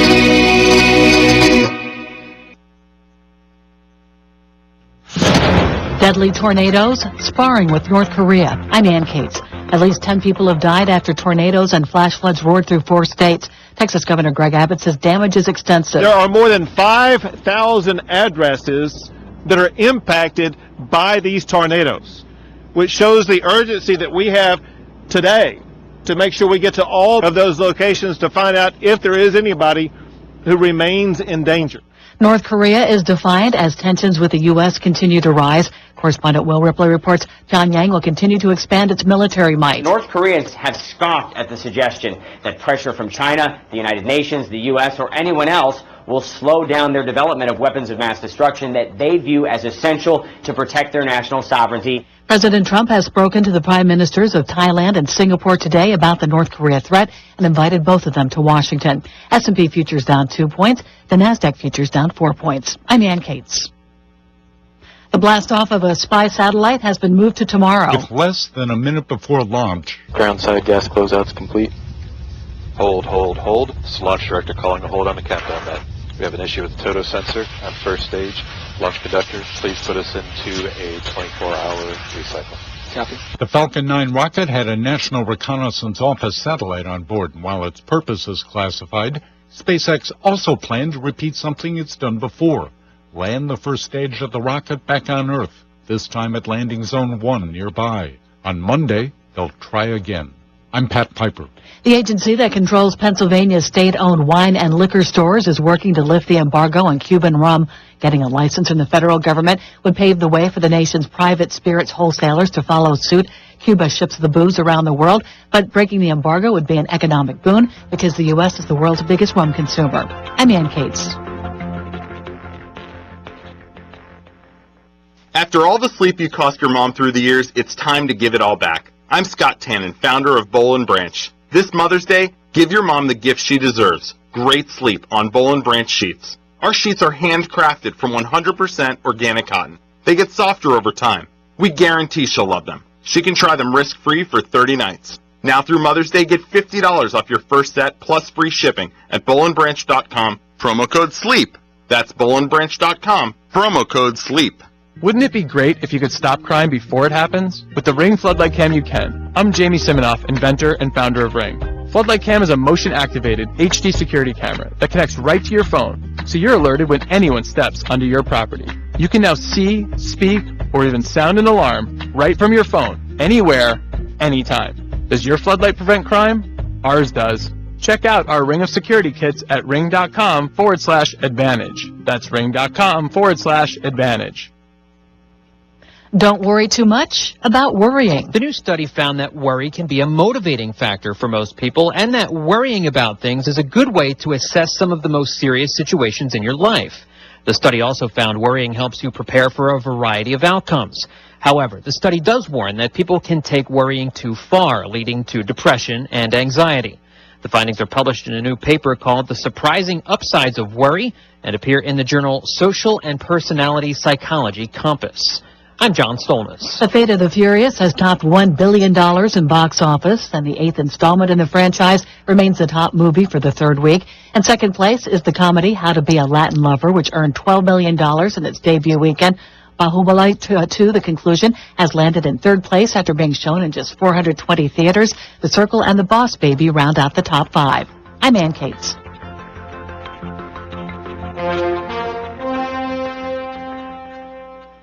After all the sleep you cost your mom through the years, it's time to give it all back. I'm Scott Tannen, founder of Boll & Branch. This Mother's Day, give your mom the gift she deserves. Great sleep on Boll & Branch sheets. Our sheets are handcrafted from 100% organic cotton. They get softer over time. We guarantee she'll love them. She can try them risk-free for 30 nights. Now through Mother's Day, get $50 off your first set plus free shipping at bollandbranch.com. Promo code SLEEP. That's bollandbranch.com. Promo code SLEEP. Wouldn't it be great if you could stop crime before it happens? With the Ring Floodlight Cam, you can. I'm Jamie Siminoff, inventor and founder of Ring. Floodlight Cam is a motion-activated HD security camera that connects right to your phone, so you're alerted when anyone steps onto your property. You can now see, speak, or even sound an alarm right from your phone, anywhere, anytime. Does your floodlight prevent crime? Ours does. Check out our Ring of Security kits at ring.com/advantage. That's ring.com/advantage. WJET Erie. Who is it? Asthma. Asthma? That's right, asthma. You must have the wrong house.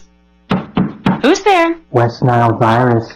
Can I come in? No, you can't come in. You sure? Yes, I'm sure. Yes. Hello, it's Lyme disease. I am not opening the door for Lyme disease. I'll be back.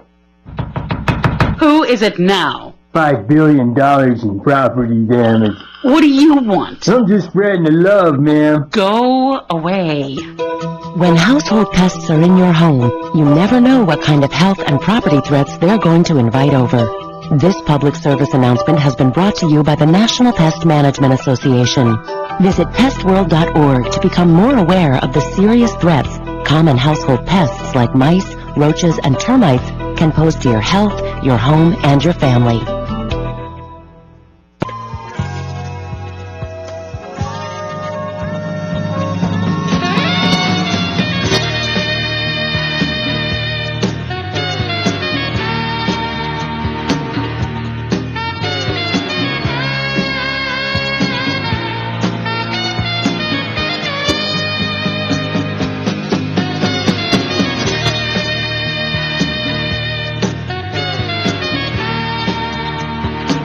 Live from the headquarters of Ramsey Solutions, it's the Dave Ramsey Show, where debt is dumb, cash is king, and the paid-off home mortgage has taken the place of the BMW as the status symbol of choice. I'm Dave Ramsey, your host. This is your show, America. Thank you for joining us. Open phones this hour at 888-825-5225. That's 888-825-5225. Fredericksburg starts off this hour. Dan is calling. Hey, Dan, how are you? Good, Dave. Thanks for taking my call. It's a pleasure to speak with you. Sure. What's up? Hey, I have a house. I'm active duty military. I bought a house back in 2005. Prices went up, and then they dropped, and I'm still upside down the house. The house has been a rental, and that did not go well for me at all. Okay. But my daughter just moved up to Virginia from Florida, adult, 31, and her and her husband are buying the house from me now. They just bought a small business, and so it would be several years before they could get financing to buy the house. And so I told them they could buy it from me for a period of time, but they have to get it over to their name because I'm not going to carry a mortgage for them for 30 years. I'm not a bank. Yeah. But I don't know the right process to do this. So they can start showing that they're building equity in this home, so when it comes time for them to finance it, they can show something. You don't have equity in the home. No, I don't have equity in the home. I'm still just barely upside down, but very close. Okay. Well, you can have, what I would suggest you do is set a price that is lower than market value today and lease them the house for whatever monthly payment you come up with, and give them then the option to buy the home for a number of years at that price. And then let's say you what do you think the house is worth today? About $195. Okay. Let's say you set the price at $180 or $185. Okay. And then they have the option to purchase the home anytime in the next, say, 5 years. I just made that up. You can make it 3, you can make it 7, I don't care. But that keeps you from doing a 30-year deal, which you don't want to do. And at the end of that 5 years, they either need to purchase it or you need to be able to sell it, and they need to look for something else. Okay. That gives them some time to effectively you're giving some of the rent towards the thing, but that gives them some time to come up with a down payment. That gives them some time to get themselves on their feet and get squared around. It also gives you some time to get right side up on this thing, so you don't have to write a check to sell the house to your kid. Right. And so you don't want to set that price down there too far below what is actually owed, but a little bit, so that effectively creates some of their rent is credited. Another way you could do it that is more complicated is just set the price at $195, option to purchase, and they're paying $1,500 or whatever they're paying, and $500 a month is going towards the purchase should they exercise the option. If they don't exercise the option, then nothing goes towards the purchase, and you don't owe them any money back. Right. And so that way, if you said $500, that's $6,000 a year. They do this for 2 or 3 years. They've got $15,000, $20,000 worth of that saved up towards their down payment. But again, you've got to be able to sell it to them at that, because the house has to, the mortgage has to have gone down by that much during that time. Right. And your normal payment's not going to give you that much principal reduction. So you've got to think about that one. That one's harder to do than just say a lower price. You save up your own down payment, and you got 5 years or whatever to pull this off. Right. And actually right now, I mean, they could afford to make a down payment. It's just that they're brand new business owners and have no record of income. So it'll take them 2 years then. Right. You have to have 2 years of solid tax returns as a small business owner to be able to qualify for a mortgage. Okay. Okay. Now, in 2 years, can you be ready if they're ready? And that's what you've got to look at, meaning is this thing going to be right side up at that point? Right. And it's not from increase in value, because we're locking the value down in this deal. Right. And that's their part of the bargain. But if you lock it down at, say, $190, and you pay on it for 2 years and it doesn't quite get right side up to $190 at that point, you can look at the actual math and you can say, okay, I'm going to have to come out of pocket a little bit with this in order to get rid of it, but they're getting a decent deal. I'm getting rid of the house. Everybody's winning here, and you just set it up. But a lease with an option is your best mechanism to use versus a land contract, which is really dangerous. I never recommend those. Or a lease purchase, which locks them into the purchase regardless, and we don't want to do that either. We want them to have the right to do this. If they don't do it, then you're free to sell it. Okay. During that period of time. Lease with an option keeps everybody playing in the game only if they want to be in the game, kind of thing. Good question. Jason is with us in Albuquerque, New Mexico. Hi, Jason. Welcome to the Dave Ramsey Show. How you doing, sir? Better than I deserve. What's up? Well, I'm talking with my wife and wanting to send the kids off to college at 18 and just completely stop working at 50. And I'm just wanting to know if it's realistic. I've watched a couple of your videos, and I feel like I'm starting on the right track, but how old are you? It's not going to be a 25 to 65 deal. I'm 32, sir. Okay, so you have 18 years. Yes, sir. Okay. What's your income? I make $105. Okay. And how much debt do you have? I've got a $300,000 mortgage, $47,000 vehicle, $6,000 in debt aside from that, which is in credit cards. Okay. Do you have another car, or just one? I have a company vehicle that I don't pay anything on. So you have a company car and a $47,000 car. Yes, sir. And I also have a disability from the Marine Corps, so it's a little bit extra. It's not much. It's probably about $10,000 more a year. Okay. So for 40 years of your life, you intend to do nothing.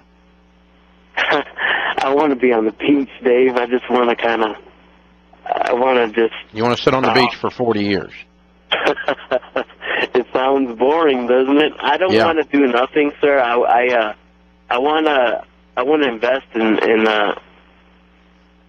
a restaurant or something on the water. I do want to have something. I just don't want to do what I'm doing right now. For the rest of my life. Okay. Well, maybe you need to do something different sooner. Well, the thing is, what I'm doing right now is safe, and maybe it's not. Maybe it's not. You're getting ready to give 20 years of your life to it. Is that really safe? Yes, sir. I understand that. Yeah, I think you need to make a career move before that, and you know the old saying, Confucius is quoted. I'm not sure he said it, but he said if you have a job that you love, then your vocation is a vacation. And so I retired many years ago by your standards, but I work every day. Isn't that interesting? You need to find something you love, and it'll change this whole thing. Probably ought to rethink the $47,000 car, too. This is the Dave Ramsey Show.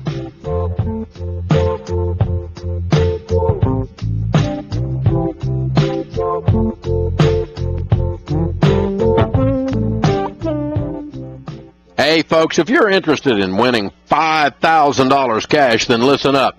My friends at Churchill Mortgage are not only the exclusive sponsor of our Financial Literacy Month, but they're also giving away $5,000. That's right, $5,000. Here's what you need to do. Go to ChurchillMortgage.com to enter to win. No purchase is necessary.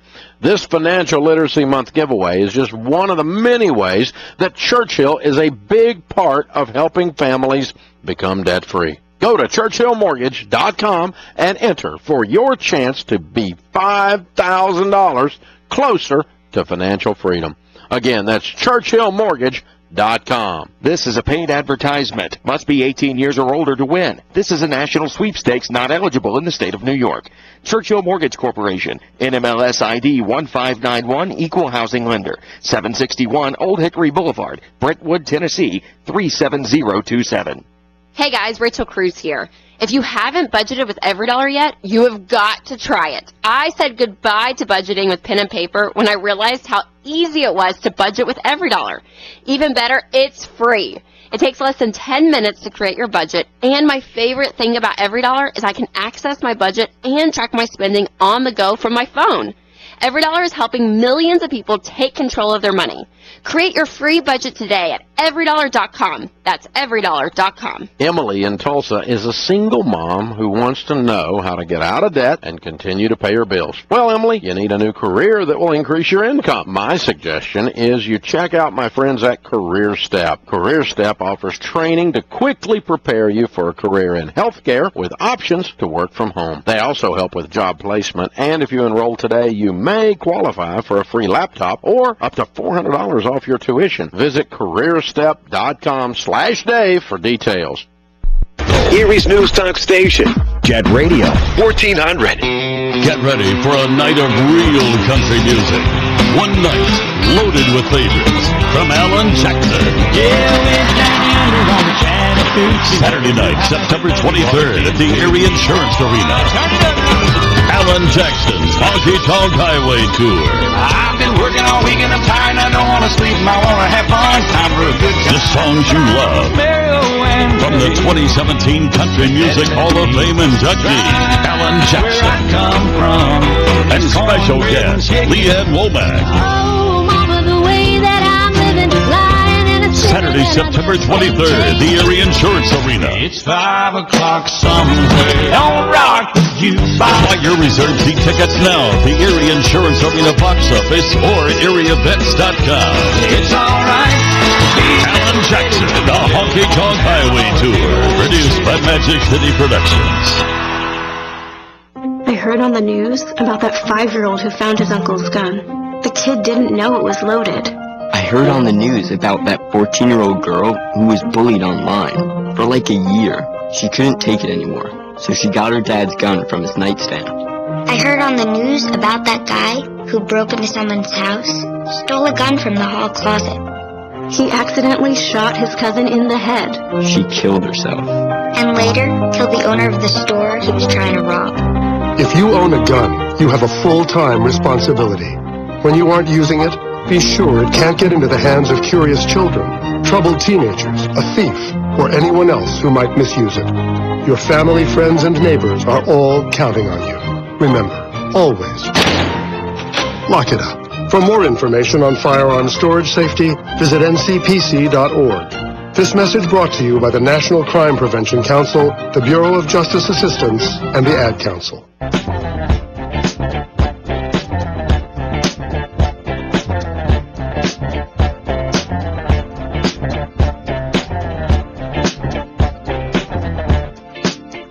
Thank you for joining us, America. Open phones at 888-825-5225. Susan is in Los Angeles. Hi, Susan. How are you? Hi, Dave. I'm excited to talk to you. You too. What's up? Well, so I have sort of an unusual situation. My fiance and I are about to get married in October. Congratulations. And we're in baby step. Thank you. We're in baby step 3 individually, both of us. And so about a month ago, I went on a game show, and I won a car and a bunch of other things. Way to go! And thank you. It was kind of crazy. Can you talk about which one? Is it okay? I don't think so. Okay. Because of what I'm going to tell you next, which is a month later, a few weeks ago, my fiance went on to the same game show. Oh. And won a car as well. Oh, my gosh. Insane, right? Absolutely. Well, it got me out of my lease, which was fantastic, and got us, out of debt, which was awesome. So I currently have my car, and after his show airs, he will be able to get his. But my question was, we're looking to pay for our wedding. Obviously, we're going to cash flow it, and I wanted to know, should we keep the car? Should we sell them both? Sell one of them? What would you recommend? Have you gotten advice on the tax hit yet? Well, I have, yes. Because it's pretty substantial on game show stuff in California. Yeah, so basically we have to pay sales tax for the items, which is very minimal.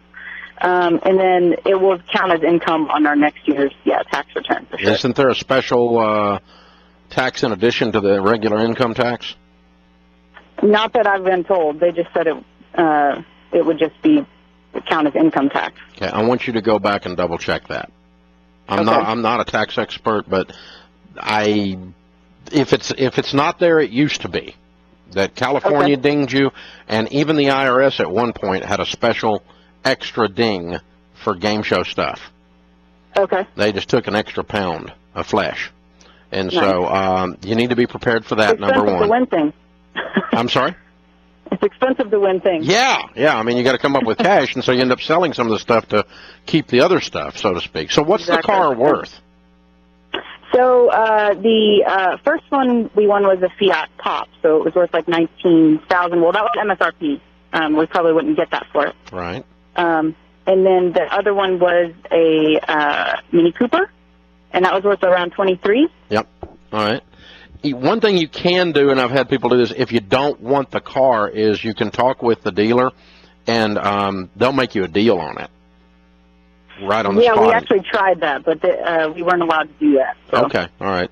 Sometimes they do, sometimes they don't, depending on the game show and what the arrangement is with the manufacturer and that kind of stuff. So, all right, so you got the car titled, and you got to turn around and resell it. You're going to lose money on it. That's part of the process. Neither one of these are super expensive cars. What are you? Do you have money saved for your wedding? Not a lot. We're working on, like I said, baby step 3. Well, what's not a lot? How much? Maybe like $3,000. Okay, and how are you going to pay for the wedding, and how much is it? Well, we're working on that, but we're just gonna, what we could save and up until now, getting deposits on places and things like that right now. But what would you? What is your income, and what is his income? I would guess my income is about 47, and his is about 40. Okay, and so what would be your ideal wedding budget? Yeah, maybe from what we've looked at, well, my ideal budget would be about $5,000, but I would say maybe 10 is more realistic, 10 or 10. Yeah, okay. Probably. So would you rather have a $10,000 or a $15,000 wedding or one of these cars? I mean, because you just have that, you have that option of selling it and turning it into a wedding fund and driving a $4,000 car. Yeah. Well, what are your thoughts on buying or having a used car? My parents sort of say, if you have the new car, then you have the warranty and you don't have to worry about fixing it, so it's less cost in that way. Well, they all break, and used cars don't break enough to offset the difference in cost. Okay. You cannot financially justify owning a newer car and a better car ever. You can just financially justify taking the hit. Sure. You make enough money to justify owning these cars. The only question is, you don't have any cash. Would you rather have a wedding or have one of these cars? And that's just a question. You don't have to answer me today, but it is kind of that simple. If you dump one of these cars, you get a decent, $15,000 wedding, and you save up with this $85,000 income, and you're debt free towards moving up in car later. You can move up in car later. You can't move up in wedding later. That is a great point. So, I'm not suggesting you spend $50,000 on the wedding.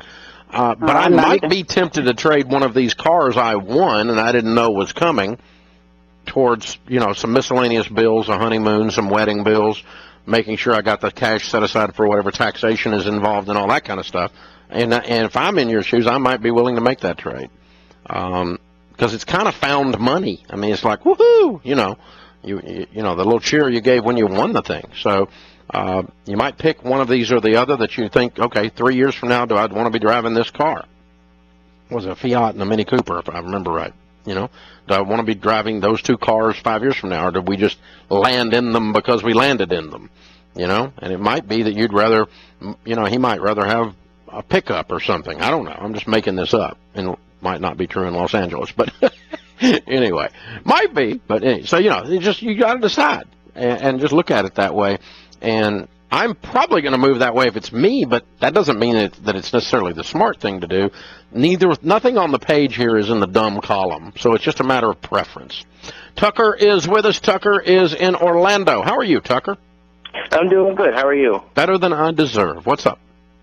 Well, I've been listening for a while, and I hear stuff about principal and interest from other people calling, and I'm just wondering if you can kind of clear stuff up for me on principal and interest, because I don't really understand it with loans. How it's calculated? Well, no, say, because I have a couple of loans, and basically I'm trying to find out, what's the point in paying off specifically the principal, because don't you have to pay the total interest anyway? No, you do not. Unless it's a bad finance company loan that has a prepayment penalty built into it. There's two types of loans. Rip-off loans that are horrible from a finance company, and yes, you're going to pay the interest either way, or at least a large portion of it either way. But if it's a traditional, regular house loan, a mortgage, or a car loan, the interest is calculated. The methodology for mathematically calculating is what's called simple interest, which means this. The interest this month is calculated on the outstanding balance. And so if you have a $300 payment and you look at the actual principal outstanding and you say, okay, 1/12 of the interest rate per year times that balance, and I'll make up a number, let's call that $50, okay? Let's call it $150 is the principal, or $250, we'll make it round, okay? Is the interest. That's the interest this month on a 1/12 of the annual rate. You follow me on that? Yes. Times the balance equals $250, and your payment's $350. Well, that means $50 is going to reduce the principal next month. You paid off $50 of debt. You paid them $250 to rent the money. That's interest. Now, next month, when you get ready to calculate it, it will be calculated on a smaller balance at the same interest rate. And so it won't be $250 in interest. Next month, it'll be $247. Okay?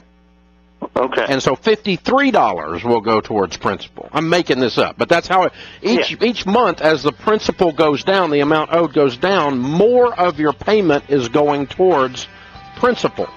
And so when you pay extra on a payment, it reduces the principal. Therefore, the next month that you pay a payment, more of your payment goes towards principal and less goes towards interest because the balance is reduced. Did that make sense? Yes, sir, it did. I understand how they screw people now. Exactly. It's exactly how it works. So stay out of the money renting business called debt, and you'll be in better shape. Good call, man. Thanks for the call. This is the Dave Ramsey Show.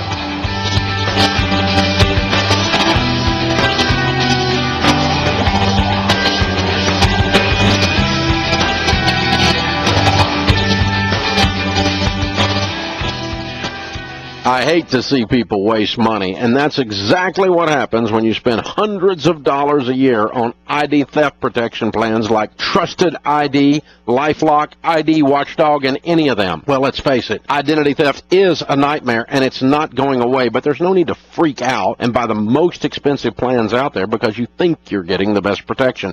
Wrong. I've been telling you for years, you need to protect yourself, and Xander's ID theft plan provides the maximum benefits and is literally half the price. They monitor your personal info, send alerts when you're at risk, as well as take over all the work if you become a victim. They also cover your bank accounts if they get hacked and protect your children at no extra cost. The right protection at the lowest cost. It really is the smartest way to protect yourself and your family. Go to XanderInsurance.com or call 800-356-4282. Stimulating talk. Erie's News Talk Station. Jet Radio 1400. Mark your calendar for the 10th Annual Beer on the Bay Craft Beer Festival presented by the Erie Regional Chamber and Growth Partnership and Erie Brewing Company. Saturday, July 22nd. Tickets go on sale May 1st. Head over to eriepa.com/beeronthebay for more information. When you're driving, distractions are everywhere, whether we welcome them Things looking fine so far for the afternoon commute. Traffic is or we don't. Distracted driving is a factor in thousands of crashes every year in Pennsylvania. Reading emails or texting while driving can have devastating consequences. So please, just drive. For more information, visit justdrivepa.com. Just drive. Distractions can wait. Brought to you by PennDOT. Tom Wolf, Governor. Paid for with Pennsylvania taxpayer dollars. 1033, home invasion, 3 detained. Description. Mouse, female, spreading disease, contaminating food. Copy that. Termite, male, property damage. Go ahead. Stinging insect, male, triggered allergic reaction, major health risk. Pests like mice, cockroaches, termites, and stinging insects pose real health and property risks. Learn how to protect your family at pestworld.org. That's PEST world.org. A public service message from the National Pest Management Association. Peekaboo. Peekaboo. Smile. Smile, buddy. Come on. Smile. Oh, honey, he's still not smiling. Maybe he's not a smiler. Yeah, maybe he's just not a happy baby. Maybe he's just being a boy. You know how boys are. Or maybe he's teething. Oh, poor baby. I think his gums hurt. Maybe he's just tired. Or maybe his tummy hurts. He didn't eat that much. Maybe he's not ticklish. You think maybe he's scared of the dog? Maybe he'll outgrow it. Maybe it's a phase. Maybe he just doesn't like smiling. Maybe he has autism, and we can definitely do something to help. Maybe is all you need to find out more about autism. No big, joyful smiles by 6 months is one early sign. Learn the others at autismspeaks.org/signs or see a doctor today for an autism screening. The sooner it's diagnosed, the better. And it can make a lifetime of difference. Brought to you by Autism Speaks and the Ad Council. Welcome back to the Dog Show. Up next, we have Satchmo. Satchmo is a member of the Shelter Pet Group. That's right, a group known especially for their couch-snuggling, ball-chasing, face-licking, tail-wagging, backyard hanging, and, of course, companionship. And what breed would you say Satchmo is? I'd have to go with maybe a lavish terrier hound chihuahua looking kind of mix. Tremendous dog. I'd also like to point out Satchmo's coloring, a white, gray, brown, black brindle, simply marvelous. You know, it's such a treat to watch a dog like this. Now, let's see him in action. Look how he makes eye contact with his person. That's actually known as the treat stare. How intuitive. And now he appears to be excitedly turning in circles. Ah, the happy dance, so common with this group. And finally, the loving face lick. It's great how he just gets in there and, well, licks. Fantastic. But really, the best way to know an amazing shelter pet like Satchmo is to meet one. Visit theshelterpetproject.org today. Adopt. Brought to you by Maddie's Fund, the Humane Society of the United States, and the Ad Council. AM 1400 WJET. Live and local every morning. All the news from Erie and across the nation, and weather from Tom DeVecchio. Weekday mornings on AM 1400 WJET. Of course, I want our kids to eat fresh, healthy foods all the time. But we don't have a supermarket nearby, so it's a challenge. I wish we were closer to good health care because of our son's asthma. Frankly, it's scary at times. I'd love for our family to live in a nice house, near a great school, but none of these resources exist in our neighborhood. Many variables can shape the outcome of children's lives, like the zip code where they grow up. That's because not all communities have the same opportunities, such as quality schools and housing, fresh food, and good health care. There are many ways to improve communities, so everyone has a fair chance, regardless of zip code. You can make a difference. Join with HUD and local leaders to improve your community. Learn how at HUD.gov/fairhousing. That's HUD.gov/fairhousing. Fair housing, shared opportunity in every community. A public service message from HUD in partnership with the National Fair Housing Alliance. 160,000 kids stay home from school every day for the same reason, bullying. This is Mike Crossy, president of the Pennsylvania State Education Association. Bullying impacts nearly 1/3 of all students every year. But parents, educators, and concerned adults can make a difference. It takes just one caring adult to intervene and help stop the bullying. Victims need an adult that will listen, will stand up for them, and most importantly, show them they are not alone. Bullying and cyberbullying have far-reaching effects, from a decline in academic performance to physical illness, depression, or worse. Help us create a safe, bully-free learning environment for all students in Pennsylvania. One caring adult can make all the difference. Take the pledge to be that adult at NEA.org/bully-free. A message from the Pennsylvania State Education Association. The Solutions headquarters, Michael and Stephanie are with us. Hey guys, how are you? Good. Good, Dave. How are you? Welcome, welcome. Where do you live? The Woodlands, Texas. All right. Very cool. Outside of Houston then. Correct. Good, good. Well, welcome to Nashville. Good to have you. Thank you. So you're here with the whole family to do a debt-free scream? Yes. I love it. How much have you paid off? About $422,000. My goodness. House and everything? House and everything. I love it. I love it. And how long did that take you? About 48 months, and we did it in two stages. Okay. Tell me about that. The first stage was paying off all of our consumer debt, student loans, and that took about 2 years. Mm-hmm. And then we dropped off our little Gazelle intensity for a few years, had some vacations, and then finally, about 2 years ago, we got Gazelle Intense on our paying off the house, and then we paid off that portion. As it should be. Very well done. And your average income during this time? Started at about $175 with salary and bonuses, and now just a little bit less than $300. Excellent. Wow, you guys make a lot of money. What do y'all do? She's a homemaker and a teacher, homeschools all three kids, and I'm a lawyer. Ah, okay. Very good. Very cool. Well done. Built your practice good. So what got this whole thing started, Stephanie? I guess we were just tired of being in debt, and he heard your show, and he came home and said, okay, we're going to do this Dave Ramsey thing, and I was like, oh, okay, and envelopes, and all right, it's kind of strange, but it's a part of life now. It took a little bit of convincing. She thought it was not just a little bit strange, but very strange to carry around that much cash. Yeah. I hear you. Did you guys read the book or anything, or what? Yeah. We listened to the podcast quite a bit, read the book, and then we attended a live event in the Houston area. Okay. So, Stephanie, when did it cease to be strange to you? When you were reading, after you got through the book? I mean, he comes home and starts putting out all these weird ideas. That's one thing. My wife would be going, rolling her eyes. I get that. But past that, then, at some point, you kind of started to believe. What caused that, do you think? I think after reading the book and it just became, I don't know, something that could be a reality. Mm-hmm. And now it just is. I mean, when we go to dinner with friends or whatever, I'm the one that always has the cash. I don't have a credit card. And, going to the bank, they expect me. I walk in, they're like, oh, here she is again. And here I am again. So. Becomes part of the rhythm of your life, but you have a paid-for house. So whatever amount of difference there is or weirdness in your life is all completely weird now. It's awesome. Very good. So, Michael, what do you tell people the key to getting out of debt is? I mean, you paid off your house, you guys. This is incredible.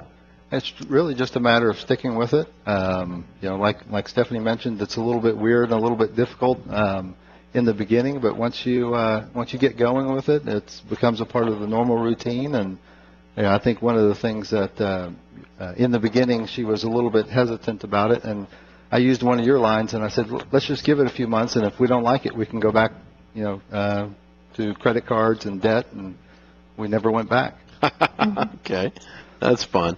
What was the hardest thing you guys did? It's probably when we were initially paying off the consumer debt, we were very intense, eliminated vacations, most of our eating out, not all of it, but most of it. So that 2 years was intense and difficult. What are you doing to celebrate the fact that you got out of debt? Well, we're leaving here and heading straight to Disney World and Universal Studios. Oh, I love it! So we drove in from Houston yesterday. We made a slight detour in Nashville and heading down there right now. Oh my goodness, that's awesome! Wow, that's a great way to make the kids go along with this idea of getting out of debt, huh? It is. That'll be a lot of fun. Very cool. So, what are your kids' names? This is the older boy is Tyler, and then there's Jack, and then our daughter's Amber.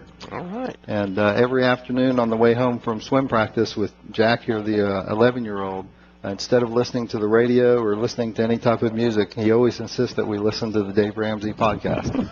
All right. Well, thanks, Jack. I appreciate it. You're getting the age on my demographics down a little bit. That's excellent. Very cool. Good job. Very good. Well, the podcast will reach everywhere. That's fun. Well, you guys absolutely enjoy Disney, and thank you for coming to Nashville to do your debt-free scream. Has the team been practicing their scream? A little bit. A little bit. Because teenagers are one of two things in debt-free screams we've observed. They're either too cool to participate, or they're all in, and they participate, and that actually makes them cool. So we'll have to see which kind we have here. Well, one thing we do on the way home, when we listen to the Dave Ramsey, the debt-free screams, Jack rates all of the screams. There you go. 1 through 10, so he wants to make See, sure Jack, we get a 10. we rate them too. Yeah. And you just don't know what kind of rating you're going to get here. That's the thing. Just kidding. Not really. All right, good. Fun. All right, it's Jack and Amber and Tyler. Oh, and their parents, Stephanie and Michael, who paid off $422,000 in 48 months, making $175 up to $300. Count it down. Let's hear a Texas-sized debt-free scream. 3, 2, 1. We're I give that one about an 8.5 or a 9. Well done. Good job, Jack. Yeah. Love it, love it. Well done, well done. That's how it's done. You guys enjoy your trip. Fabulous. That's great. Thomas is with us in Louisville, Kentucky. Hey, Thomas, how are you? Good. How are you? Better than I deserve. What's up? Hey, I just had a quick question. I'm only 20 years old, and I just got hired on at a big corporation here in Louisville, Kentucky, a Ford Motor Company, and I'm trying to figure out what direction I should go with retirement. Like I said, I'm only 20, but I want to start putting something away. Good for you. That's very smart. Well, the first thing we tell people to do is to build an emergency fund and get out of debt. Have you got any debt? No, I have no debt right now, and I've just been saving everything I've made. Good for you. To this point. Good for you. How much savings do you have? I have about $13,000 saved up right now. Wow. Yeah. Excellent, man. You are killing it for a 20-year-old. Well done. Yeah. Just trying to stay out of debt. That's the key idea. There you go. Well, save up and pay for things, and that'll keep you out from this point forward. You got this ball on the roll here. As far as retirement goes, you're ready, because we tell folks to be debt-free and have an emergency fund of 3 to 6 months of expenses. I think that $13,000 qualifies as that, and you don't have any debt, so you're there. We tell folks at that stage to start saving 15% of their income. Now, do you have into a good 401k, into good growth stock mutual funds? You have a 401k at work? Well, I was also calling to ask about that. There's two different types of Roths, or I guess is a Roth a 401k or? Yes, there's a regular 401k and a Roth 401k. Okay. And then they offer both, and then they also offer a stock market. A stock market what? Like a stock market, like retirement. Okay. Well, in your 401k, they will have options, and they'll look like growth stock. They'll have mutual funds that are options. Okay? Okay. And you want to pick out of those options 4 different mutual funds.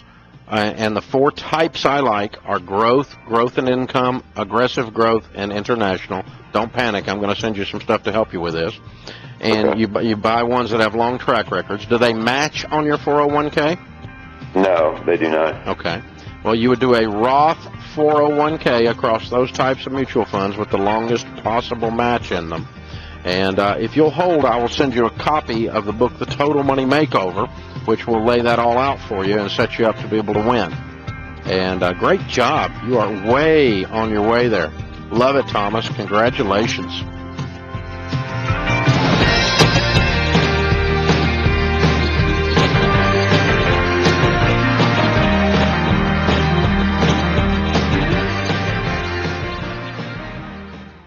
Did you know the timeshare industry reported $8.6 billion in sales in 2015? $8.6 billion! And from 2014 to 2015 alone, the average timeshare maintenance fee went up 8.4%. Folks, that's real money you could have been using to pay down your debt, not add to it. If you're sick and tired of paying for a timeshare you just don't use or can't use anymore, get out. Call the only people I trust, Timeshare Exit Team, the industry leader who has exited thousands of my listeners safely, legitimately, and permanently, and they can do the same for you. Visit them at timeshareexitteam.com. Schedule your free consultation with your local expert in a real office, not a hotel room like the other guys. They'll walk you through all your options, and best of all, Timeshare Exit Team guarantees they will get you out or give you a full refund. timeshareexitteam.com. Erie's News Talk Station. Jet Radio. 1400. It's pouring rain. It's real dark outside. Your heart starts beating really, really fast. You've never done anything so hard in your life. This is boot camp. This is the real thing now. It's such extreme pain, you don't understand how you can finish. I began to feel that there was no way I was ever going to have my title, U.S. Marine. It takes special inner strength, courage, and desire to do this. I was just thinking, I'm so close. I'm so close. And when I finished, I was like, I'm done. I did it.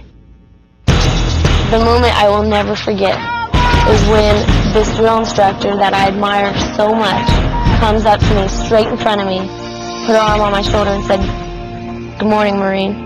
TFC Summer Volkman became a Marine. Can you? Visit Marines.com or call 1-800-MARINES. The few, the proud, the Marines. Sharing has never meant as much as it does now. Everything is up for the world to see. But what if the sharing could be used to make a difference? The National MS Society is building a place where everyone can share their experiences for good. If you have a story, share it. If you have a solution, share that too. Because together, we are stronger. Join us at wearestronger.ms.org. The thought of my sons growing up without me inspired me to quit smoking. I talked to my doctors, and then I threw away all my cigarettes, ashtrays, and lighters. I started exercising instead of smoking. Staying away from alcohol when I was first quitting was key. I kept on trying, learned something each time. Do whatever it takes. No matter how many times it takes. We did it, so can you. For free help, call 1-800-QUIT-NOW. A message from the U.S. Department of Health and Human Services and CDC. Of course, our kids should eat fresh, healthy foods, but there's no supermarket nearby. I wish we were closer to good health care because of our son's asthma. And closer to nice homes, decent schools, But we have none of these resources. Many variables can shape children's lives, like the zip code where they grow up.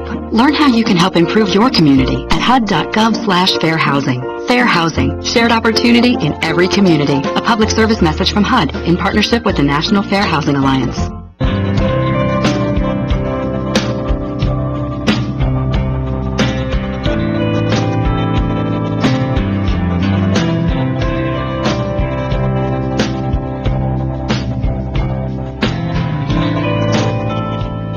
Our scripture of the day, Mark 7:16. You can identify them by their fruit.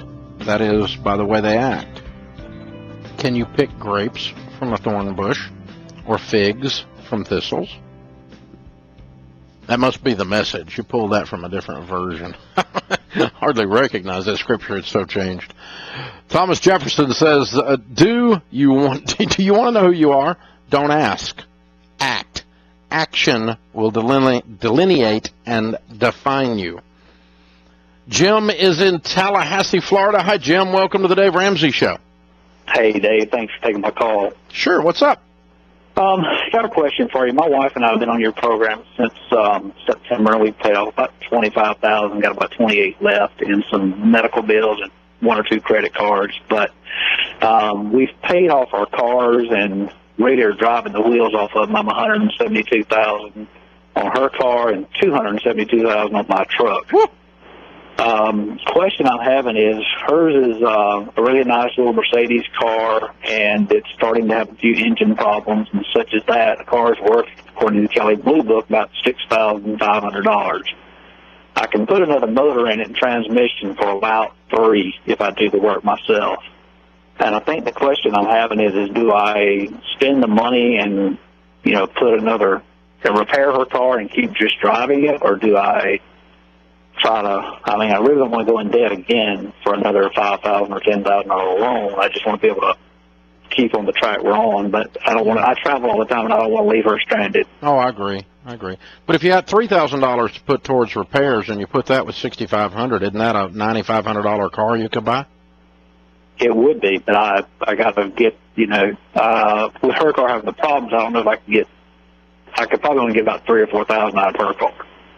Oh, as it is. Okay. Right, yeah. So it's devalued by $2,500, and you can spend $3,000 and get that $2,500 back up? That doesn't make sense. Right. Plus all your labor. Yeah, and it'll be my personal labor. Yeah. So I would, in that case, you're not increasing the value as much as the repair costs. Right. So you're better off to sell it as is and put the repair money with it and buy something reliable. In this case, so $3,000 plus $4,500 or so is $7,500 or so, and you can buy a pretty reliable car that's not as heavily mild for that. It's probably a different car, but sure. But you can get her something to get until you guys get this debt cleared up. It's just until the debt's cleared up. It's not forever. Yeah. We'll be done by September this year. Oh, fast. Okay. Yeah. Oh, yeah. It's ridiculous at our house. Okay. You're killing it. That's good. Yeah, or you could, gosh, with that, you're telling me the income's there, and you're slamming this debt. You could take 1 month off and be done by October, and that turns this $7,500 car into a $12,000 car? Sure. Something like that. Get her into a little bit better car, because you're going to move up in car anyway, but it may be, if you do that, maybe it's a little over a year before you move up. If you do the other one, you're probably moving up again by Christmas. Gotcha. Okay. All right. Well, that's what we'll do then. Is I appreciate your show and everything. Hey, man, thanks for listening. We appreciate it. Yes, sir. Glad you guys are winning. That's what we're here for. Make sure you turn the corner on that stuff. Excellent, excellent, excellent job. All right, open phones at 888-825-5225. You jump in. We'll talk about your life and your money. We appreciate you being here. Holly is on Twitter. You can follow me there at Dave Ramsey. I'm pretty regularly there causing trouble and answering questions and putting out inspiring quotes. It's pretty well all I do. One of those three things. But anyway, she says, is there anything I can do to stop debt collectors from garnishing my wages once they start? No. Except settle with them. And if you can scratch up a lump sum, 50 cents on the dollar, 30 cents on the dollar of what is owed and offer it to them, they probably will take it. If it's not a student loan. But if it's any other kind of debt, they'll probably take that. Once it's gone that far to garnishment, if you can scratch up, if it's a $3,000 debt, you can scratch up $1,000, $1,500, something like that. You can probably talk them into accepting that as settlement in full. And that'll get rid of them and get them out of your pocket. And that's the best way to do it. Always, when you're settling a debt in full, when you're settling it for less than is owed, you always want to get that in writing before you give them money. And you never want to give them electronic access to your checking account. Raymond is in Decatur, Illinois. Hi, Raymond. How are you? Good. How are you, Dave? Better than I deserve. What's up? Okay, so when I was about 6, my mom passed away, so me, my 2 brothers, and my sister would get Social Security checks until we turned 18. And then I started working at 16, so with the money from my job and the Social Security, the Social Security's people said that I owed them about $836. I just set up a payment plan for that, but I didn't know, it's been about 6 months because I just got a letter about a month ago, so I didn't know if that would go against me as bad debt. They're probably not reporting that as bad debt. I'm not sure. Are they aware you were a minor? Yeah. But they said with those Social Security checks from the age of 16 to 18, I was making too much money. Like, you're allowed to make, I think, about $15,000 in Illinois for that, but I was making about $16,000 to $17,000. Oh my gosh!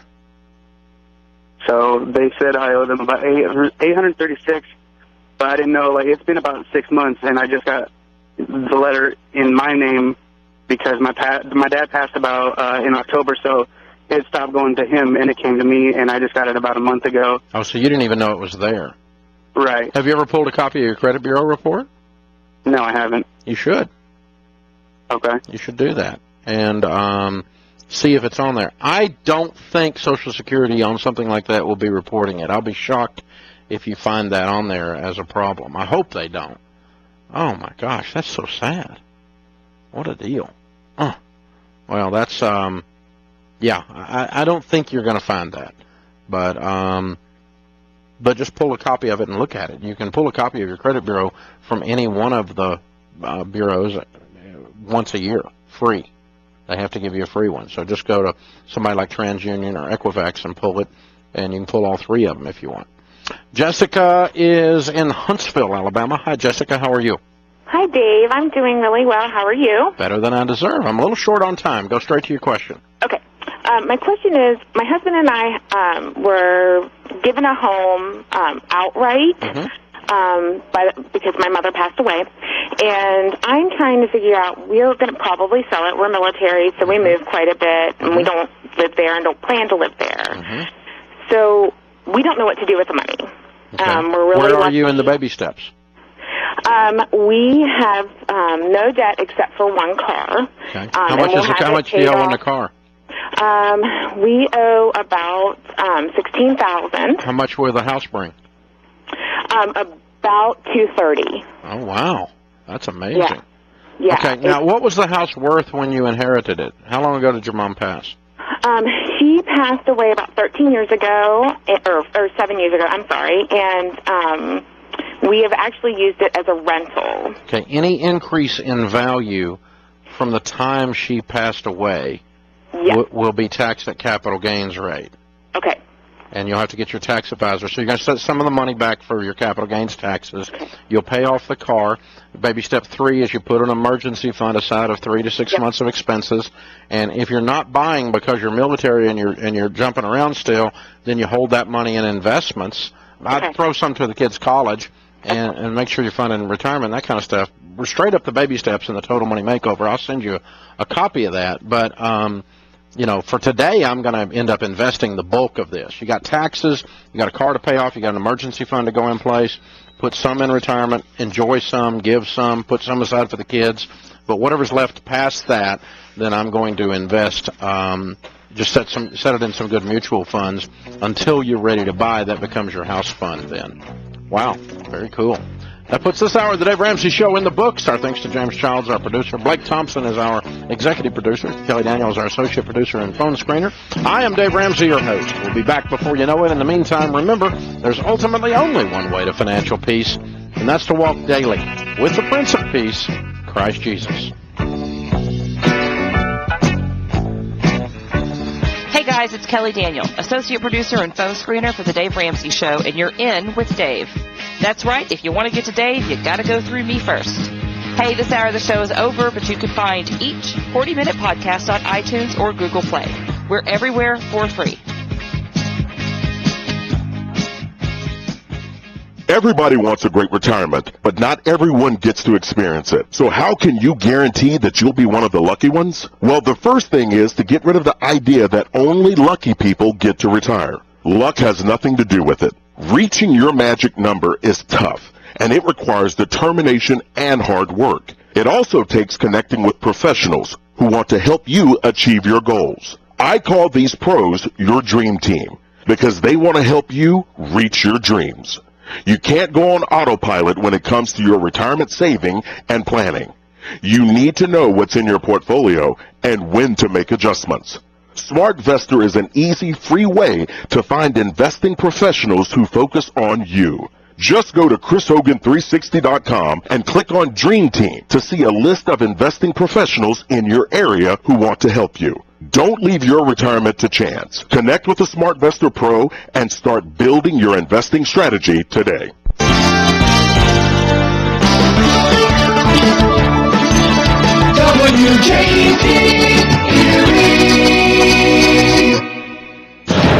Deadly weather, a down start for Wall Street. I'm Ann Cates. At least 10 people have died after tornadoes tore through 4 states, including Texas. Governor Greg Abbott has toured the damage in the city of Canton, about 60 miles east of Dallas.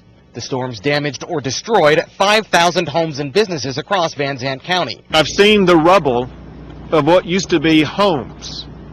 Not houses, but home. Abbott's now asking for someone to donate the use of a warehouse so the state and nonprofits can store food, water, and building material. Another thing that's typically Texan, and that is for people to want to volunteer and help out. Power crews from across the state have come to Van Zandt County to restore electricity. Alan Skaya, Canton, Texas. 17 million people are at risk of severe weather tonight and tomorrow, including hail, strong winds, and tornadoes. Millions more are under flood watches or warnings. S&P futures down 2.5 points. The NASDAQ futures off 4. The Dow futures down 14. I'm Ann Cates.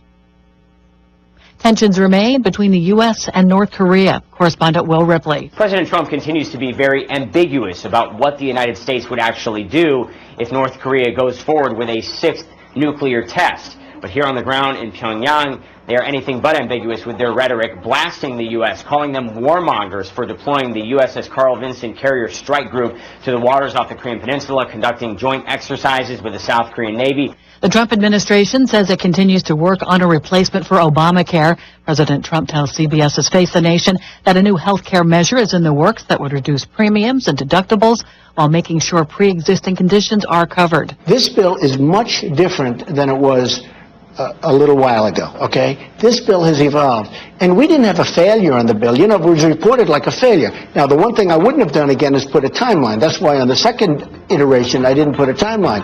I'm Ann Cates. After all the sleep you cost your mom through the years, it's time to give it all back. I'm Scott Tannen, founder of Boll & Branch. This Mother's Day, give your mom the gift she deserves. Great sleep on Boll & Branch sheets. Our sheets are handcrafted from 100% organic cotton. They get softer over time. We guarantee she'll love them. She can try them risk-free for 30 nights. Now through Mother's Day, get $50 off your first set plus free shipping at BowlandBranch.com, promo code SLEEP. That's BowlandBranch.com, promo code SLEEP. Wouldn't it be great if you could stop crime before it happens? With the Ring Floodlight Cam, you can. I'm Jamie Siminoff, inventor and founder of Ring. Floodlight Cam is a motion-activated HD security camera that connects right to your phone, so you're alerted when anyone steps onto your property. You can now see, speak, or even sound an alarm right from your phone, anywhere, anytime. Does your floodlight prevent crime? Ours does. Check out our Ring of Security kits at ring.com/advantage. That's ring.com/advantage. Crews in the nation's capital are set tomorrow to head off a big stink. Ginkgo trees are hardy. They're beautiful in the fall, and their fruit stinks. Some cities around the country just deal with it. But in Washington, the stench is considered so offensive that transportation crews for the past 20 years have sprayed what they label a mild pesticide to keep the female ginkgo trees from bearing fruit and dropping it on streets and sidewalks, basically stinking up the nation's capital. For residents who just want the trees gone, the city now allows them to remove their ginkgos as long as they're replaced with another approved and less offensive tree. Jan Johnson, Washington. The Fate of the Furious remains the top movie in North America. The 8th installment in the franchise crossed the $1 billion mark in worldwide ticket sales this weekend. Coming in second is the comedy How to Be a Latin Lover. In third place is the epic fantasy Bahubali 2. I'm Ann Cates. After all the sleep you cost your mom through the years, it's time to give it all back. I'm Scott Tannen, founder of Boll & Branch. This Mother's Day, give your mom the gift she deserves, great sleep on Boll & Branch sheets. Our sheets are handcrafted from 100% organic cotton. They get softer over time. We guarantee she'll love them. She can try them risk-free for 30 nights. Now through Mother's Day, get $50 off your first set plus free shipping at BowlandBranch.com, promo code SLEEP. That's BowlandBranch.com, promo code SLEEP. Wouldn't it be great if you could stop crime before it happens? With the Ring Floodlight Cam, you can. I'm Jamie Siminoff, inventor and founder of Ring. Floodlight Cam is a motion-activated HD security camera that connects right to your phone, so you're alerted when anyone steps onto your property. You can now see, speak, or even sound an alarm right from your phone, anywhere, anytime. Does your floodlight prevent crime? Ours does. Check out our Ring of Security kits at ring.com/advantage. That's ring.com/advantage. WJET Erie. Corporal John Vale was injured on patrol in Kuwait. The truck flipped. The vehicle landed on me. I realized I can't move my legs. I'm looking for one person, one contact that can help me. When John arrived at the VA, there was someone. Stephen Bush of Paralyzed Veterans of America. He helped John with his claim and became his advocate to get him back into life.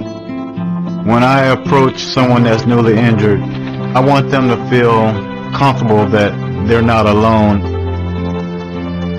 For over 65 years, Paralyzed Veterans of America, through their National Service Officers, has helped hundreds of thousands of veterans get the care and benefits they've earned.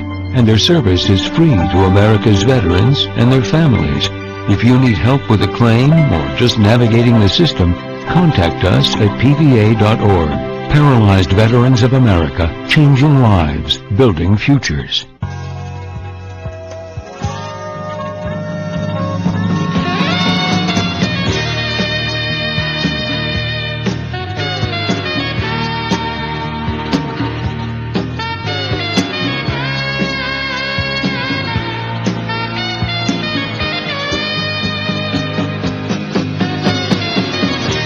Live from the headquarters of Ramsey Solutions, it's the Dave Ramsey Show, where debt is dumb, cash is king, and the paid-off home mortgage has taken the place of the BMW as the status symbol of choice. I'm Dave Ramsey, your host. This is your show, America. Thank you for joining us. Open phones at 888-825-5225. Nathan is with us to start us off this hour in Dayton, Ohio. Hi, Nathan. How are you? Good, Dave. How are you? Better than I deserve, sir. How can I help?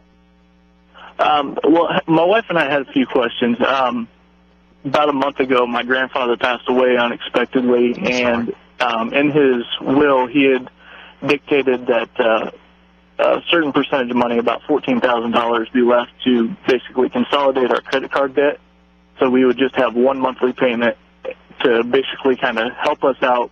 He'd been our financial counsel for about the last 3 to 5 years as we tried to kind of dig ourselves out from a lot of stupid decisions we had made. I'm sorry, he wants the estate to loan you money? No, he left everything to my mother, and he basically had dictated that they take some of the money and loan it to you. Yes. Okay. At about a 3 to 5% interest rate, which is a lot better than a credit card. Yeah. What's your household income?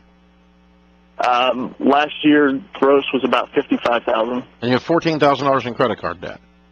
Yes. How much other debt do you have? $71,000 in student loans. Good Lord. Okay. So your wife is, are both of you working outside the home? No, she is a stay-at-home mom. We have 3 kids under the age of 4. She is working. Okay. All right. And you make 71. No, you make 51. Yeah, my gross last year was 55. Yeah, 55. Okay. Okay. And your question's what then? So under kind of how he had set things up, we're basically to repay the loan in about $400 a month installments for the next 3 years, and to use that extra money to pay down some of the other debt. Like her student loans are on income-based repayment, so like this year we only had to pay $40 a month based on our income and family size. But some close family friends of ours who have kind of stepped into that role as financial counsel had advised us to basically start investing in my work 401k. They match 3%, so that would work out to about $40 a paycheck, which is equal to what my last pay adjustment was. Really bad advice. Okay. Yeah, really bad advice. You don't need to be investing when you have $70,000 in student loan debt. You need to be running around like your hair's on fire trying to get this stuff put out. Okay. And let me tell you, I've probably led more people out of debt in the last 20 years than anybody else in America. There's a lot of things I don't do, but I probably have got that distinction. And here's the things we have found about debt, literally working with millions of families, literally.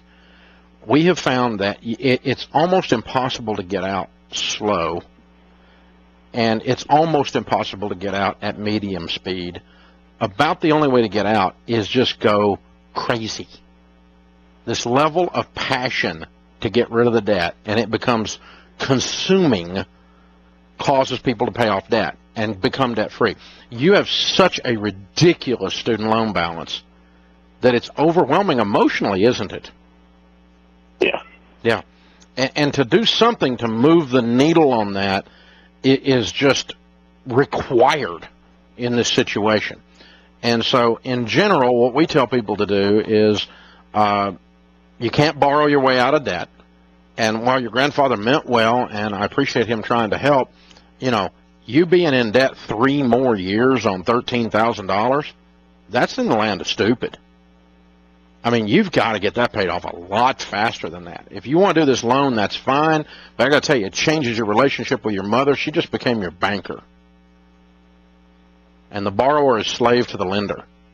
And so I disagree with this whole thing you're doing, but you can use it if you want to use it. But all of that said to say, what you've got to do is you've got to do something, get your income up temporarily over the next 3 years or so, like $10,000, $20,000, $15,000 a year, and throw all of that at this debt to where we start to put together a game plan where like 4 years from now you're completely debt-free, student loans and credit cards. That's $84,000 in 4 years, so that's $22,000 a year that you need to throw at this. How do you do that with 3 kids making 51? You don't. It's not possible. So you've got to do some things to get your income up, and you guys are going to even be tighter than you've been. You got to be on beans and rice, rice and beans. You don't need to think about a vacation or seeing the inside of a restaurant unless you're working there as an extra job. The days of you eating out are over. you are broke and deeply in debt. That's how, I'm not preaching at you, Nathan. I'm trying to inject passion into the situation. You feel it? Because that's what gets people out of debt, is when they get mad enough about this, when they get sick and tired of being sick and tired. You cannot mathematic your way out of a mess like this. The math sucks too bad. But you can mad your way out of a mess like this. So here's what I'm going to do. I'm going to prove it to you, okay? If I give you our 9-week class, Financial Peace University, you go once a week for 9 weeks in Dayton, Ohio, one time a week for 9 weeks. I will show you how to get out of debt and how to get on a budget, and I will pay for it. If I give that to you for free, will you and your wife attend the class? Yeah, definitely. Okay, and when you're out of debt and you're making a bunch of money someday and you run into some guy who's scared and overwhelmed with his student loan debt, then and you got money, you need to pay for him to go through someday later. But you don't have to worry about that today, okay? Okay. All right. You guys go through the class, and that will explain to you why your new counselor is giving you bad advice. It will explain to you why this thing with your grandfather, while it felt like a blessing, can start to be a tether to cause you to stay in debt too long. I want you out of this faster than this. I want you so fired up and wired up that everybody thinks you've lost your dadgum mind. And you're working like 16 jobs, and you know, you're going crazy for a period of time. That's how people get out of debt. That's the only way I've ever seen it work. You can wander into debt. You cannot wander out. And you can't borrow your way out of debt. People try it all the time. You can move the debt around, but every time you move it around, you ever seen that shell game with the shells and the pea? You know, the pea is under one of those dadgum shells. I mean, every time. You may pick the wrong one, but it's under there. You didn't get rid of the pea. You just moved it around. It's under a different shell. And so, you just, people, you can tell. The Bible says out of the abundance of the heart, the mouth speaks. And you can tell by the words people use. They say, I paid off my credit card debt with a home equity loan. You didn't pay it off, you goob. You moved it to a home equity loan. You lied to yourself when you said you paid it off. And you didn't lie to me because I didn't buy it. So, not you, Nathan, but I mean, you can tell this is how people, you can't borrow your way out. You've got to get unbelievably angry and fight your way out of this. This is the Dave Ramsey Show.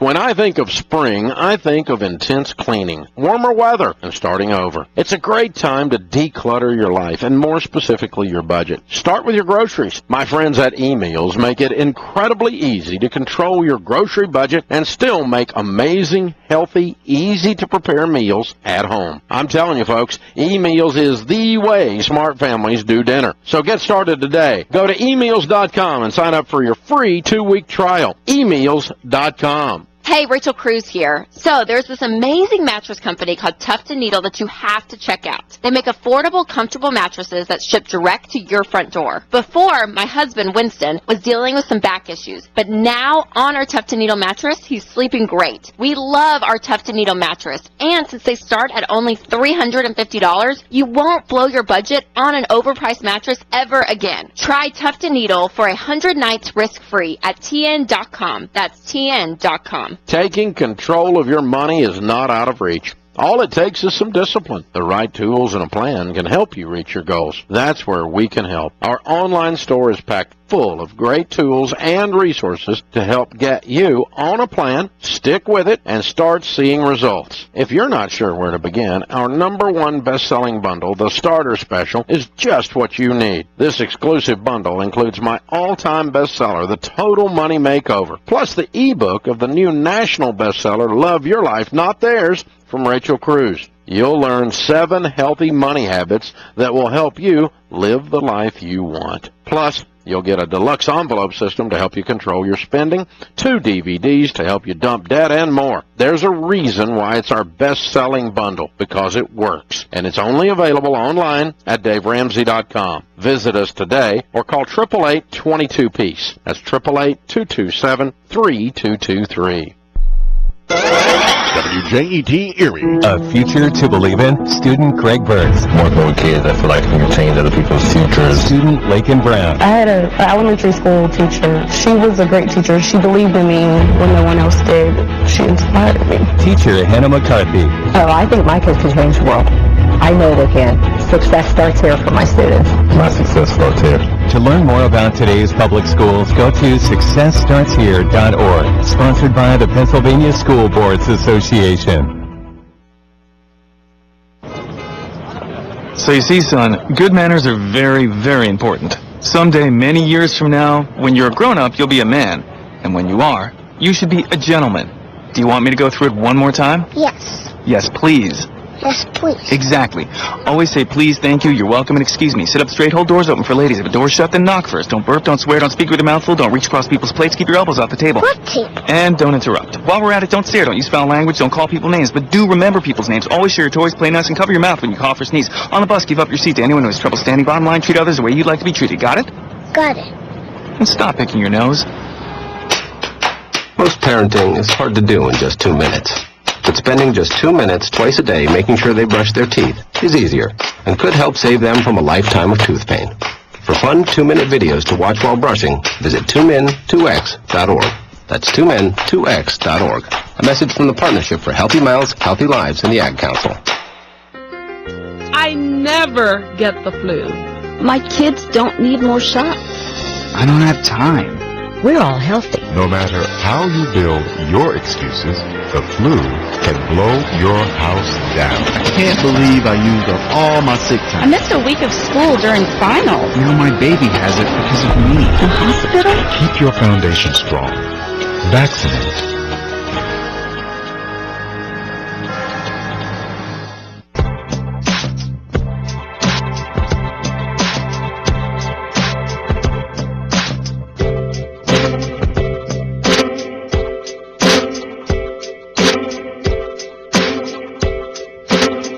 Our question of the day comes from Blinds.com. They're always happy to send my listeners free color samples.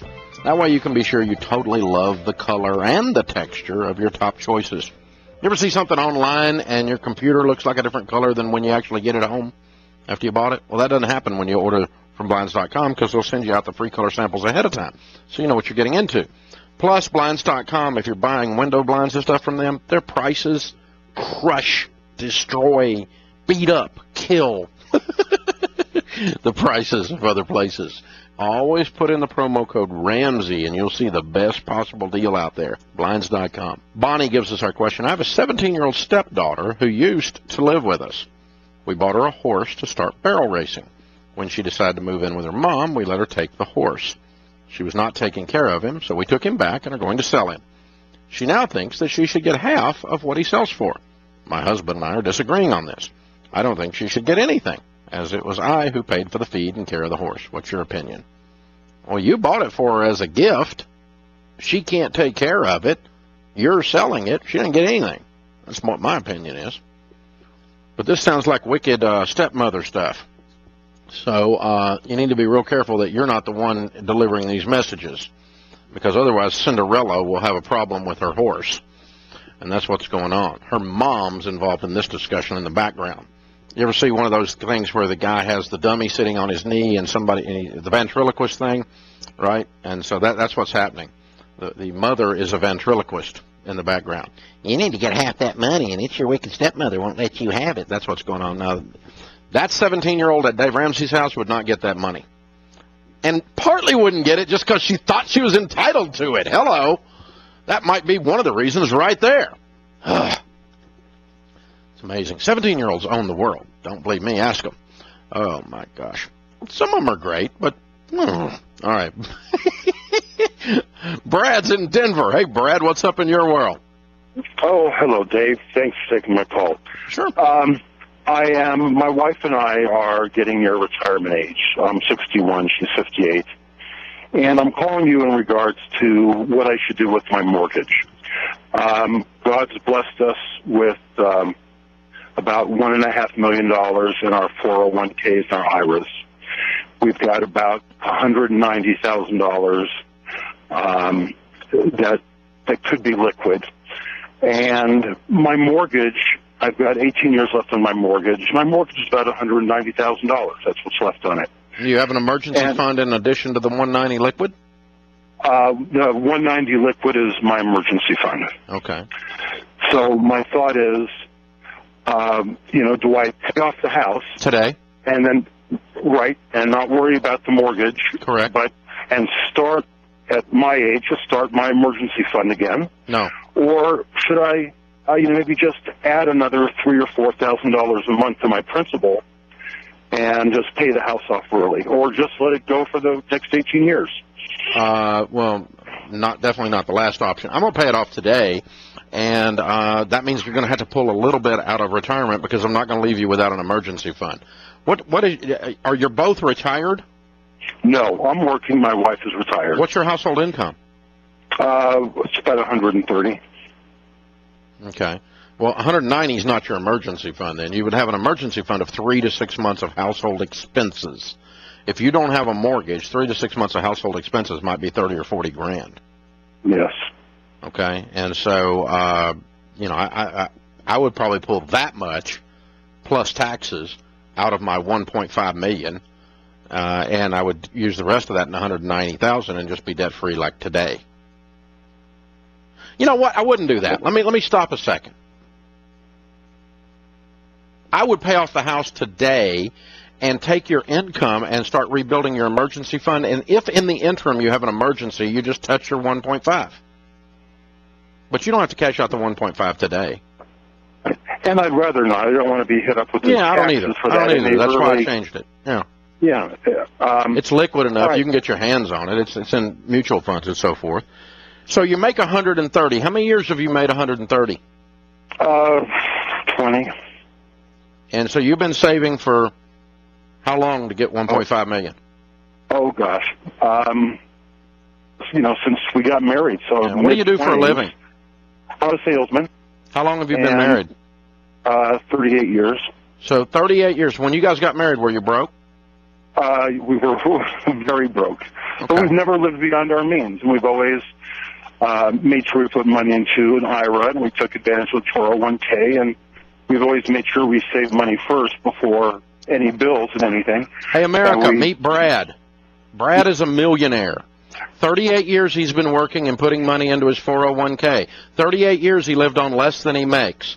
38 years he watched his life and had a life while he was doing that, and he has $1.5 million in his retirement, and his house is paid for. Hey, America, meet Brad. You're awesome, man. Well, thank you. You are who I talk about every day. You're who I want my listeners to grow up to be. Compound interest is the... Yeah, are you invested in those evil growth stock mutual funds? I have some mutual funds. I have some stocks. Okay. But I'm relatively conservative in my investments. Yeah, and there you go. You just put money in savings, and so guess what? You got savings. It's the weirdest thing. You're amazing. Just to feel comfortable, I've got my interest rate is 3.5%, which to me is free money on the house. And if your house was paid for, would you borrow money to put money into your bank account? If my house was, I'm sorry? If your house was paid for, would you go borrow money on it to feel comfortable? I could if I needed to, but I wouldn't. I know, but you wouldn't. You'd take the money out of the 1.5 if you needed a little bit. Yes, absolutely. That's why I told you to pay it off. All right, so... There's no interest rate that's going to make you borrow on this house ever again once you get it paid off. Trust me, the grass will feel different under your feet when you walk in the backyard. Okay. The borrower is slave to the lender, and brother, when you finish this is the last nail in the financial coffin. You win. Ding, ding, ding. You get the award. Yes. You're worth $1.5 million. What's the house worth? About $750. Yeah, so you're worth $2.2 million minimum here. I love you. You're awesome. You're my new hero of the day. I'm going home. Just shut it down. That's it. I'm done. Just play a tape the rest of the day. I'm done. That's it. My job here is over. Oh, my gosh. Guys, all you stupid people out there that tell me all the time, interest rate, and I keep talking about saving, and I don't need your theory. Shut up. Just shut up and listen to Brad. He just told you how life works. He's the guy I want you to be when you grow up. Over and over and over and over. I don't make $130,000, so you won't have $1.5 million. You'll just have $900,000. So shut up. Seriously, you know how you have money in your savings when you retire? You put money in there every stinking check for the rest of your life. And you know, Brad's conservative. He doesn't even put it all like I do in mutual funds. He's got some stocks, some mutual funds, and some, quote, conservative. But guess what? He's got $1.5 million. Hello! He didn't make $300,000 a year. He didn't hit the lottery. He didn't wait on the government to fix his life. He lived on less than he makes for 38 years. He's a regular guy. He's a salesman. And you people that want to tax him because he's evil and rich, you ought to have your head smacked off your shoulders. That's money's his. And you want to tax it on his death? You ought to have your head smacked off your shoulders. That money's his.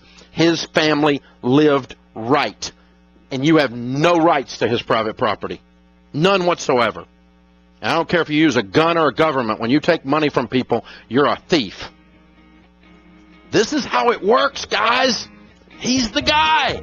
That's how he's sitting there in Denver, Colorado. Married 38 years. He's a salesman, making $100,000. Putting money away. Living on less than he makes. Should I ask him what kind of car he drove? Dadgummit. Because he fit everything about it. He fit everything about the millionaire next door's mindset. And all these morons with Tom Stanley's death are running around, the millionaire next door is dead. That doesn't apply anymore. Well, I just freaking talked to him. He's not dead. I just had him on the air, and 10 million of you just heard it. Shut up. This is the Dave Ramsey Show.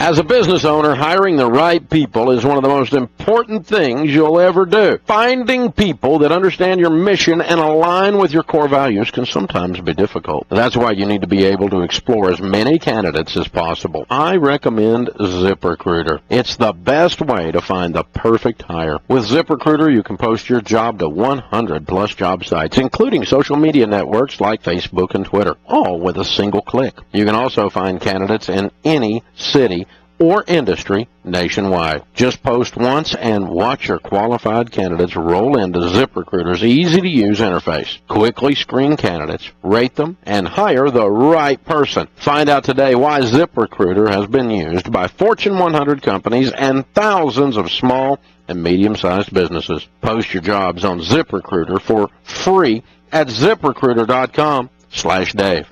That's ZipRecruiter.com/Dave. Stimulating talk. Erie's News Talk Station. Jet Radio 1400. Picture a door. On it, a sign that says, "Do not look." Every instinct says danger, but still you peek.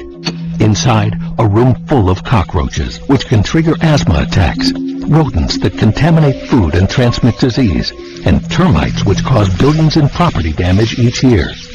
Trust your instincts. Know the signs. Learn how to protect your family and home at pestworld.org.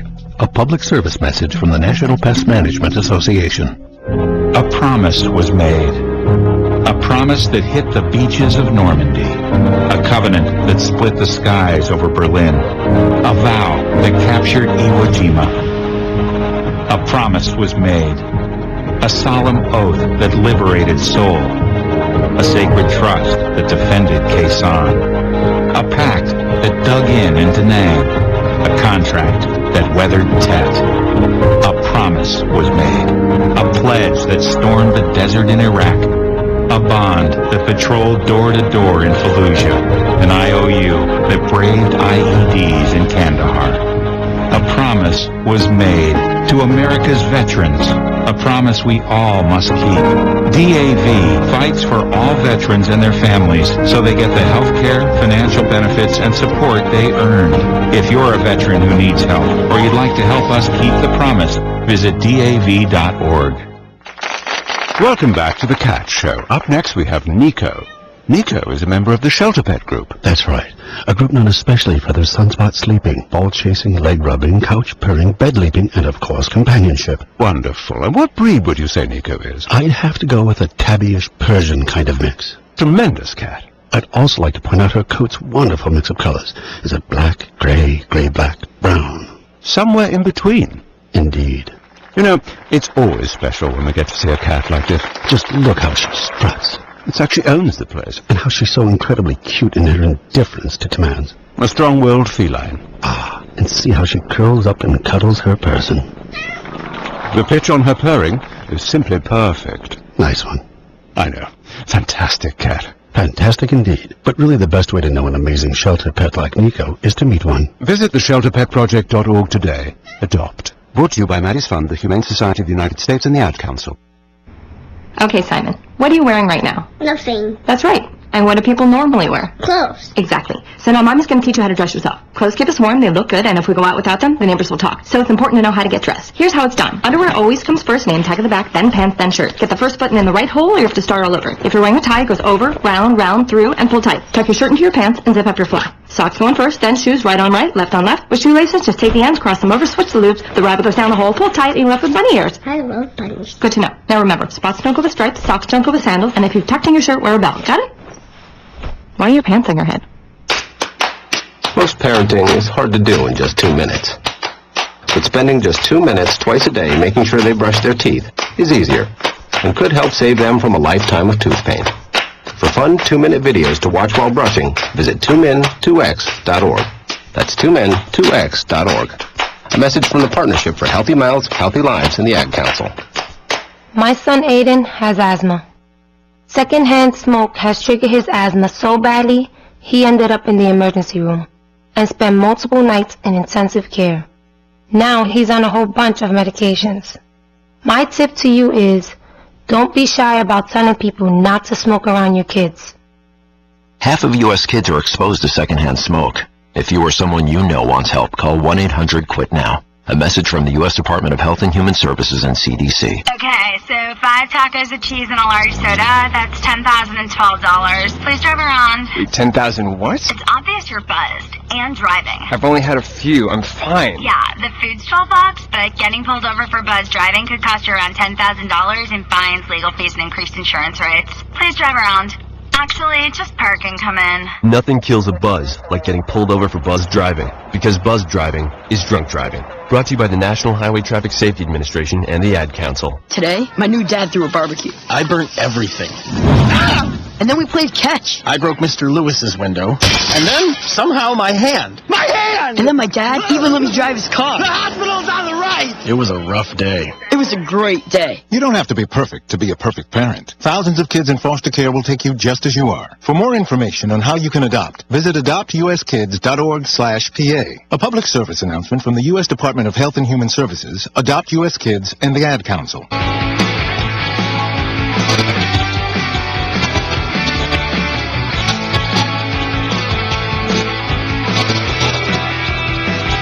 In the lobby of the Ramsey Solutions headquarters, Jason and Danielle are with us. Hey, guys, how are you? Hey, Dave. Hey. Welcome. Where are you guys from? Shelbyville, Illinois. It's around Effingham, Illinois. Gotcha. Okay. Man, that's a small place if you're a suburb of Effingham. Yes. Yeah. That's fun. Well, welcome. Good to have you guys. Thank you. So you're here to do your debt-free scream. Yes, sir. Yeah. I love it. How much have you paid off? $105,000. Man, that's awesome. Making what kind of money?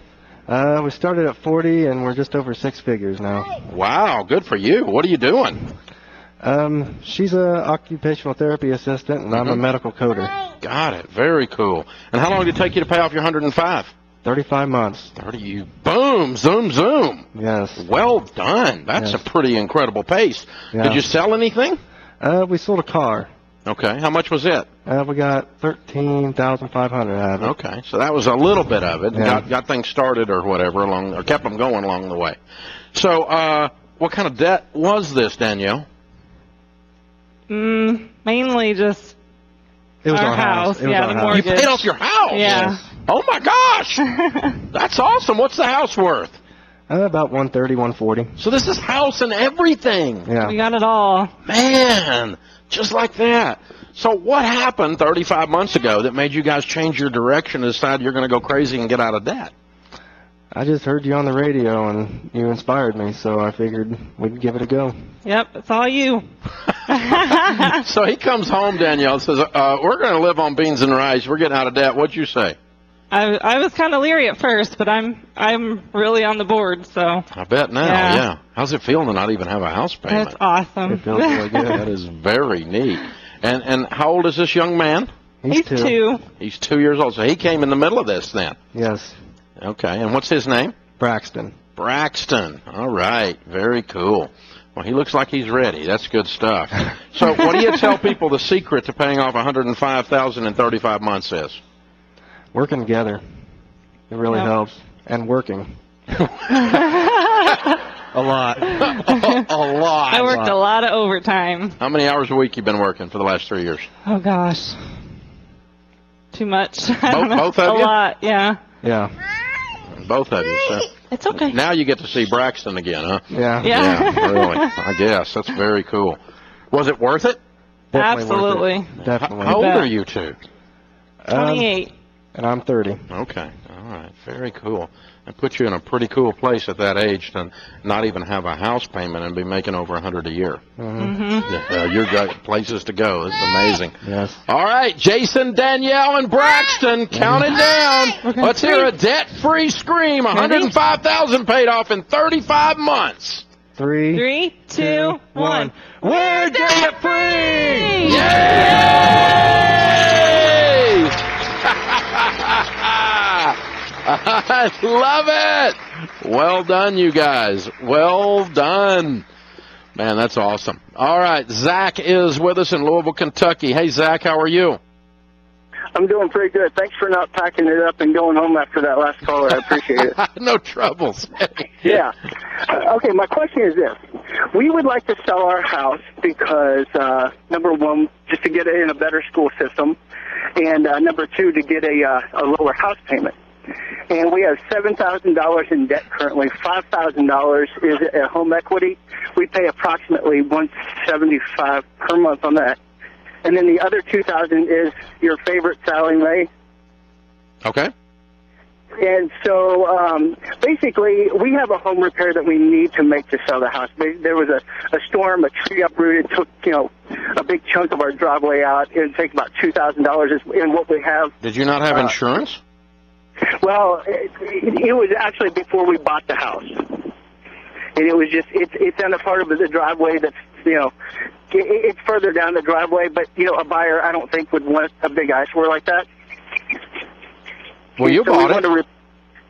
Yeah, but in the intention of fixing it before, but then life happened, and we never had the money when we wanted to fix it. Now we have $2,000, and it's either, fix the driveway to sell the house or put $2,000 to pay off Sally Mae and sell our house next year. I guess I'm just always afraid of, something happening to the housing market and us not being able to, Well, I don't think that's a problem for you, but if you want to take your $2,000, what's your household income? Approximately about 72. Okay. I'd have a really big garage sale. I don't want you to have no money. Okay. Baby step. Well, baby step we one. Do have, oh. Go ahead. I'm sorry. You do have what? We have about $1,500 in the baby step one. Okay. Baby step one's $1,000. Yeah. And so now you have now you have $2,500 free. Yes, I would fix the driveway and sell the house. Okay. And okay, and then I'd put the other $500 on Sally Mae. Okay, and with making extra money, do you, when I do fix up stuff, I'm kind of handy around the house. Do you tell people to go get insurance before they do that stuff, or? You mean as a handyman, do you need insurance? Correct. Like, no. Just like you said, go out and mow yards and do this stuff. No. Okay. No, if it starts getting of size or you're taking a job of some size, then you need to start worrying about being bonded, insured, and that kind of stuff. But if you're just running around doing odd jobs for people, it's not worth it. It's not. You're going to use up all the money you're making paying for that stuff. Yeah, I just want to try to knock the rest of the debt out as quickly as possible. And I think that the proceeds from our house would be able to pay that off. Yeah. And so, anyway, well, I appreciate But you want to move anyway, is what you told me, right? Exactly. Yeah, because of school district. So that's the thing. Yeah, definitely. Georgiana is with us in Chicago. Hi, Georgiana. How are you? Hi, Dave. Great talking to you. Thanks for taking my call. Sure. What's up? I was wondering if you could help me with this dilemma I'm having. Okay. I've been working in this particular hospital for 13 years. I am in the middle of interviewing for another company, doing something different that it's smart to get into. Not sure that I'm going to love it yet, but it's smart to get into it. Why is it smart to get into it if you're not going to love it? Well, because I'm an RN, and the way healthcare is moving is the right thing to do. And it's just something new. And like everything new, sometimes you're a little apprehensive. I think that is just what I'm feeling. The problem that I'm having is that I might need neck surgery. And I'm really afraid of making a change now. If I need surgery in a month, I'm not going to have the benefits that I need to cover me. Mm-hmm. Mm-hmm. So why don't you wait until after neck surgery to make the change? Well, I mean, this opportunity may not be. I mean, I would just have to wait for another opportunity. Yeah, this one that's might what be I would gone. do. That's what I would do. Because you're putting everything at risk then. You're changing your career, you're changing directions, you got a real mess on your hands if you have neck surgery after you move because you don't even have insurance in place. I mean, I'm assuming I will have insurance, but I'm not going to have FMLA, something too, and maybe even short-term disability. Mm-hmm. So it's too risky, I feel. Yeah, I agree. I would wait. I would. You'd have to, if they can't hold this position for you or something similar for you until after your neck surgery, you'll have to look at a different position. That's what I would do. Okay. Yeah, that's what I'm implying. And, of course, I'm talking to people, and they're like, oh, I would go anyway and see what they have to offer. I'm like, well, I mean, yeah, go anyway and tell them, but be honest with them. Treat the employer that you're talking to, your potential new employer, like you'd want to be treated if you owned a company. How would you like to hire somebody and 3 weeks later they go out for 6 months? Exactly. I don't want to do that to them. Yeah, that's not fair to do to somebody. So, you need to just tell them what's going on and say, go take the interview and just say, okay, I can't do it right now, but I'm really interested in this. If you've got something like this when I get out of my neck surgery, I want to come back and talk to you again. But go make the impression, and who knows, you may make a good enough impression that they work around your neck surgery, and that wouldn't be a bad thing at all. This is the Dave Ramsey Show.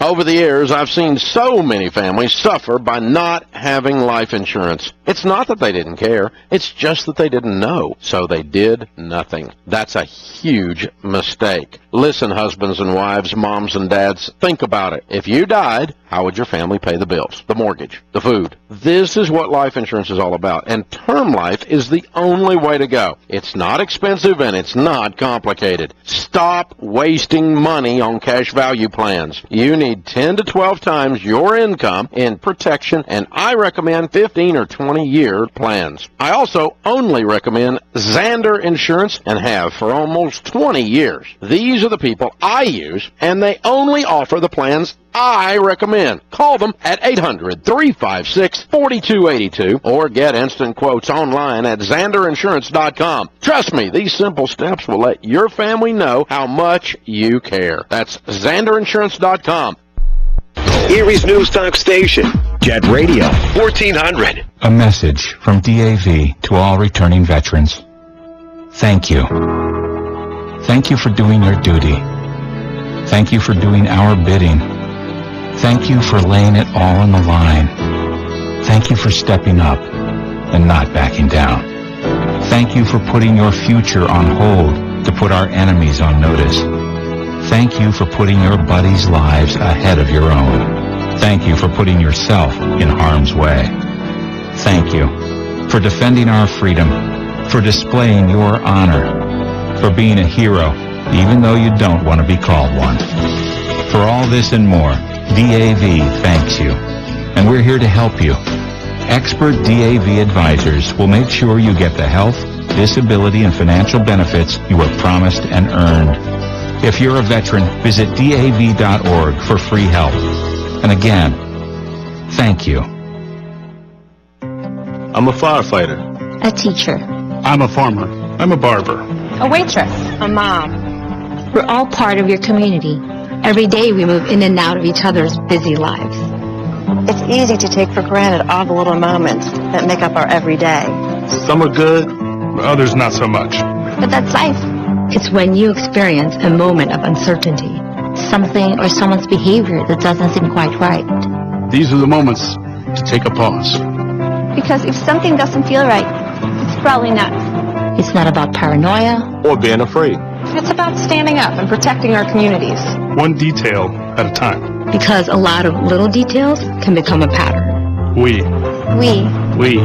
trust our instincts. Just like you should. Because only you know what's not supposed to be in your everyday. So protect your everyday. If you see something suspicious, say something to local authorities.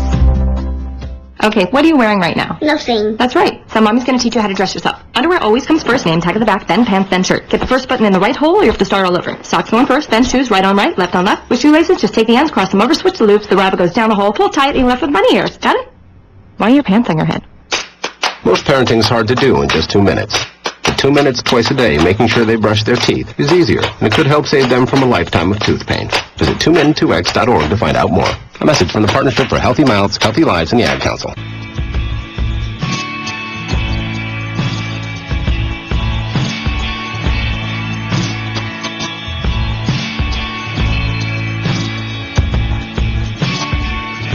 Thank you for joining us, America. Kathy is with us in Kansas City. Hi, Kathy. How are you? Hi, Dave. I'm good. I've got some dilemma that I love your show, and I appreciate all you do for everyone and keep everybody motivated to get out of debt.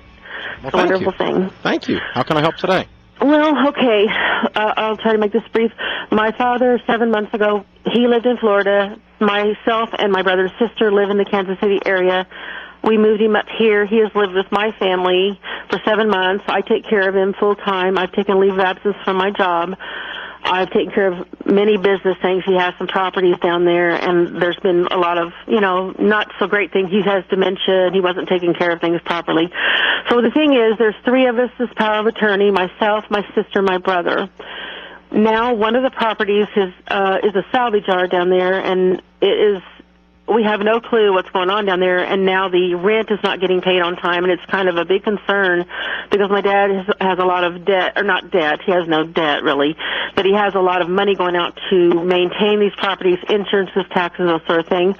And so the thing is, without that coming in, his money is going down fast. He doesn't have a lot saved. Mm-hmm. He has only $20,000 in his checking account, and he has $100,000 in an investment. Mm-hmm. The rest of it is 2 small homes, which is one of his home that he lived in for 3 years, and then the salvage yard. Mm-hmm. Well, there's a lot of money going to go out if we're not getting that money coming in to get the salvage yard on the market, the assessments, the lawyer's fees. There's insurances coming up. There's just lots. You know about business, and without the coming in, he has very little coming in. So I see this $20,000 in his checking account going very, very fast in the next few months. Sounds like some things need to be sold. Well, exactly, and that's why I'm trying to get my brother and sister talking to selling his home. The salvage yard is going to go on the market, but that could take a long time. It will. It will, I know. And there's going to be, the contract's messed up with that, with the people that are leasing it, so that's going to be a lawyer, that's going to be lots of stuff there, soiled money. And so he has a small house that he lived in, it's worth, Zillow says $168,000, and then there's another small house that his wife that died 3 years ago, she wants her sister to live in it until she passes, and she's about 80, and I want to keep that there because that's what his wife wanted. But the house that he lived in, I'm trying to get my brother and sister on board to sell it because this money will go fast. So what's the problem? I asked my brother this morning, do you want me to tap into the $100,000 investments or do you want me to sell Dad's house? Yeah. So what's the problem? Well, he wants to buy it, but he can't. I've been trying to get him to either buy it or put it on the market for the last 3 or 4 months because, like I said, he's a power of attorney like me, and he. So all of you have power of attorney. So you could put it on the market. He can turn around and take it off the market. Okay. Yes. God, that's a stupid plan. It is. You give everybody a power of attorney, then nobody's getting power. It's just awful. Didn't know that at the time. We went into the lawyer's office. I took my dad like a year ago and said we need to get somebody as power of attorney, and I didn't want to. At that time, I just didn't want to be, the one saying, "Oh, let me do it," But I'm the one taking care of everything, and yet I have no power. Yeah. And I don't know what to do. Okay.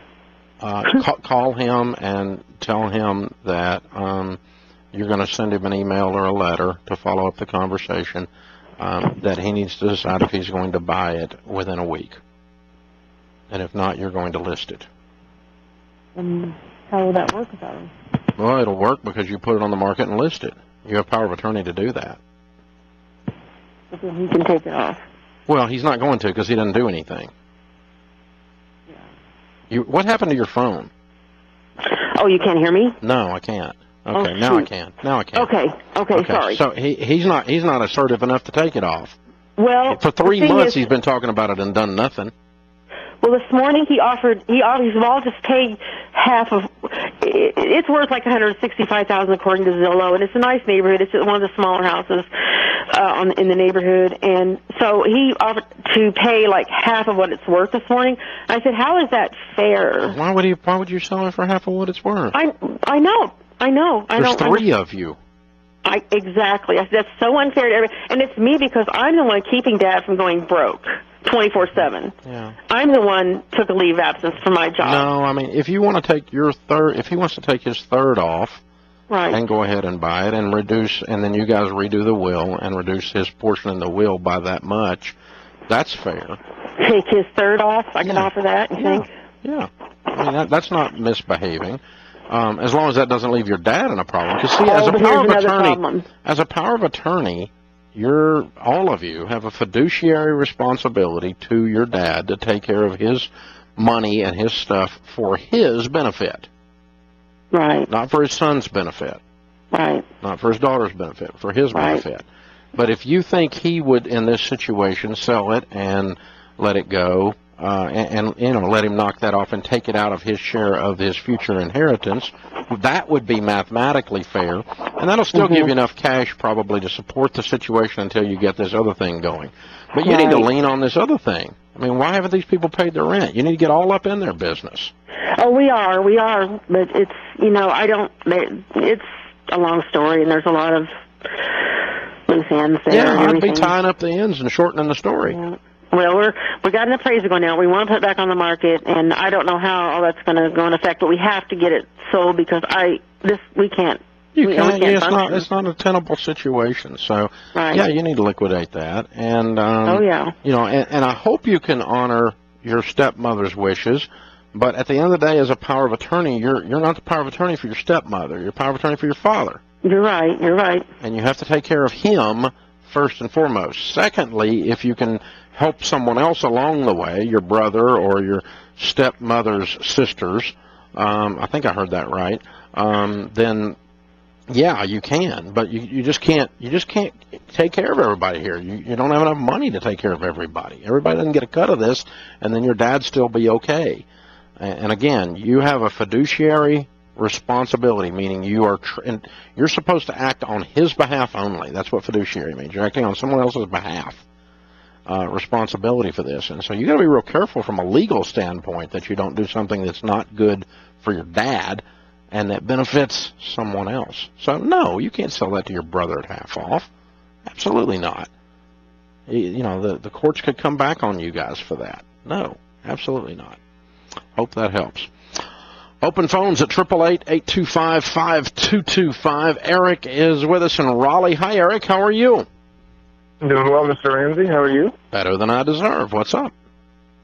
Well, just got a quick question for you. I'm 24, been married almost a year now. Okay, your phone is messing up. Try talking directly into it. Is this any better for you, sir? Yes, sir. Thank you. I'm 24 years old, been married almost a year. Okay. And we don't have any debt.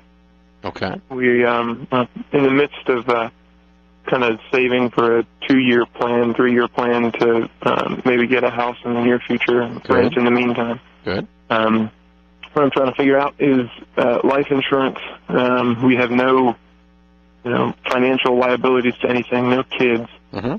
So is it an important thing for us to look into at this juncture? And I've got base salaries worth of life insurance that my wife would get if anything happened to me. One time your salary? Yeah. Okay. It's just base salary. What's your household income? What do you make in annual? What's your annual income? I made just about 60 last year, and she made just about 40. Well, here's what I would tell you. Go to ZandерInsurance.com, ZANDER Insurance.com, and just pull a quote. At 24 years old, if you buy 10 times your income on you, that'd be $600,000, and she bought $400,000 on her. It's just the cost of a pizza, man. I mean, it doesn't cost anything at your all's age. And, yeah, I'd probably go ahead and get that in place. You got a $100,000 income here. Yeah, that way she's taken care of well. If something happens to you, your income is replaced for her. It's much more important when you do have kids. You're right about that. But today, I'd go ahead and, when you have other people in your life that are counting on your income for their future, then, yeah, that's when you get life insurance. So I would. Good question. Puts this hour of the Dave Ramsey Show in the books. Thanks to James Childs, our producer. Blake Thompson's our executive producer. Kelly Daniel is our associate producer and phone screener. I'm Dave Ramsey, your host, and we'll be back.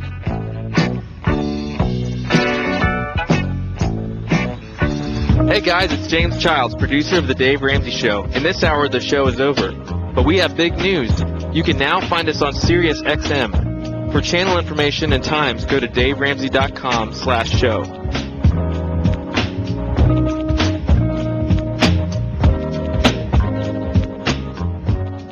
Do you have too much house for your budget? If your mortgage is more than 25% of your take-home pay, you may need to think about selling your home and finding one that's a better financial fit. More than 3/4 of homeowners have at least 20% of equity in their current home. That's money you can use as a down payment on your next home or put toward your debt snowball. That's exactly what Steve in California did, and this is what he told us. I wanted to sell my house, and I didn't know how to find a realtor. I heard you talking about your real estate ELP program, so I gave it a shot. 1 month after choosing which ELP I wanted to work with, I had the full price offer. The best part was I went from baby step 1 to baby step 7 in 1 day. Folks, don't let your mortgage keep you from reaching your financial dreams. Find a real estate ELP in your area at DaveRamsey.com and see how much buyers are willing to pay for a home like yours. That's DaveRamsey.com and find your real estate ELP.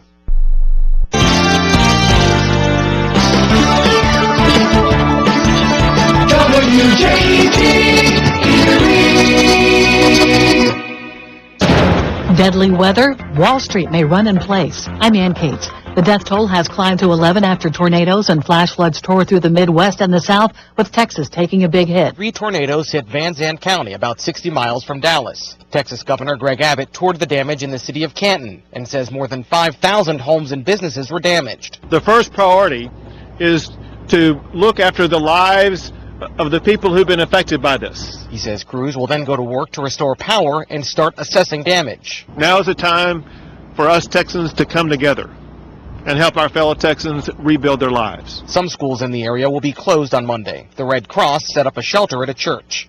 Alan Skaya, Canton, Texas. 17 million people are in the path of potentially severe storms tonight and tomorrow, including hail, strong winds, and tornadoes. Millions more are under flood watches or warnings. S&P futures down a point. The NASDAQ futures gaining 1.5 points.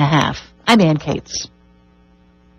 President Trump has reached out today to allies in Asia, asking them to demand North Korea end its missile and nuclear ambitions. Correspondent Will Ripley. North Koreans, when we've asked them, have scoffed at the suggestion that pressure from China, the United Nations, the U.S., or anyone else will slow down their development of weapons of mass destruction that they view as essential to protect their national sovereignty in the face of what they view as a growing threat in South Korea. The Trump administration says it's working on a package to repeal and replace Obamacare. Correspondent Athena Jones reports the measure will need GOP support to pass. It's moderate Republicans who want to make sure that people who have pre-existing conditions can continue to get coverage, and coverage that is affordable. That's why you're hearing the president talk about this as a guarantee. Republicans would have states set up high-risk pools for those with pre-existing